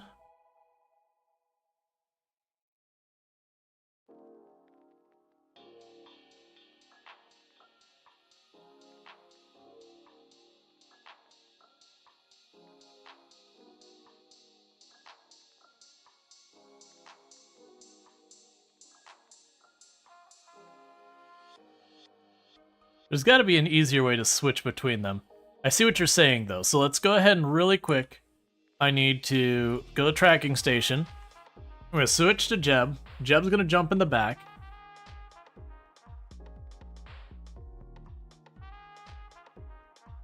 So hop over to Jeb. Jeb needs to climb in the back real quick to make room for the next one to climb in.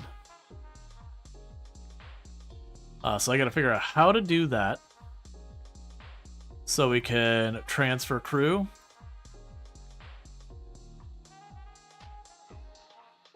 Transfer crew. No crew part.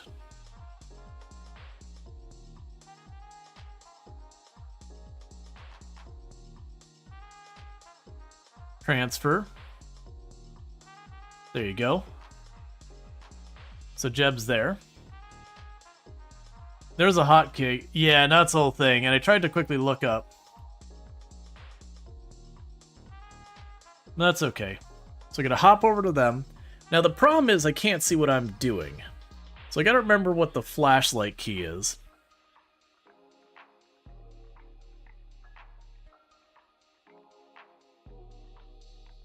That's your pod.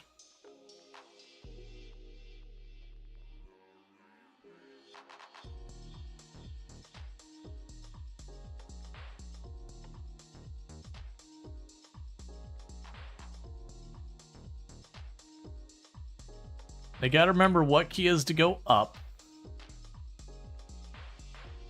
And because I use Dvorak, none of my key shortcuts are gonna match with what everyone using QWERTY is, so it'll be like, you use this button. It's like, I don't know what button that is.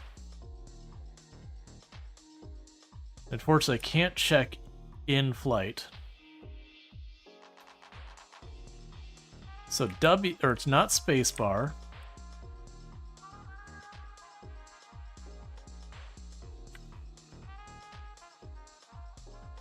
Oh, I hate that I've done that.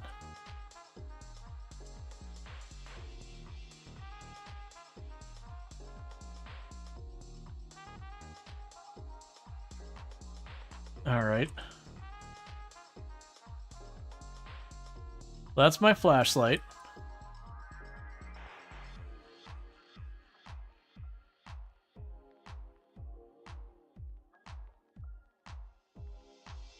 How are we doing on monopropellant? We're doing okay so far.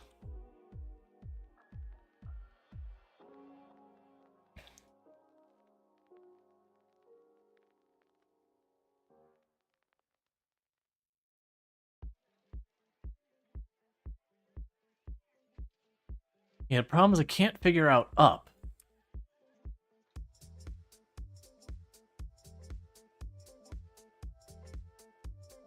Tab, shift. Oh, here we go.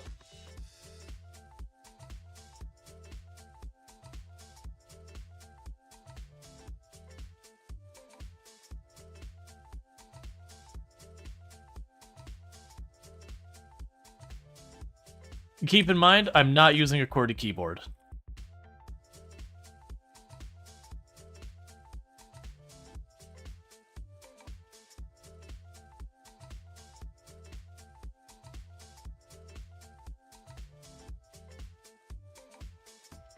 Again, not using a QWERTY keyboard. We're using Dvorak keyboard. I figured it out though.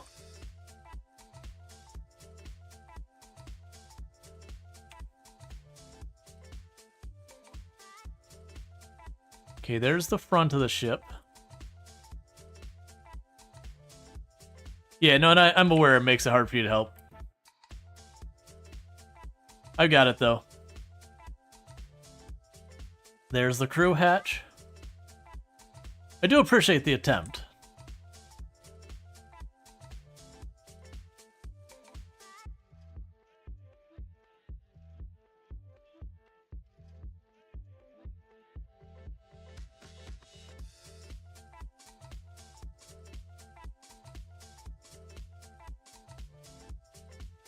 Alright, we got him on board. So, change to orbit, SAS, retrograde. It's time to go home. Yeah, F5. Good call.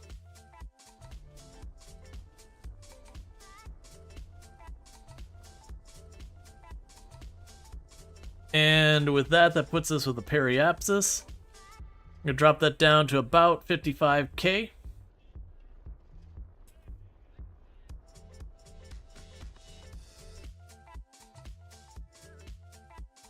How's our battery charge? Pretty good. Honestly, I got a ridiculous amount of fuel. So, kick that off. Not gonna need it for right now. What we can probably do is alarms. That's alarm clock. I wish... Yeah, we can just pin the battery. Yeah, so I got tons of power. So retrograde.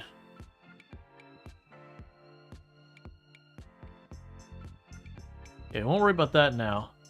Let's get to the point where the game does forcefully slow us down because we get into orbit. Right? Retrograde it up.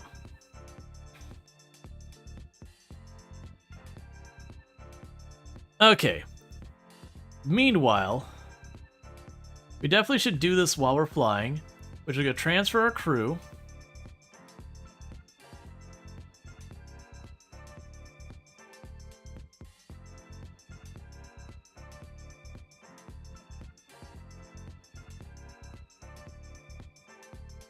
There we go.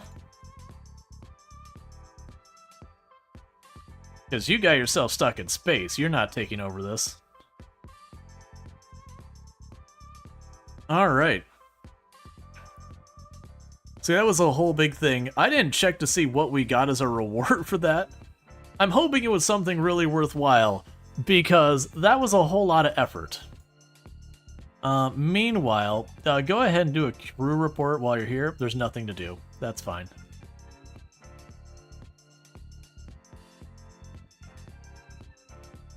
So we did manage to do our flyby on the moon. We didn't actually manage to... You get paid when you get home with a new Kerbal. That's not money. I like money. How dare they not give me money?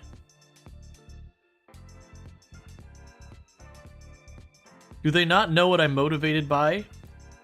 The answer is cash. And or science. Possibly prestige. You get paid and a new Kerbal. Oh yes, and is an operative word.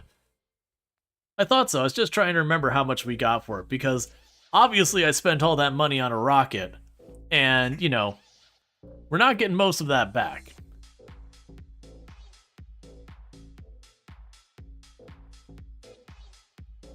Okay.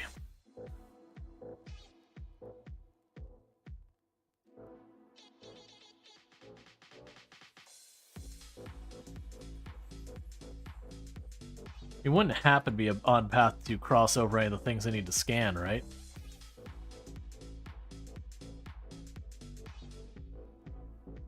No, not even close. Amusingly enough, we're like dead on target to our place. There is a small chance we could actually get there. This is why I recommend never buying new Kerbals unless you must, because if you rescue them, they join you and you get paid for rescuing them. Yeah, well, that's the whole thing. It's like, if you're doing like a hardcore one or whatever, sure, I get it. But yeah, it's one of those things that didn't see much motivation in like dealing with a lot of that. Like, it's not going to be till later that I need to have multiple missions going off at the same time, because I've got one going way off to the middle of nowhere. You're like, alright, you're going to be drifting off into space for a week and a half. Well, let me go work on another project in the meantime.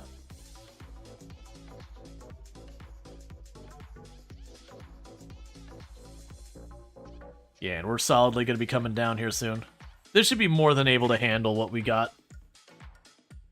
I got my drag chutes, I got my, I got 2 drag chutes, I got 3 actual parachutes, I got our heat shield. I do have our landing gear as well.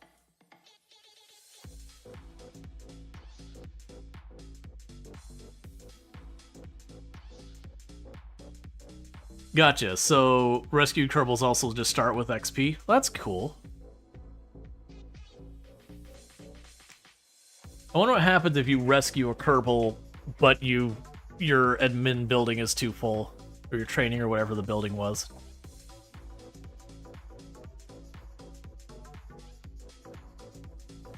Because I didn't expand that building that I could think of, because it's like, I don't really need more Kerbals right now. You just get them? Oh, cool. So it just ignores the limit. Because that'd be a real bummer, is to, like, rescue them and be like, nope, no reward, sorry. Like, I'd even be okay, it's like, oh, they're on standby until you upgrade. Even that'd be okay, as long as it doesn't just dump them. Alright. The only time you've upgraded your Kerbal building is to enable EVAs. After that, you don't bother. Yeah, I forgot I did that. Right. So you can also put down flags, because that's super important. It's super important just to be able to put your flag. So, you know, you can just walk out from your main building and be like...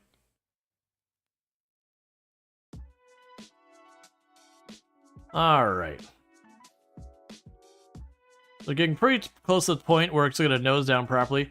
I'm pretty sure this is where, like, right down in this area is where, our launch pad is. Yeah, we're coming up. Oh, yeah, we're coming up on our launch pad. That would be entirely too amazing if we happen to land on our own launch pad. Or thereabouts, because there it is. It's right there. It really depends on how much the wind resistance takes out of us going this way. Because planting a flag gives you XP, which does mean when landing elsewhere, having each Kerbal on a mission plant their own flag gives each XP. Excellent.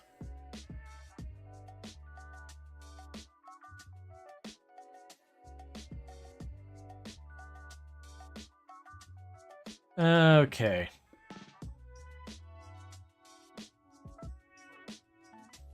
Yep, we're now reaching the point that this is the highest we're going to be, which means we're going to start nosing down real quick. Right down there is our space center. And we are coming on down to say hello to home.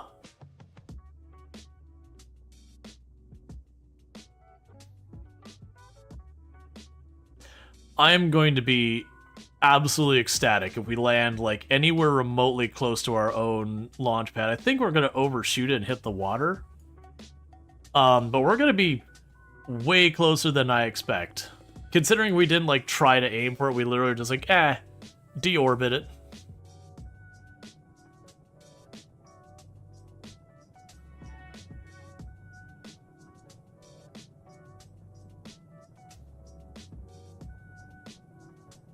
Yeah, we're overshooting that by a large margin. That's fine. But hey, there's home.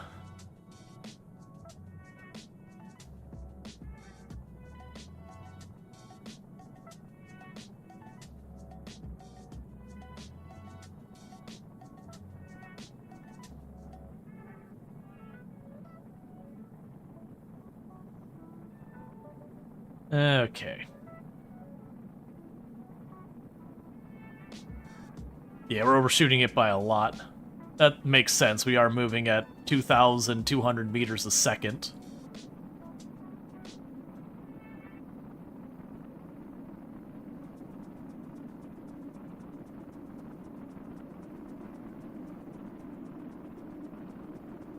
Okay.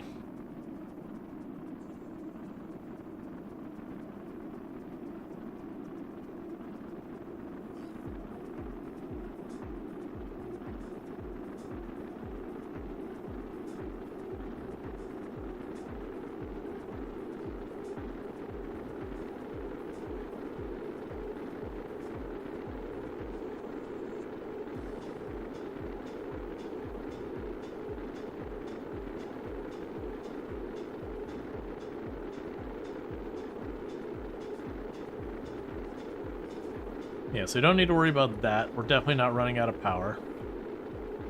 Crew report? None to see here. .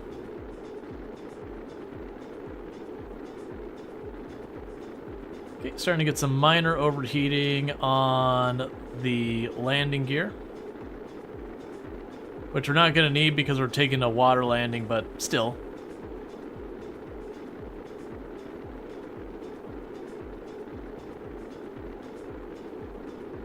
Pretty soon we should start seeing the actual re-entry heat die down as well.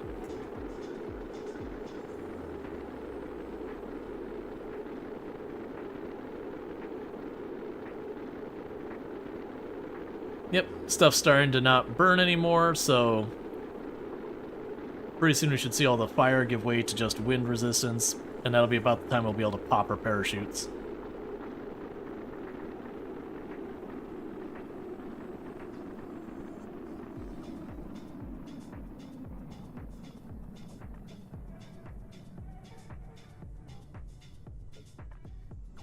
Okay.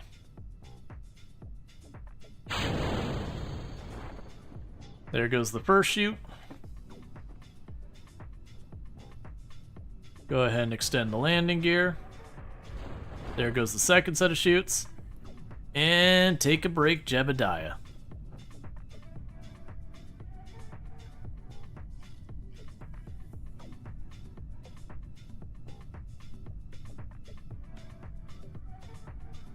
Because we should be good to go here.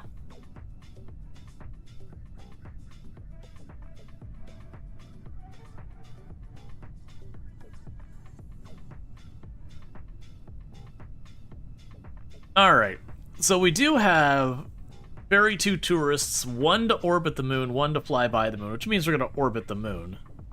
I don't think we're going to be able to pull off that and plant the flag on the moon, and we could potentially get this one, get really, really close to the moon, and take the temperature scan above the moon at the very, very close altitude. That would be doable. So we wouldn't get to plant the flag, but we could get those other ones done.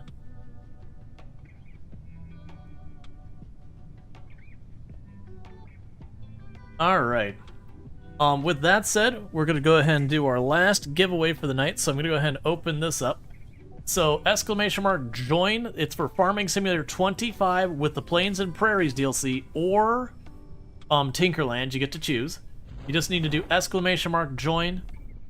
And then, you don't need to be following, you don't need to be subscribed or anything like that. Thank you for the follow. Welcome to the stream. You just have to, at the time that the name is drawn, if your name is drawn, just be like, hey, I'd like Farm Sim 25, or hey, I'd like Tinkerlands.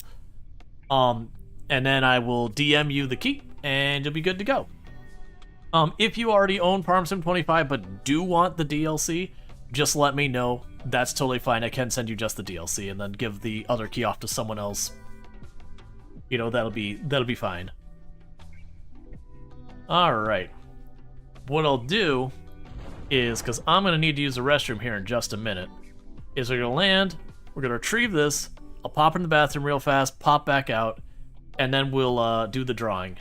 So yeah, so anyone looking for Farm Sim 25 and the Plains and Prairie DLC, or Tinkerlands, which is kind of like a top-down Terraria, it's pretty good early access. You just do !join to get your name in for the running.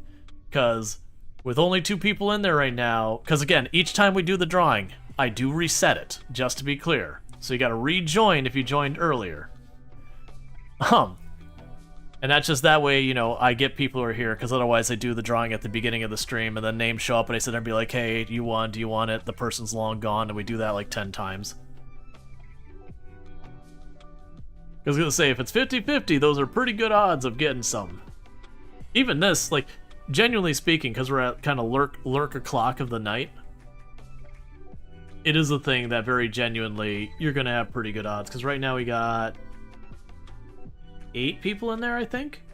1 out of 8 chance of getting a free, what is it, like, with Farm Sim and the DLC, isn't that like $50-60 for the 2 of them, maybe more?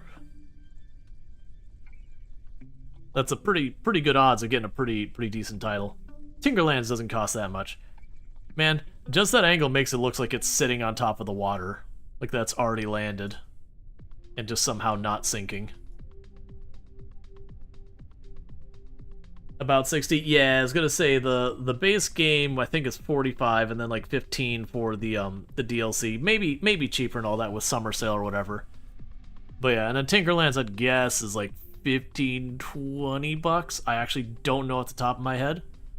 Early access indie game. I wouldn't expect it to be too expensive.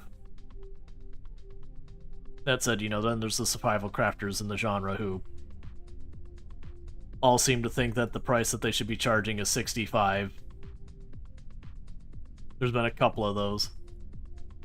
It's okay. It's quadruple A.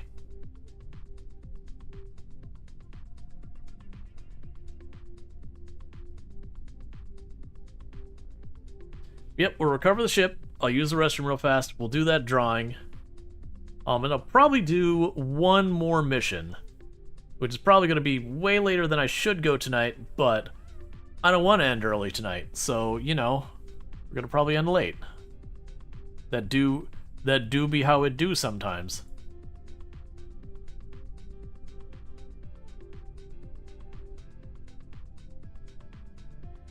Oh, I have it set to... Orbital's like, I'm not moving 180 meters a second. What are you talking about? Alright.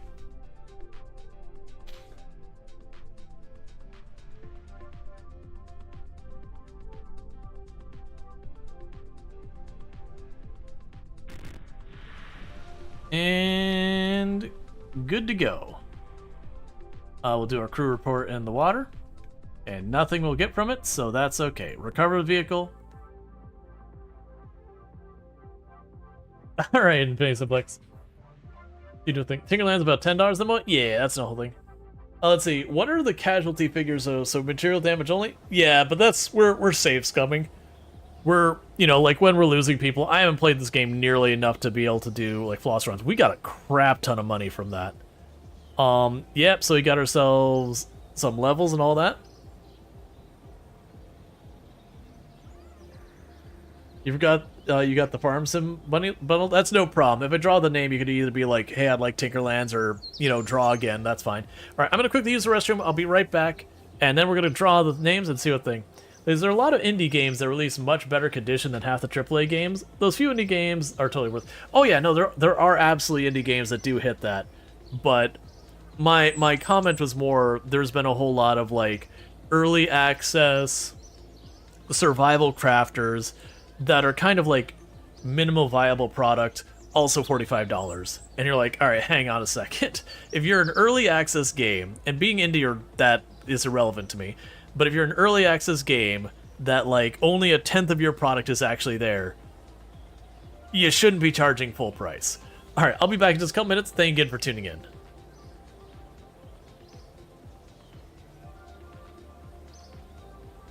I should tell the sad news. No, no, please.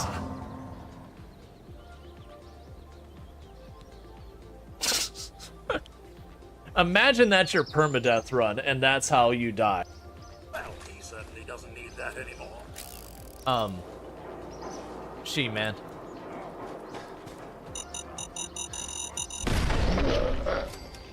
Nicely done.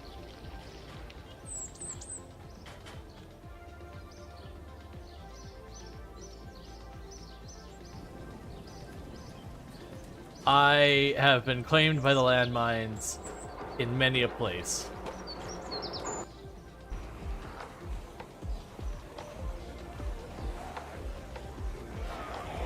That's bad, that's bad, that's bad, that's bad, that's really bad, that's really bad. Get up, get up, get up, get up. And we're safe.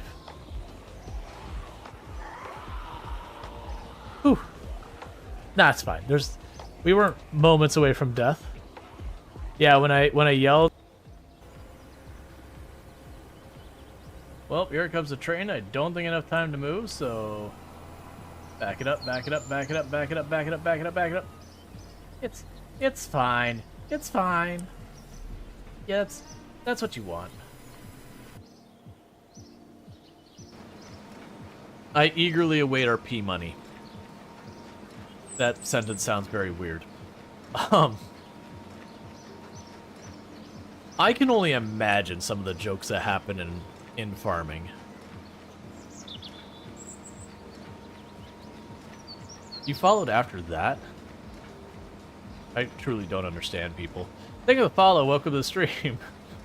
Alright. So, we're going to go ahead and get that drawing. So here's your last chance to get your name in the hat for Farming Simulator 25 plus the Prairies and Plains DLC. Or Tinkerland, you get to choose. You just need to do ! Join. You don't need to be following. You don't need to be subscribed. You do have to respond if we draw your name and just be like, hey, I want Farm Sim 25. And that's just to make sure you actually want the thing giving away. I've had the situation where I gave something away and the person's like, oh, I thought this was for something else. And that got really awkward. So with that said, let me go ahead and pop in here and we will do the drawing, and we have the Escape. You just gotta let me know. Do you want Farming Simulator 25 or Tinkerlands? And then if you already own Farming Simulator 25, you want just the DLC, let me know. But just let me know which of those you want, and I'll get it sent your way in your DMs, and we'll get that going. Farm Sim, please. Thank you so much. No problem. So let me go ahead and get you the actual key for the game first, and grab your name, and verify I'm giving it to the right person, and all those good things. So let's see. Farming Simulator 25. So make sure I got the right key and all that. Yep, that's not one of the keys I'm already using. So there's the key for the base game. And now let me grab the DLC. So Plains and Prairies. Make sure I got the right key. And we're good. So let me mark those keys as used so I don't try to give them to someone else later, because that would be embarrassing on my part.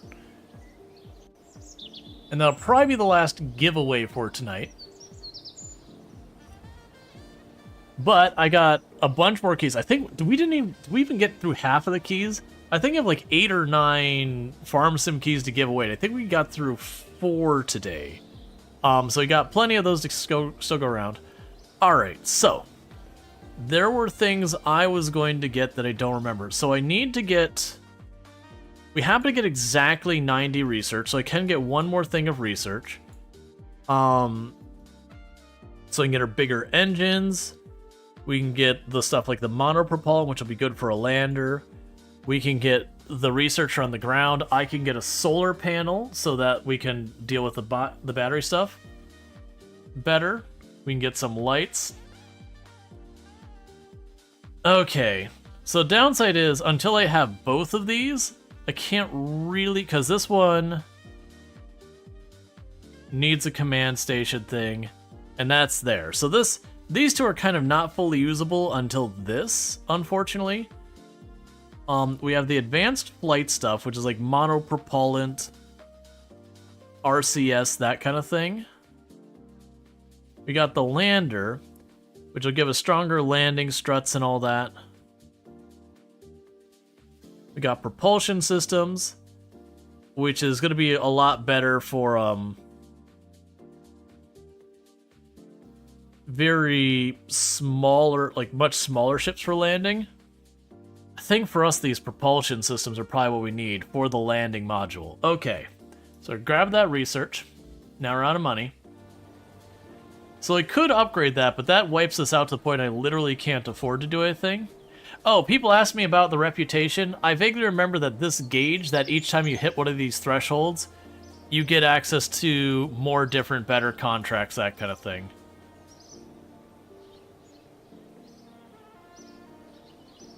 Yeah, so we won't worry about any of those. Mission control. Ferry VIPs safely to their destination. Don't go to the moon. Explore the moon. Go to the surface of the moon and back. Attach a new part into an orbital satellite. That is a really, really big payout. Oh, yep, thank you for reminding me to close the queue. And we can get rid of that message. Alright. Reputation impacts the level of contracts you get. Higher rep, bigger paid contracts. Yep.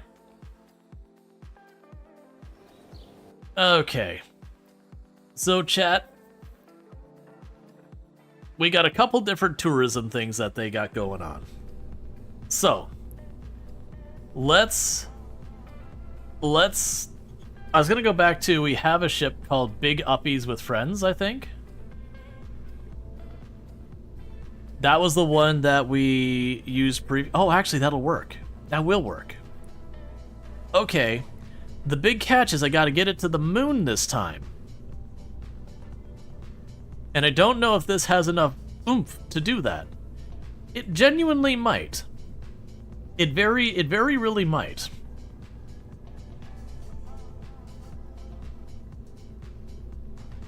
Let's see, spark liquid fuel.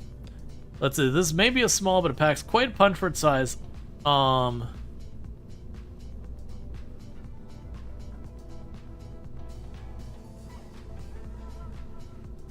I could just add the thumps on there as extra go. Have the thumps lifted off and then do the whole thing. It's a whole convoluted mess at that point, but I think that'd be okay. Oh, right, and this is before we had the fuel line stuff. Yeah, we could probably make this work. Because this was using when we didn't have quite as much tech. Let's go over here, grab the fuel lines.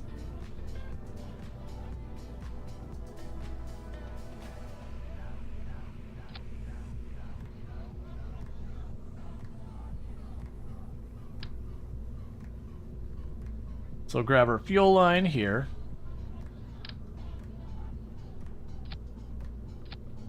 Okay, so all of our external tanks are hooked up to the first one.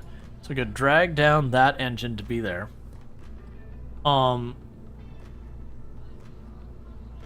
Genuinely...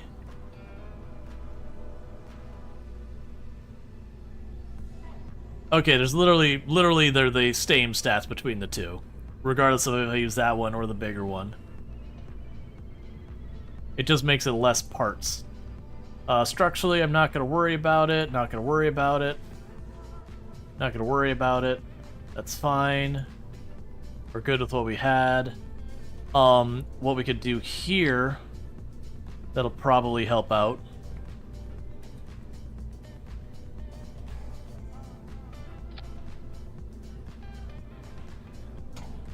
Retract those.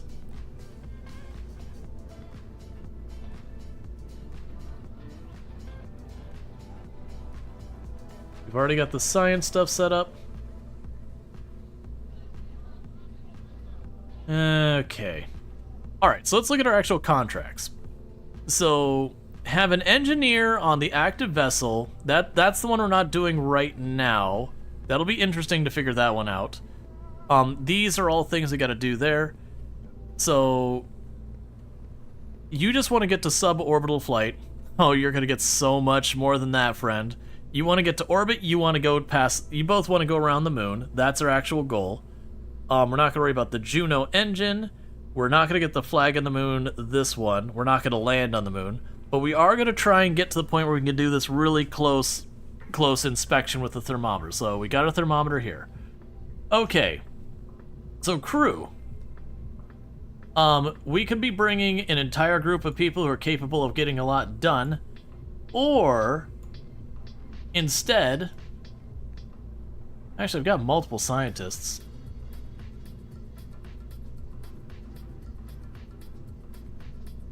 Yeah, let's bring extra scientists. Why not? That's not a scientist. Bring extra scientists. Okay.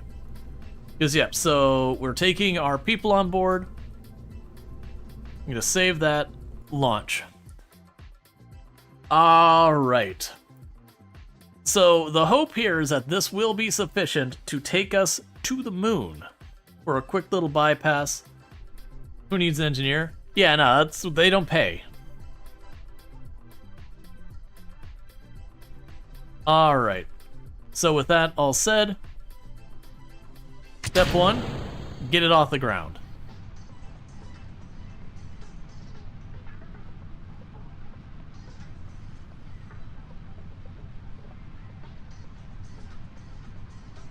And these are ones we're working on right now, is all the tourism stuff.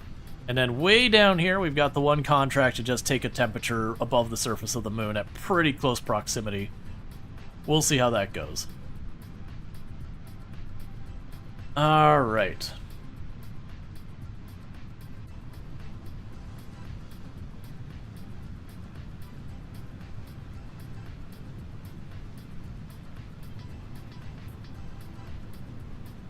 Tip it just a bit to start changing our course.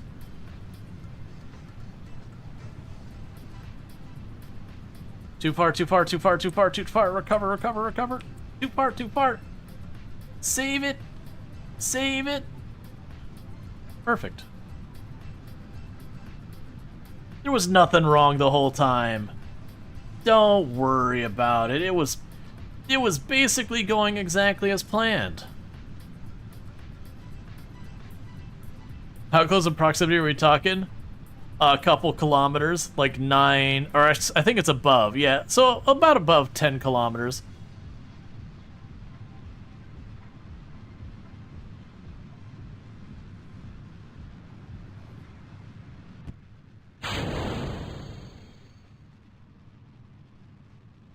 Okay, so how are we doing?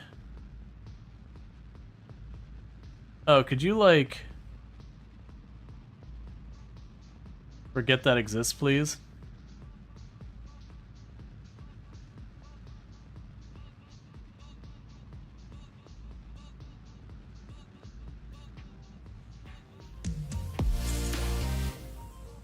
And thank you, Lilypad, for gifting a tier 1 sub to the community. I really do appreciate that.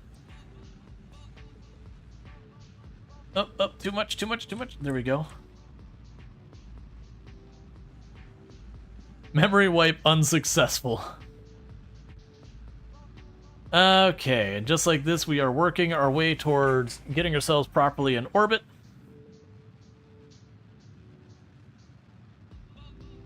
And hopefully this is enough to do what we need.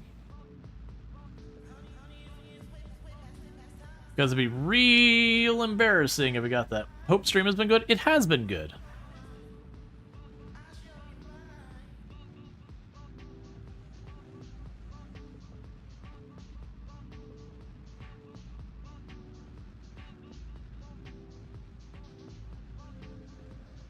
That is not a particularly clean orbit.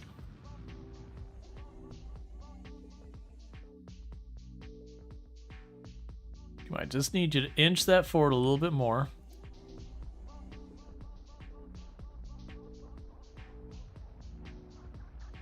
This might mess with our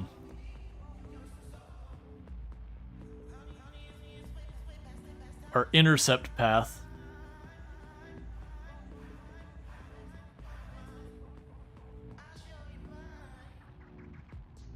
Okay, so let's keep it on slow burn for right now.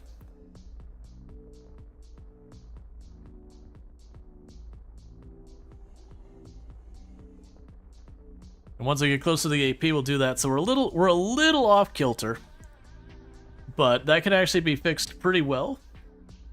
Because if we get to the point where we're lined up with the moon's gravity can take over.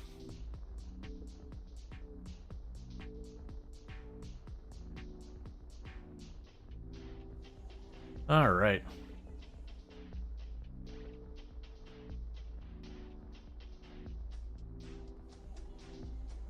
Because unfortunately, we are burning a lot more fuel than I anticipated getting us this far. And that's not really what you're hoping for a trip to get all the way to the moon and back.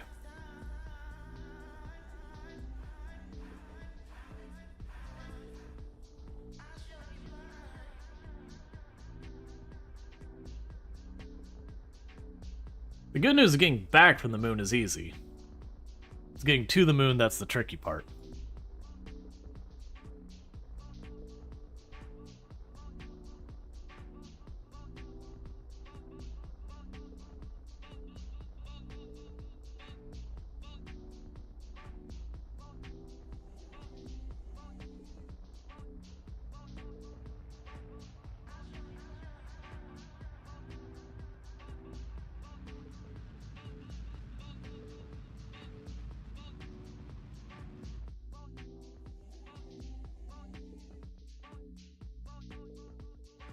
No stage?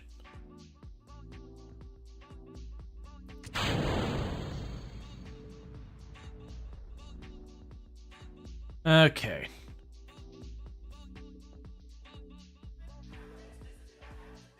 So let's go ahead and fast forward till we hit the AP here.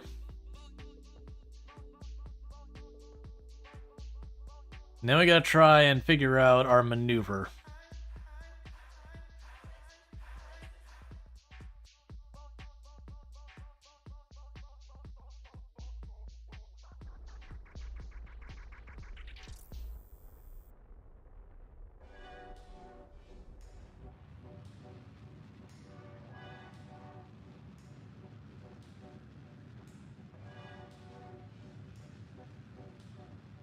And we're good there. Okay.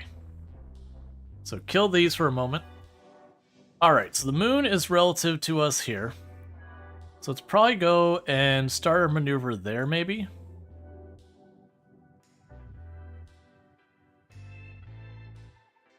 That's not going to work.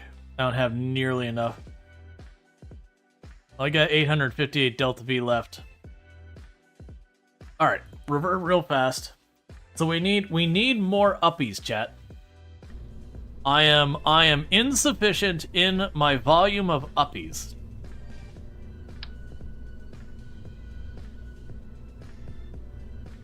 So what we're gonna go ahead and do here, we're gonna do a great sin of Kerbal.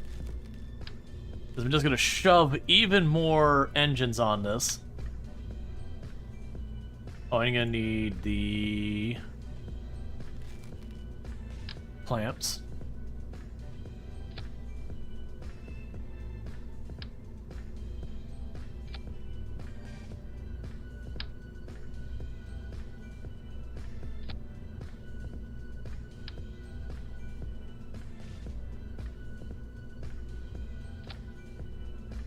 Okay. Is this gonna be clean or elegant? No. Am I gonna do it anyways? Yes. Yes, I am. Alright, so. We'll add a stage for popping these off before the liquid ones.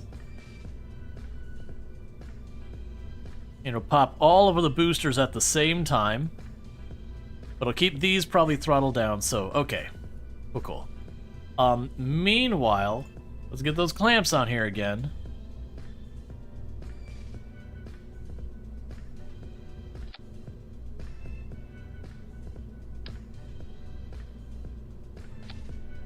And let's go get some struts.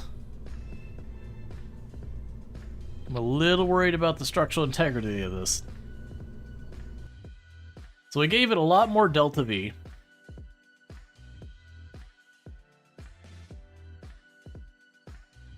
At least I think we did. We are running into the problem again where the exponential growth issue that every pound you add to a rocket requires that much more to pick it up. We do have all of our tourists on board. Excellent. So go ahead and throttle it up to the full. We got our heading. All of our engines are staged at the same time. Okay, we're going to deliberately tone back the main engines a little bit. Save some of that fuel, let those solid rocket boosters do their work. Because once we hit around like 300 meters a second and all that, we're just going to be getting lots of wind resistance. It's better if I save my other rockets for that as well.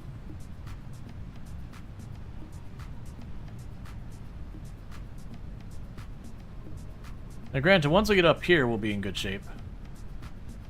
Never mind. Let's not do that. It was starting to vector off. Okay, that exploded behind us, which means it's utterly irrelevant.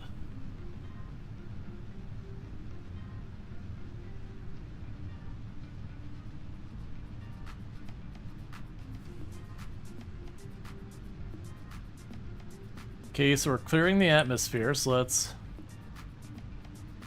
vector you over a little bit. Not as far this time. That's fine. Right there is perfect.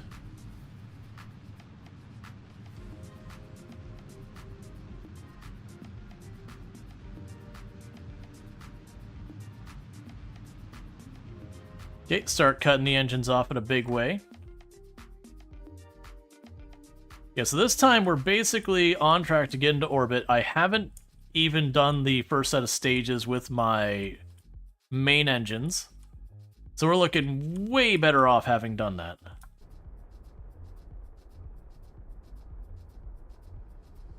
Let's get you to around the horizon line. And then once we get up to around here, kick the engines back in and start pushing for it. And this time we're not all wonky at a weird angle because we didn't have to worry about that too much.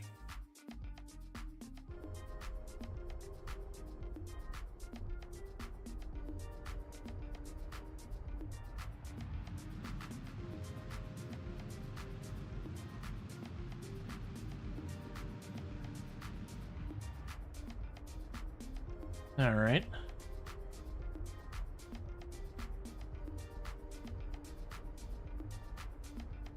Yeah, we're way better off because we were still trying to just begin doing this on the last one when we were about done with the next whole stage. We haven't even reached that stage. Those solid rocket boosters did some solid work.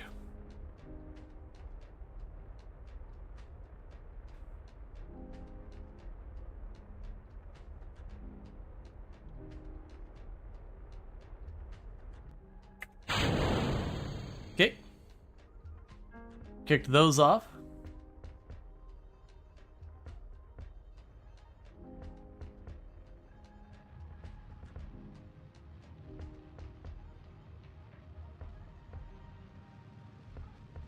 All right.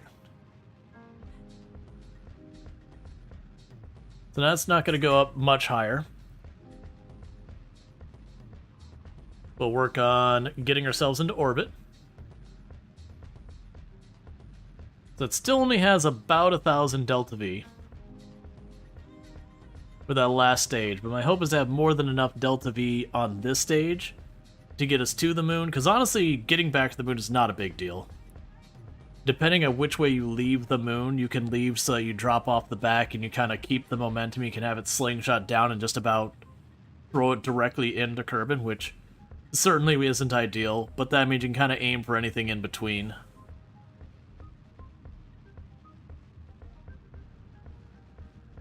Yeah, this will be at just over a third of the tank by the time we get to orbit, which means I'll probably just this stage will probably be just about right to burn off the fuel on this stage to get us in orbit around the moon, and that'll give us plenty of fuel for the return trip too.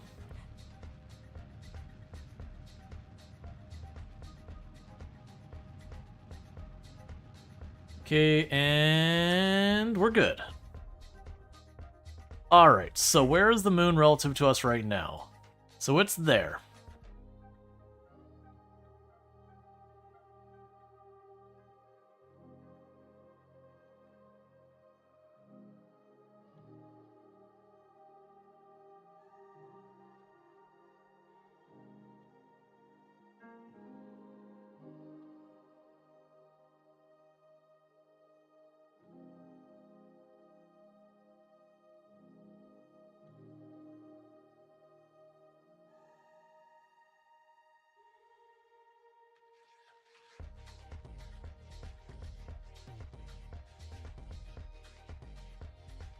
Okay, so not quite right.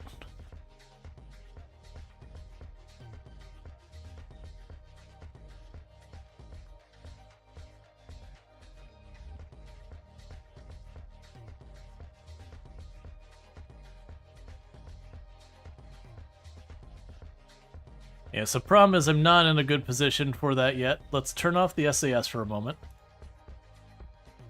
We want to get it so that basically we are kind of on the opposite side of the planet-ish, and then begin the maneuver.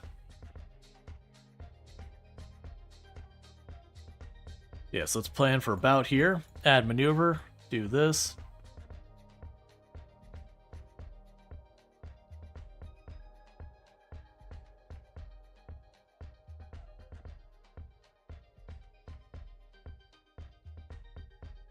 Clearly we missed the boat on that one.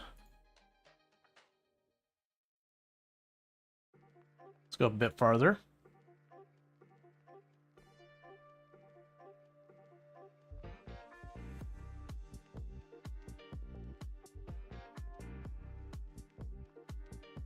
Okay.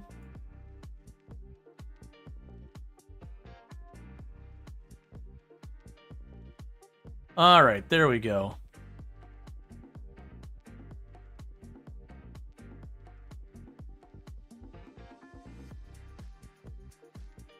All right, so that should start pulling us here. So if once we reach the moon's influence, if we had another maneuver,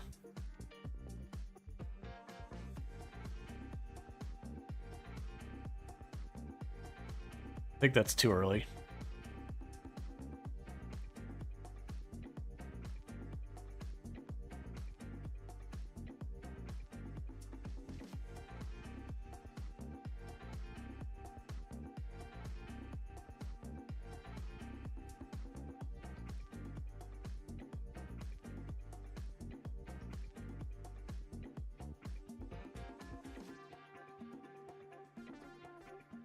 Can't tell how much. All right, I can't see what the maneuver cost me there. All right.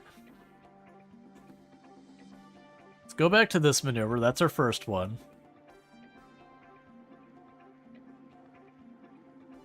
What I'd like to do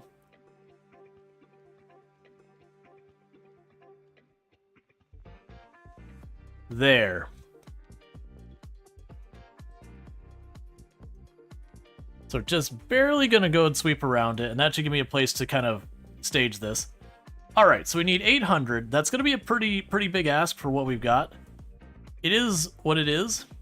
So we're gonna go ahead and fast forward to the maneuver.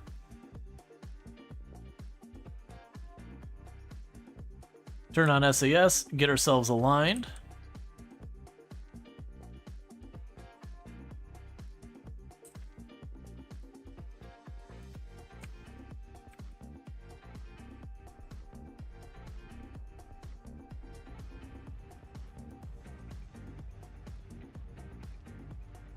Okay.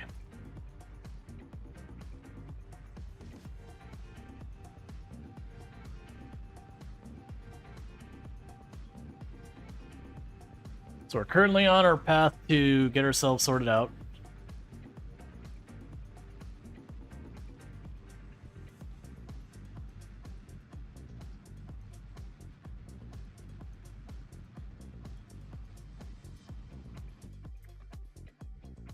Why are you not staging?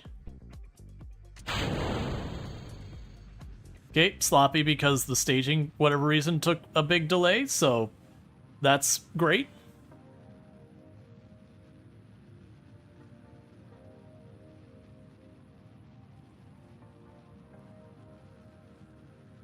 Okay.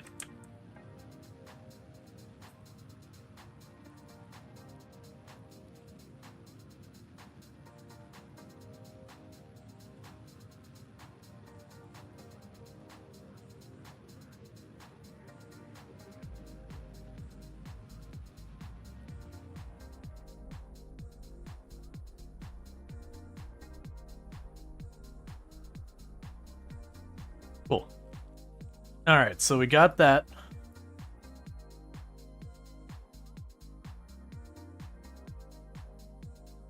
So with that,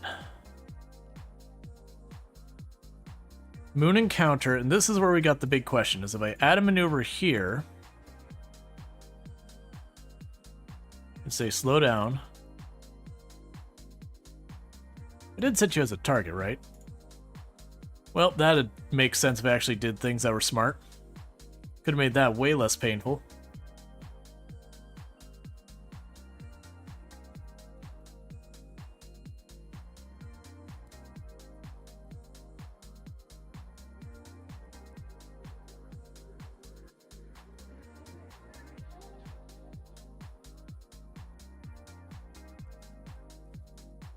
All right, first let's advance this a little bit more before we mess with that.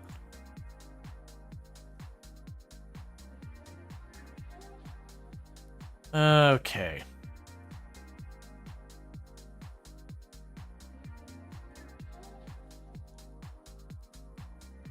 So now we're in the gravity.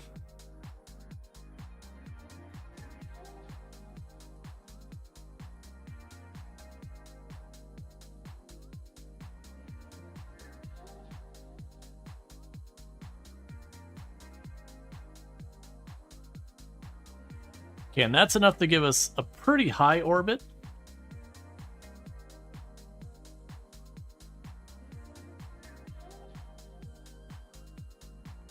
Yeah, that'll be fine to give us a high orbit.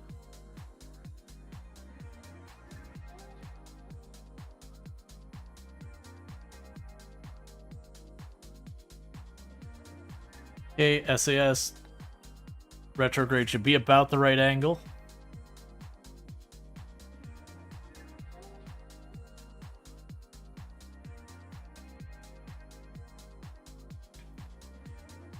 And then that's our destination here.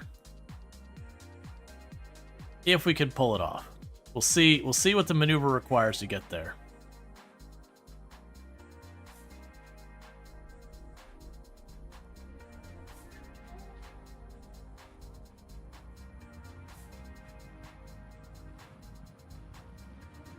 Okay.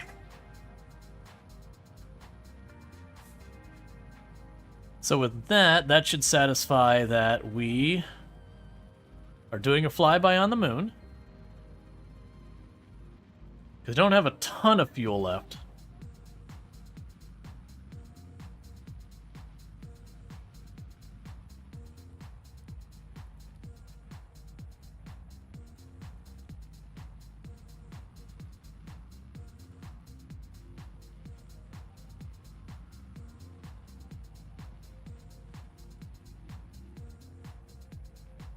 Okay, maneuver done.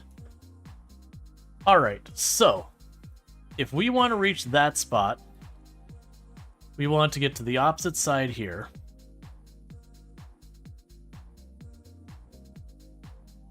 Yeah, so we're going to get right around here and add a maneuver. Now we start slowing things down.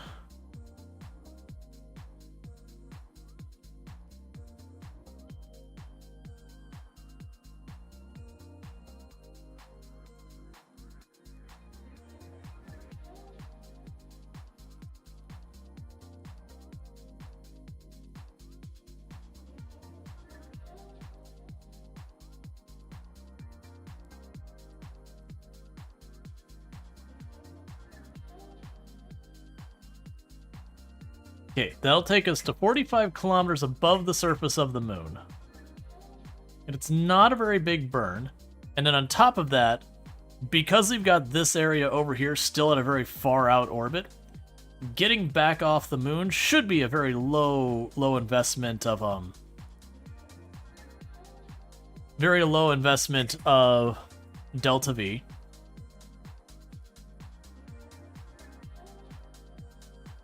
Okay, so it does expect me to only need a little bit of a burn time. And then when I get halfway over there, I'm going to need to just smudge it a little bit so you can go under there, do the scan real fast. Yeah, because 45 I think is close enough. I have no idea how close I have to be. I do know I need to be more than 10 kilometers. Alright. So they wanted to get a nice close look at the moon. We're going to give them a real nice close look at the moon.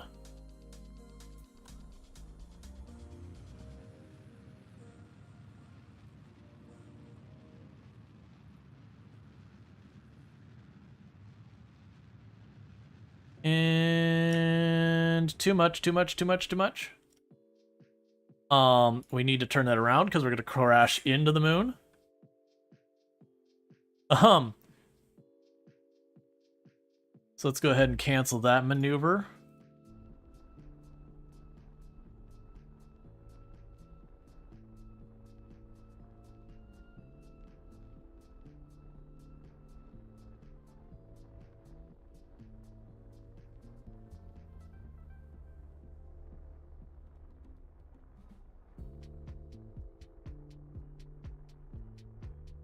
And 15 kilometers.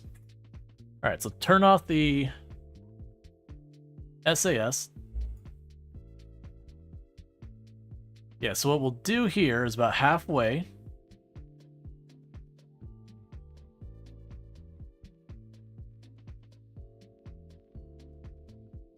We'll add another maneuver. So we can get...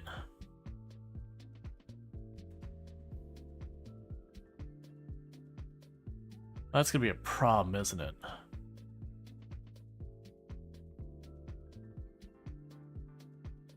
Yeah, that's not... Oh, it's because it's in a bad spot. It needs to be, like, here.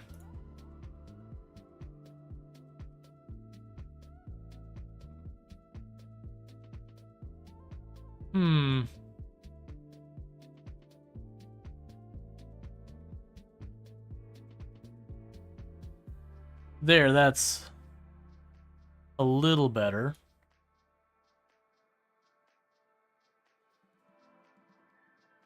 That's okay. I need a better spot to adjust this. I don't think I can't adjust it right here.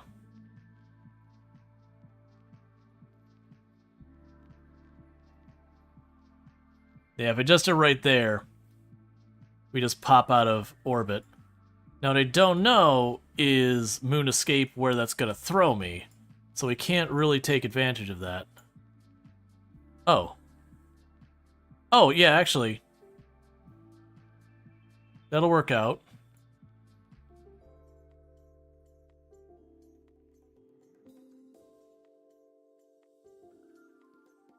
Let's see, you can use the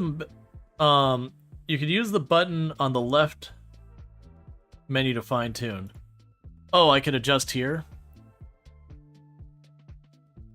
Yeah, I think that's close enough here.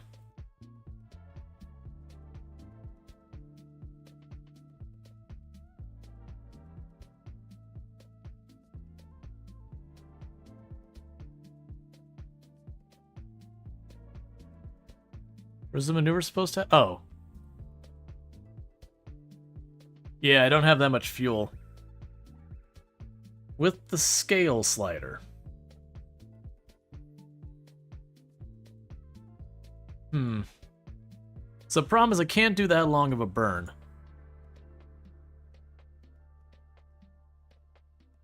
I guess what we're going to probably actually see is if we got ourselves close enough. Because I have no idea how sensitive this is. That feels like that's too far off.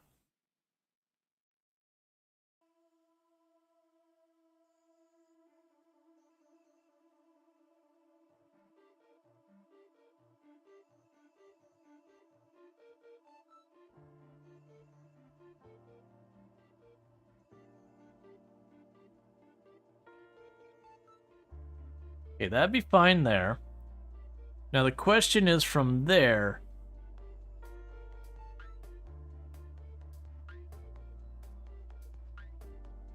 By clicking the sun symbol above the maneuver, you can go there.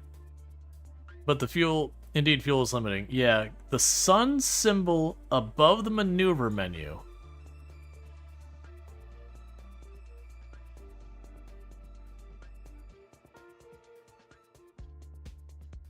I mean, I see this.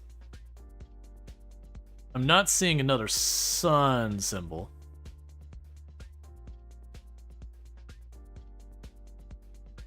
Okay, so if I dump there...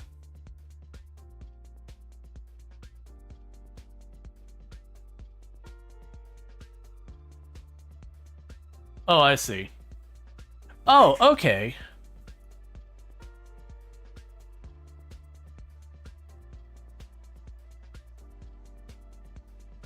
Interesting.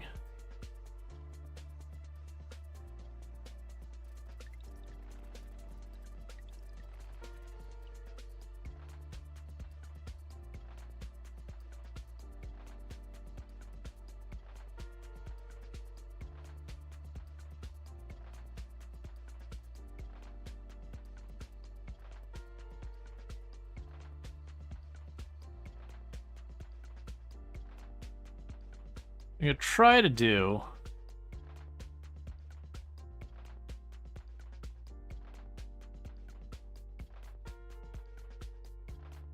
Okay, so that's way too far later.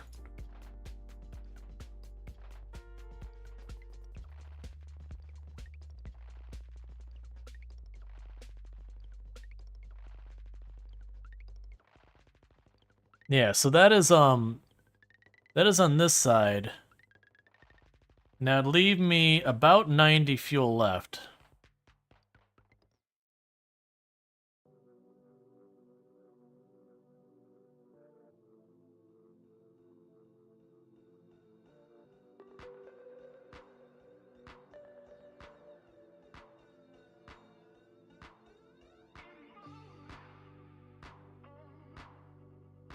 The sad thing is, I can't see how much the cumulative burn is. Because that would drag us into enough that would skim the atmosphere and would drop in. But I have a feeling that's more than we can handle. But I can't check.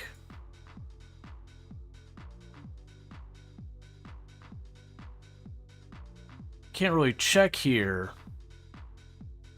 for the cumulative, because we really don't have a lot of fuel going for us. I also just remembered stage, so I don't accidentally detach this thing. Because that definitely feels like we're not going to be able to pull that off.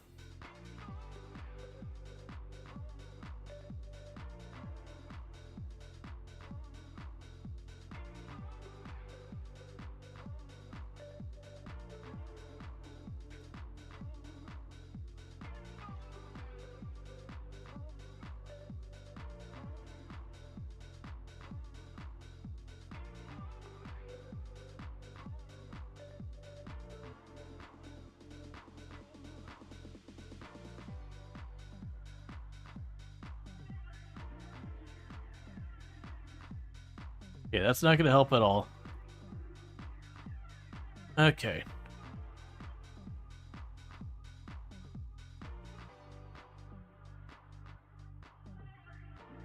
Yeah, luckily we have, luckily there is a spiritual successor coming out. Yeah, so we can throw ourselves out of here pretty easily from this end.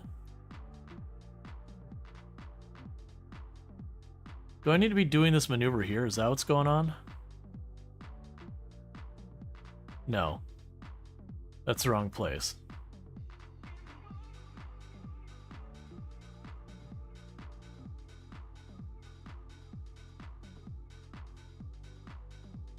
If we get the right spot...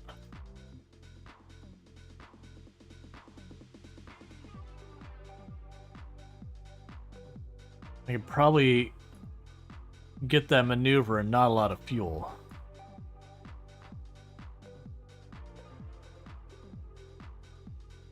Okay, that's way better. So you can pull off that maneuver in only about 66 fuel.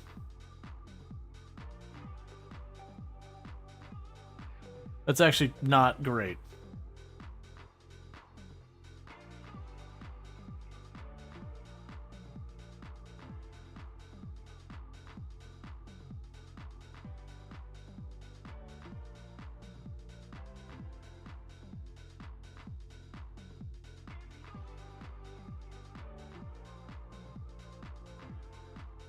Okay, where's the sweet spot I have to be for that to line up where I want it?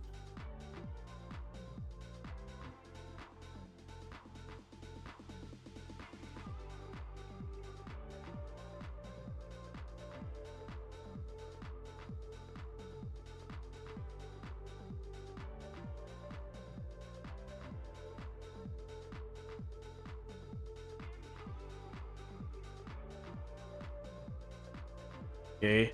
I was hoping I could get away with not needing nearly as much. Yes, that looks about like...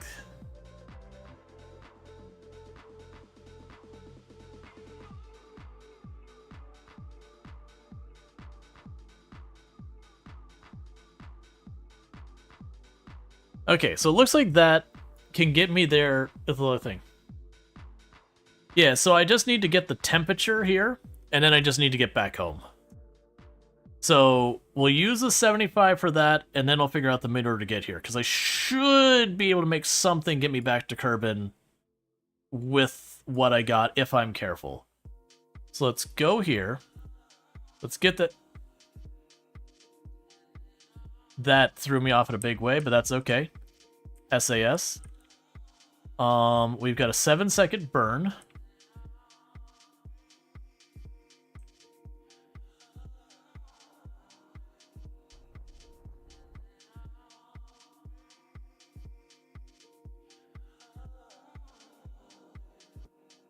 All right.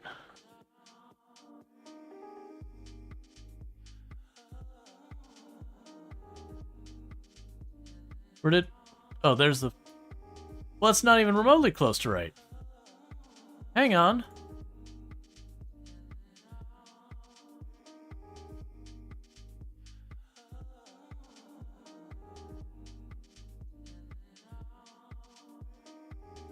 What?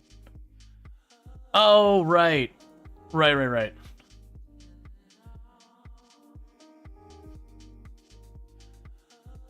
Could you go and enjoy learning during every time you touch the game?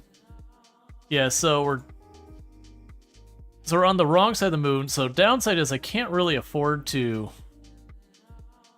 change the orbit too much.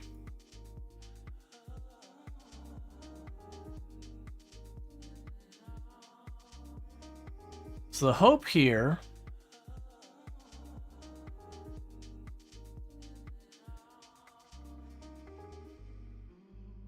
yeah, because I can't. I definitely can't take this too far off. But it looks like not this pass, but the next pass, we should be about in the right position.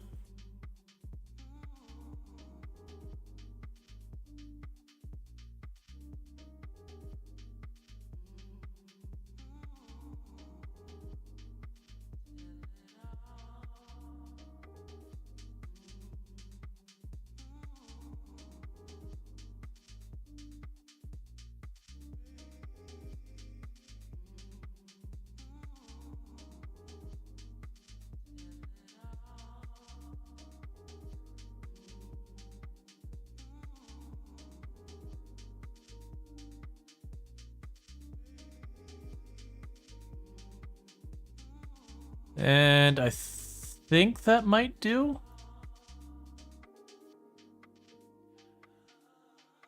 Okay.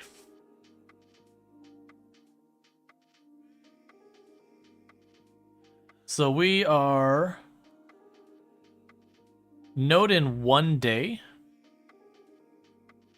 Wait. Oh, don't consider orbits. Node in 5 minutes. With a 2-second burn. We already happen to have the right headings.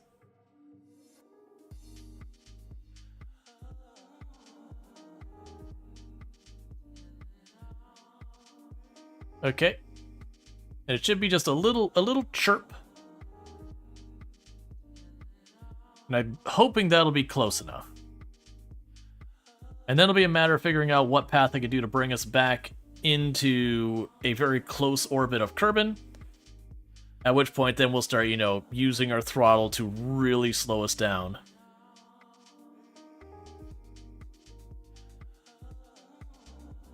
So we can get that one, and that should pay us relatively well.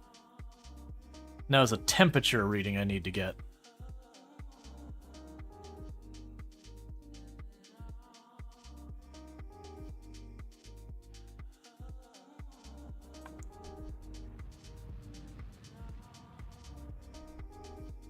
Okay.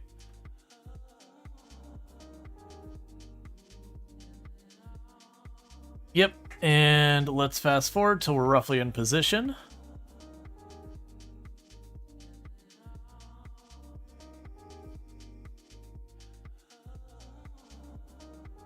There's the planet. Where's the moon?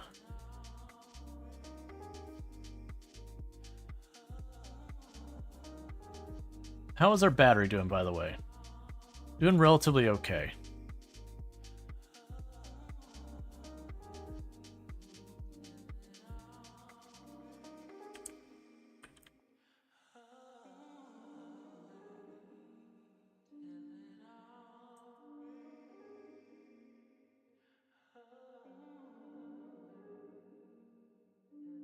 Okay, just wanted to get an eye on... Can't see the moon at all. Ah, there you are.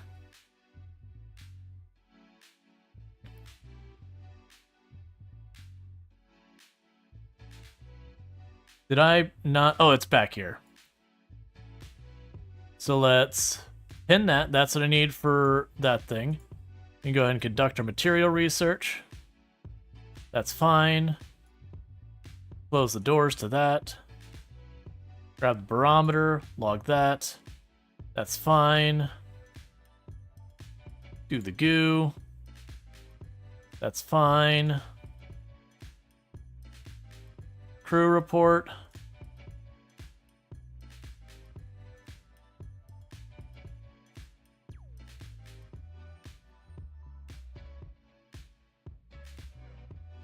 Actually reset some of those.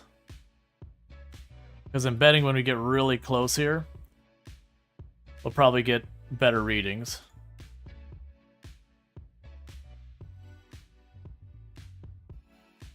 Yeah, I'm hoping that'll be considered close enough for the part that we're going over this. Because I have no concept of how close I gotta be. Okay.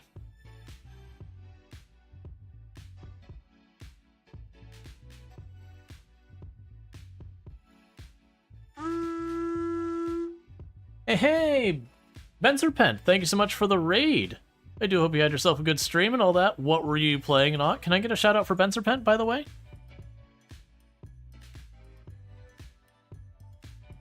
So reset that experiment. Crew. Alright, so we don't get anything there. We're not considered closer to it. Let's go ahead and adjust here again.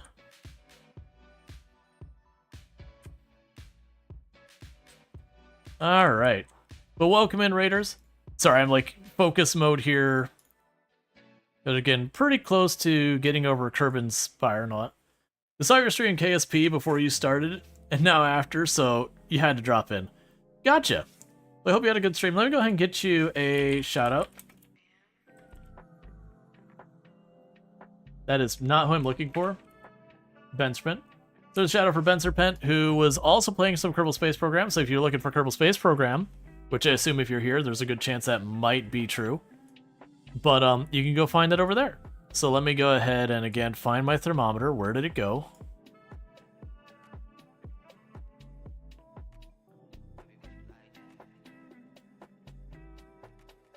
All right. I'm not sure if we're close enough or not. That's feeling like it's going to be more in the not category.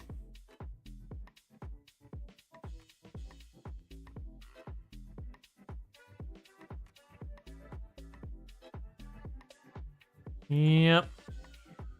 That's gonna be a no-go. That's fine. So what do you got the current mission?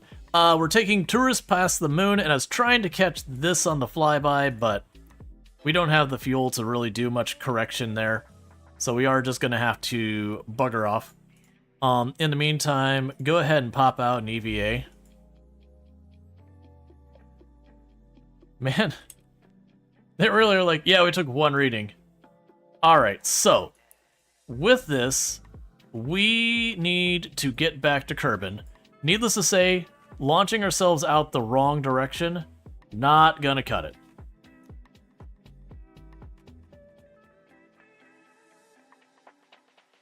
So what we're gonna need to do is honestly fast forward a little bit to we're at a better angle for getting ourselves back home. So let's go ahead and do that. It's also entirely possible this results in us getting a better opportunity for this. Yeah, no, this is the last one we're doing for the night. I just didn't want to end like half hour early, so it's fine.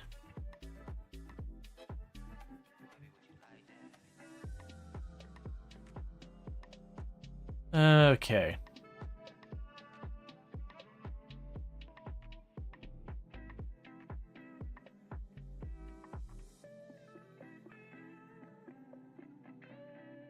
Alright, and and drop down the speed a bit more.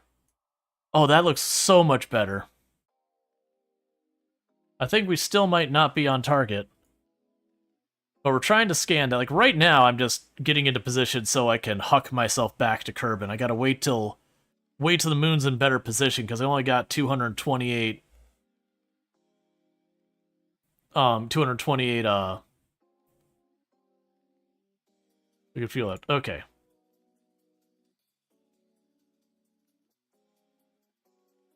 Ooh. We'll keep that for the moment. Let's get through all our tests real fast.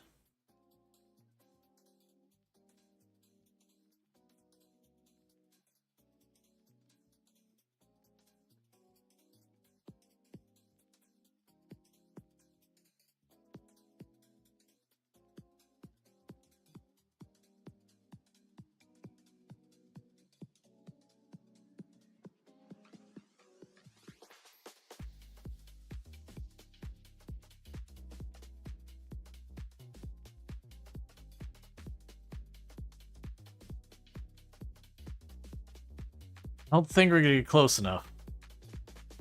That's okay. We did get close enough that we can redo all of our other stuff. Yeah, so we're not getting close enough for that.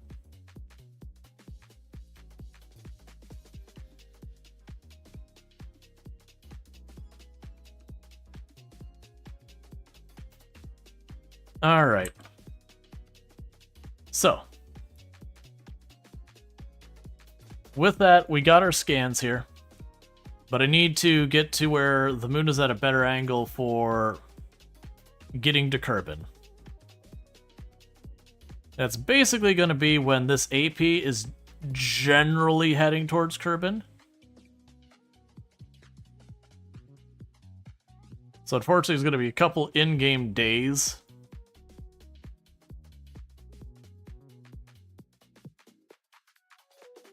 Yeah, that's worse angle, so we won't worry about it. Okay, we're almost there.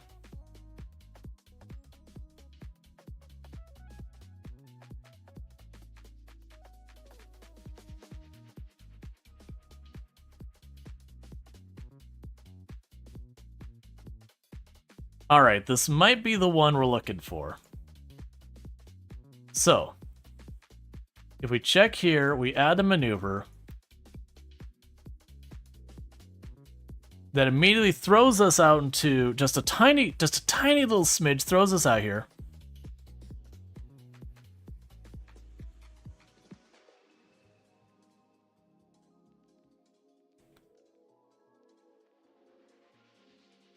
Can I get it to be a better position, though? Because it's only 15 meters, but that's dropping me way out there.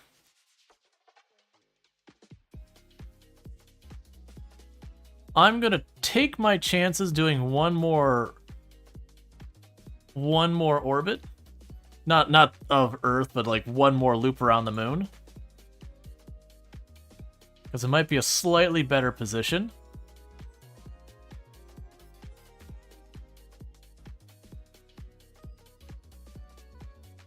Yeah, this will have to be the one. Any more than this, it'll be a bad time. Alright.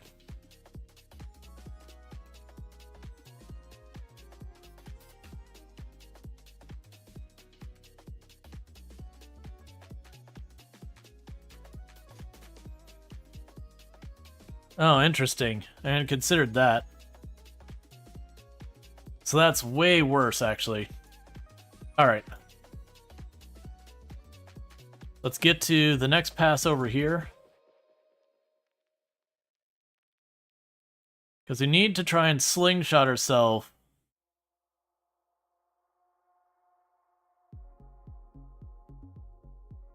There are two go-rounds would be much better. Alright.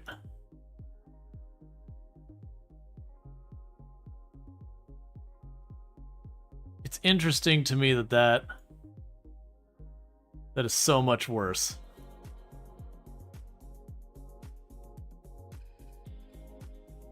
Okay, what happens if this is not the way we'd want to do the maneuver? Yeah, it's just gonna be bad, because it's gonna go out the other side.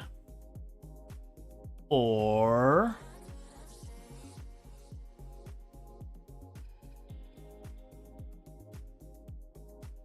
That's the limit right there, and that's not enough.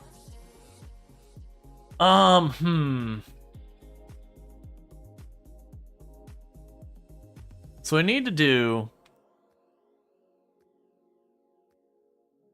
Should have done the first one. I need to get to an angle I could catapult ourselves. Let's see, when the AP crosses the moon's orbit... Let's see, when the AP crosses the moon's orbit on the moon's retrograde side. Do you have a heat shield? Yes.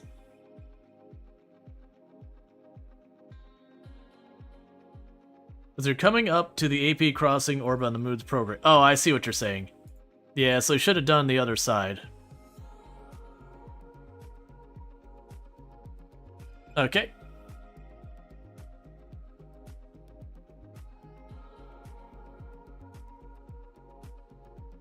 I mean, I probably need to do it over there, but...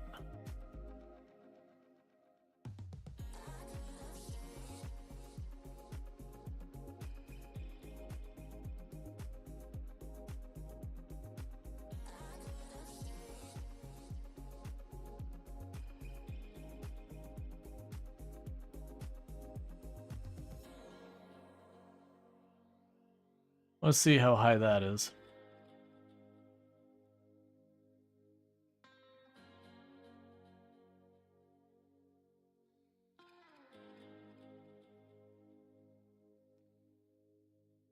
$400 something.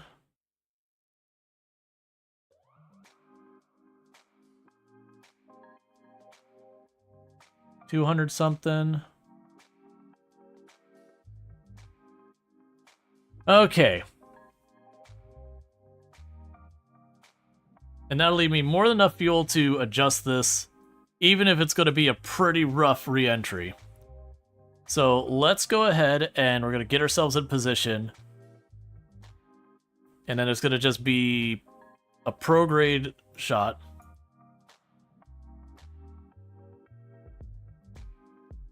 Do this, prograde. Get in position. Not a very long burn. Okay. It'll start about 30 seconds because it takes a moment to ramp up and down. And the goal here is to try and get ourselves as close to that without smashing face first in there. We want to get as close as we can without delivering ourselves into the surface of Kerbal at the most aggressive speed possible.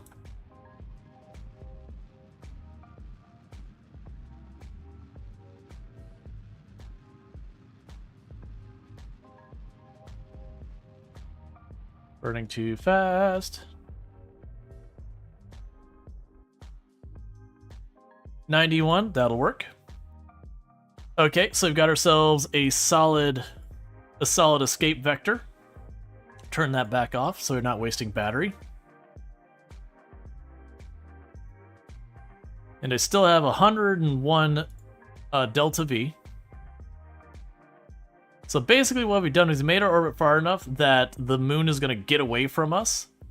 And once that happens, we will drop into Kerbal orbit.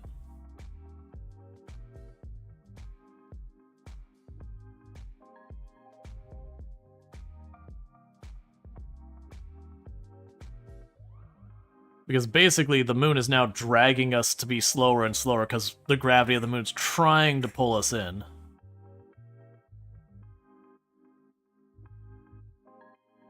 And then when we get to the AP, I'm going to try to drop that to like 80.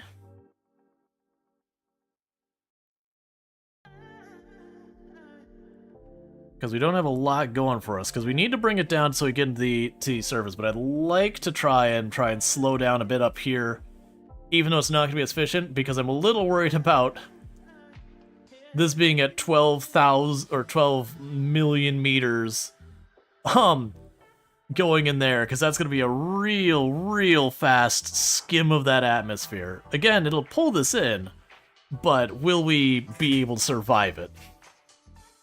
Because we're going to kind of be bouncing off the atmosphere. Okay, we're still technically in the moon's influence, but the moment we get here, we'll escape the moon.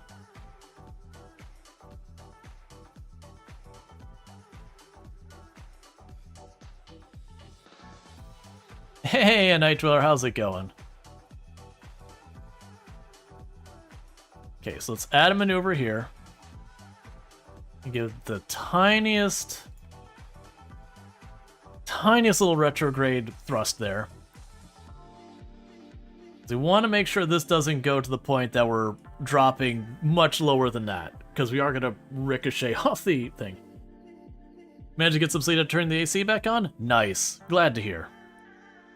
Let's get to here.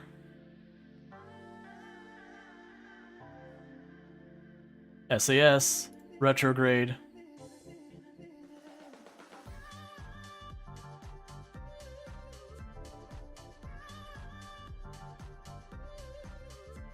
Okay. Let's see. A Kerbal PE should be around 40 kilometers. Should be quite survivable. I am a bit on the paranoid side. We'll take it to 70. Turn that off. So that way I know for a fact I'm deorbiting.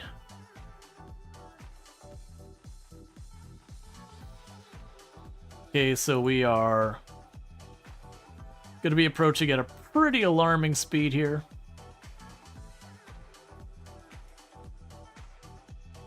You got all the various debris flying around, as you do. It just gets worse and worse as time goes on. Okay.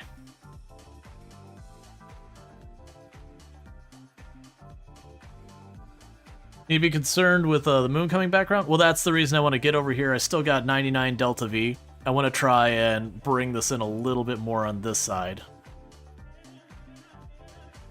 To 1, avoid the moon. And then 2... hang on, let's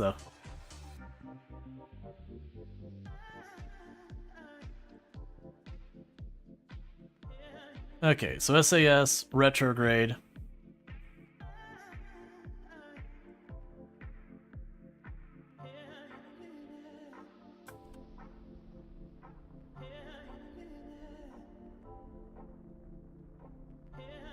And we're going to be bringing in both of these quite a bit.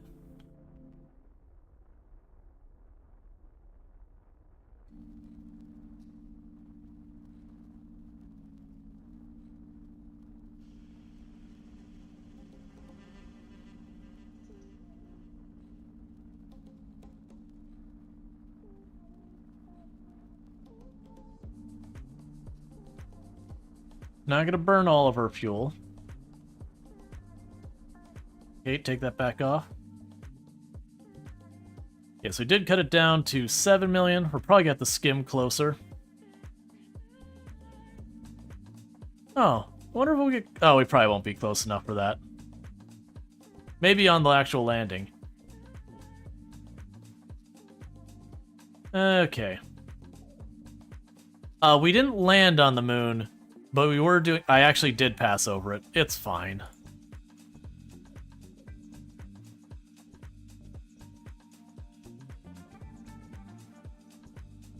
I'm gonna pop up here.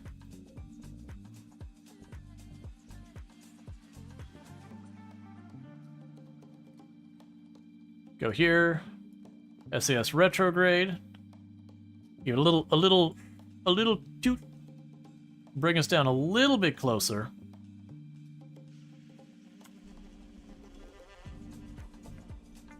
We'll say 60. That's already getting me a little scared here. Because I definitely know it goes from everything's fine to you just murdered yourself really fast. Yeah, no, we're doing some space tourism. I was trying to get a scan while I was there. I just didn't have the Delta V to do it. So instead, we got all of the objectives other than the scan.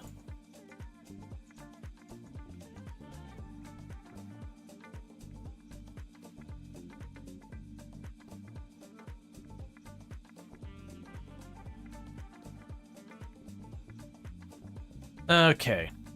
So honestly, from here... oh, wait, what am I supposed to get scanning? That's fine, whatever. Okay. So let's go SAS, retrograde.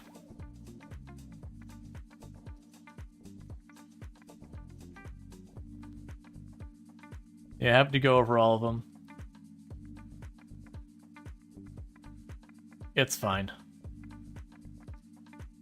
Okay, so we're gonna wait till we get closer. We're gonna full fire this thing.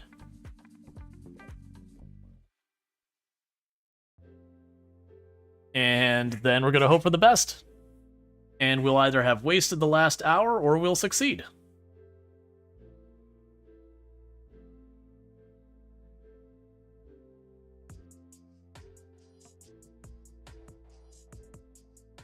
Okay, so we're supposed to get down to 59 kilometers. You can actually fast forward till we smack into the atmosphere, and then it'll,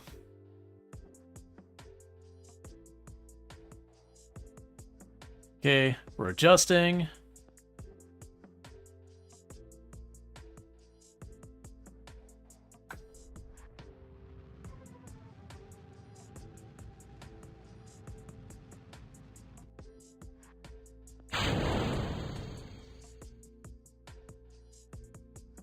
So close that up.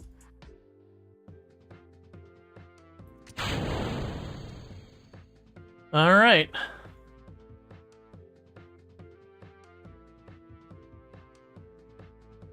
Well, I definitely could have gone lower. I was just being a little paranoid, and now it's going to be a lot of air braking. We did bring this in more, so hopefully this does... Compared to this eye, you're going to be more than one go around before landing, but eventually you'll come down. Yeah, no, that's I figured that part was going to be true. The big thing is now the batteries.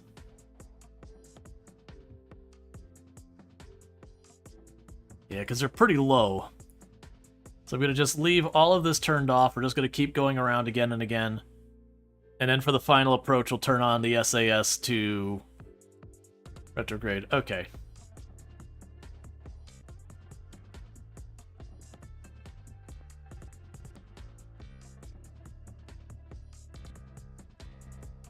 And this is where the whole thing smashes right at the end.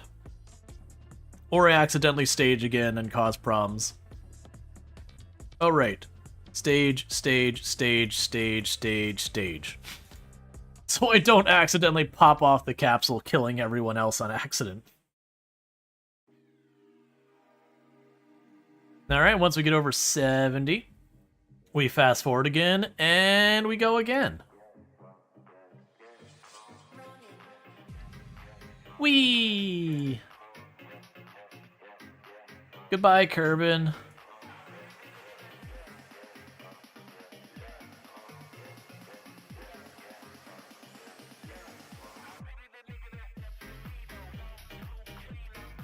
Hello, Kerbal.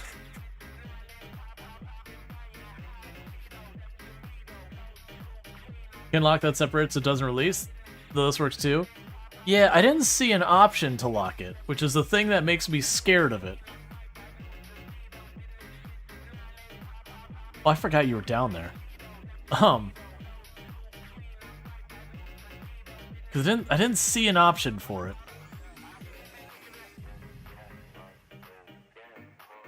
Okay, we're definitely getting some resistance. Like, the speed of which the apoapsis is coming down is really good. The periapsis isn't coming... Ooh, we're getting some heat. That's not my favorite. Oh, I still have both those heat shields here? Whoops. That was for a contract way back.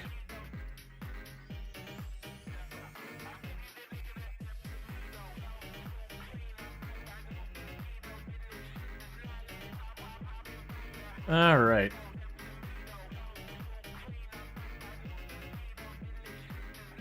Yeah, I had this for a contract where I needed to test those.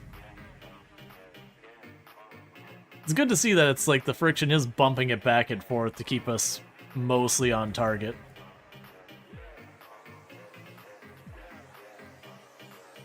Yeah, it took like in the millions of off of that.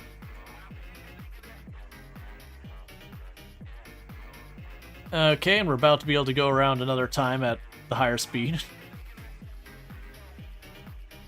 interestingly enough, it's like, yeah, you're within parachute deployment successful range.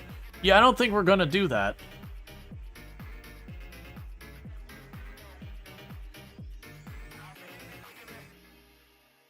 Okay.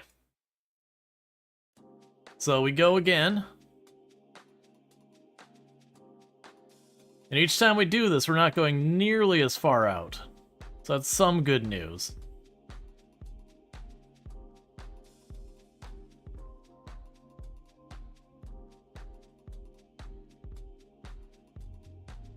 And yanked out of fast forward. So now we're at a much worse angle. But I think the friction will straighten us out. I'm a little concerned at how long this is going to take. We might tear up these heat shields a lot more than normal.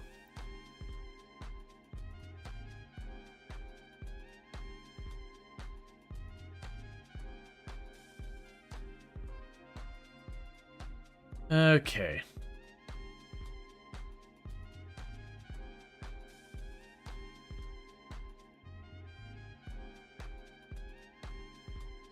Yeah, so you just watch this getting torn down. And we are also getting a little bit closer each time on this side too, but not as much as I'd like.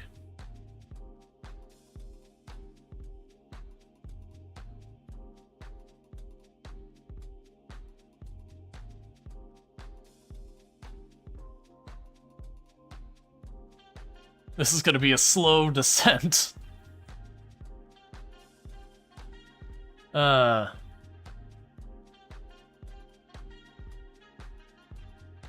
I was just worried about smacking the atmosphere way too hard and getting in trouble for it. Still, it took almost, what was it, like, over 500,000 meters, and it's still taking that off. I think we'll be fine. Especially with this getting a little bit deeper in each time, it means we'll spend more, like, the more both of these go down, the longer we're going to stay in there getting friction. Yeah, I certainly could have had a more efficient use of time. Meanwhile, these people are like, man, I just want to go up to the moon. I didn't want a whole month up here.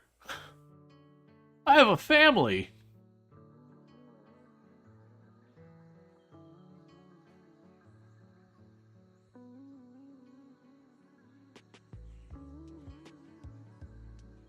Okay, we go around again. Yeah, so you can see we didn't get nearly as far this time. You know, actually, we dropped off over, I think, over 1,000,000 meters on that pass. Pretty close to 1,000,000.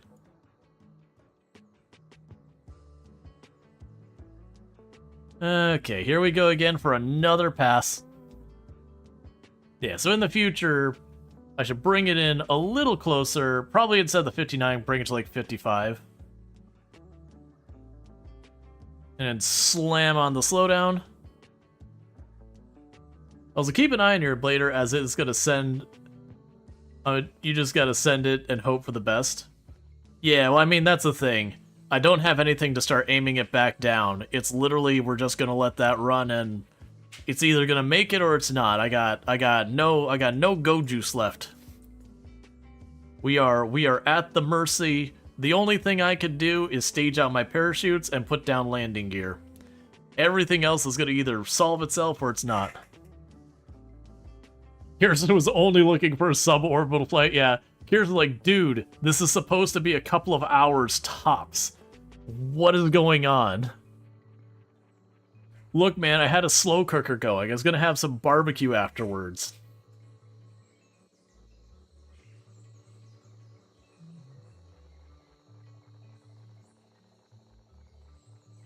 Okay.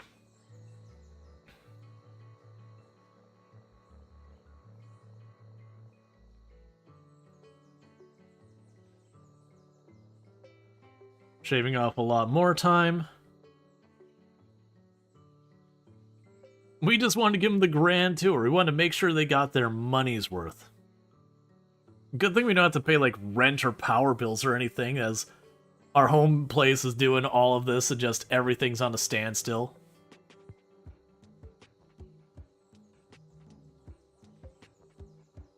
Alright, so the apoapsis is going to be down below 2 million meters. Yeah, we're only shaving off about 0.1 kilometers or so, 0.2 kilometers on the periapsis. Turn sideways. My fear is I can't recharge the batteries. So you're not wrong, but I'm basically expecting to need every last little bit of that power for when we do our actual re-entry to try and keep the heat shields pointing in the right direction. That's the reason I haven't been messing around with any of that.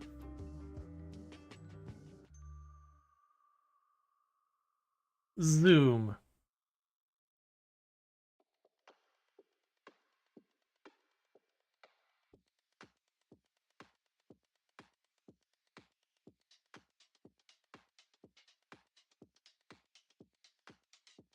All right.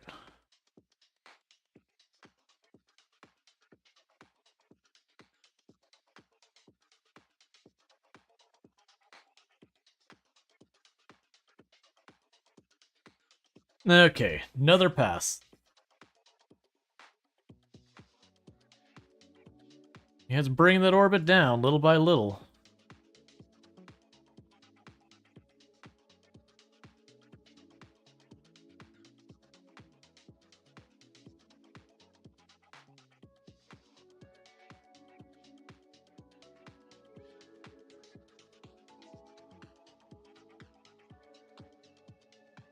Yeah, no, I do think genuinely with this, as broad as it is, even though this is more aerodynamic, that is broad enough and more than make up for it. So what is the point to orbit around Kerbal? Well, we're trying to deorbit. The problem is I got no more go, so we're using wind resistance to try and drag us back out of orbit, which we're doing. It's just a lot more passes than I really anticipated. But yeah, no, you're not wrong that this would be this flat edge would be there, but that's a lot of surface area. So I think like individually that would be more than that, or like this would be more resistance than this, and like whatever, but that's a lot. That's what I'm thinking. Obviously, it's not really good for me to test because I just don't have the battery power, so we're kind of just doing what we gotta do. Okay, that's coming down a lot more. I still think we got probably 3 more passes. But these are coming down a bit more each time as well, on this end as well.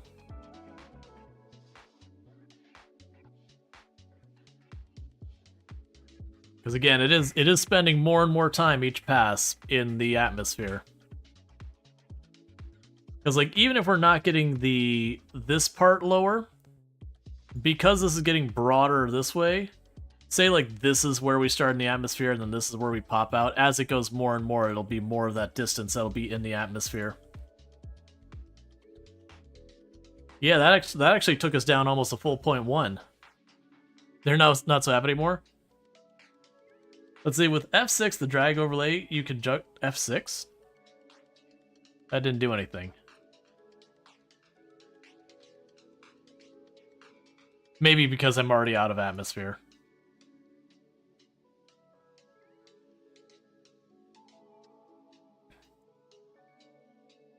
Yeah, the 40 kilometers. My fear is just hitting the atmosphere too hard.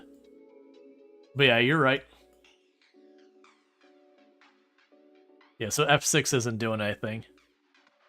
Drag overlay is F12.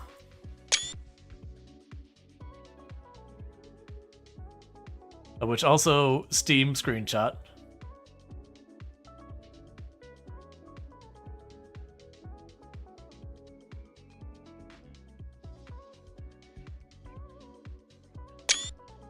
F9.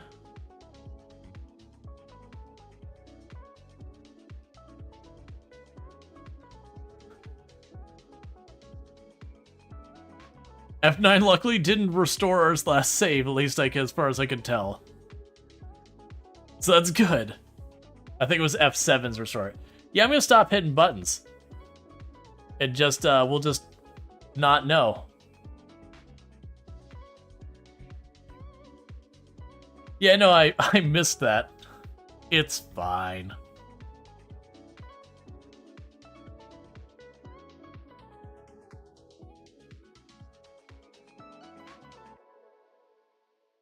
Just keep pressing buttons like true. That's honestly any simulation game ever. Because of how many buttons so many of the games need, there's definitely that time you're like, it's one of these buttons, detach tool, reattach tool, drive around, now you're backwards. Like all sorts of like you'll get there.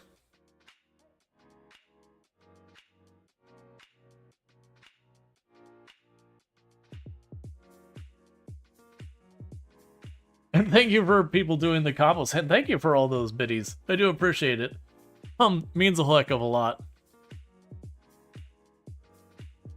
I do wish for me the UI gave me more to see that, because I actually had to look from where it told me that the combos were happening to up here on my activity feed just to see that it was Allison who did the combos. So thank you, Allison Adventures, for the combos. Meanwhile, we're gonna go ahead and snooze these ads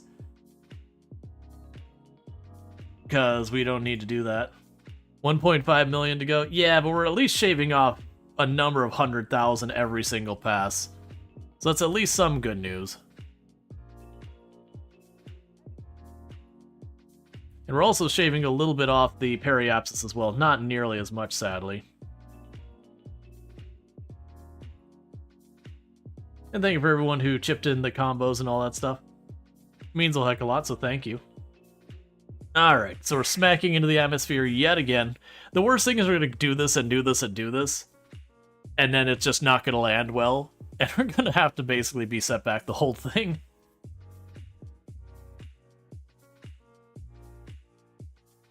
Bob Kerman's like, yay, I'm excited.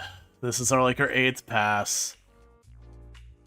Let's see, some of the original games used to have card overlays for keyboards, so you could do that. Oh man, I forgot about those. Yeah, I owned a number of those. Where you take it in, you just put it over the F keys and have the little arrows and be like, that's this is this. You know, this is divert power to shields, this is divert power to weapons, this is divert power to whatever, this is balance power. The Kerbals are excited, they don't get bored, seems. Yeah, no, they basically have only 1 or 2 emotions they ever show.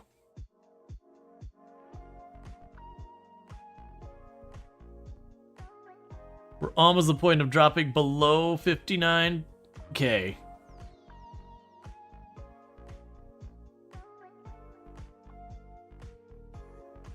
Alright, we start going back up.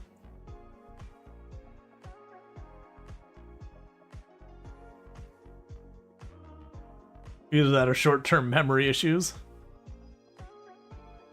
I mean, they're getting hit with a lot of solar radiation.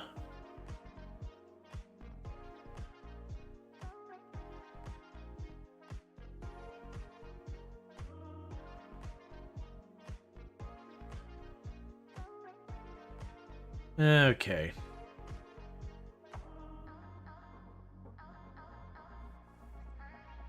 Just watching that circle shrink little by little.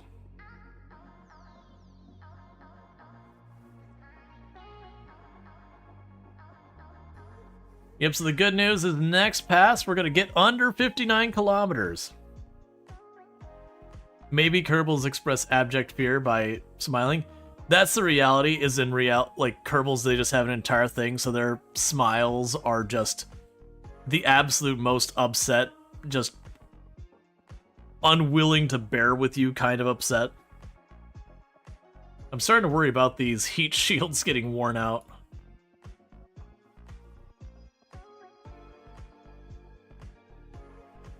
Got more science to do? Nope, if I was paying attention, we've been crossing over that each time on the way back, every couple passes.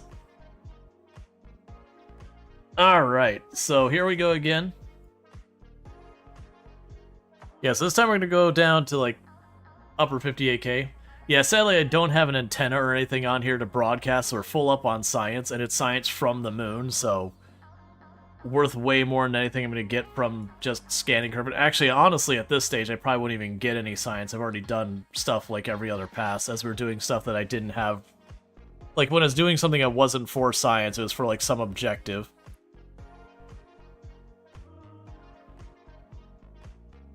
Okay. Considering that's where we started, We have deorbited a lot. In reality, would Nessa send up some fuel so you can navigate down? There's no engine. We kicked the engine off. I mean, in real life, this wouldn't be doable because you'd have something like life support or food or water would fail before, like you'd run out of that before you got down. This would be a tragedy. But NASA also has like incredibly sophisticated computers that can get everything down to the exact amount. And they, you know, have people spend months and years planning each and every step of every mission to make sure everything's down to its exact stuff. Whereas Kerbal Space Program, you kind of go, that's about right. Wiggle, wiggle, wiggle, wiggle.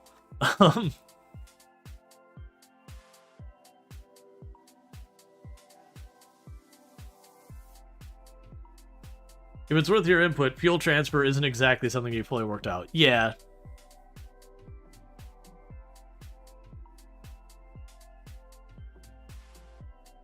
I remember way back, this is before career mode, I remember having something just barely out of atmosphere.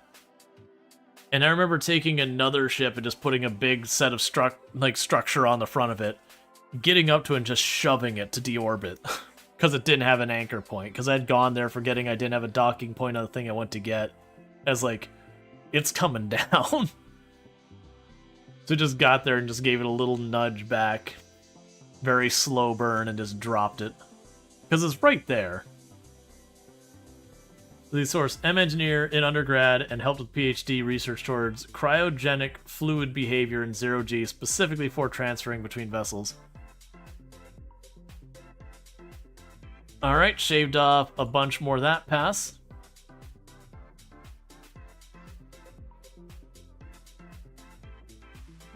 Okay.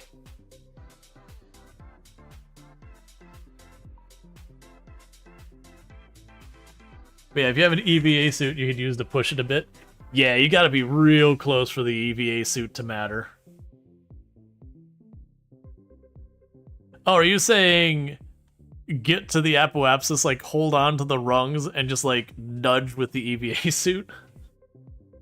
I mean, honestly, it wouldn't be the worst idea. You're not wrong.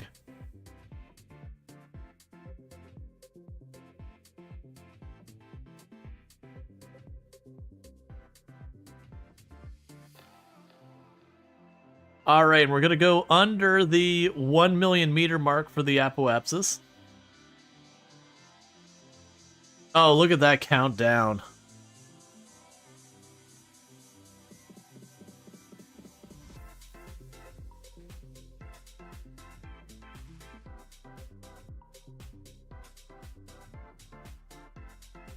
That's nowadays, you just do thermal modeling for jet engines. Worked on your master, want to get your own PhD one day.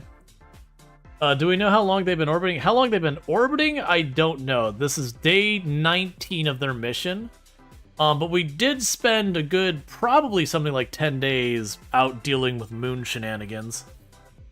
Like getting there and then orbiting the moon several times to get in position to come back this way. We're definitely burning a lot of time.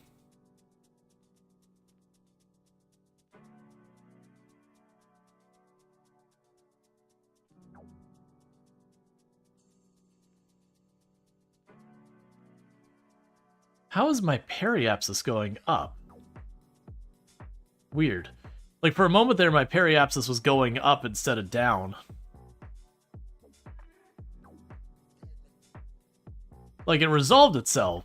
It only went up, like, a couple of the lower decimal points. But it was still a little bit of a head-scratcher.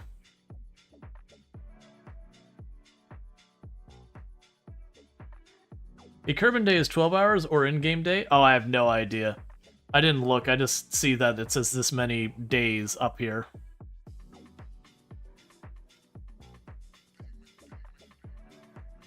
Alright, we're almost out of atmosphere again. Because yeah, we'll try to get to the apoapsis. The angular ship has a little bit of lift in the atmo. That's an interesting consideration. So we're getting like a mild bump on the atmosphere to get a little bit extra. Okay, so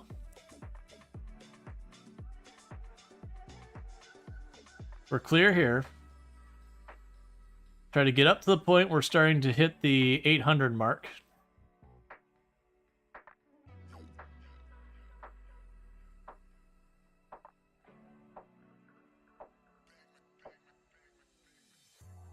Da da da da.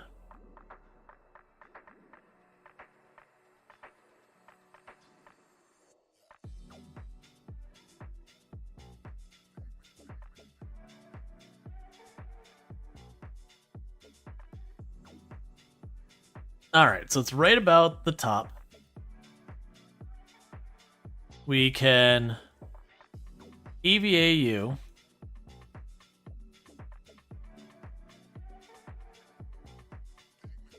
So what we want to do is figure out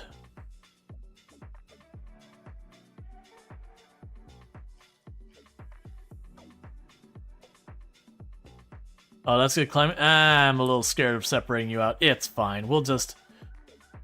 This is working. We don't need to risk poor Jebediah by accidentally going to shove it and then, you know, sending Jebediah off on his own into the abyss. It's fine.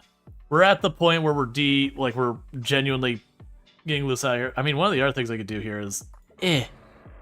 more wind resistance.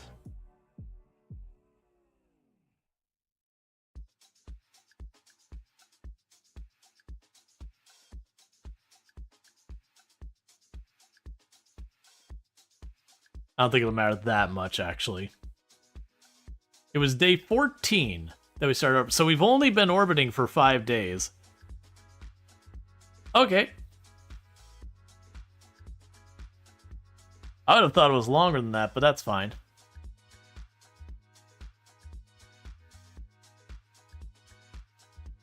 Okay.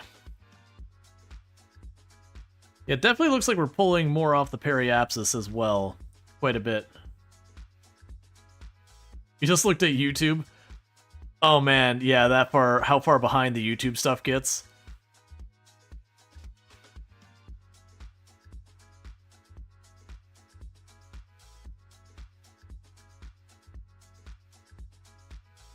Yeah, we're definitely dropping over 100 kilometers on the apoapsis each time. And we're dropping a little bit off the periapsis each time.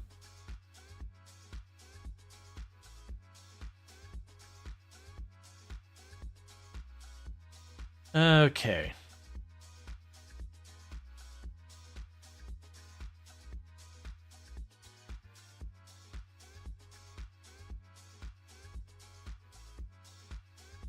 I don't honestly think extending those made any meaningful difference on the wind resistance, by the way.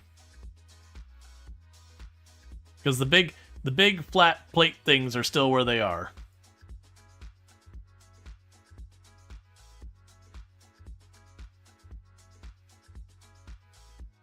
You know, it's still coming down pretty good. We're getting pretty close to having like 55k.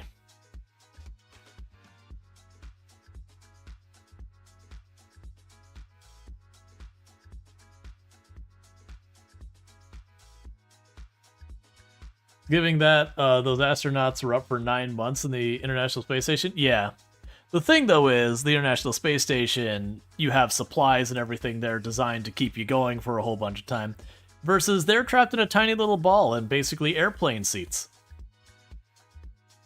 So, you know, that's fun and all.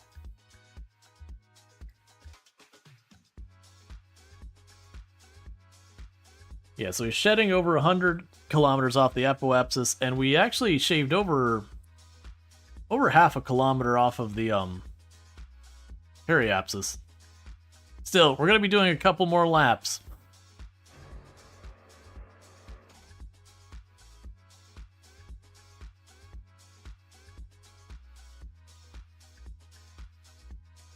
But they do have cool suits, yes.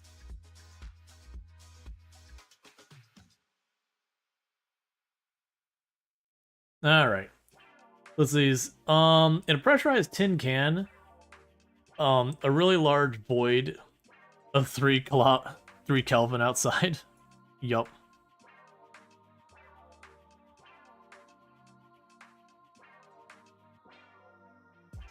Shaving off way more. I'm still expecting this to be a very messy landing, so we'll see how it even goes.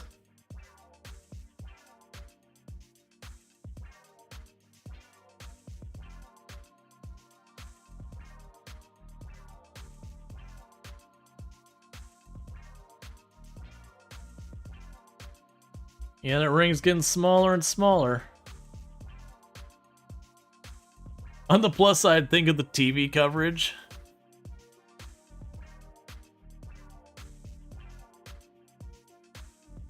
It'd just be like the news, like, what's going on with it? It's like, still up there. Wait, right? 5 per passes?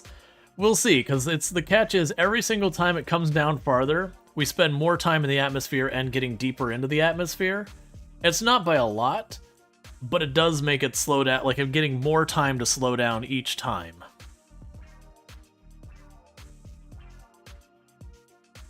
So it's kind of hard for me to figure out, because we weren't supposed to be reaching the periapsis much faster, but because we are slowing down every 2 or 3 seconds, it counts a second twice. It just takes that little bit longer.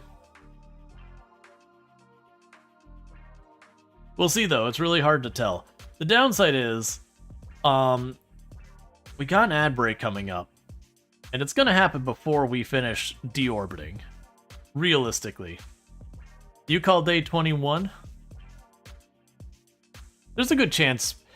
I think it'll either be very late day 20 or very early day 21. I think that is about the right range. Because I do think it'll be one of those things that once the periapsis dips just low enough, we're going to suddenly see it come down really fast just because of how much resistance we're going to get. Yeah, and that's the thing. I'll go and trigger the ads now. That way, to make sure they're not still running. Because the ads will probably finish by the time we do our next pass. Give or take. Yeah, because we're about to drop below 58k up. And we shaved off over 100 kilometers off the apoapsis this time, I think. I may have miscounted on the apoapsis, but this one we're about to drop below the 58k. I think we're going to be slightly over the 58k. No, actually, we might get under that before we get to the 70. Do you plan on landing with or without SAS? With SAS, which is why I turned that off, to preserve the battery. That's the only reason I'm not trying to, like, turn the ship sideways or anything like that, is like, I got enough battery to probably get me through the actual landing sequence, and not a whole lot more than that.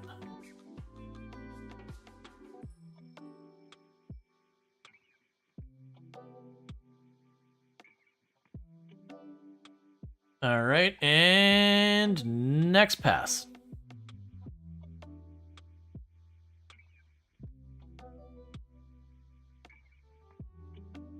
Yep, we're below 58Ks for this pass.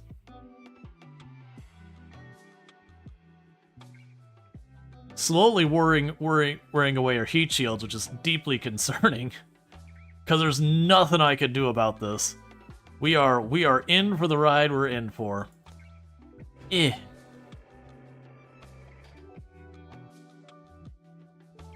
Catch some air. I don't think that's, like, very genuinely, I don't think that's doing anything. But at least feels like I'm doing something. Like, I don't think it makes it better or worse. Because these round areas, the primary surface, I don't think the little bar back there is going to make a big difference. And then the question is, will this being pushed in the air and then having that behind it give it a little bit more aerodynamics, or will these, like, what the effect will be? Regardless, I don't think it's going to be a big difference. They're both big flat surfaces we're trying to shove through the atmosphere.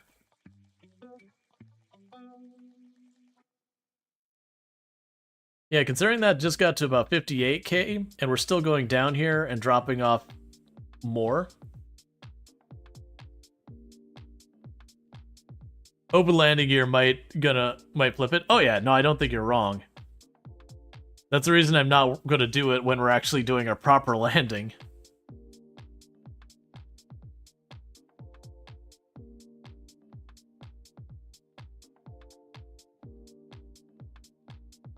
Okay, and another 100 kilometers coming off this. Yeah, so that took off about a quarter of a kilometer already, and we're still just on our upswing, so probably take about half a kilometer off the periapsis each pass now. So that's gonna accelerate a lot. Cool, and the ad is done. So all you miss is us doing another pass. This is gonna be such a tease if we get down to the final phase and then it just wrecks.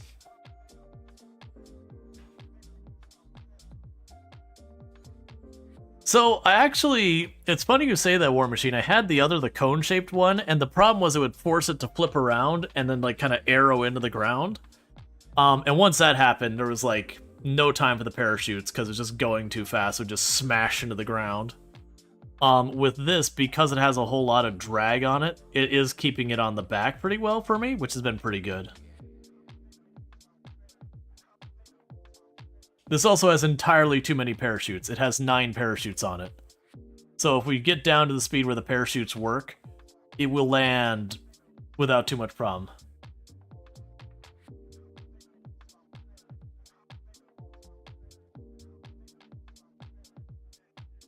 Yeah, so that's shaving off over half a kilometer off the periapsis, and we're shaving off almost a full 100 kilometers off the apoapsis.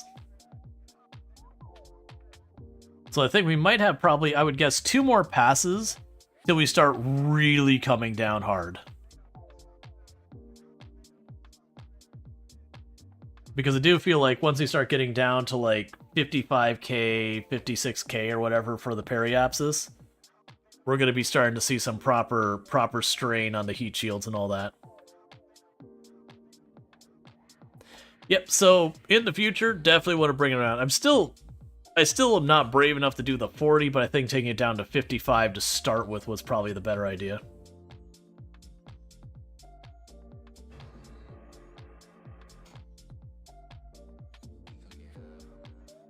Okay.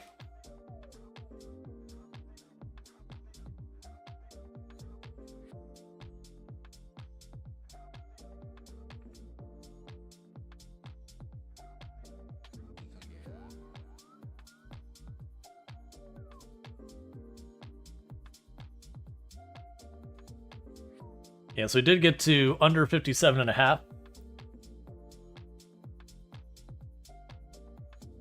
15 km is where it's at.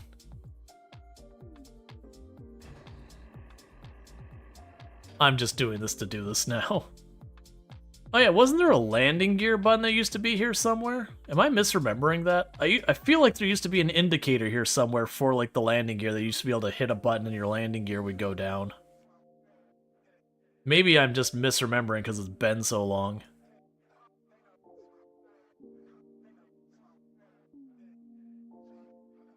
Yeah, but the lower this is going. You're serious? You'll return to the moon with 15 km periapsis? Gear button is green on the altimeter. Oh!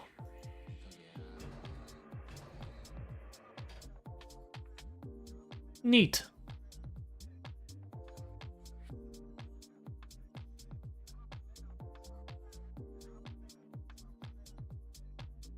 Yeah, we're shaving off a lot more now. This is going to be almost a half a kilometer on the way down, not even up. Yeah, so I think we probably won't drop this pass. I think we might come down next pass.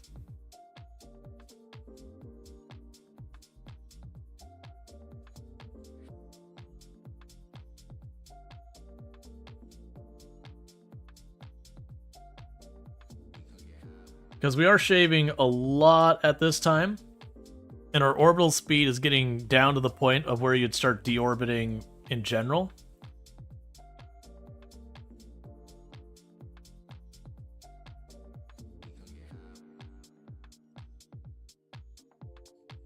Let's see, peri speed difference is good indicator on round trips. Oh yeah, and that's, I see what you're saying. Seeing the difference as you get down here, yeah, that makes sense.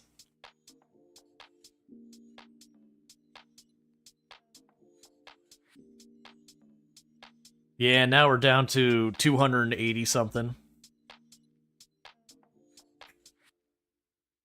Yeah, so we might come down on the next pass. Because I do, like, each time we get closer, we're dragging this down more and more. Because this one, we're going to shave almost a full kilometer off of this thing before we get back up. You've got quite a few more passes going. I could see having, like, 2 more passes. I don't think we got too much more than that. Because keep in mind, we're shaving off almost 100 kilometers off of our apoapsis each pass. And in 3 passes, we would be in negative numbers that way. And then on our periapsis, every time we shave off like an extra half kilometer or full kilometer, that means we're spending that much more time getting drag.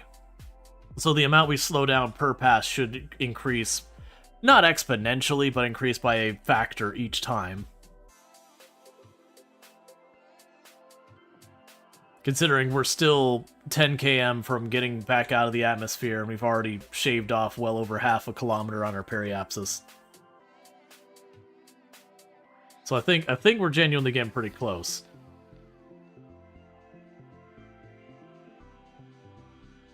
I think this next pass, it'll probably be a very, very long deorbiting, but I think we will deorbit.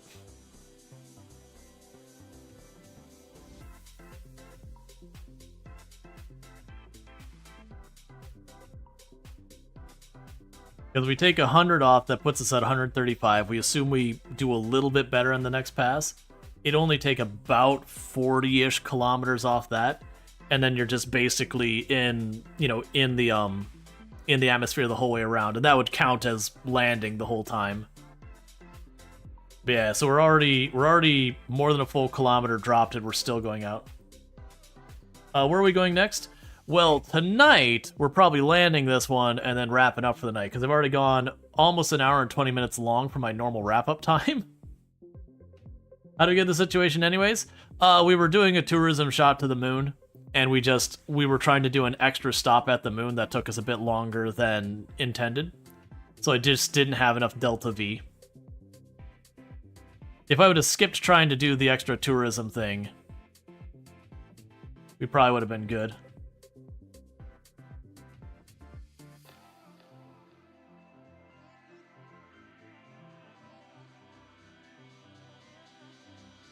Yep, so we're not even going to get high enough to do the next pass forward.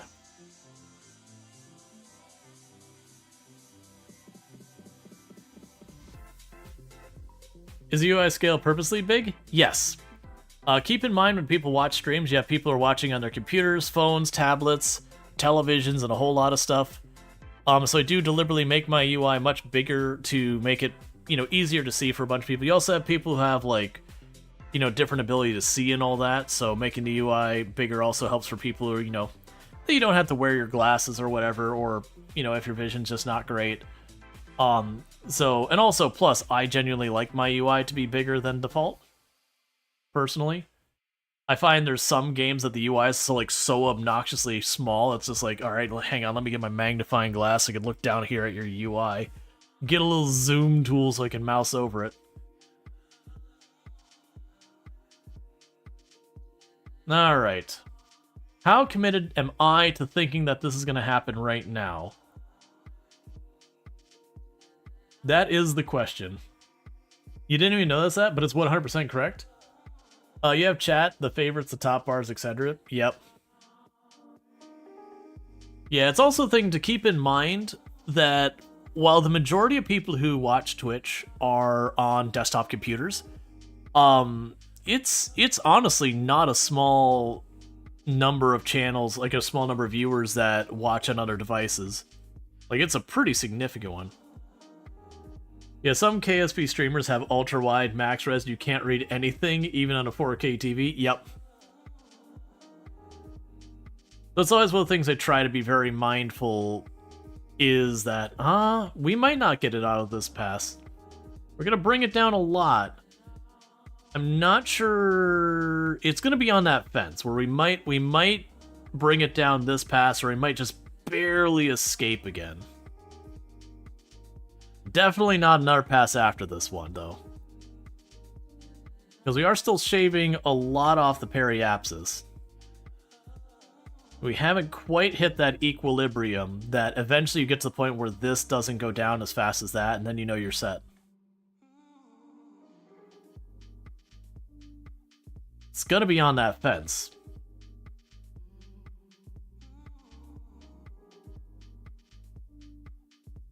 Yeah, and Face Simplex, because they set the resolution so high, that's one of the reasons that there's been a lot of things like, yeah, you can stream at 4K, and it's like, dude, people can't see crap having your window this big at 4K.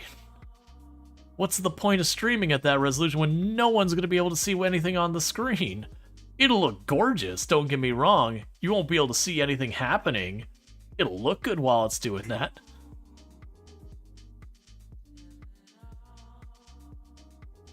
Yeah, it's gonna be right on this fence. We were really close because we're right about to hit the. No, actually, we might be. I think we're good because we still have a little bit more before we catch the periapsis. The apoapsis is still coming down. Real higher bit rate at 1080p will serve people more. Yeah, exactly. Because that's the thing. The only way for like 4K to matter is one, is the person full screening your stream on a 4K monitor. I'm willing to bet the per capita users on Twitch running Twitch full screen on a 4K monitor is probably less than 0.1%. And that's probably me being optimistic. Yeah, no, I think we're committed, so let's bring in the landing gear.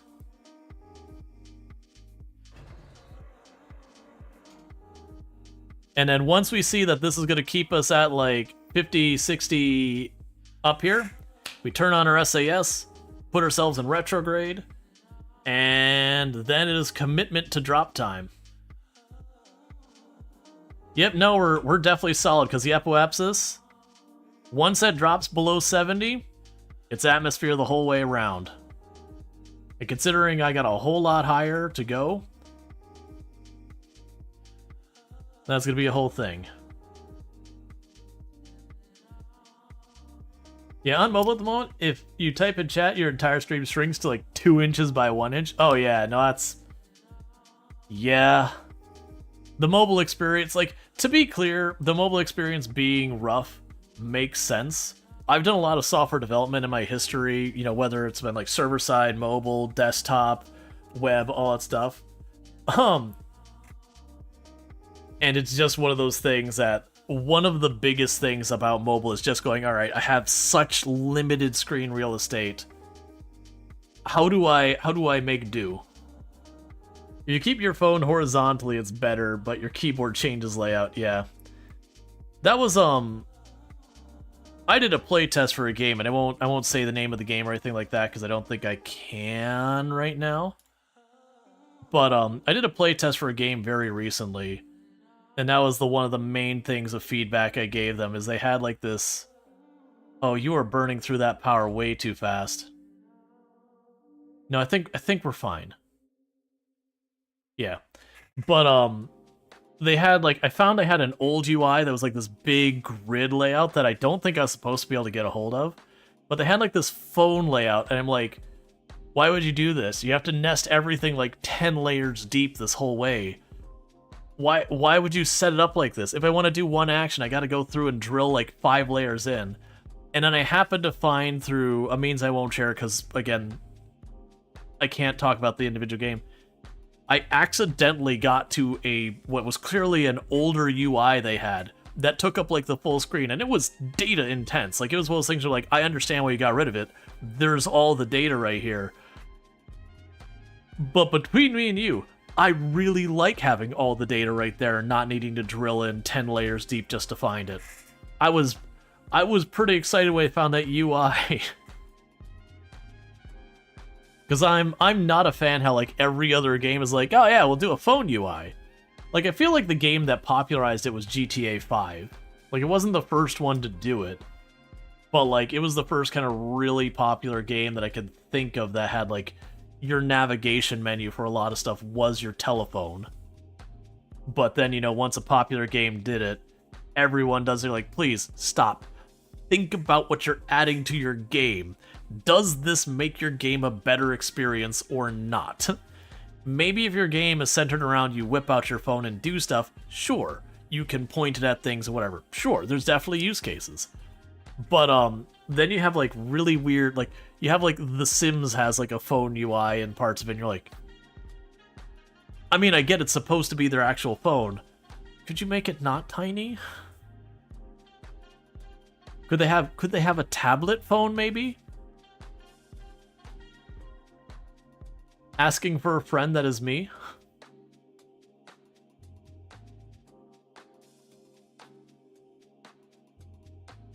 Alright, and our periapsis is officially in the negatives, which means we are basically at the highest point of our entire arc. We're just gonna go like this down into the ground. Hopefully with a lot of deceleration happening before that occurs.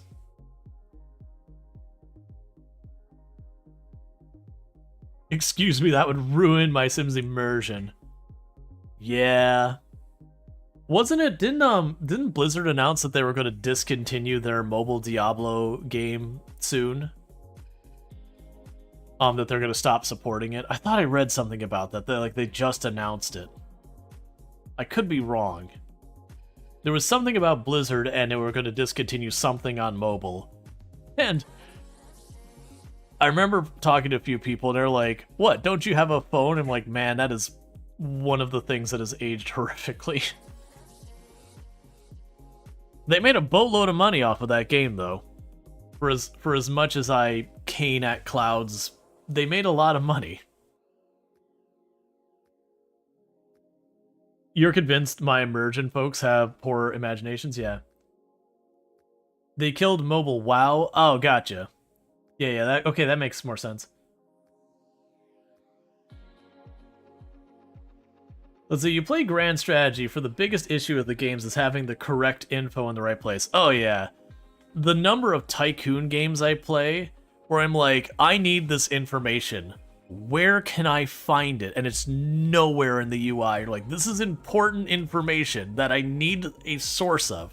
I'm not looking to min-max, I'm looking for basic functionality. You've got a key component I must consider, and you don't give me the data. I have run into that in so many games. And I get it, you don't want a cluttered UI. That's honestly very fair. But at a certain point, you have to be like, yeah, but the information's important. It has to be somewhere. Hey, Alistair, how's it going?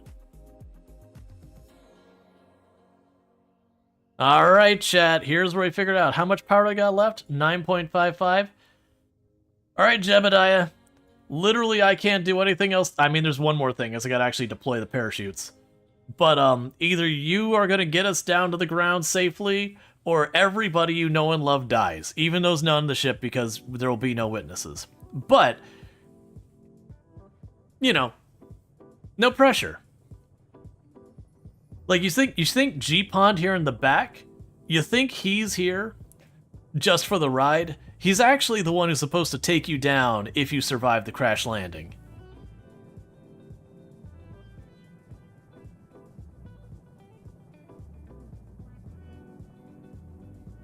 See, we're roasting marshmallows? Yep. G-Pond's living their best life. Considering we rescued them from outer space as our last mission before this, and not like it was well as ones you pick it up where there's like, there's a stranded Kerbal, go rescue them. Do you know what makes me sad? This game should have had Steam achievements.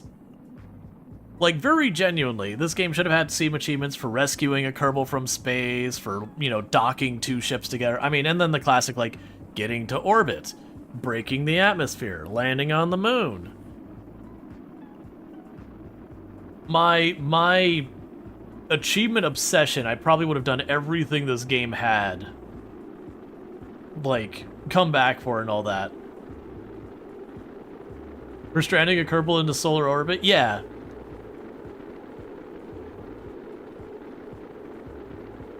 Alright, so the danger spot is right around here, chat. Right as we transition from the very upper atmosphere to this middle air.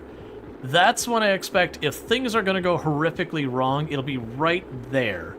because that's when we hit that denser atmosphere and we might roll and all that kind of stuff. Achievement having a rocket explode. To be fair, that's going to be everyone. Oh, we're starting to bounce. Okay, I think we're fine. I saw it start to tip a little bit and I was like, please.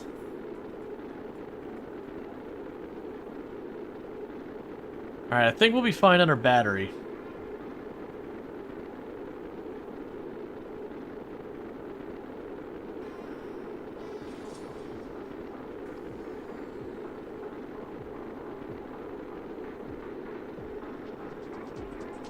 So the good news is we are dropping a lot of speed.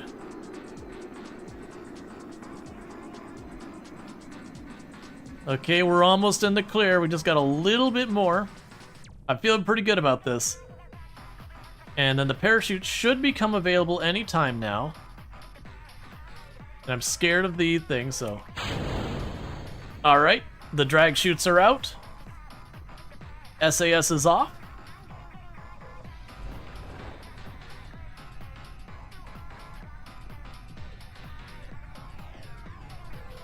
Landing gear is deployed. Alright, you have those 4 parachutes on the side. That landing gear is going to do nothing. That genuinely actually might be a problem because we might land a landing gear and then slam the top down. We'll see. Yeah, it's a lot of...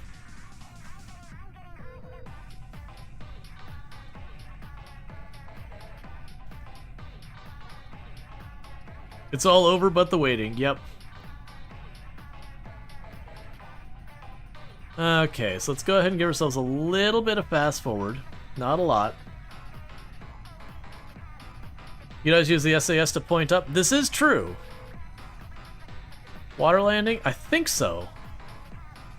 Yeah, just a little bit on the water landing.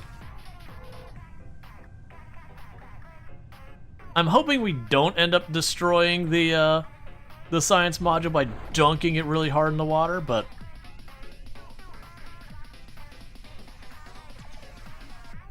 yeah, we have overkill on our parachutes if you didn't notice. So we'll be hitting the water at basically the minimum speed you can do with parachutes.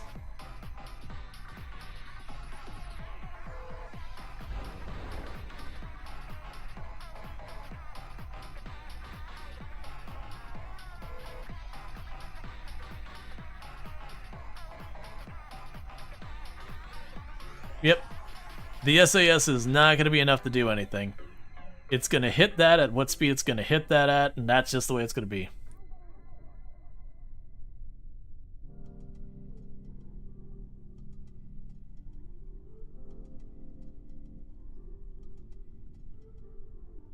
Beats having 2 little parachutes? Yep. Kill the landing gear?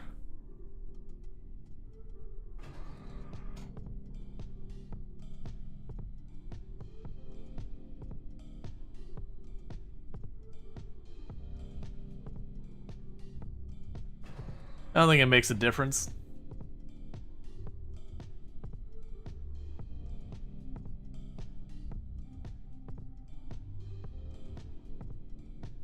The important thing is that everybody lives.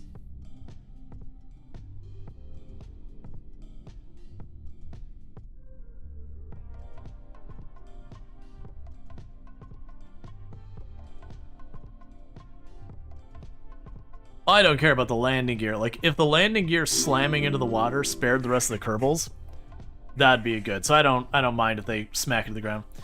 Thank you for the follow. Welcome to the stream.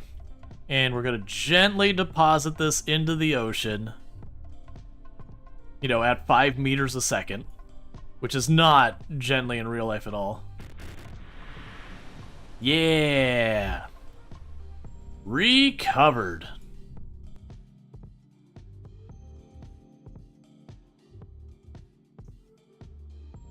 So it's gonna be a big old payday. A bunch of science. The whole game hanging for like 5 minutes. Alright, 224 science earned. Heck yeah. I don't know how much we actually got paid for it, but we're at $662,000. A whole lot of people gained a level, almost all of them tourists who, you know, don't care about. All right. Because with that, that would give me enough that I can grab more research. I can also do the all-important thing of upgrading our research base, so I can upgrade you to get my next levels of research, which is going to be a big thing. Because we're going to want to be able to collect the surface samples. We're going to need to be able to do stuff. And I don't know what resource transfer is, but we're going to want to do that. So that's that. Because with that, I have 120. So for like our aerodynamics, we'd be able to do that, where we could get this stuff going on. We can get some stuff for here. Specialized construction. Probably not going to deal with that. Advanced fuel systems. Those are all cool, but probably not thing. That's the upgrade propulsion stuff. You know, we got all these things for... Oh yeah, the enclosed full, like the package full photovoltaic panel, so you can have them like branch out and go away. Are you going to collect all the surface samples on Kerbin? I have definitely landed on Kerbin and done stuff before. We got this. Which precision engineering. Weather analyzer. So we can worry about that later. We have the advanced exploration, container module, fuel cylinders, mobile processing lab. You no longer limited to research facilities on Kerbin. With the mobile processing lab, you can conduct long-term experiments and ongoing research with the data you collect in the field. Be sure to check back with your scientists from time to time to transmit the results back home. Neat. Light scanning arm and all that. Command modules, yeah, we got those. Specialty control. Advanced landing stuff, which is where we have the rotors for like a helicopter or whatever, if I'm not mistaken. Heavy landing gear, so you can just beef it down on the ground pretty good and still survive. Let's see, actuators. Straightforward, they're a bunch of servos.